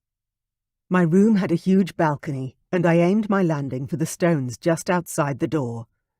I managed to land on my dragon feet, then let go of my shifter body as quickly as I could. I stumbled, then fell, hard. Ah! My hands scraped along the cobblestones, and I had no energy left to do anything but sob right there on the ground. The door opened, and my brother Theo rushed over and wrapped a blanket around me. "Are you okay? I saw you flying and thought I'd bring you clothes." I lifted my head, my eyes hot and filled with tears. "It's good to see you, brother." Theo smiled. "Yeah, you too, dragon daughter." I groaned. "I haven't even been home 5 minutes." His chuckle was friendly as he hauled me to my feet. "Come on, let's get you warm. You hungry?" My teeth chattered as I shivered. "Always." We stepped inside, and the heat of the room hit me like a wave. Whoa! Theo shut the glass door behind us and drew me over to the fire, throwing another log into the already blazing grate. "How's Dad?" I asked, reaching out my hands to try and warm my shivering body. He walked to the door without answering my question, his frown when he glanced back telling me too much. "Get dressed and I'll meet you in the kitchen room, yeah?" The kitchen room was a little dining hall that us kids had used when growing up. I nodded, my other questions stuck in my throat. Any news about Ian? But I couldn't ask because my heart knew he hadn't been found. Theo would have led the conversation with that, I was certain. But it was more than that. That part of me that had always been a little obsessed with Ian, my oldest brother Bernie's best friend, had begun to hurt. I'd shut down any feelings I had for Ian years ago when he made it clear that I was nothing more than an annoying kid to him. But now that I'd opened the little Pandora-style box in which I'd tamped down my feelings and looked inside, a rush of feeling was pouring out once more. I raced over to my old closet, pulling out my warmest clothes. My mom liked me to wear dresses every day of the week, like a princess should. I rolled my eyes at the very thought of the rules my mom used to force upon me. But my father had supported my desire to wear pants on occasion and had made sure the tailors sewed me some of those as well as dresses. I pulled out my favourite warm black pants and several layers for my top half. A thin wool undertop and a grey dress-like pullover with long sleeves. Lastly with thick socks and flat-heeled knee-high boots. That's better. I felt like myself now, and a lot warmer at least. My pink gloves and scarf were laying on my bed, so I picked them up on my way out the door. I shivered, even in the warmth of the castle walls and my clothing. My body was going to need time to readjust to the temperature here, it seemed. Greece had been very warm indeed in comparison. I rushed along the hallway, wrapping the scarf around my neck and pulling on my gloves over my cold fingers. The kitchen room was full of my family and the cousins I'd grown up with. "Anselm! Vanya!" I called, running over to Stavrok's oldest kids and wrapping my arms around Vanya's shoulders. "It's so good to see you!"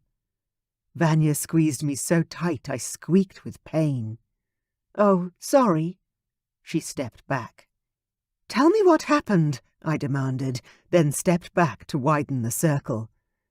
Jessa and Karlak stood beside me, then a hand on my shoulder had me turning around. It was Anthony. I couldn't help it.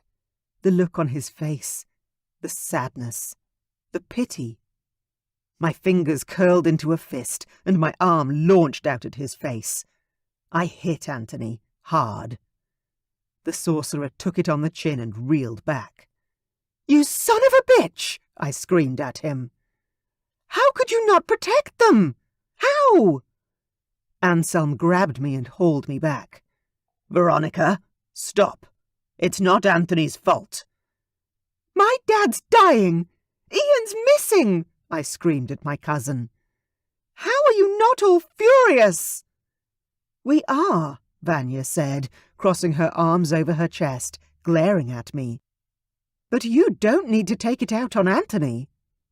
I covered my face with my hands, certain I was about to burst into tears. My eyes burned and my throat ached. My breath heaved inside my chest, but I didn't cry. I dropped my hands and stared at the sorcerer, now standing far away. "I'm sorry." Anthony rubbed his chin. "It's all good, dragon daughter." His eyes shifted into that look again, the one that said he had a vision to share, and I glanced away. "You can use me," I told him. "To find Ian."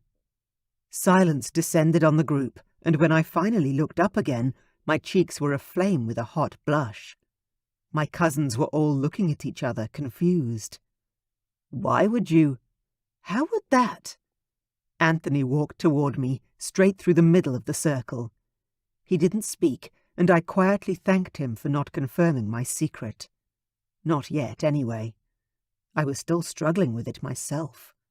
"I don't know if it'll work." He spoke quietly, reaching for my hands anyway. "You weren't here when the accident happened." I still didn't know what the details were, but I lifted my chin anyway. "Try. Please."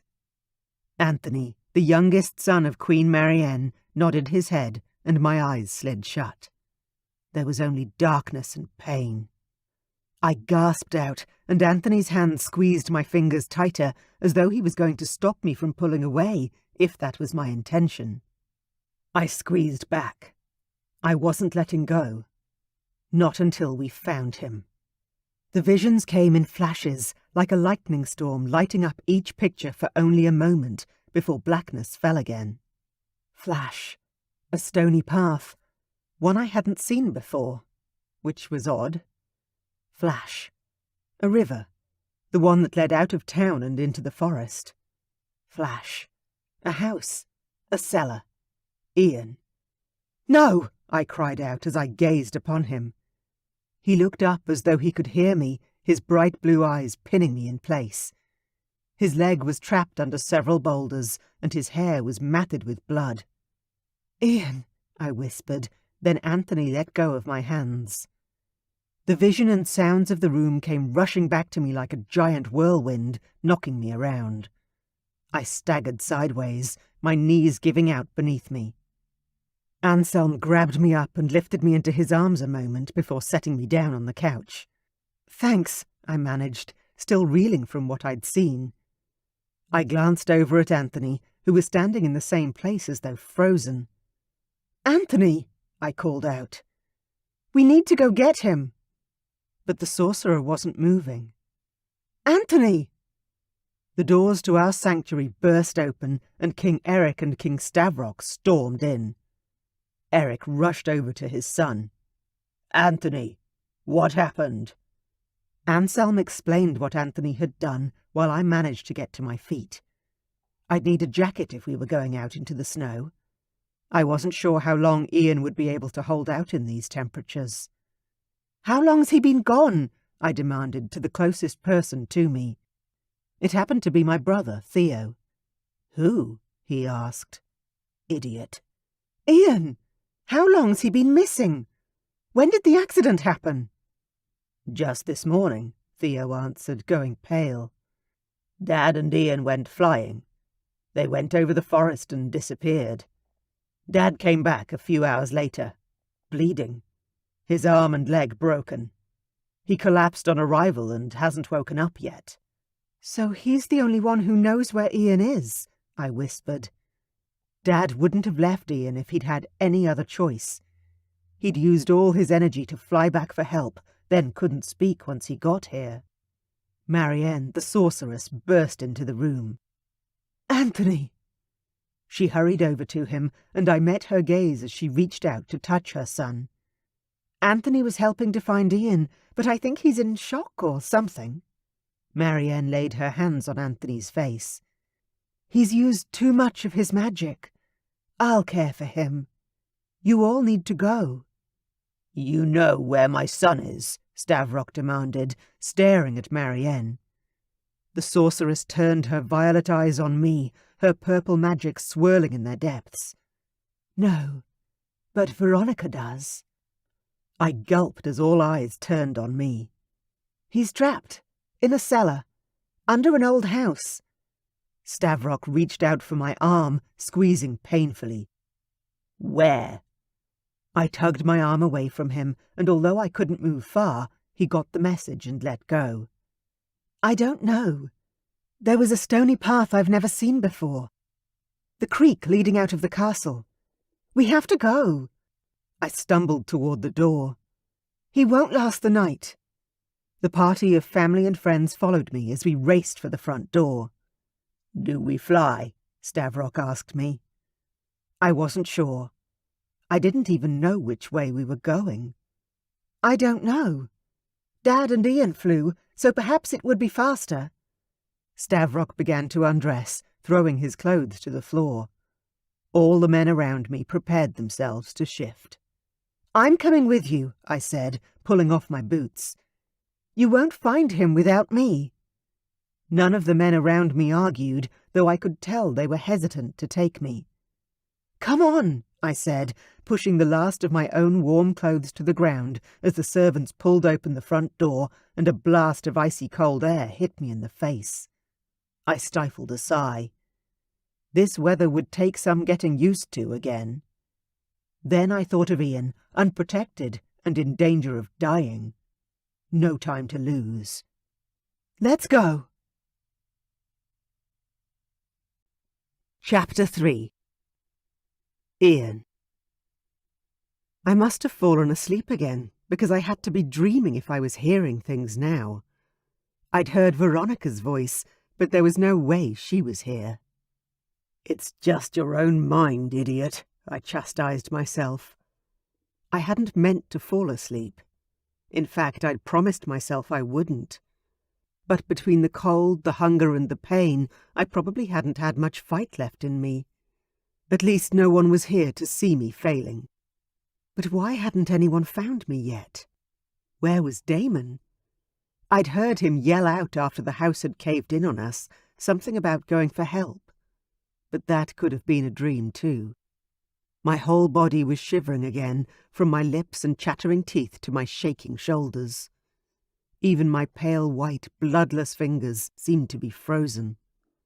I didn't have clothes or blankets, but I'd managed to pull over some rough Hessian bags to cover my chest and leg a little. I wasn't sure it was doing much, but it was better than nothing. My leg wasn't throbbing anymore, which was kind of a relief, though part of me knew that was a bad thing. The nerves were dead, or there was no blood flow any longer.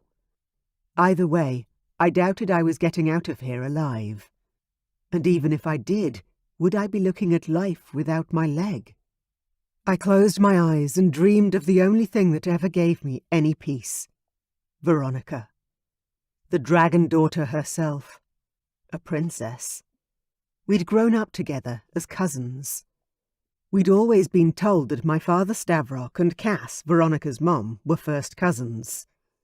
She was 7 years younger than me, so when I turned 18 and she was only 11, the strange feelings I began to feel toward her made me feel sick.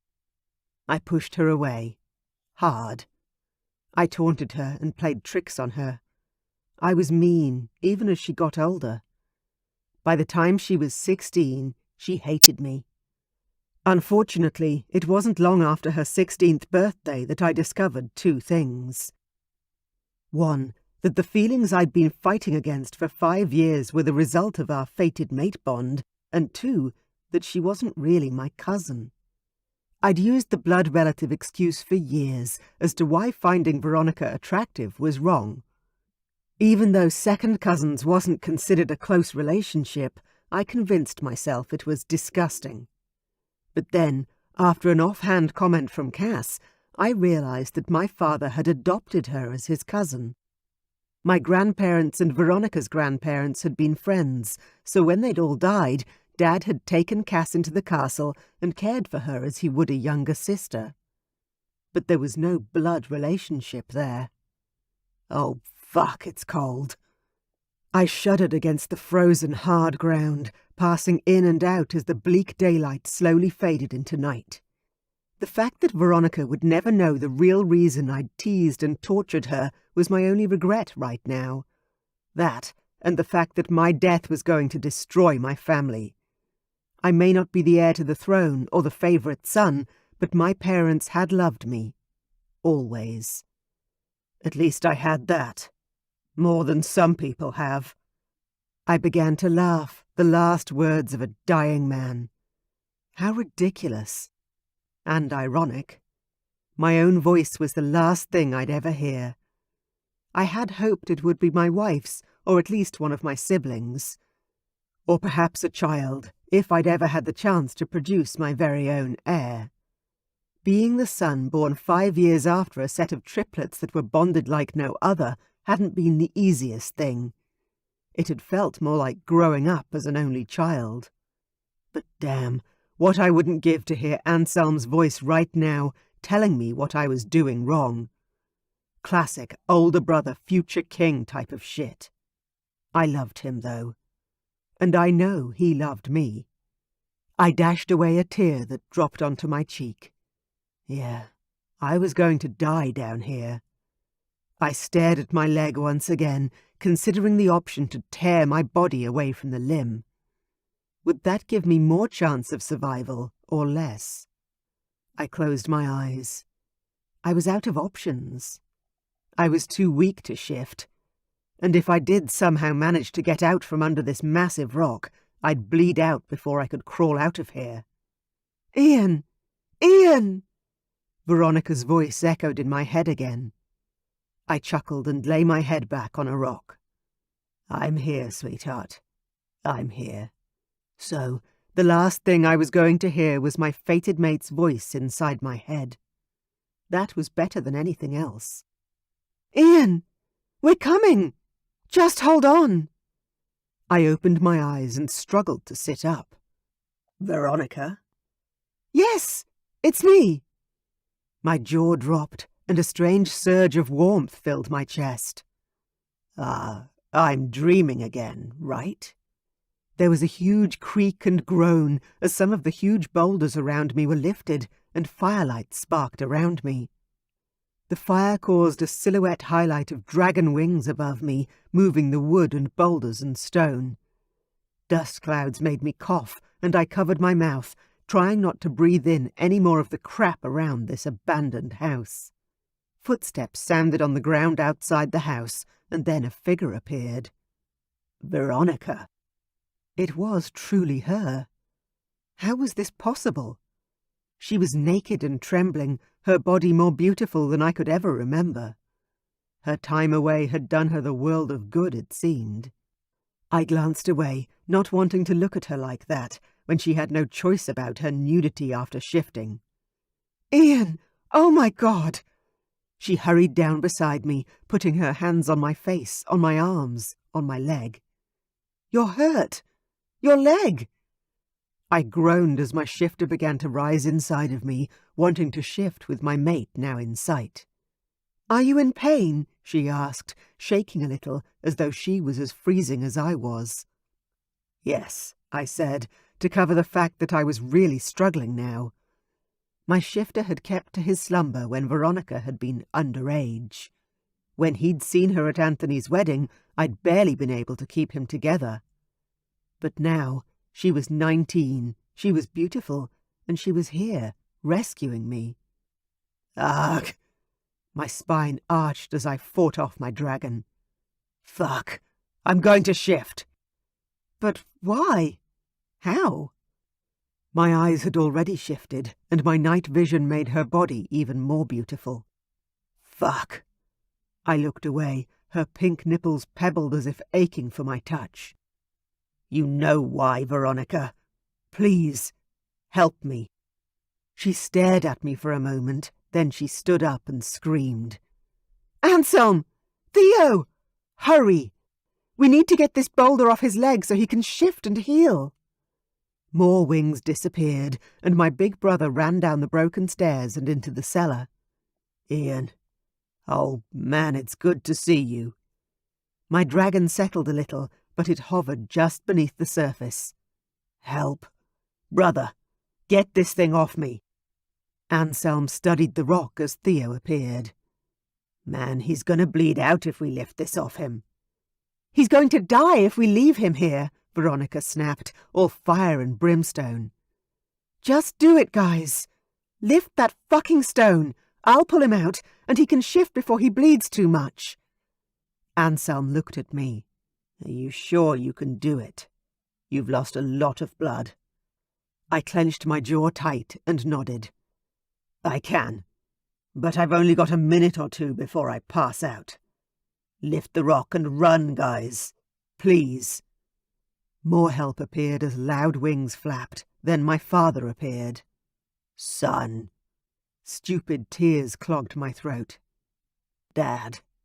King Stavrok, a beast of a man, and my father, the king, dropped to his knees beside me. Oh, son, I thought we'd lost you forever. He cupped my face in the most affectionate touch I'd received in years. I couldn't speak, but Veronica was there, taking charge. She put a hand on Dad's shoulder and tugged him back. Uncle, we need to hurry. Help Anselm get this rock off him. His dragon's ready to shift, and if we don't do it now, we'll lose him. Dad stood up. He can't shift, not like this. Veronica growled. Her shifter was close to the surface as mine was. He's not dying down here. You got that? Lift the rock and get clear. I'll get him out and he'll shift. Dad's growl was louder and more menacing, and yet Veronica didn't budge. My shifter couldn't help but be proud of the strength of my mate. He'll kill you when he shifts, Veronica, and that's if he can. I'm not letting you do this. She put her hands on her hips and faced my father. Uncle, you have to trust me. I found him. He's still alive because of me. Just listen and do as I say. One more time. I could see my father hesitating. He believed in magic and premonitions, and although I had no idea what Veronica had done or said to get them here, Obviously, she believed she had the right to throw her weight around. I added fuel to the fire. "Dad, please, just do what she says." I could tell he wanted to ask why, but he didn't. He just turned toward the wreckage that had fallen on my leg. "Okay, boys. On 3, we lift. Once he's clear, we run and shift, get to the sky." Anselm and Theo nodded and grabbed sections of the boulder that lay pressed on my leg. Dad called out, "1, 2, 3, lift!" Veronica grabbed under my arms, and the moment the rock shifted, she pulled hard, using her dragon strength to move me. I half blacked out. The pain. Oh my God, the pain. A throbbing, sharp, let me die please type of pain coursed through my body. Veronica shook my shoulders hard, and I managed to open my eyes. I was bleeding out. I could feel it. The blood gushing from my wound, draining my life force.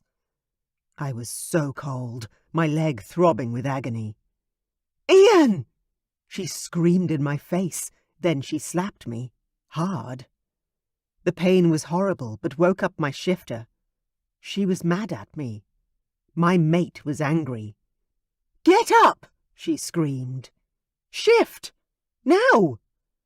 Then she grabbed my face and kissed me hard. Her lips on mine were from a dream, but then she was gone, and the coldness of her loss blasted me in the face. "You will not die on me. You got that?" she whispered. "Now, fly with me." She ran up the stones and away from me. I saw her transform in the darkness and fly away. My dragon shifter rose up inside me faster than ever before.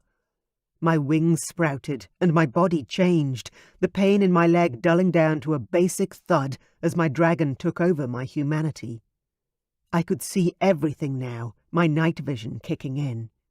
I roared, pain beginning to build inside my body as my shifter fought the injuries. "Fly!" I heard Veronica's voice in my head. "Fly!" I staggered up the steps, up the hole my family had made for me to get out of. My claws gripped the cold dirt as I panted for breath. I was seeing stars, but not the ones in the night. I was going to pass out again. A roar above my head made me look up. It was Veronica, her wings flapping hard, keeping her in place. She roared again, icy fire blasting through the night sky. God, she's magnificent. She was calling to me, and my dragon needed her more than his next breath. I jumped off the rock I stood on, launching into the sky, and followed my fated mate home. Chapter 4. Veronica. My heart pounded in my chest as though it was racing to its last beat. Ian was standing on the ground, unmoving. He'd managed to shift, but I wasn't sure he was going to make it. I need to fly back down and help him. But even as I thought the words, Ian looked up at me, his eyes blazing in the darkness of the night. Then he was flying up, toward me. Happiness filled my heart, and I started to fly home in the direction of the Winter Palace. Ian was slow, but he wasn't far behind me. I flew just fast enough that he could see me, but I wanted to give him something to aim for, so I stayed just out of his reach.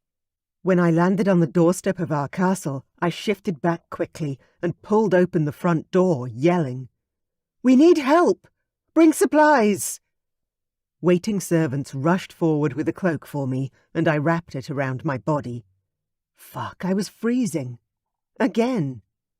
Uncle Stavrok and Anselm came running toward the front entrance, barely dressed, but at least they were wearing pants. A dragon roar met my ears, and I turned on the top step to see Ian flying in fast, but he was too low. I started waving my arms, signalling at him to land near us. He tried to comply, but he was clearly struggling. His dragon dropped out of the sky, landing badly about 100 feet down the path, rolling over and over in the snow and ice and coming to a halt in a flurry of white. I grabbed a black cloak from our butler's arms and started running down the road. Anselm, with his longer legs, ran past me, and Stavrok was hard on my heels. Ian shifted back to human form just as we reached him. "Here!" I called out to them, throwing the cape over Ian's shoulders. Anselm quickly fastened the buttons, then Stavrok ducked down and lifted his son, heaving him up over his shoulder before running back to the castle entrance. Anselm and I gaped at the speed with which he'd scooped Ian up, shared an incredulous look, then ran after them. Stavrok bounded up the steps with ease, as if Ian weighed nothing at all. When we reached the foyer, Stavrok was already marching toward the main living room. Inside, the fire was roaring, and I rushed over to the fireplace to warm my chilled bones, while Stavrok lay Ian on a nearby couch. Ian was shaking, and his teeth were chattering. I didn't think about how it would look. I ran over to the couch, jumped on top of Ian's half-naked body, and lay down beside him, spreading my warm, thick cloak over the both of us to cocoon in whatever body warmth we could. "What are you?" "Shut up," I whispered, stealing my arm around his middle and pressing my flesh to his. I lay my head on his shoulder and closed my eyes, embarrassed on a level I had never experienced before. But I refused to move. He needed to warm up, and fast. Everyone was going to know about our bond now, and my cheeks flushed with heat. "Everyone, give Ian some space," Stavrok called. "Go get the healer. Everyone else out. I'll stay." There were some soft murmurings, but I didn't open my eyes until the noises faded away. I clung to Ian's shivering body until he began to quieten and his limbs soften beneath me. Then I opened my eyes, slowly. Stavrok was sitting in the large armchair next to the fireplace, staring at us, but everyone else was gone. I lifted my chin until I could see Ian's face. He had his eyes closed, and his breathing was even, as though he was sleeping. But something told me he wasn't. I moved my arm, lower, toward his belly. His hand came up to grab my arm, stopping the movement. But it didn't stop me from feeling something warm and hard pressing up against the blankets. "Don't move," he whispered. "Please don't move." I relaxed again, laying my hand against his ribs. He was trembling again now, though I was pretty sure it was due to something other than cold this time. "I'll get up. You're warm now." "No," Ian snapped, a growl behind his words. I can't control it. Please, just stay where you are." My heart was pounding again, my dragon shifter recognizing the call of her mate. He wanted me. He was hurt, barely alive, but he wanted me. Stavrok stood and walked over, slowly. "Son, I can help." Ian growled a little deeper, his arm slipping around my shoulders and holding me to his chest now. "Dad, back off." Fear shot through me, but beneath the worry was a strong pulse of desire, of arousal. It was something I'd never felt before. Not to this level. I swallowed the moan that would have followed my next words. "It's okay, Uncle." "It's not okay," Stavrok whispered, still a few feet away. "Ian, why didn't you tell anyone that Veronica was your mate?" I glanced at the prince, whose jaw was set in the most determined angle I'd ever seen. "She was 11 when I first knew. She was a child. I was disgusted with myself." Stavrok made a tutting noise. "Hey, it's okay. None of this is your fault. We're both so glad, so grateful you're alive." I nodded against his neck, barely able to breathe now. My belly was quivering. His smell was just so good. "Ian, I know your dragon wants to claim her, but please let her go. Give her to me. I'll take her to have a shower, to eat. You trust me, don't you?" Stavrok's voice was soothing, but it annoyed me just the same. "It's okay," I managed to choke out. "You can go. He can keep me." I couldn't believe I was saying the words, but I was. I wanted him, and he wanted me. Surely that wasn't a terrible thing. "Veronica," Stavrok asked quietly, "Ian isn't in control, and though he doesn't want to hurt you, you're a virgin, are you not?" I buried my face in Ian's shoulder once more. "Yes? Why?" Ian's arms loosened on me, then he said in a growling tone, "Quickly, go with my dad. I need to get my dragon back under control." I lifted my head and stared at him. "You don't want me anymore?" All of my fears came crashing down on me once more, but the heat in his eyes called his words a liar. "Go." He spoke louder this time. "Dad, quick. Take her before I shift." Stavrok's arms came around me and lifted me off Ian's body. "No!" I screamed, my arms out and grasping for my mate. Ian turned his head away, his chest rising and falling as he took great big gasps of air. Stavrok set me on my feet, then pulled the same move he had with Ian. He put his shoulder in my gut and lifted me up off my feet. "Uncle Stavrok! Put me down!" He didn't comply. Instead, he marched me all the way upstairs and didn't put me down until we were in my bedroom. I fell back on my ass on the familiar carpet, still only wearing my cloak. "Why did you do that?" My mom came hurrying into the room, her face as white as a ghost. "Veronica! Oh my God, Veronica!" "Mom, is Dad?" Tears filled my eyes and squeezed my heart. I couldn't finish the question. "He's alive." She rushed over to me, holding out her hands and hauling me to my feet. I fell into her arms, and she dragged me in for the biggest hug of my life. My mother. A dragon princess of her era. She held me as I squeezed her tight, then finally she pulled back and cupped my face in her hands. "Are you all right?" she asked. I nodded. "Yes, I'm fine." Mom released me to turn and stare at Stavrok. "Ian?" He nodded. "Thanks to Veronica, he's alive. Healing." Mom turned toward me. "What? I'm sorry. I don't understand." Stavrok smiled at me and bowed his head. "I'm going to go and make sure my son hasn't burned down the castle. And you can talk to your mom." The king left me alone, and somehow, strangely, I wanted to call out to him and call him a coward. Or maybe that was just how I was feeling. I didn't want to talk to Mom, or anyone else, about Ian. "Tell me about Dad," I said to her, wandering over to the fireplace. "How about you tell me about Ian?" she said. "After you've had a hot shower and dressed. I'll wait. Then we'll talk about Dad." I nodded and ran into my adjoining bathroom. She was giving me room to breathe and think. Something Mom rarely did, because she knew that I'd somehow try to get out of the conversation. But there was no getting out of this one. Ian's dragon was ready to grab me the first time he next saw me, and I wasn't sure I could stop my own dragon from wanting the same thing. I was still throbbing in areas that were vastly embarrassing to admit to. My bathroom was bigger than I remembered. There had been nothing like it in any of the places I'd visited in the human realm. The huge claw-footed bathtub called to me, but I didn't have hours to run the thing and soak. I had to get back to Mom and everyone else.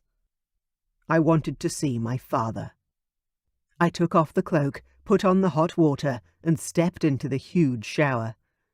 The pressure was fantastic, and I stood there for too long, letting the heat soak into my bones. I washed my hair with the homemade soap, and when I was finally ready to step out, I dried myself with the thick, luxurious towels my Mom loved. My wardrobe was inside my bedroom, so I wrapped towels around my hair and body and made my way back to my room. Mom was sitting on the small love seat near the fireplace, her eyes closed as if in sleep. She looked utterly exhausted. I crept over to my wardrobe and pulled out a long winter dress and some tights. By the time I was finally dressed, she was awake and smiling at me. "Hey, feeling better?" I nodded. "Definitely. I'd forgotten how cold it is here." Her smile was sad this time. "Yeah. You haven't been home in over a year." I glanced away. "Yeah, I know. I meant to come for Christmas, but the family I was nannying for needed me and, well, I should have come home when they'd asked me to over the holidays. But between Anthony's visions of Ian and my newfound freedom, I'd been partly afraid to come home, if I was being honest." "It's okay." "How's Dad?" I asked, sitting down beside her. Mom sighed, deep and heavy. "He's still unconscious, but Marianne will be here soon. His body is still strong, and he's healing, but we're all worried." I nodded, a lump in my throat. I didn't know what to say to make my mom feel better. But then her eyes lit up and she patted my hand. "Tell me about what's going on with you and Ian." I opened my mouth to tell her the long story, then snapped it shut again. I'd been taught to be polite, but my own nature was rough and straight to the point. So I wasn't going to lie or string my mother along. I opened my mouth and told the truth. "Ian is my fated mate." Chapter 5. Ian. By the time Dad got back to the lounge room, I'd managed to get to my feet and was limping around in my efforts to pace. My leg was killing me, but it was still attached to my body, so I was grateful. "When were you going to tell me?" Dad roared, striding into the room, ablaze with annoyance just as I expected. "Never," I yelled back. "I thought she was my cousin, and she was a fucking child. My plan was to make her hate me and marry someone else before she reached maturity." My dad growled at me, 2 feet away now. "Well, that didn't fucking happen, did it?" We were both huffing and puffing when the healer and Anselm entered the room. "My lord." Dad turned to the healer and gestured to him to come further into the room. "Please, come and see to my son." The healer was a man older than my father, carrying a black bag. But he was a steady man with intelligent eyes. "Lie down on the sofa, son. Let me look at you." I did what the healer said, mostly to avoid arguing any more with my dad. The healer put his hands on my head, checking for a fever, then moved down my body into my leg. "Oh, this looks like it was very painful." I groaned as his fingers pressed into my tender flesh. When I glanced down, I could see the thigh was red raw and the flesh was indented and crisscrossed with scarring. I had begun healing, but it was still pretty bad. "It's not bleeding anymore," I managed to choke out in a semblance of humour. I thought I was going to lose it, to be honest.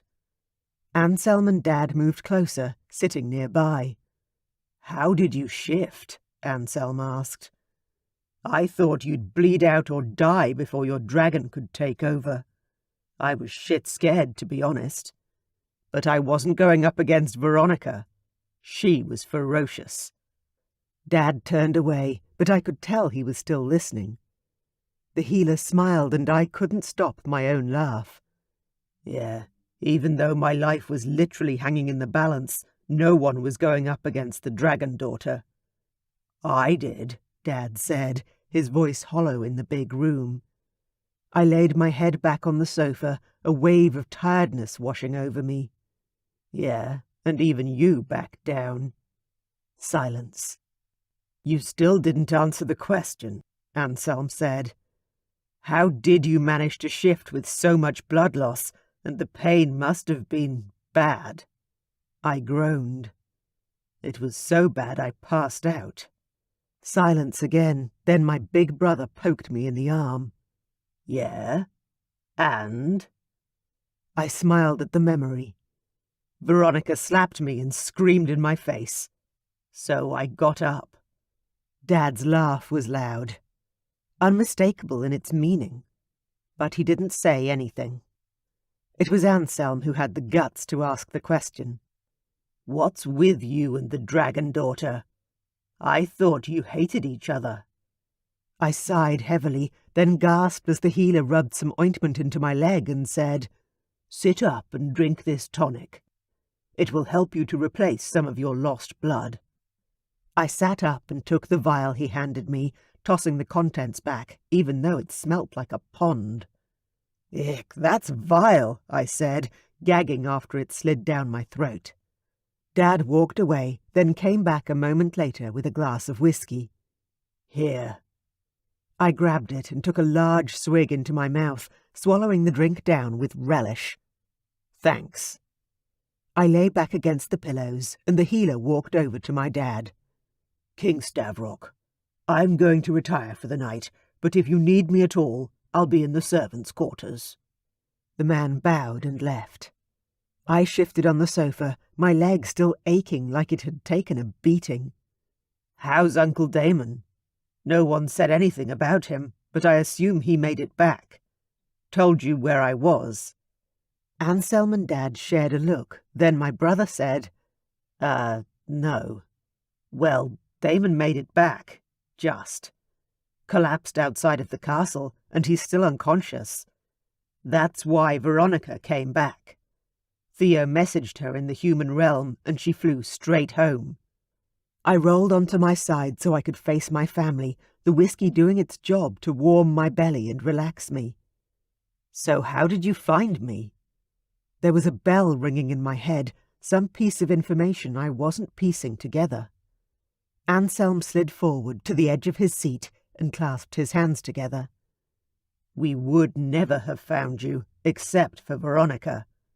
Or if we had, you'd be dead. No one knew where you and Damon had gone, and with him unconscious, we didn't even know where to start looking. I blinked, then, slowly, using my arms, pushed myself up to a seated position once more. Is that why Veronica was yelling at Dad? She was saying something about trusting her or something. I didn't understand, and I could barely think anyway by that point. Between the blood loss, the cold, and the fact my mate had found me, I was delirious. 2 servants opened the door carrying silver platters of food and drinks. They moved things around with the table so they could place the food within arm's reach, then bowed and left. Thank you, I called out to them as they walked away, reaching for a steaming hot bowl of soup. I was starving, but shoving thick bread and heavy meat into my gut wasn't smart. I'd start with the creamy pumpkin soup and work up from there. The first spoonful was pure bliss, as was the buttered roll my brother pushed my way. I ate as much as I could, Dad and Anselm taking a thing or two, but they were obviously leaving most of it for me. Please, eat, I said, gesturing to the platters. There's enough for 10 men here. Dad smiled and grabbed a roll, while Anselm poured himself some wine. The fire crackled in the grate, and my belly was finally sated. I sat back with a groan and a sigh. To think, only a few hours ago, I'd truly believed my time on this planet was done. How quickly things changed. Thanks mostly to Veronica. I really thought we'd lost you, Anselm said, looking down on the food and not meeting my gaze. You weren't far away from losing me, I can tell you, I said. Then I glanced at Dad. You still haven't explained what happened with Veronica. She got Anthony to hold her hands and search for you. We didn't know how or why she would help at the time. Now, of course, we do. Anselm lifted his head, his eyes wide as realization hit him. What? You mean Veronica? I nodded and gulped down another swig of whiskey. Yep. The dragon daughter is my mate. I've known for 8 years. And you didn't tell me, Tell us, Anselm demanded. What was I going to say? I fired back. That my fated mate was a fucking child. And at the time I thought she was our cousin. She is, Anselm said, his eyebrows furrowing. Our second cousin. I glanced at Dad, who said simply, Cass isn't my blood relative cousin. She was a family friend of the family who I took in as my sister when her parents died.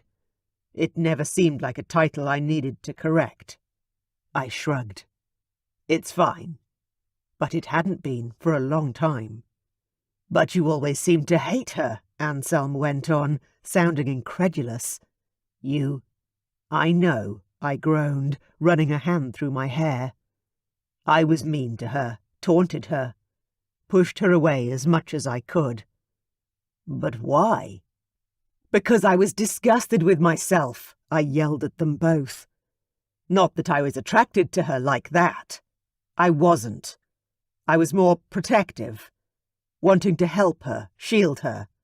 But I knew what it was, the beginning of the bond. And I couldn't do it. I didn't want to feel like that. I'd never lusted after Veronica as a child. Never. But the happiness my dragon felt when she was nearby was a sure sign she was meant to be mine. So I'd run away, figuratively, putting as much space between her and me as I could. Your love for her isn't disgusting, Dad said. You never touched her, barely spoke to her when she was young. I made a strange choking noise. No, I pushed her away. Hard. Well, she's 19 now, almost 20, Anselm said, sounding strangely excited. And she obviously knows about the bond, or she wouldn't have demanded Anthony read her like a bloody crystal ball. I couldn't help the smile that spread across my face at the image his words invoked. She was pretty adamant, her. Adamant, Dad repeated, snorting loudly. She punched Anthony in the face. I gaped at him. No. Anselm smirked. Hell yes, she did. You're going to have fun putting some reins on her, brother. Reins, came an amused voice from the doorway.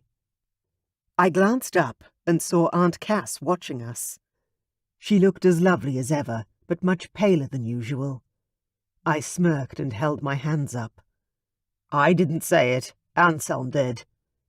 Cass chuckled. Well, you better not let my daughter hear anyone say it. She's already frothing at the mouth over how you've treated her the past 10 years. I sobered immediately. It wasn't. I didn't. Cass put up her hand to silence me, always the queen. You don't owe me an explanation. Where's Veronica? I asked, already assessing my body and trying to figure out whether I had the strength to stand up or not. I did, but it wouldn't be pretty. She's with her father. An ominous cloud descended on the whole room. I pushed myself to my feet, my leg throbbing hard. Take me there, please. If Veronica's dad died, would she ever forgive me? He'd used up every last vestige of strength to get home, to get help for me. Would she blame me?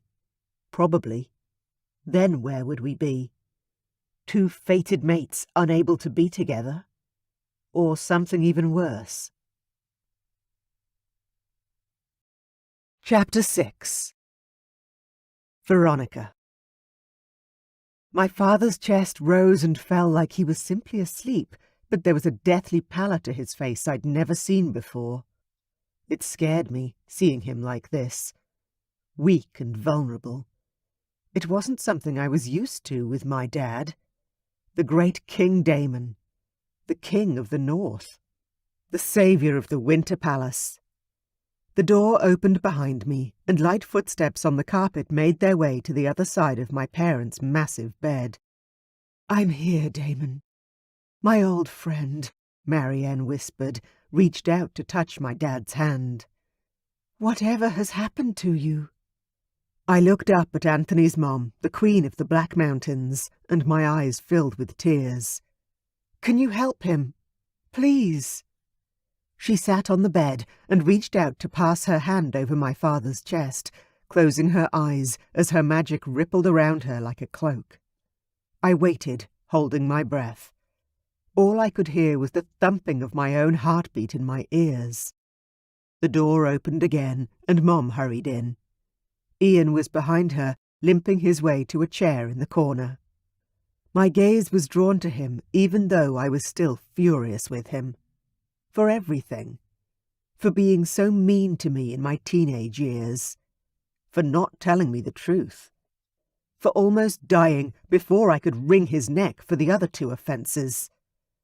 Yet, inside my chest, my dragon settled with him in the room.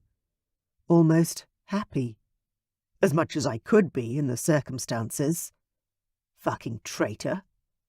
Marianne turned toward Mom and me. "He's tired. I don't know how else to put it. His body is healing, but I can only feel how exhausted his soul is. His mind doesn't want to wake up."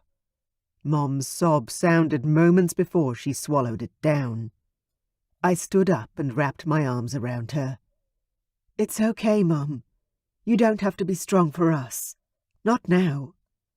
My mother didn't cry in front of us. She never had. But it wasn't for lack of emotions. Her heart beat hard and strong. The strength of her love for my father had never been in question. Even when they fought, screamed the castle down some days, in their passion for a brighter, better future, we knew they loved each other. Mom nodded, and tears slid down her pale cheeks. But she didn't make another sound. Ian limped over to the bed, sitting near Dad's feet. He cleared his throat roughly, the cough sounding in the room. "Uncle Damon, I'm so sorry. It was my idea to check out the abandoned house. I had no idea it was going to collapse. It was my fault. All of this." I stared at him, my anger and pain mixing together to become a single arrow of focused fury directed straight at Ian's heart. My mate had dragged my dad into a situation that may have killed him. "Are you fucking kidding me?" I hissed at Ian, my hands tightening into fists. Ian turned bloodshot eyes toward me. "I'm sorry." I shook my head and took a step back, away from the bed. "If my dad dies, I'll never forgive you." My father was the sun and the moon for my family, for my kingdom, and, more importantly, for my mother. Ian stood up, his voice imploring. "Veronica, please." I ran from the room. I couldn't even look at him, and my dragon was so fucking angry I could shift this very minute. In fact, I turned down a hallway, running in the direction of my room, stripping off my clothes as I ran. I couldn't believe this. Theo had called me back here just in time to save my pain-in-the-ass, supposedly fated mate, only to expect me to watch my father die. No. I couldn't accept that outcome. I refused to watch him die. I wouldn't let it happen. I ran through my room to the balcony, and for the second, or was it third time that day, I shifted and took to the sky. My dragon blasted fiery ice as I flapped my wings, ascending higher into the heavens. I'd thought the year away from Ian would have calmed me, given me perspective. But it hadn't. Quite the opposite, in fact. I was as angry and confused as ever when it came to him and our connection. I flew until I was exhausted, then spiraled down, down, down, until I reached the streets of the town below. I landed near my uncle and aunt's house and shifted back to human before hurrying up to their door. I knocked once, and Uncle Dmitri answered. "Veronica! Oh, God, come in before you freeze." I strode inside, and he handed me one of the long, thick cloaks that hung by the door. Everyone in our kingdom had such clothing to hand. "Who is it, Dmitri?" Aunt Sarah's voice sounded moments before she saw me. "Oh, come in. You must be freezing." She hurried me into their cosy little lounge room where the fire blazed hot. "It's beautiful in here," I said, rushing up to the fireplace to defrost. Sarah laughed. "Yeah, I'm still human. That fire burns all year round." I smiled at her, having a greater understanding now of what sort of temperatures a human was used to. "I can't believe you chose to live here. Why didn't you drag Dmitri back to your hometown?" Sarah stared at her husband with a disgusting amount of devotion. "He loves it here. Why would I have made him leave?" I rolled my eyes at the gooey look they shared, but grinned. "Indeed. Dmitri was my father's half-brother, and I'd grown up with his kids as my cousins." Thoughts of my dad immediately wiped the grin off my face. "Have you been up to the palace? Did you hear about Dad?" Dmitri sat in a large armchair, and Sarah poured tea from a pot already sitting on the nearby table, then handed me the cup. "Yes, we did." Sarah spoke up for my uncle, sitting down on the sofa opposite me. "We've been up there already, but came home a few hours ago. Is there any news?" "Well, we found Ian and brought him home," I said, my throat aching with the words. Bastard. "But Dad's still asleep." "Ian, nice young man," Dmitri said. "He's been here for months on and off, helping your dad with renovations and plans." I gulped. I hadn't known that. "Really? That's nice of him." Dmitri chuckled. "It certainly is. His castle and lands are much milder than ours. I would have thought he'd prefer to stay home." I nodded, not totally sure what to say to that. "Come, sit." Sarah patted the spot next to her. "Are you warm enough now?" I was, actually. The heat from the crackling fire in the grate had thawed me out nicely. I was also totally exhausted from the day's festivities, and then the shifting and flying. I plopped down on the couch next to my aunt, sipping the tea she'd given me. "So, what are you really doing here, girl?" Sarah asked, picking up her knitting needles. I avoided her question and asked, "What are you working on there?" "A baby blanket for Tilly. Her baby's due in a few months' time." Dmitri and Sarah had 3 children. Matilda was their daughter. "Oh, that's so good. God, I've missed a lot." Sarah and Dmitri smiled but didn't say anything. They didn't need to, though. The weight of their silence was impregnated with reproachful undertones. My guilt about being away for so long grew. "I should have come back for Christmas," I whispered, my cup clattering as I lowered it to the saucer. "Yes, you should have," Sarah said calmly. "But you're young. You're going to make mistakes." "Just try not to repeat too many of them," Dmitri said with a smile. I sighed and tugged the cloak tighter around myself. That was good advice. "Okay, I'll do my best." Sarah put down one of her needles and reached for my hand. "Do you want to stay here tonight? We're empty nesters now. We have beds to fill."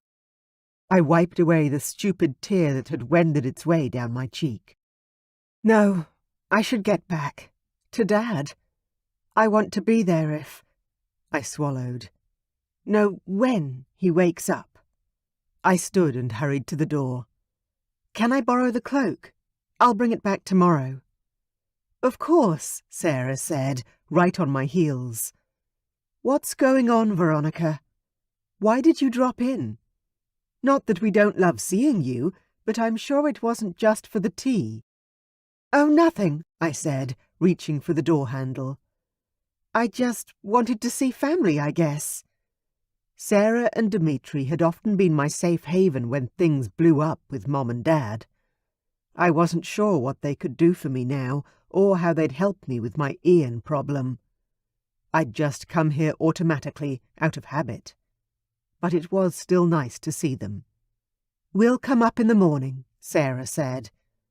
"Unless we hear anything before then." Dmitri was standing by the door, pulling on his coat. I'll walk you up to the castle.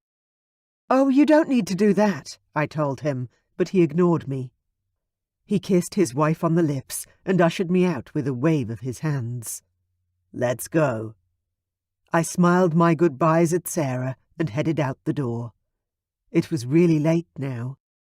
Almost every house we walked past had their lights off. I hadn't realized how dark and late it had gotten. Thanks for the company, I said to my uncle as we walked up the steps to the castle entrance.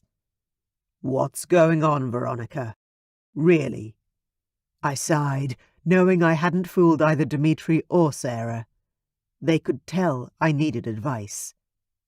Where to even begin? You and Sarah are fated mates, right? He nodded. Yeah, we all are. Your mum and dad, me and Sarah, Lucian and Katerina. So that's expected and normal in our family, I asked, teasing out the discussion as long as I could. Dmitri buttoned up his coat as we continued the walk up to the castle. It really was cold out tonight.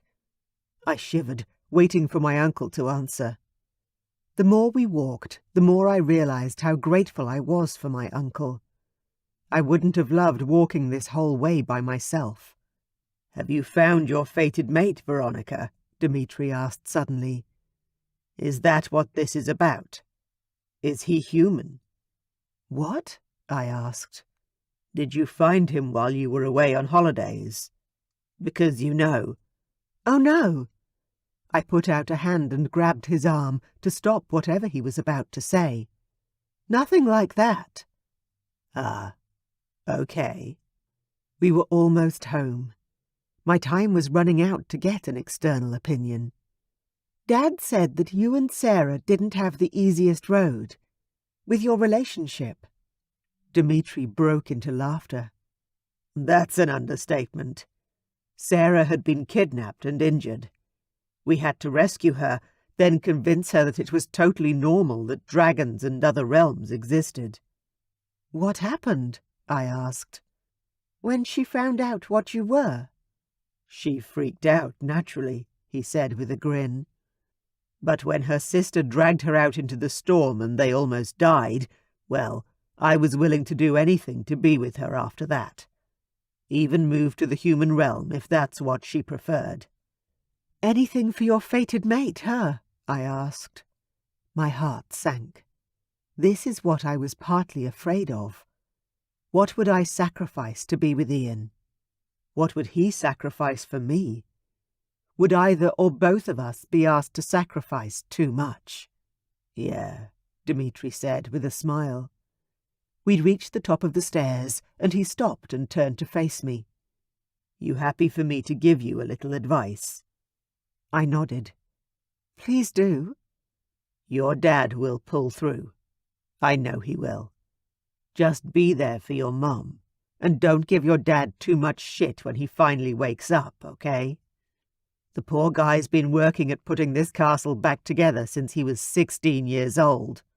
He's earned a rest, though I was hoping it wouldn't take a near-death experience to slow him down. My throat clogged with sudden tears as I gulped and nodded. Yeah, my dad, I always thought of him as being, you know... strong. Immortal. I nodded, wiping at the tears on my cheeks. He's not, Veronica. He's just a man. A shifter, yes.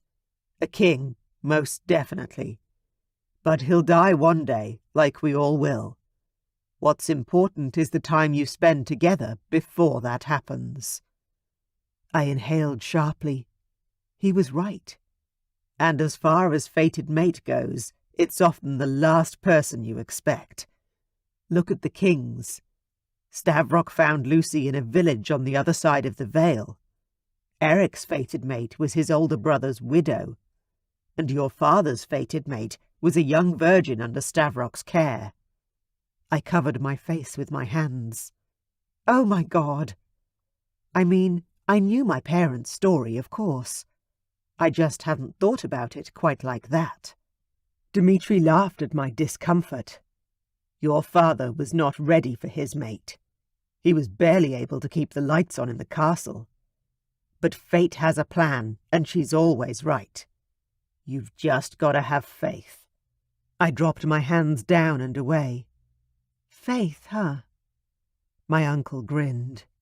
Yep, always. And speaking of fated mates, I better get back to mine. The castle's front door opened, and our night butler gestured for me to come inside. I watched my uncle walk away, then finally returned to the warmth of my family home. Chapter 7. Ian. Auntie Cass had put everyone up, either in the guest quarters or sharing the family rooms. I was lying in a bed a few feet away from Anselm, who was snoring like a chimney. Anselm's wife had given birth to their second child not long ago, and he'd said he hadn't had a full night's sleep in forever.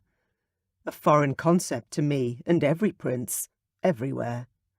He'd passed out and was currently snoring his head off.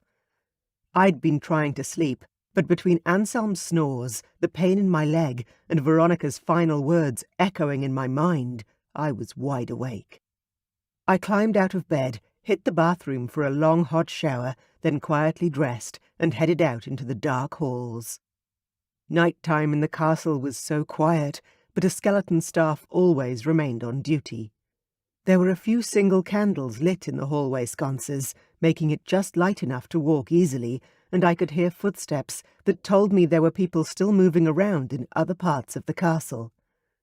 As I rounded a pillar on my way to the kitchen, I ran into Veronica. Literally. Ugh! We bounced off each other, and she grabbed for her cloak, pulling it tightly around her body. But not before I'd caught a glimpse of what lay beneath. "What the hell, Ian?" she growled at me. I stood frozen, not wanting to upset her or rouse my dragon. She was naked beneath that cloak, and my shifter would spring to life in the most embarrassing way if I dwelled on Veronica's luscious curves. "Sorry," I managed to mumble, and tried to move past her. "No. Ian?" She stepped into my path to block me. "We need to talk." My chest tightened, and breathing suddenly became more difficult.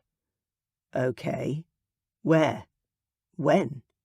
She bit her lip. Everyone else is asleep.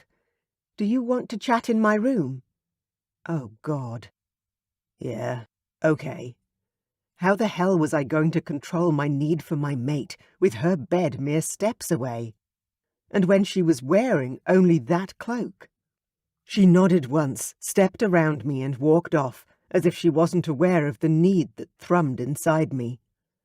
I took a breath and a moment, then followed in the dragon daughter's wake. Her bedroom was up 2 flights of stairs and deep into the wing containing the family bedrooms. A healer was walking toward us as we neared the king's bedroom, and Veronica rushed over to him. I sped up my steps to catch the last of their words. "There's no change, but he's not getting any worse," the healer said. "I'm going to bed for a few hours, then I'll come up and check on him again." "Thank you," I managed to choke out. Veronica turned right, grabbed the handle on an ornately decorated door, and opened it. I followed her, closing the door behind me, knowing I was now in her bedroom suite. My heart rate sped up a touch, so to distract myself, I stared around at the room. The space was beautiful, with a magnificent 4-poster bed in the centre and a roaring hot fire in the huge grate off to one side. She hurried over to the fireplace, stretching out her hands to warm herself. I wandered over to a large ruby-red seat in the corner furthest away from the dragon princess and sat on the cushion. "Are you all right? Where did you fly to?" Veronica stared at me, her blue eyes sparkling in the light of the room. "Nowhere, really. I just flew until I couldn't fly anymore. Then I ended up at Sarah and Dimitri's house, and my uncle walked me home." I shifted on my chair. "Dimitri is a great man. I've worked with him a lot over the years." She turned away, toward the fire, so I was shown her back. "What's wrong?" I asked, standing up to walk closer. If she wanted to talk, then I was here for her. She chuckled softly. What's wrong? Other than the fact that my father may be dying and my fated mate has hated me my whole life. I blinked at the unexpected accusation. I've never hated you, I growled, my dragon thrashing inside my head at the prospect that she could believe such a thing. Never. She twirled back in a flash of both tears and anger, a Veronica duality that had always confused me. Then why, Ian? Why? Why would you make me think that you hate me?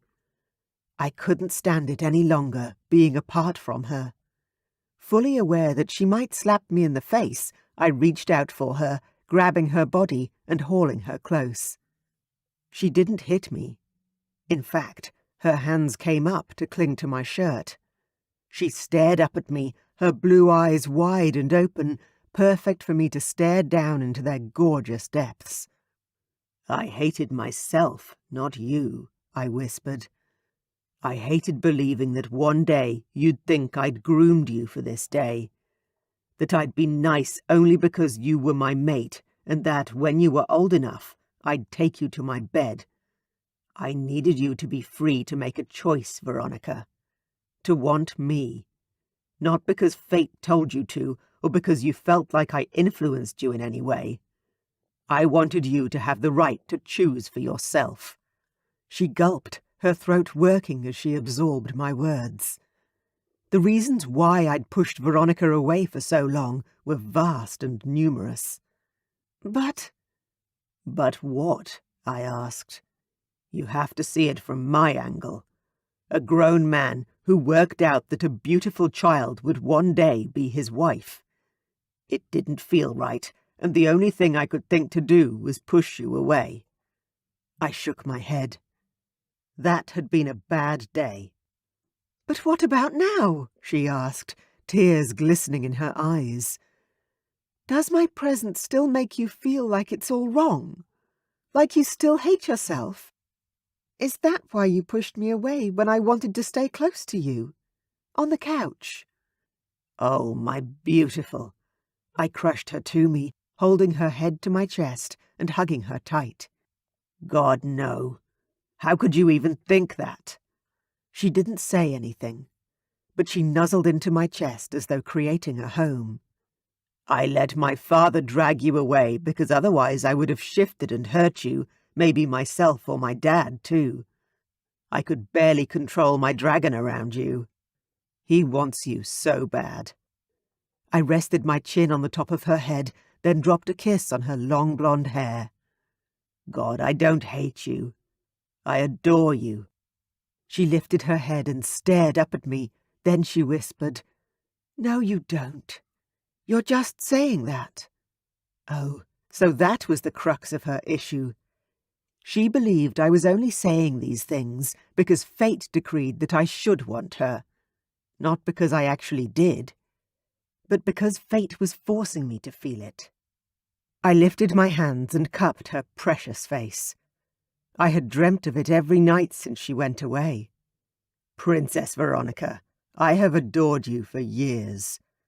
But I didn't want my feelings to force your hand. I needed you to feel as though you had a choice in our union, even though I didn't feel like I had a choice. Wanting Veronica was as natural to me as breathing. I'd never wanted any woman the way I wanted the Dragon Princess. She bit her lip, looking fragile for the first time in her whole life. I do, I think. I kissed her forehead, then the tip of her nose. Her eyes closed as I tilted her head to the side and pressed my lips to her left cheek, then her right. Her skin was as warm as sunshine. I stared down at her, my heart in my throat. This was it. The moment I'd been fixated on for years. The moment when I had the opportunity to finally tell my mate the truth. And it was more heart-wrenching, more nerve-wracking than I'd ever prepared for. I took a deep breath, and the words rushed out of me. I love everything about you. I love how stubborn you are. I love how you fight for what you think is right. I love how much you love your family, and your loyalty knows no bounds." Her lips parted as she took a breath. I wanted to kiss her, but I needed to say more. "I love that you are fierce and protective. And I love that, despite how afraid you were, you punched Anthony in the face and made him read you to find where I was. You saved my life, Veronica." What other woman would fight for her man in such a way? She smiled, the edge of her luscious lips curling up in an enchanting way. Then she shrugged, like the whole life-saving thing was no big deal. I tilted her chin up with my fingertips and lowered my head, slowly moving in and kissing my mate on the lips for the very first time. The first touch was a mere butterfly kiss, testing the waters and seeing if she was going to allow more. The next kiss was led entirely by the dragon daughter and her unexpected hunger. She grabbed my hair with 2 hands and hauled me down to crash upon her shores in a far stronger way than I'd started. I wrapped my arms around her and breathed her in. Her lips opened, and I swept my tongue in to taste her. I could have stopped at our first heated kiss if we'd simply left it there. But then she did something that pushed past the thin veil of control and choice I was trying to hang on to. She moaned, in the most seductive way possible, and my need for her took over. Chapter 8. Veronica. My first kiss ever had been while I was on holidays with my nannying family. It had been awkward and horrible in lots of ways. My second had been over Christmas, when I'd met a boy and thought he was lovely. Again, I'd felt like a fish on dry land, totally out of my depth. My third kiss was happening now, with Ian, and it was nothing like either of the others. His lips were beautiful, somehow soft and strong at the same time. His smell was amazing. I inhaled deeply, wanting to fill my senses with his scent that rose around us. When I opened my mouth to get closer and he swept his tongue between my lips, he didn't suffocate me. He tasted me, teased me, and made me want to reciprocate. And I did. I grabbed his head and hauled him closer, thrusting my tongue into his mouth and moaning as his delicious flavour shot through me. This was right. This was how it was meant to feel, how it was meant to be.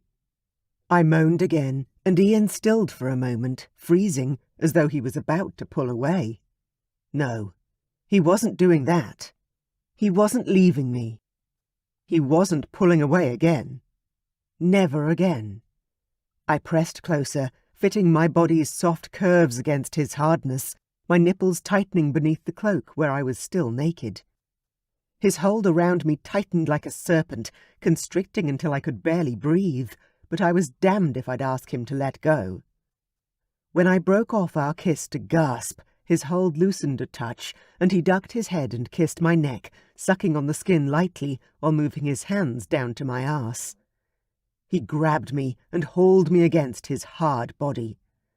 My knees gave out and I threw my head back, allowing him to hold me up as I explored his arms and back with my fingers. My cloak was uncomfortable. The thick fabric was making me hot and creating a barrier between us that I didn't want. I reached for the buttons at the throat, undid them, and pushed the material from my shoulders, allowing it to drop. Ian caught the cloak and held it to my partially clad body. Both of us were breathing hard. When he lifted his head, his gaze met mine, and his dragon shifter was right there at the surface. His irises were molten silver, making him look wild and sexy as hell. "Are you sure?" Ian bit out. "Because I'm aware you're naked apart from this scrap of material, and I'm not sure I can hold myself back any longer." "Thank God for that!" I bit out, stepping out of the circle of his arms and shoving the cloak off my body to let it drop to the floor and pool at my feet. "You've pushed me away long enough." He sucked in a breath. Chapter 9. Ian. Fucking hell. My mate was hotter than I'd ever dreamed she would be, and I'd dreamed of her too often to count in recent times.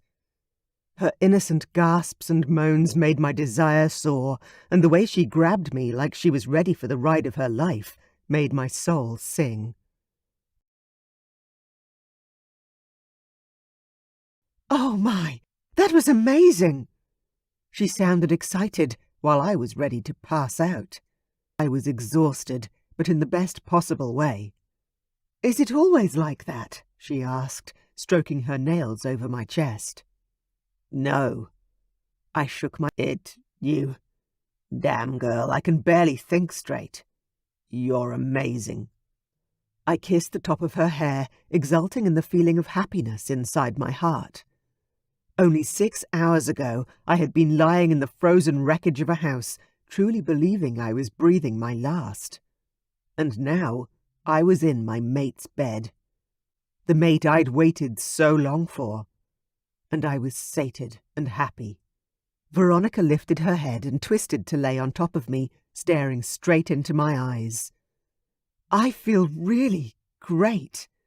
Like, really, I can't even tell you." I chuckled, running my hands up and down the smooth skin of her arms. "I think I have an idea how you feel, beautiful girl." And the fact that I'd pleased her in such a way, especially for her first time, made me feel as proud as a king. She sighed happily, and I couldn't stop staring at her. She was too wonderful to believe. I lifted my hand and cupped the back of her head, running my fingers through her hair. "I've dreamt about this moment for so many years. It's hard to believe this is reality."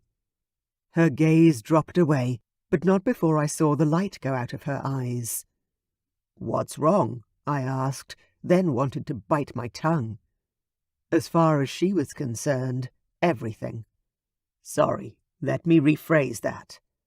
How am I going to get you to forgive me for everything I've done in the past, dragon daughter?"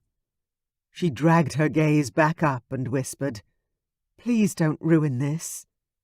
Her words punctured my heart, making my ribs hurt. "Ruin it? How am I?" Veronica rolled away from me, making me reach out to her in a panic. She wasn't leaving me. Surely. But she didn't leave. She simply shuffled back, putting herself into a cuddling position. "Let's try and get some sleep." I followed her and rolled over, curling my body around hers and listening to her breathing begin to slow. She wasn't going to easily forgive me for being mean to her for so many years, that was obvious.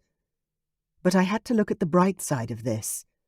I was in Veronica's bed, wrapped around her, and she'd made love to me in a way that made my heart hurt with happiness. Surely this wasn't the end, but only the beginning of our lives together.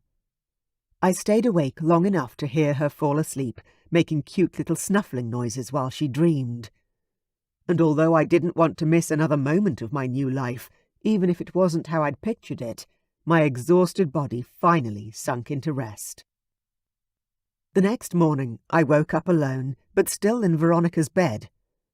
I would have loved to lie there and play over our night together in my mind, but my leg was absolutely killing me. I managed to get up and stagger to her bathroom, then it was time for breakfast and some more of the healer's medicine. Or my father's whiskey. I wasn't fussy, as long as it helped. I pulled on my clothes from last night and limped into the hallway, running straight into Queen Cassandra. "Good morning, Ian."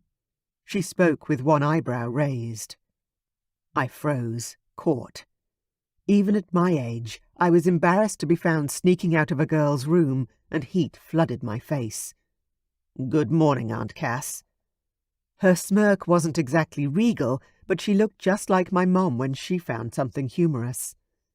"Veronica is with her father. Breakfast is still being served in the main hall, and my husband is awake." Happiness pushed away any embarrassment I was still feeling. "Damon's awake." Cass actually grinned, then tipped her head in a regal nod. "Yes. But if you think that's going to fix everything, you're dumber than you look." Then she turned and walked away. I ran after her. Help me, Aunt Cass. Maybe stop calling me Aunt Cass, then, she said while we walked. I coughed to clear my throat. Cass, then? Or Mom, she said with a cheeky grin. Or shall we wait for the wedding first? I stumbled over the hall carpet runner, and Cass had to stop to wait for me to recover my footing. I couldn't help but say, "My mom always said you had Dad's spirit, which is probably why I thought you were our blood relative." Cass laughed, a sound I hadn't heard in a long while. "Because your father and I say exactly what's on our minds. Yes, well, being raised by a king and becoming a queen do have their advantages." We kept walking along the hall toward the dining room, but slower now. "What can I do, Aunt Cass? I mean, Queen." "Just Cass." "Okay, Cass. What can I do?" This time she stopped walking and reached out for my arm, holding tight. "You can eat, then go see my husband. He was very worried about you when he woke." "Oh, God." "I'll go right now." I turned, intending to rush back the way we came, but Cass held tight to my arm. "No, you need to eat. How's your leg?" "Feels like it's on fire." "I'm okay." She sighed. "Eat first, then go see them. And as far as Veronica is concerned, well, all I can say is, try to be honest with her, Ian. She's most likely feeling confused and betrayed, and that's going to take time to get over." I inhaled sharply, hating that she was right. I'd never been honest with her. Not about our connection, nor my feelings for her. Not until the past day. "Thank you. I will." We walked together to the dining room, where my father and Eric were still eating. "Morning, son." Dad nodded at me with a cup of coffee in his hand. "How's the leg?" I grimaced as I pulled out a large chair and sat down. "It's still attached," and throbbing with the beat of my heart. I reached for the waffles and cream, my appetite huge this morning. I piled up my plate and picked up my knife and fork before I noticed the other three staring at me. "What? Worked up an appetite, son?" Dad asked, his lips quirked in amusement. I put my head down and started eating before reaching across and grabbing some crispy rashers of bacon as well. "I didn't eat at all yesterday. I'm starving." The older generation continued to eat and talk about the running of the fields and the kingdoms. I was lost in my own head, because very soon I was going to have to confront my mate and her father, who'd almost died trying to save my life. Chapter 10. Veronica. I gripped my father's hand, determined to make up the ground I'd lost. "Dad, I need to apologize for running away last year and for not coming home for Christmas. That was so wrong." He still lay in his huge bed, his face pale and his eyes looking haunted and dark as he stared at me. He looked nothing like my father, the strong King Damon I remembered. But when he smiled, it was like the sunshine peeking around dark clouds, and my heart lifted at the sight. "Sweetheart, you don't need to apologize for leaving. You did what you needed to do, as you always have. As for Christmas, yes, that wasn't the right choice as far as we were concerned, but I have to assume there was a good reason for staying away." His question hung in the air, and my guilt consumed me like a ravenous animal, snapping at my flesh. No. I mean, I had to work. But really, I was just being selfish." Dad squeezed my hand. "I don't believe you, sweetheart. You're not selfish. You may be the dragon daughter whose fierce temper everyone fears, but I have to tell you, it's always given me so much joy and pride to have sired the daughter that intimidates everyone else. And you, the baby, too." Hot tears blurred my vision at his kind words, and I blinked them away. The pain of guilt constricting my chest had gotten worse since speaking to my father, not better. It felt like my heart was about to break.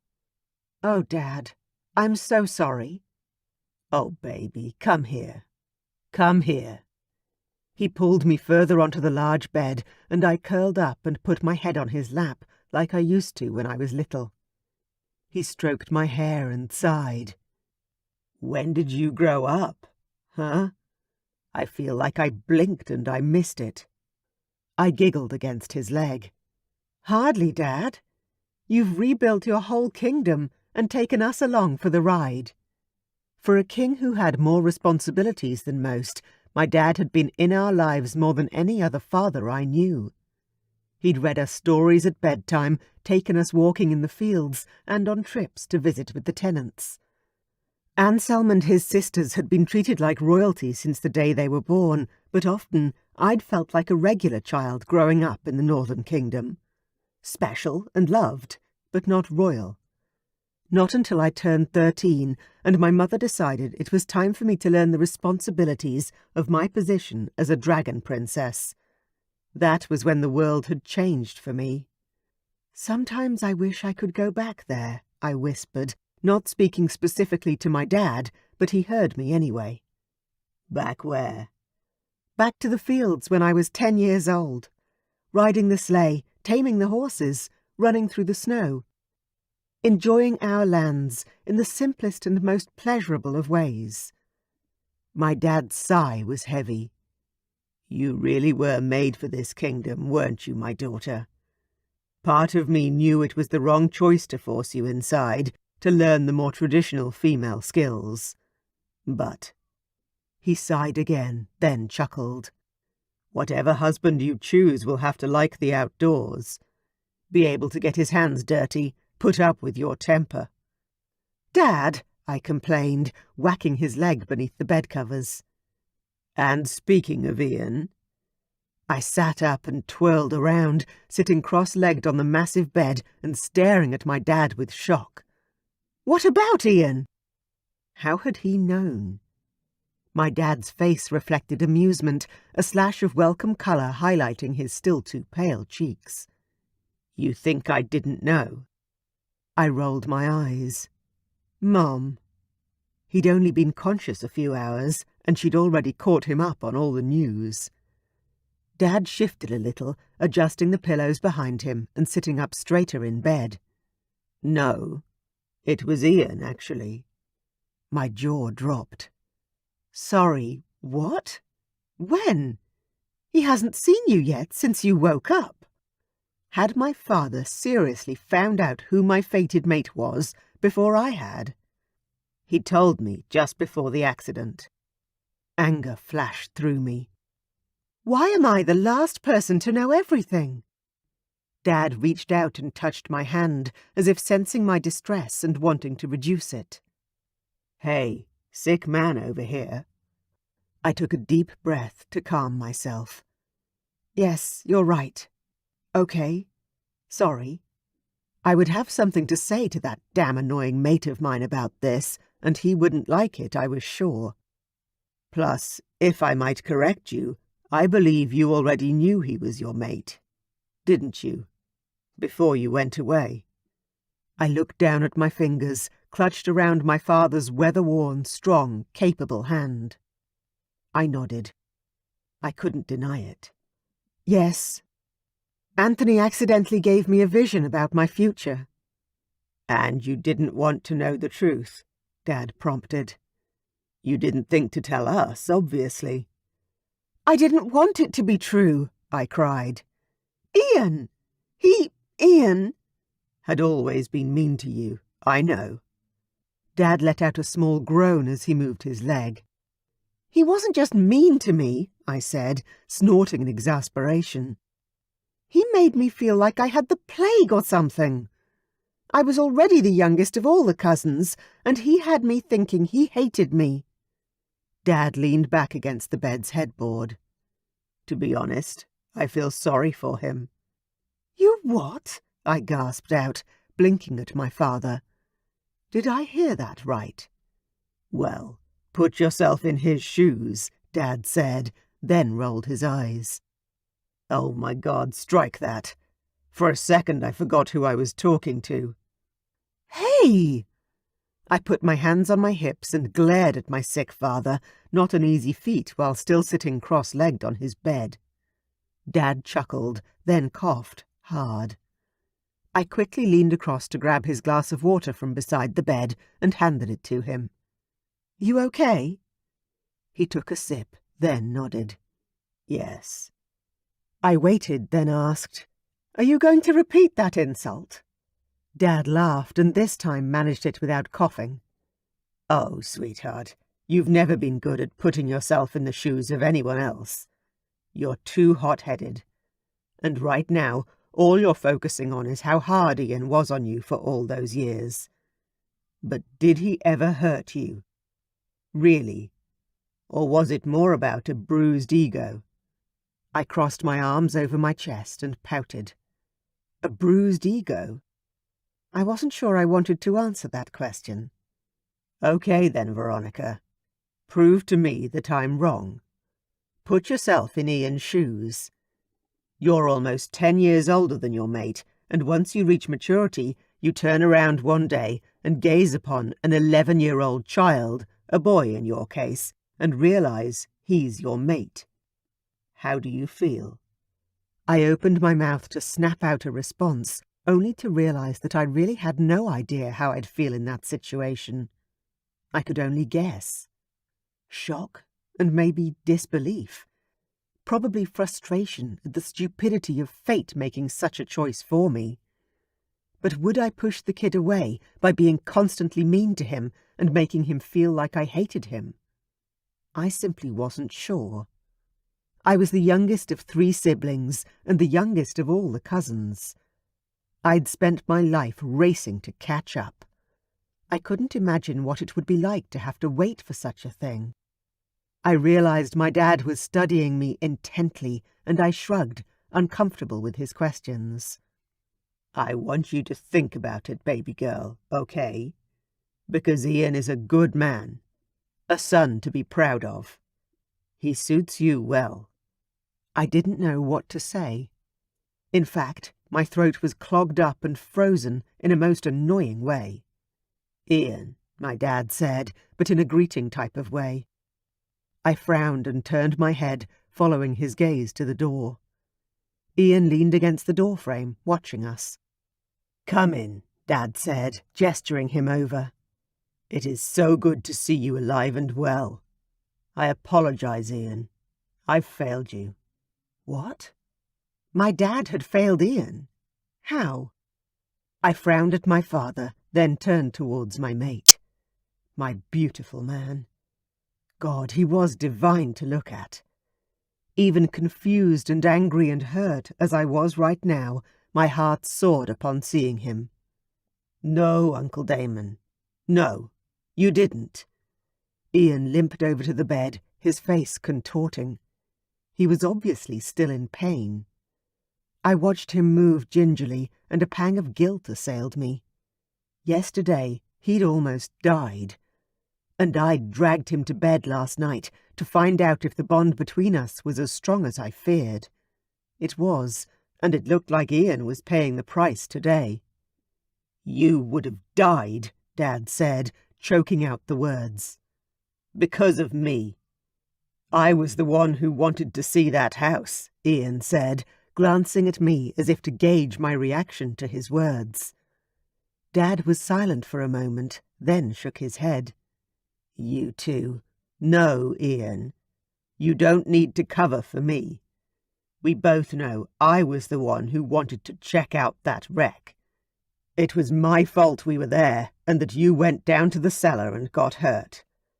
And if my daughter hadn't come home and used whatever mating magic you two have to find you, you'd be dead."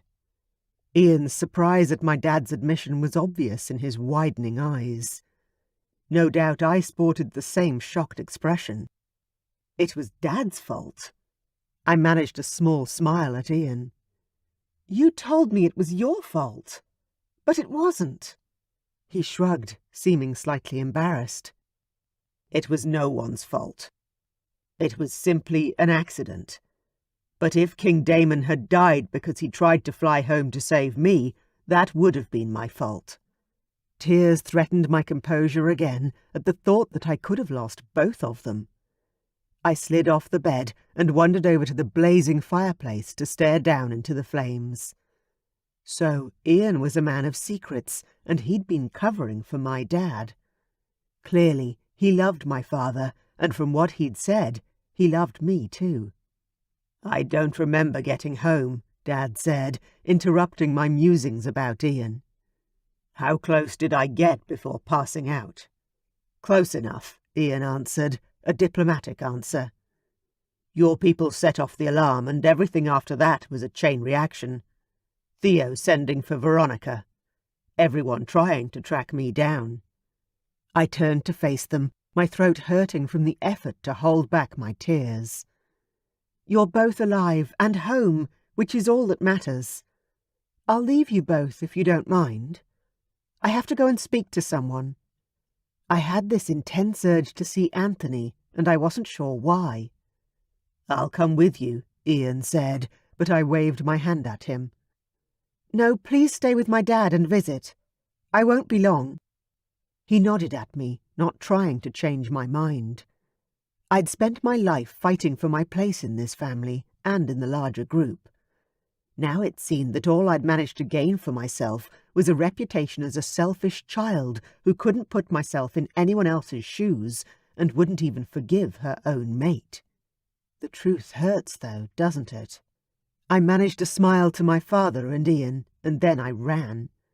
Not simply down the castle hallways away from my father's suite. I was also running away from my past, away from my possible future, and away from the pain that all of my choices in life had brought me so far.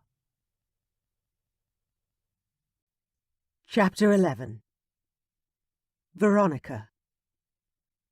While Ian stayed to chat with my father, I searched the castle to find my magical friends.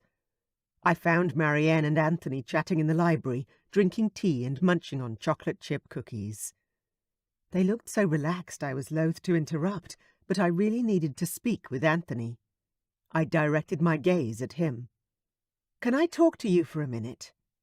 Marianne raised an eyebrow at me. "Are my services no longer good enough?" Oh, crap. "Oh, no, I'm sorry, Auntie Marianne.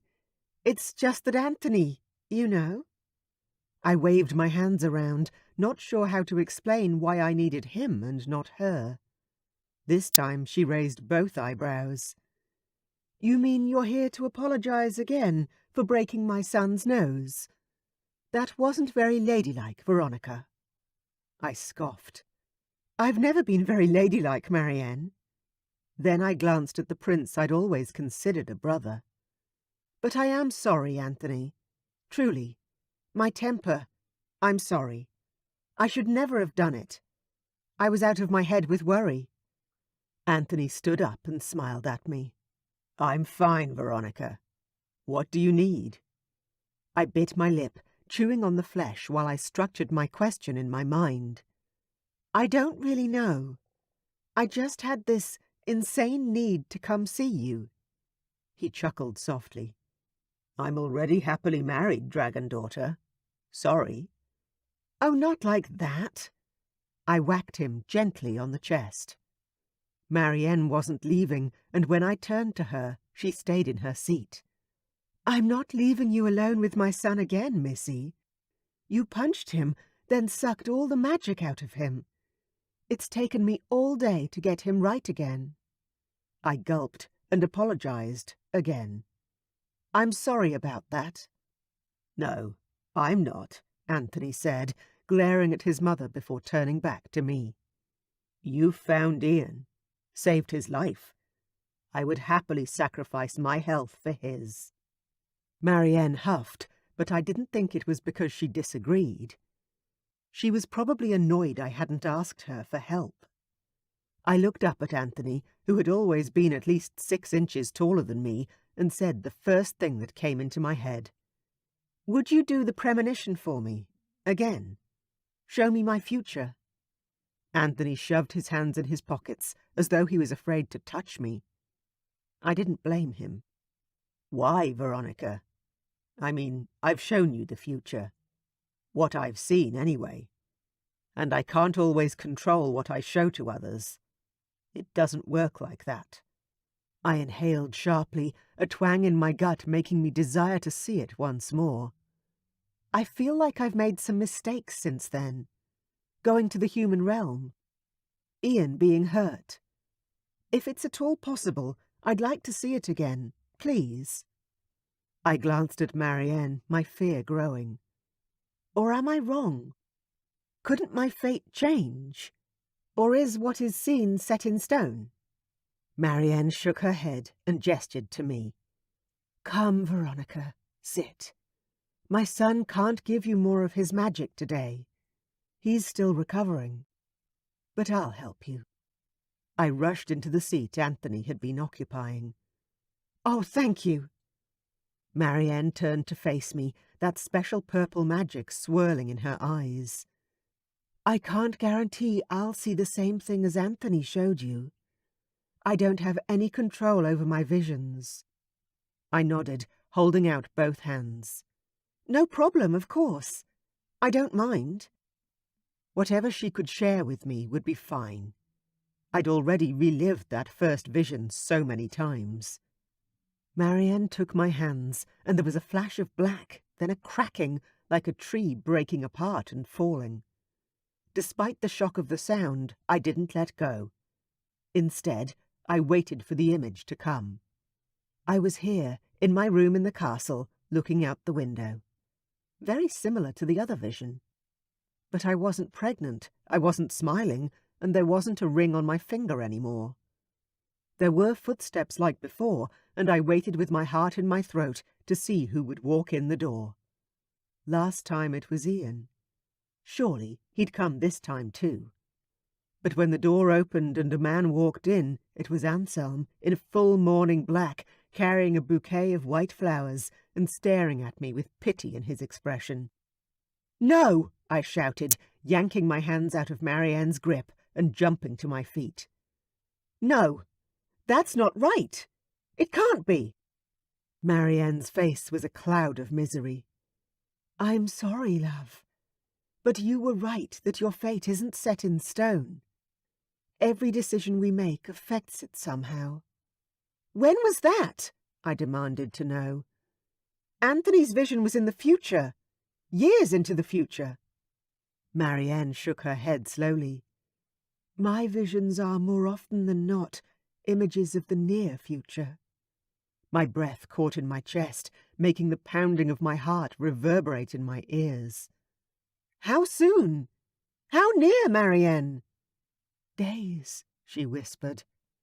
"Hours, even." I took off running down the hallway, screaming to one of the guards that stood in the halls. "Call the healer! Now! Get everyone! Go!" Two of the men took off running in the opposite direction to me. I lifted my skirts and ran faster. I may have fought against my future, afraid of what fate had in store for me. But they would not take Ian away from me. They would not. I wouldn't allow it. I'd gotten my nickname through sheer grit and determination, and I'd go up against the fates themselves if they tried to hurt my mate again. I burst through the doors to my parents' bedroom just in time to see Ian collapse beside my father's bed. "Veronica, get help!" Dad called out as I hurled myself across the room and crawled on my knees to my mate's side. "Ian's sick." "He's not sick, Dad," I said, ice racing through my veins as I pressed my head to his chest and heard nothing. "He's dying." I tilted his head back, checked his airway, then hit him over the sternum, hard. "What are you doing?" Dad asked, throwing back the covers and sliding closer. I put my head to his chest. Nothing. "I'm starting CPR." I put my hands into the compression position and set them to his chest. "I learned how to do it when I went to the human realm." 1, 2, 3. I pinched his nose and breathed air into his mouth. Once, twice. Then I was up again, doing compressions. 30 compressions. 2 breaths. Sweat rolled down my face. "Who taught you?" "I did a course." I panted, getting tired already. But Ian was much bigger and stronger than me, and I needed to push hard. The family had kids. They swam. They wanted me to know how to revive them if they drowned. Veronica. I could hear the awe in his voice. Dad, stop, please. I can teach everyone else too, but later. No one in my realm knew any type of CPR. Shifters were strong and healthy, and we didn't swim, let alone drown. Our whole realm was too cold, and especially so up in the northern kingdom where I lived. Every lake was frozen over, practically 10 months a year. Guards came rushing in, joined by Anthony and my brother Theo. What can we do? I glanced up, not wanting to stop, but I knew I couldn't keep up this pace. I need some help. Come kneel beside me, Theo. I'll show you what to do. I leaned forward, breathing into Ian's mouth. My mind was so clear I could hardly believe how calm I was, my body fueled by panic and adrenaline. Put your hands like this, I said, showing Theo the posture. Then I want you to push down 30 times, and I'll breathe into him. I counted as Theo pumped. 29, 30. Then I leaned down and breathed into him again. What's this doing? Anthony asked, coming to kneel down with us. It's keeping his body alive until we can get help, I said. We're pumping his heart for him and pushing oxygen into his lungs. I glanced over at Anthony, who was shoulder to shoulder with me. You ready to take over from Theo? 1, 2, 3, take over. Theo jumped out of the way, and Anthony hopped straight into his spot. I got my breath back, then corrected his posture. Get up a bit more, right over him. Yeah, like that. 30. I pinched Ian's nose and breathed into his mouth. More people burst into the room, including the healer and Marianne. I stared at the healer. Please, you have to help him. The healer rushed over. What happened? Dad called out. We were talking. Ian went pale and said his leg was killing him. Then he went down. 30, Anthony called out. I breathed into him, once, twice. The healer lifted Ian's pants leg, and I stared down at the mangled red mess. It didn't look like that last night. It had been damaged, but healing, not red or swollen. Poison, the healer whispered, opening his bag and rummaging through. Anthony had stopped pumping when Ian's leg was revealed, and I yelled at him. Keep going! I gave my mate 2 breaths, and the sorcerer kept going again with compressions. I was starting to shake. Please hurry! The healer pulled out a knife and rifled through his bag until he found a vial of white fluid. I have to cut his leg open and dump this in. But if his heart isn't pumping, he won't come back. I staggered to my feet, all my hope leeching away. If only we had the defibrillator paddles from the human realm. An idea began to form. Marianne, I need you to shock Ian's heart. The sorceress hurried over to us. Ian's lips were pale. Stavrok came running in, barely dressed. Where's my... No. I ran in front of the huge king. I have a plan, but you need to get everyone back. Please, help me. The king didn't hesitate. He simply nodded and went into damage control. Okay, everyone out. Except Marianne and the healer, I said. Stavrok gathered everyone up, even Anthony, and forced them all out of the room. I continued CPR, even though my arms were shaking and I clinked teeth with Ian while trying to give him mouth-to-mouth. Healer, do the leg thing. Quickly. Don't worry about the scarring. The healer did what I asked, slicing open Ian's leg and pouring the white liquid on his leg. There was very little blood, and what was still there seeped out of the wound, hissing and bubbling when it mixed with the medicine. I'm glad he's passed out, the healer said. That would hurt like nothing else. He's not passed out, I snapped at him. He's legally dead. Now go. The healer grabbed his bag and left. I did one more round of CPR, breathed into his mouth twice, then shuffled back on my hands like a crab. Marianne was hovering, her long dark hair falling down her back. "What do you need me to do, Veronica?" "I need you to shock his heart with electricity, like a lightning bolt." Marianne stared at me like I was crazy. "I could kill him." "He's already dead," I cried, pointing at Ian's prone body. "Please." The sorceress rubbed her hands together, the crackle and spark of her powers caressing her fingertips. She was waiting too long. "Do it!" I screamed, and Marianne dropped to her knees and set her hands on Ian's chest.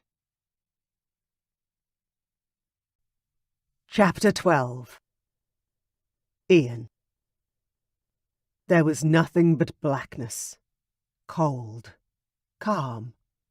Which was nice in a strange way. I was at peace. No more fated mate who despised me for the things that had happened in the past. No more responsibilities, stress, or pain. My body didn't hurt anymore, finally, and that was good. That was very good. It was hard to think back to the time before the pain. But I was going to miss everyone. My mom, my dad, my Veronica. She would be better off without me. They were all better off without me. I was only the spare son. Anselm was the heir. And my mate had never wanted me. White light exploded inside my mind and behind my eyelids. Oh God, it was agony. Stop. Please stop. Let me go back to the place of peace. The place without pain. Then I was dragged back into my pain-riddled body, my leg on fucking fire. I groaned and rolled onto my side, drawing my legs up toward my chest. Oh, God! You're alive! You're back! Veronica was practically on top of me, leaning over me, then pressing her body to my side and gripping me in a tight embrace.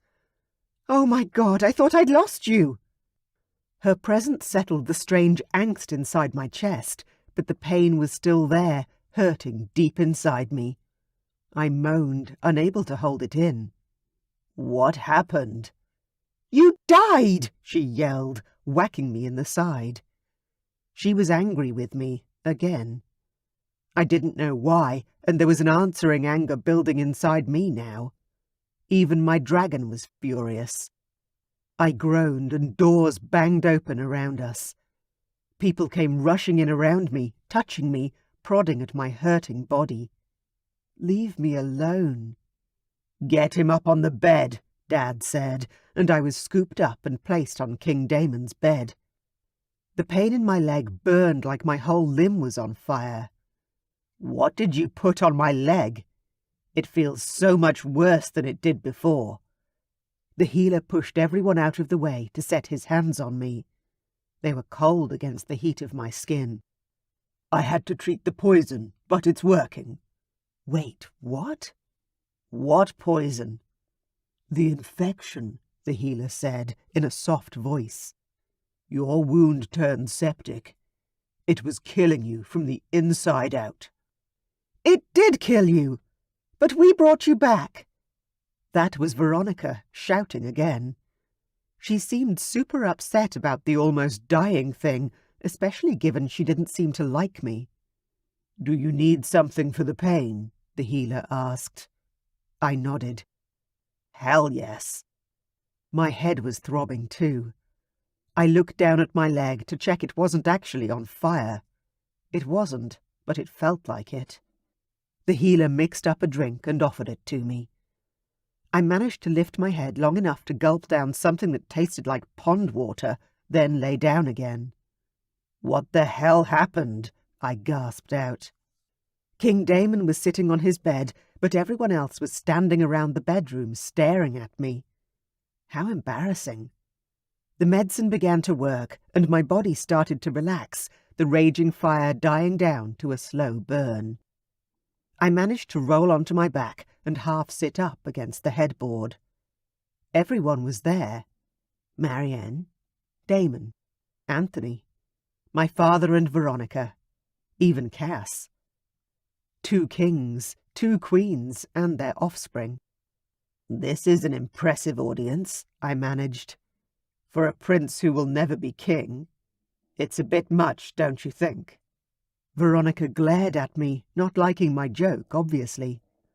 Hey, dragon daughter, lighten up. I smiled at her. You should leave.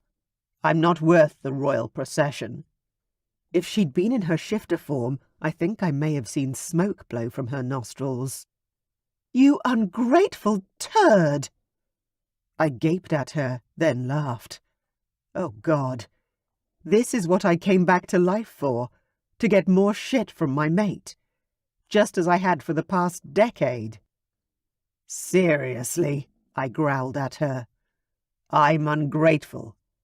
I crawled back from death itself, and this is the shit I have to deal with. But what's changed, right? You still hate me. Obviously, you always will.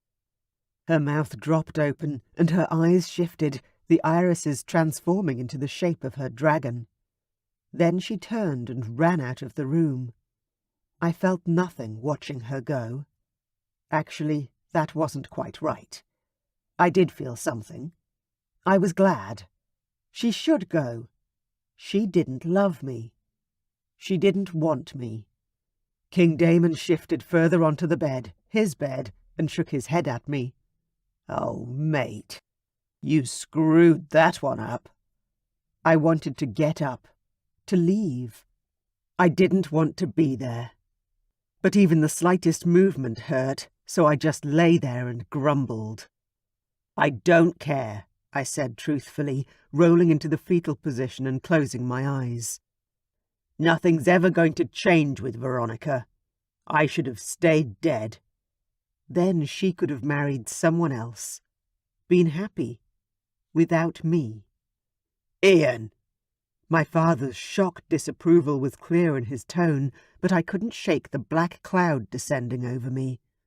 I didn't bother to open my eyes or respond when he added, Don't say things like that. I should be dead. I wish I was dead. The voices around me changed, becoming muffled. I couldn't make them out. They were murmuring about me, about where to put me, how to deal with me. I didn't care. The depression swallowed me up and I burrowed under the covers. They should have just left me in that abandoned house and let me die. Veronica. I was fuming. He'd rather be dead than be with me. I ran straight back to my bedroom, picked up the nearest thing, which happened to be a vase by the door, and hurled it across the room. It hit the wall hard, shattering into 1,000,000 pieces. Just like my heart. Gah! I clenched my hands into tight fists and screamed out loud. You fucking bastard! I knew it! I knew I couldn't trust you! I was too angry to cry, so I stomped around the room, throwing anything I could find. Until finally, there was nothing left to break, and I fell to the ground in a pile of sorrow. I finally cried, but I was strangely numb, cold. When there was a knock at my door, I ignored it.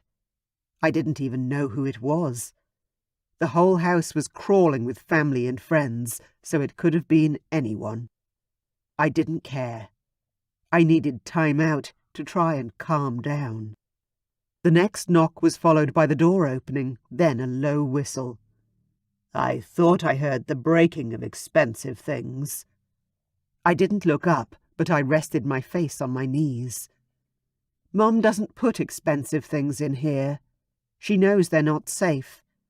King Stavrok walked into my room, then sat down on the floor beside me, resting his back against the bed. How are you doing, dragon daughter? I sniffed. Despite the broken bits, I'm fine. I was always fine. Stavrok nudged me with his shoulder. You can't take the things that Ian said when he woke up just now to heart. He didn't mean any of it. How do you know? You didn't even know I was his fated mate. He didn't tell you. He's ashamed of me. Embarrassed I'm so, well, me.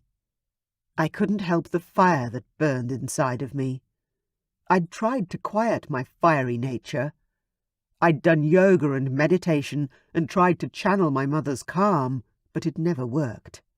Hate to tell you this, kid, but you are awesome. You're so much like your mother. I turned my head to look at the big king, still resting my cheek on my knees. What are you talking about, Uncle Stavrok? My mother is the perfect queen. Calm. Ladylike. My uncle laughed so hard I sat up and straightened out my legs to mimic his posture. What are you laughing at? Oh, Stavrok chuckled. Just the way time changes things. Who we all were 30 years ago is very different to how we are now. I stared up at him, remembering a story my cousins had shared with me a few years ago. You mean like how you killed the King of the Black Mountains to save Aunt Lucy? Stavrok sobered, but nodded slowly. Yes, just like that. I may be old now, Veronica, but I wasn't always. I loved, I fought, I almost died.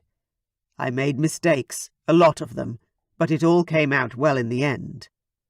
I waited, but I wasn't patient on my best day, and this wasn't that day. And my mom, what was she like? He rested his head back against the bed. She was a true dragon princess.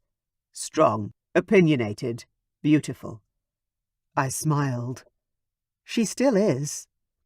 But she wasn't the calm lady you know now, he said.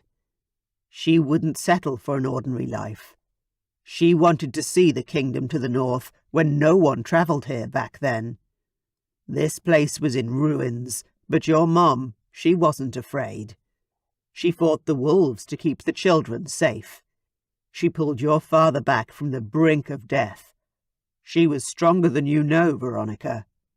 She was just like you, but you have the advantage of growing up here, in the toughest kingdom in our realm. You're your father's daughter, but trust me, Queen Cass was a rebel in her day too. Very feisty. I could barely keep her in line. I chuckled. Mom, feisty? And needing to be kept in line? That didn't sound like her. Exactly. He nudged me again. Stop being so hard on yourself. You're young, and yes, you're a hothead. But that's the dragon royal blood. My children have a human mother. Eric and Marianne are a mix as well. But you're a dragon princess through and through.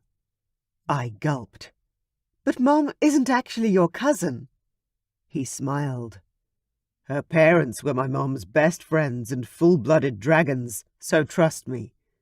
They had the strength of our ancestors in their bones, and they passed it on to Cass. And through her, to you. I sighed and rested my head on my knees again. So, I'll be this out of control with my emotions forever, huh? Hey, are you forgetting the first part of this conversation? I'm old and tired. Your mum is calm and queenly, and your poor dad, well, he barely managed the flight home after an injury. That's not making me feel better. Stavrok chuckled again. Dragon daughter, you are in your physical prime. You're young and healthy. Enjoy the fire that flows through your blood instead of fighting it, and please, give my son a second chance. I pressed my lips together in a flat line. Stavrok shook his head before hauling himself to his feet. Are you leaving? I asked. He nodded. Yes, I need to fly home for a few days and update Lucy. She doesn't like to be left out of the loop for long. I jumped to my feet far more quickly than he had. The difference in our physical ability is obvious in that one movement. Why should I give Ian a second chance, Uncle Stavrok? After everything he's said and done. I don't want to be with someone who doesn't like me or want me around. He shrugged. Because ignoring the fated mate bond is fatal to all that are involved, Veronica. You won't find another who will love you the way Ian does and can. And I promise you, my son loves you dearly. I crossed my arms over my chest, still finding it hard to believe him. The huge king walked to the door and opened it before turning back. Veronica, you don't have to forgive him. Hell, you can punish Ian for the rest of your lives if you choose to, but before you make a decision like that, one that will bring great sadness to both of you, I ask that you give him a second chance to prove himself. You won't be sorry. Then King Stavrok left the room, taking all my anger with him and leaving me with nothing but my own sadness. Chapter 13. Ian. The pain in my head wouldn't stop, and the darkness of my thoughts were downright black as midnight. But I'd scared Veronica off, again, and I had no lifeline to drag me to safety. No rope. Nothing but darkness that felt soul-deep. Ian, please, talk to me, King Damon said again, gently shaking my shoulder. I shrugged him off and turned away. The healer had come to check on me again, and I'd wanted to outright attack the man. "He's alive, my lord," the healer had told Damon. But the poison in the wound, it had already spread through his blood. His skin's burning with it. All over. I groaned. They should have left me dead. A little niggle in the back of my mind said maybe that's why I was feeling so dark and hopeless. Maybe the poison had spread to my mind, too. It was so tiring to think at all. "What's there to do?" Damon asked. "We have to fix this and help him, somehow." "I don't know what to suggest, my king. I'm sorry." The healer left, and I stayed curled up in my ball of hate and pain. "Ian, you have to fight this." "I want to go home," I managed to groan. My own bed. My father's kingdom. If I was going to die, I wanted to die in the same place I'd been born. "You can," Damon said. "When you're strong enough to travel. Could you shift? That might help detox the poison from your system." I searched inside for my dragon, but he was curled up, angry and half dead. I shook my head. "No way." I wasn't sure my dragon would survive a shift. "Ian, you need to get up. Have a shower. Can you stand?" I lifted my head, a hint of humour lighting me up for just an instant. "Can you?" Damon swung his legs off the side of the bed and got up, swaying like a tree in a strong wind. I laughed, though there was slight bitterness in the sound. "Sit down before you fall down." Damon picked up a pillow and tossed it at my head.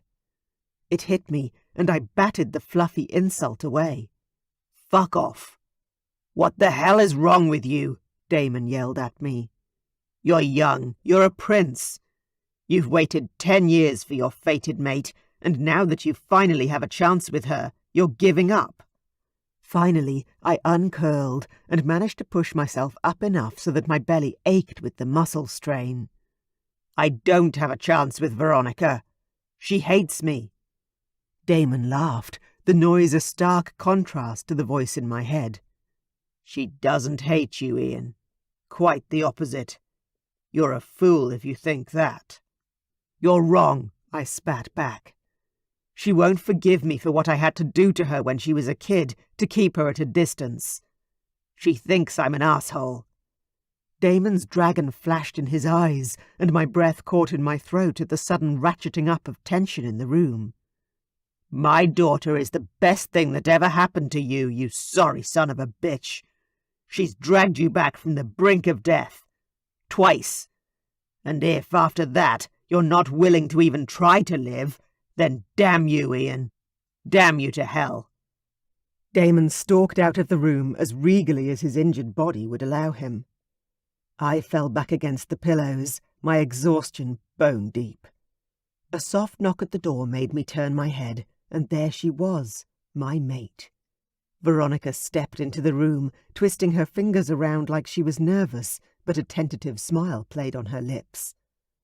"And I thought I had a temper." I snorted. "We're all a product of our parents, I suppose." "You still hate me," she whispered. I shook my head, forcing myself to take slow, deep breaths. "I told you before. I've hated myself, Veronica, but never you." She took another step forward. "I spoke to the healer. He said the poison spread." I ran a hand through my hair, trying hard not to scream. "I can't. My thoughts. My God, Veronica, I can't. This lethargy, this deep depressive state where I can't seem to pull myself free. Hell, this isn't me." I finished more quietly. "I think it's the poison. It has too strong a hold. I can't seem to shake it off." She rushed the last few steps to the bed. "There's this place Mom and Dad took us as kids. There are hot springs, and Mom always said there were healing powers in the waters." "Hot springs?" I scoffed half-heartedly. "Here?" "In the north. The Winter Palace." She nodded, her eyes flashing with the wrath of her dragon being challenged. "You know, if you don't pull yourself together, I'll just fly back to the human realm for another couple of years. It was fun. Dancing and working and sunbathing on the beaches there. I have years before my unrequited mate instincts begin to drive me crazy." I narrowed my eyes at the dragon daughter, opened my mouth, then shut it again before I spat something nasty at her. She was right. I was the one fast approaching the age where I would start going crazy, needing my mate. She wasn't. She was young. She'd run from me before. She'd do it again. "You want to leave me?" She widened her eyes and gave me an annoyed look. "No! Are you going to come with me to the hot springs or not?" I rolled my eyes and groaned. "You don't give up, do you?" "Nope." She grabbed the bed covers and dragged them off me. "Now get up! Before you die! Again!" She stormed back to the door and then flicked her hair over her shoulder, glaring back at me. "Or would you rather that, Ian? Die? Then I can hook up with any man I want. No mate. Just humans. Maybe some dragon shifters, too." I was on my feet before I'd made the decision to follow her. "Over my dead body," I growled out. No one else would touch my mate. Mine. I was her first. I'd be her only. "That's kind of the idea," she said. "You coming?" Then she left.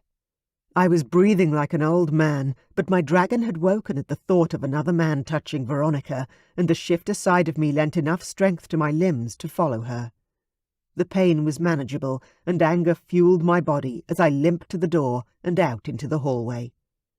Veronica was about 10 steps in front of me, heading toward the stairwell. She dashed down the steps and ran over to the footman. Servants flew every which way. I staggered down the steps, one at a time, holding onto the balustrade in case my legs collapsed beneath me. When I finally made it to the landing, my chest was heaving and my lungs were burning as I dragged in air. "Where now?" She offered me a fur-lined cloak. "Put this on. We're going by coach."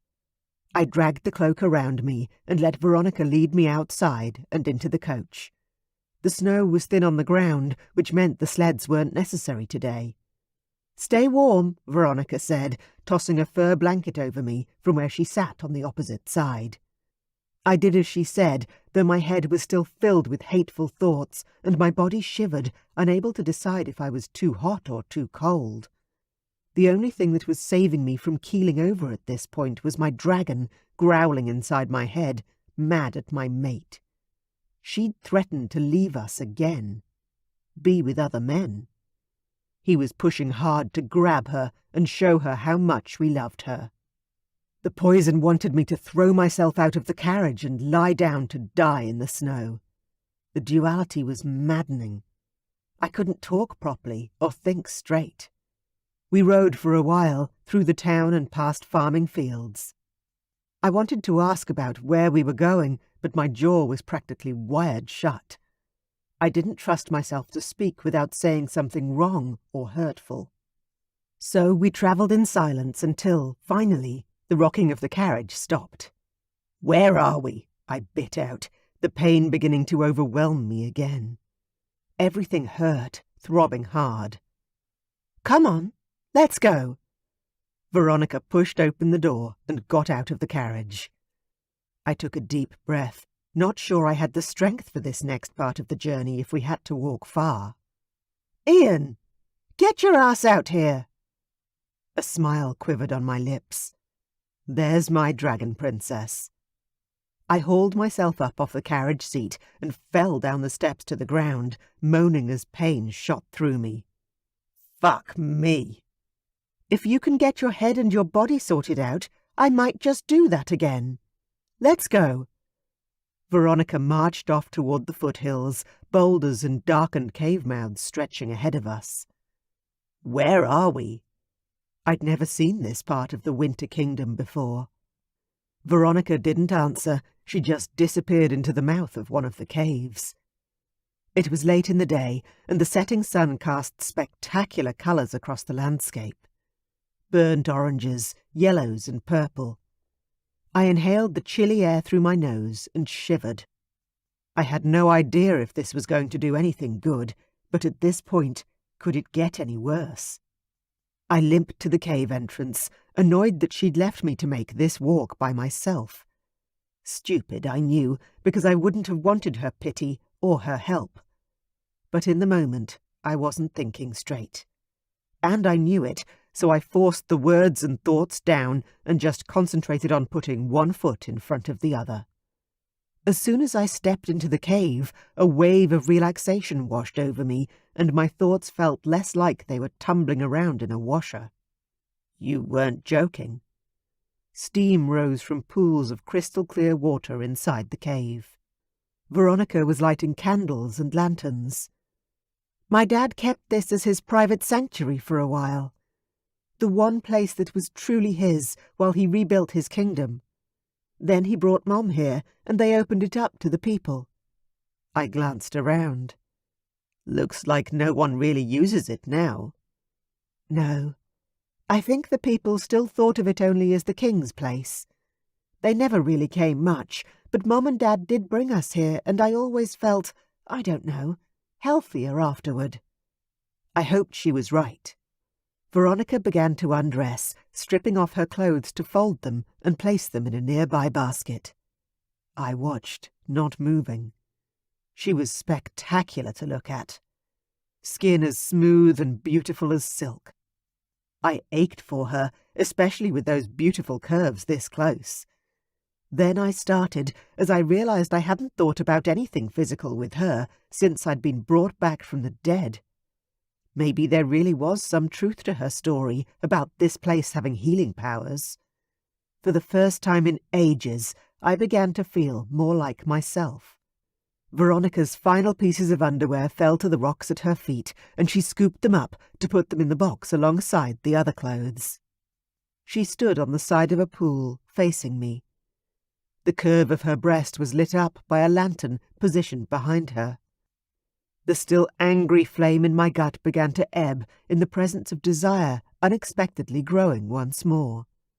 "Come and swim, Ian," she said. "I'm not giving up on you. We'll get you better, no matter what. As long as you don't give up on yourself. That's what made me so angry earlier. I couldn't bear it if—" She shrugged and turned to the water. "Come on." She waded into the pool, not waiting for me, the clear waters rising as she descended, caressing her hips, her back, her breasts. Then she was submerged almost to her neck, smiling at me in anticipation, her long hair floating around her like a mermaid. "Well? Coming?" I began to undress. First my shirt, then my pants. and then a thought struck me and I paused. But my poison, my blood. What if I ruin the spring, Veronica? She shrugged, her breasts bobbing in the water, drawing attention to her strawberry-pink nipples. A price I'll happily pay for your health, Ian. We'll drain the pools and start again. A second chance, I whispered, limping toward the spring, fully naked. Everything still hurt, but whether it was the rocks or the steam or the fact my mate was forcing me into the light, I felt markedly better. Clearer in my head. She nodded. I stepped into the water, the heat surprising me. Whoa, that's hot. She smiled, reminding me of a siren calling me to throw myself into the sea. No, it's only warm, I promise. Your body is out of whack because of the fever you've had, so the contrast will burn for a moment. It will settle. Just keep walking. Come to me. My dragon rose up inside of me, not making me shift, but controlling my limbs, forcing me forward. I took one step, then the next, and then another, reaching for the woman who'd travelled worlds to keep me alive. Chapter 14. Veronica. I was playing it as calm and cool as I could, but I wanted to rip Ian's clothes off his gorgeous, damaged body. My body was on fire for him. But I had to give him time to recover. If he could recover from whatever darkness he had sunk into. I only hoped the waters here in the hot spring were as powerful as my parents had said they were. I'd lied to Ian, saying I could just go away and ignore my call to mate with him. Maybe I could have if I'd stayed away, but now that I'd come back and knew how it felt to be so drawn to him, so connected on a level I'd never felt before, there was no turning back. When he finally submerged himself in the waters, I watched his face intently. He'd had this strange dark shadow hovering over him since he woke up. Almost not there when I tried to stare directly at it, but it had cast a shadow over his face and left a sour taste in my mouth. But as I stared, the shadow seemed to dissipate and his features became clear. "How are you feeling?" I asked, worried that I was only imagining the improvement. He leaned back, dipping his hair in the water, then dropped down to submerge himself completely. When he finally came back up, a true Ian smile was on his lips, and my heart began to pitter-patter way too fast. Was he finally coming back to being himself? "So much better," he said. "How did you know this would work?" "I didn't. But we had to try something, didn't we?" The healer had said there was no hope, and my father's advice wasn't going to do more than make Ian think twice about dying. I had to do something drastic to help him. Say something provocative. Despite being the second son, the spare to the heir, Anselm, Ian was the king of my heart. He was a dragon, through and through. And he would protect me to his dying breath. I just knew it. I waded over to him, unafraid now. "Kiss me." His hands reached for my waist, dragging me closer. I slid my fingers up his arms, and, when I reached his shoulders, I jumped up in the water, opened my legs, and let them float around his waist. When we both stopped shaking and the world around us became quiet once more, Ian carried me back into the shallows. "Can we stay here for a while?" I asked, barely able to keep my eyes open. "It's so warm.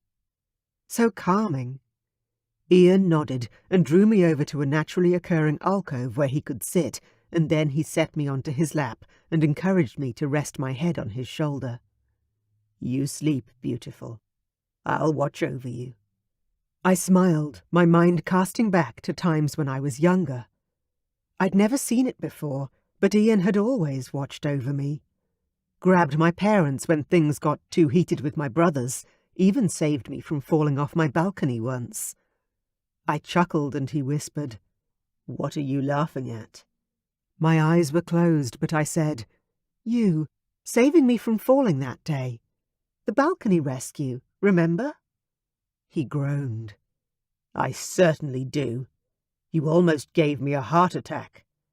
I nestled into him, hoping the water around us was healing Ian's body as it was mending the rift between us. "You yelled at me so bad, I didn't talk to you for a year after that." The memory made me smile now. He sighed, though, sadly. "I know."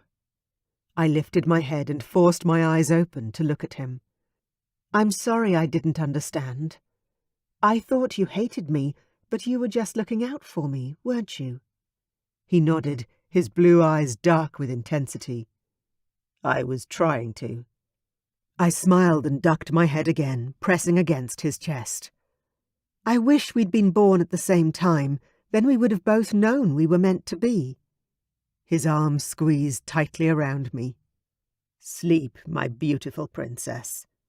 Because tomorrow I'm marrying you, and you won't get much sleep after that." I was already drifting, sleep claiming my blissed-out body. "Tomorrow, huh?" He chuckled and kissed the top of my head. "Sleep." Chapter 15. Ian. I wasn't kidding when I told Veronica we were getting married tomorrow. I wasn't giving her another day to start overthinking things and decide I hated her again.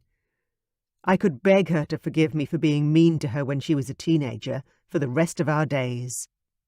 Every day of our married life I'd start the morning with, "I'm sorry I ignored you for a month when you were 15. She was right when she said that she'd already proven she wanted me. That she'd literally dragged me back from the brink of death and re-established me firmly in the land of the living. I didn't know all the details, though, so when we got back to the castle, I tucked a worn-out Veronica into bed, got dressed, and went looking for Marianne. The sorceress was sitting in the library with a book and a glass of wine. I knocked on the already open door, not wanting to disturb her. She didn't even lift her head to greet me. "Come in, Ian." I limped in, the pain in my leg so much better than it had been hours ago. When I sat down in the armchair next to her, she finally looked up at me. "You're looking much better than you were earlier today." I couldn't resist making a joke. "You know what they say, love of a good woman and all that." Marianne assessed me, her eyes glowing violet in the light. "You're different somehow." "Veronica took me to these hot springs and we bathed there. I'm not sure what it did, but the pain is less. My thoughts aren't as dark. Significantly less so." She brought her drink to her lips and took a sip. "She saved you. Again." I nodded. "Is that twice or 3 times now?" Marianne turned in her chair toward me. "I'd count it as 3 myself." I chuckled. "All in the space of a few days. Imagine what the count will be at the end of our lives together." Marianne's eyes widened, then a large smile spread across her lips. "Is there to be a wedding?" I nodded. "Yes, tomorrow. I have to speak to Damon and Cass. Would you get word to everyone else? Mom, my sisters, everyone." She closed her book and stood up. "Yes, there isn't a moment to lose. When do you want everyone here? Really tomorrow, or just soon?" I stood also, shaking out my ankle as pain tingled down to my toes. "Tomorrow." She shook her head, but her smile was kind as she said, "As impatient as your father you are." Not many people compared me to my dad, King Stavrok. Those words were usually saved for Anselm. "I'll take that as a compliment." "Oh, you should," she said. "In lots of ways, you're more like him than your siblings. You have his fire, his heart. And that's the thing that sets Stavrok above most men. His good heart." I leaned forward and kissed Queen Marianne on the cheek. "Thank you." We began walking toward the doors. "Let's go speak to everyone now," Marianne said.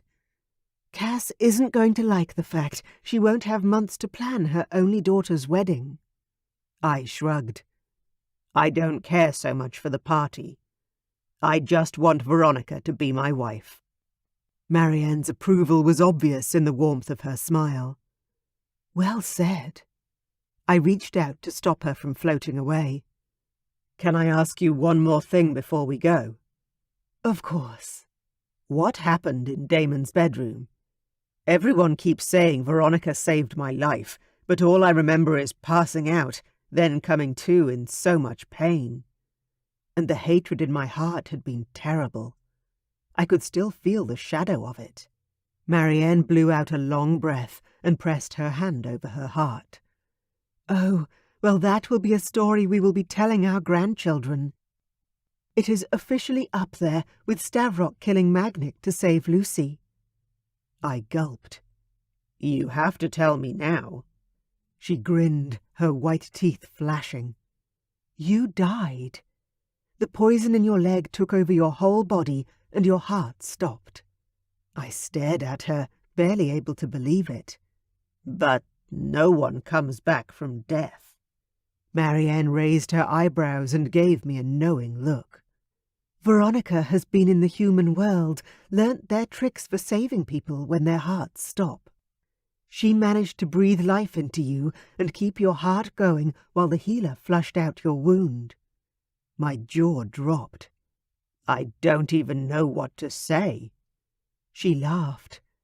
Then she had the audacity to ask me to create lightning with my hands and start your heart again. I've never been so scared in all of my life. Now I had 100 questions for the woman who would soon be my wife. Sounds like Veronica learnt a lot from her time away. Marianne nodded. She certainly did. It is only because of her that you're here, alive and well. Your parents didn't lose a beloved son. Veronica didn't lose her fated mate. And you, lucky man, didn't lose your life. I swallowed down the lump in my throat. I owed her far more than I'd realized. I can't. Marianne lay her hand on my sleeve.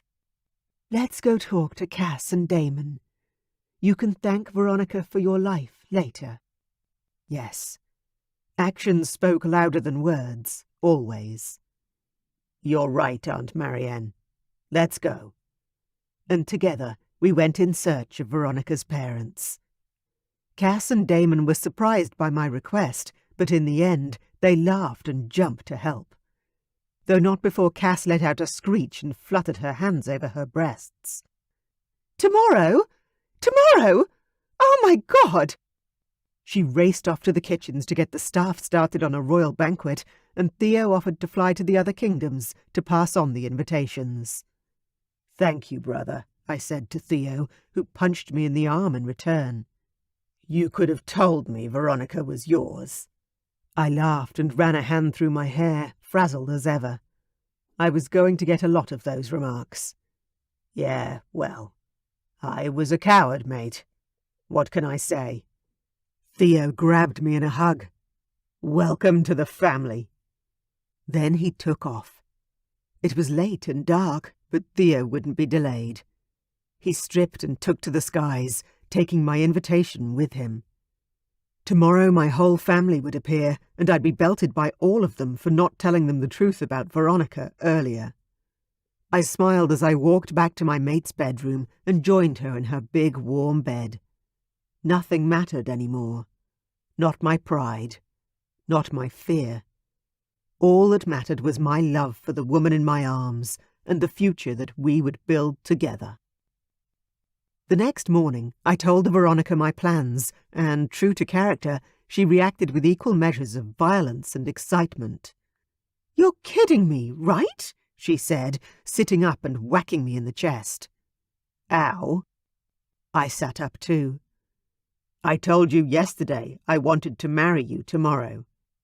Yes, but I thought you were joking. She glared at me with all the fire she possessed. I glared back at her. I wasn't.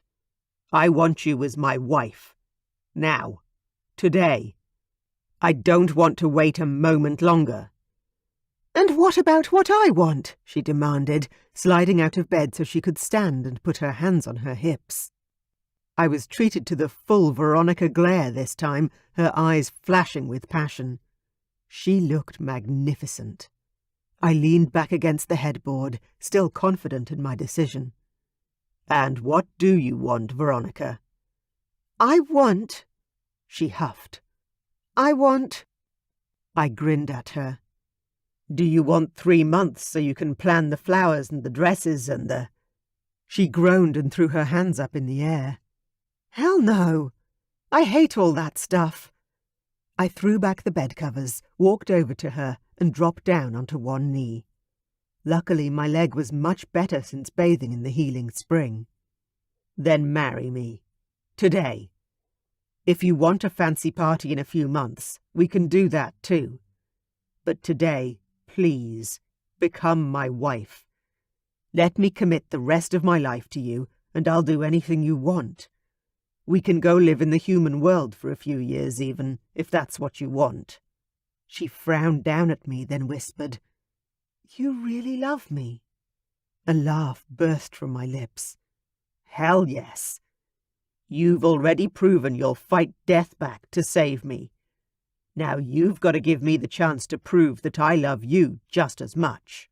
She moved closer, a smile playing on her lips. "What about your parents? And your sisters? Don't you want them here?" I nodded. "Yes. Theo flew off last night to tell them." She rolled her eyes. "Of course he did. Everyone's conspiring against me."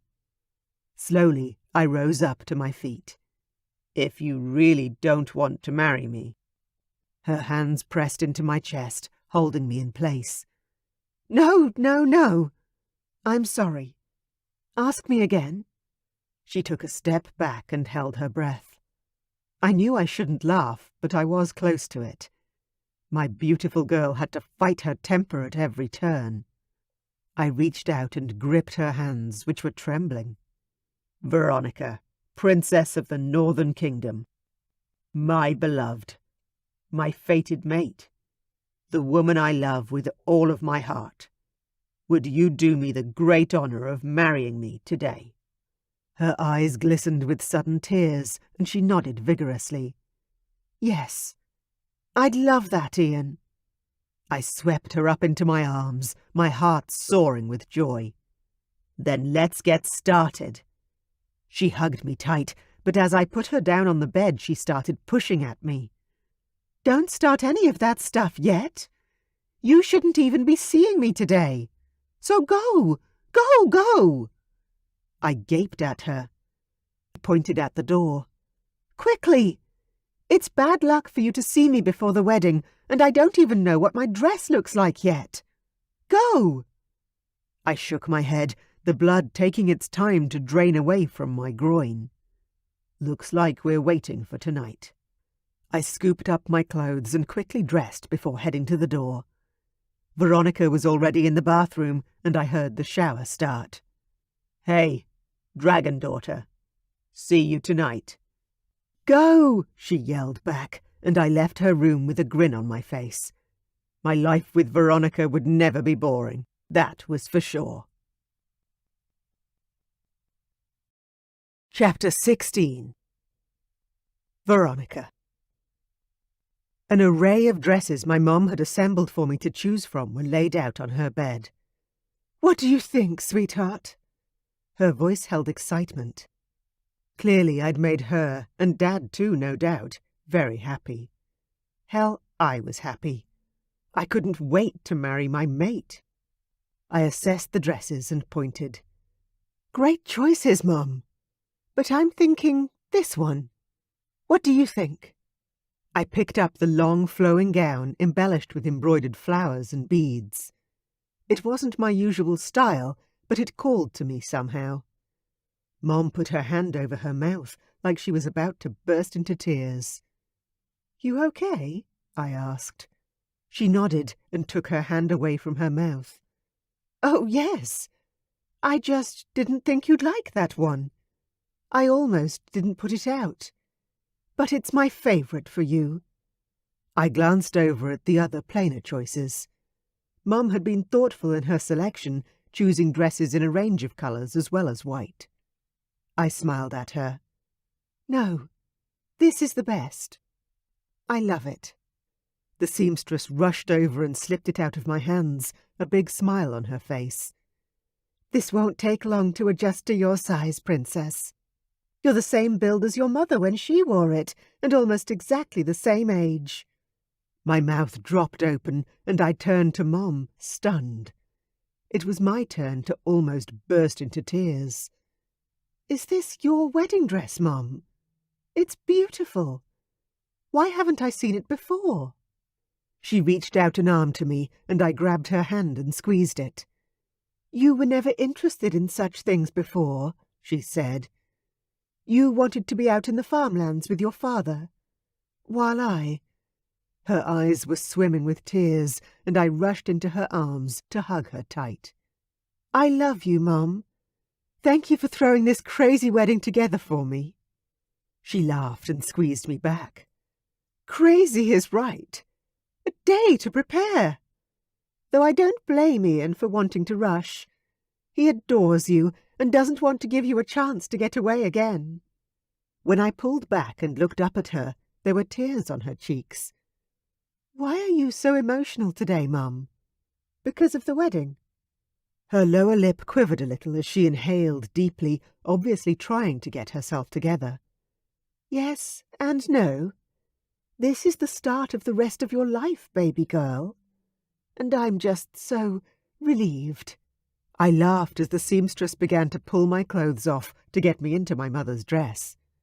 "Why? Were you worried that no one would ever have me?" I wouldn't have been surprised if she said yes. "Oh, no." Mum helped me pull up the sleeves and began doing up the tiny buttons at my back while the seamstress pulled out a tape measure and a little tub of pins. "It's not that. It was just, I knew that you would be uncompromising in love. That only a fated mate would do. Like your father and I." The last of the buttons were done up, and I shuffled over to the mirror, wanting to get a better look. The woman who stared back at me was someone I didn't recognize. Wow! I couldn't believe how beautiful the dress was. It transformed me into someone far more elegant than I usually felt. "Mom, I love it." She kissed my hair and smiled at my reflection. "And I love you." The seamstress fluttered her hands at my mother, and she fell back to allow pins to be stuck in various places so the dress would fit me like a glove when the little alterations were done. I took a deep breath to calm down and let the intensity of emotions caused by the beautiful dress dissipate.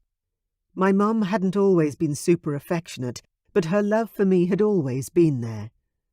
Behind the words I'd taken as lectures, she'd always tried to keep me safe.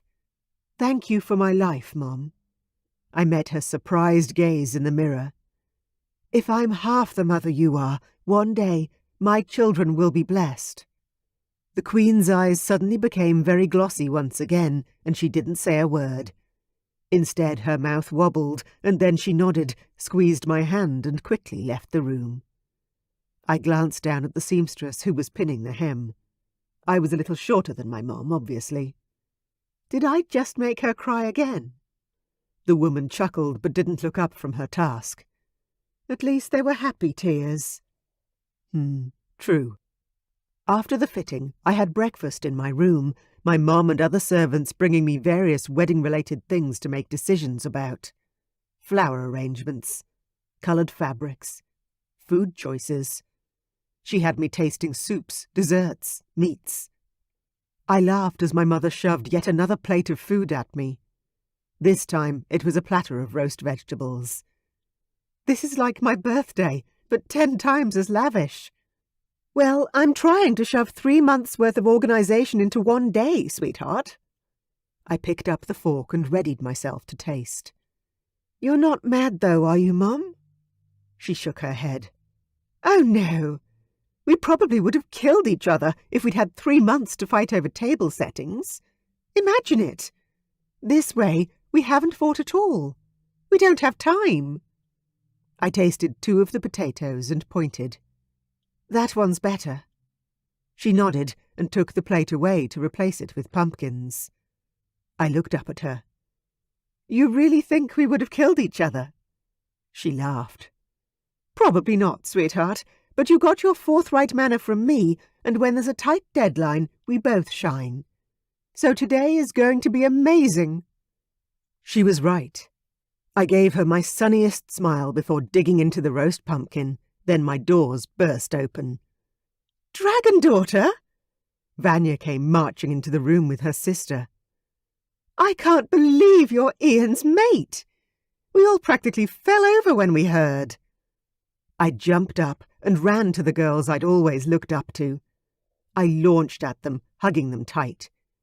I doubt you were as shocked as me, but there is one amazing bonus to becoming Ian's wife. What's that? Vanya asked. I beamed at them. I finally get to have you both as sisters.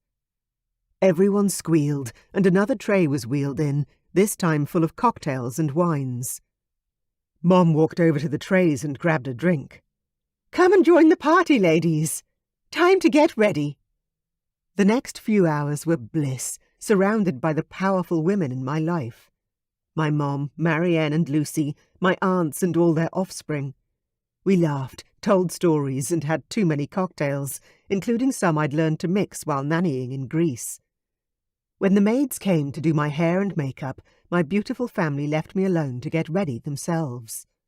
The only one who stayed, other than the maids, was Marianne. She sat back and watched as one of the maids curled my hair and another applied makeup to my face. "Does everything look okay?" I asked the Queen of the Black Mountains. This sort of thing was so out of my comfort zone. "Oh yes," Marianne said, her purple eyes soft as she smiled at me. "As you know, I don't have a daughter, and on my son's wedding days I stayed with them rather than joining in with the women. Today has been lovely." "I'm so glad you could join us," I said, sounding far too much like my mother with the political and polite response. I frowned, then shook myself. Marianne laughed. "Yes, Veronica, you are a queen, in your heart and in your blood. Never doubt that." And with those words, she stood up, kissed me on the forehead, and left the room. I watched her go, then looked into the mirror, staring at the reflection of a woman who looked nothing like the girl I'd been yesterday. Thank you." I lifted my hand to touch my hair, amazed at how great a job they'd done. "Now, let's get you into your dress, princess." The maid stood me up, pulled my dress on, and did up the buttons. When I finally walked over to look at the mirror again, even I was impressed with what had been pulled together in a day. A knock at the door and a male clearing of the throat told me my father was here. "Come in, Dad." When he walked in, he sported a huge grin on his face. "You always know when it's me. Wow. Veronica. I didn't expect. I remember that dress." I turned to face him so I could meet his gaze in reality and not just via our reflections in the mirror. "Mom said I could wear it." He swallowed hard, his throat working a moment before he said, "You look beautiful." "Thanks, Daddy," I whispered, my heart almost full to bursting. Then I laughed to try and reduce the emotion. "I want to hug you, but that would wreck all the work they've just done on my hair and makeup." "Then later," he said, "after everyone else has seen you." He held out his elbow, and I walked toward him, grabbing hold of the strongest man I'd ever known, aside from Ian. "You like Ian, right, Dad?" King Damon smiled. "Oh, sweetheart, the only thing that's important is that you like him. But yes, he is a great man. I'm definitely stealing him from Stavrok's castle and keeping him here. He's good for our people. And I'm very happy that you and he are marrying today." I nodded. "Yes, he is a great man. It took me a while to realize that, but now—" I blinked back tears. I was becoming as emotional as Mom. Ian liked to help people. Dad had told me that. And I knew it to be true. He had a huge heart. "He suits us, doesn't he?" I said. Dad nodded, then frowned at me. "You're not second-guessing your choice, are you? Because if you are, we can call it off." I squeezed his arm hard. "Don't you dare!" I couldn't imagine living another day without Ian. Not to mention the fact that my mind kept circling back to that first vision Anthony had shown me. I could be pregnant right now. I wouldn't know. But the thought of it filled me with joy. Dad grinned and puffed up his chest. "That's what I want to hear. Let's do it, baby girl." The servants opened the doors for us, and we walked out of my room and down toward the ballroom where the wedding and reception were being held. "Does everything look good in there?" I asked. "Your mother has done a wonderful job." The pride in his voice was evident now. "I think you're going to love it." When we reached the entrance to the ballroom, the doors were decorated with ribbons and my favourite white lilies. "Oh, wow, that does look great." Dad laughed. "Oh, this is only the beginning." He nodded at the footman who opened the double doors. "You ready?" he asked again. "Or should we take another lap?" I pulled at his arm, forcing him forward. "I'm more than ready to be with Ian forever. Don't make me walk down this aisle by myself, Dad." He laughed loudly, and together we entered the ballroom and walked down the aisle of red carpet my mother had managed to set up. There were rows of chairs full of people and flowers everywhere. My favourite people in the whole world lined the aisles. Ahead of me was Ian, standing in a suit, waiting near the elder who would perform the ceremony. As soon as I saw him, my heart soared, and I had eyes for no one else. I began to walk a little faster. I wanted my father to hurry up now. I needed to be with my mate. When we finally reached the end of the carpet, Ian reached out a hand. My dad took my hand and placed it in Ian's. It was a symbolic gesture that, despite my modern thinking, I loved. My father's approval of our union was important to me. "Thank you," Ian said, gripping my fingers. Then he pulled me forward and kissed me. A titter of laughter went up around the room, and I pushed back, but not quite out of his arms. I enjoyed having him hold me in that way. I glared at him, but playfully. "I think that part's at the end of the ceremony." He grinned, puffing out his chest. "You've never played by the rules, beautiful. Why start now?" "So true." I grinned back at him and glanced around, feeling the love of my family and friends swell and meet me. When I looked back at my soon-to-be husband, I was overwhelmed with happiness. "I love you, Ian." His eyes heated, full of promise for the future. "And I love you, beautiful Veronica." The elder began to speak, and together Ian and I took the first step into our new life. Epilogue. 3 years later. Veronica. In the end, we didn't get pregnant right away. Quite the opposite. We discussed it and decided we wanted time to enjoy being together, being married, being young. So we worked side by side in my father's fields, building homes and digging trenches for new crops. Then we went travelling in the human realm, and I showed him Greece and then Spain. He loved the warmth and the beauty of the human realm as much as I did. We went swimming in ice-cold oceans and drank cocktails beside swimming pools, and I had never been happier in my life. We did things that no other dragon shifters had done, or none that I knew of anyway. It was amazing, and I was so blessed to have Ian by my side for the adventure of life. When I found out I was pregnant, I had a strong hankering for my mom. I wanted to go home to my family. So we did. 3 years almost to the day since we'd been married. On our return, I stood in the upstairs library, my hand on my growing belly. I glanced out the window and couldn't stop the huge smile at the incredible happiness I felt. I was content with my life in a way I never thought I'd be. Footsteps made me turn, and I suddenly got an incredibly strong feeling of déjà vu, a memory of this exact moment flashing into my brain. Oh wow, I realized. This is the moment I saw all those years ago. Tears filled my eyes as I turned to face my husband and walked toward him. "What's wrong?" he asked, jogging to close the distance between us as soon as he noticed my tears. I held out my arms, and he swept me into his embrace before leading me to the couches. "Are you okay?" he asked, his hand hovering near my belly. "Is it the baby?" I shook my head and wiped away the bothersome tears. Bloody pregnancy hormones. "No, I'm fine. So is she." We'd both decided our baby was a little girl. We wouldn't know for sure, of course, until the day she was born, but we only had a girl's name picked out. It was going to be very awkward in that delivery room if our baby came out more like his father than expected. "Then what is it?" The baby shifted and rolled, so I pulled Ian's hand forward to the place on my belly where he'd be able to feel her hands and feet.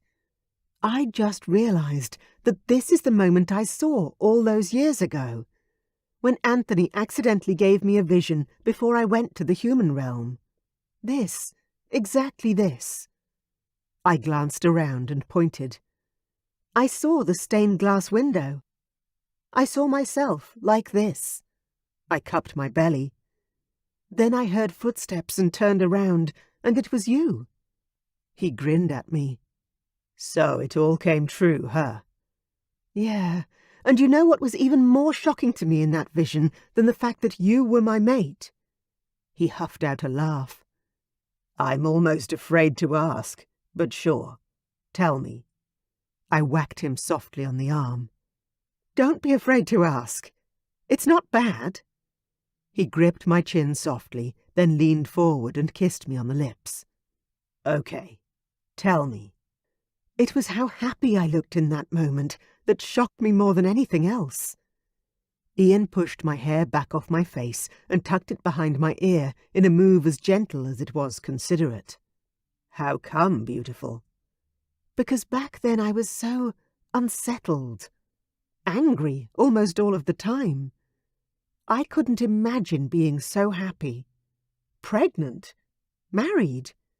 It just seemed so unbelievable. I thought it must be a lie, or my mind playing tricks. I just couldn't understand how I could ever reach a place of such joy." "I'm glad." Ian put an arm around my shoulders and slid close beside me so he could stare out the window too. "I feel exactly the same. So happy, as if life has fallen into place exactly as it was meant to, for both of us." He huffed out an amused breath. "Looks like we're meant to be after all." I kissed my husband's cheek, then lay my head on his shoulder, enjoying snuggling against him.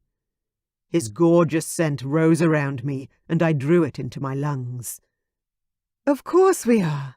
I never doubted it." I giggled as he shook with laughter, but didn't raise my head again. My beautiful prince knew me better than anyone, but that didn't mean I couldn't still tease him a little. Life really could be as perfect as a dream, and it took our fated mate love to prove it.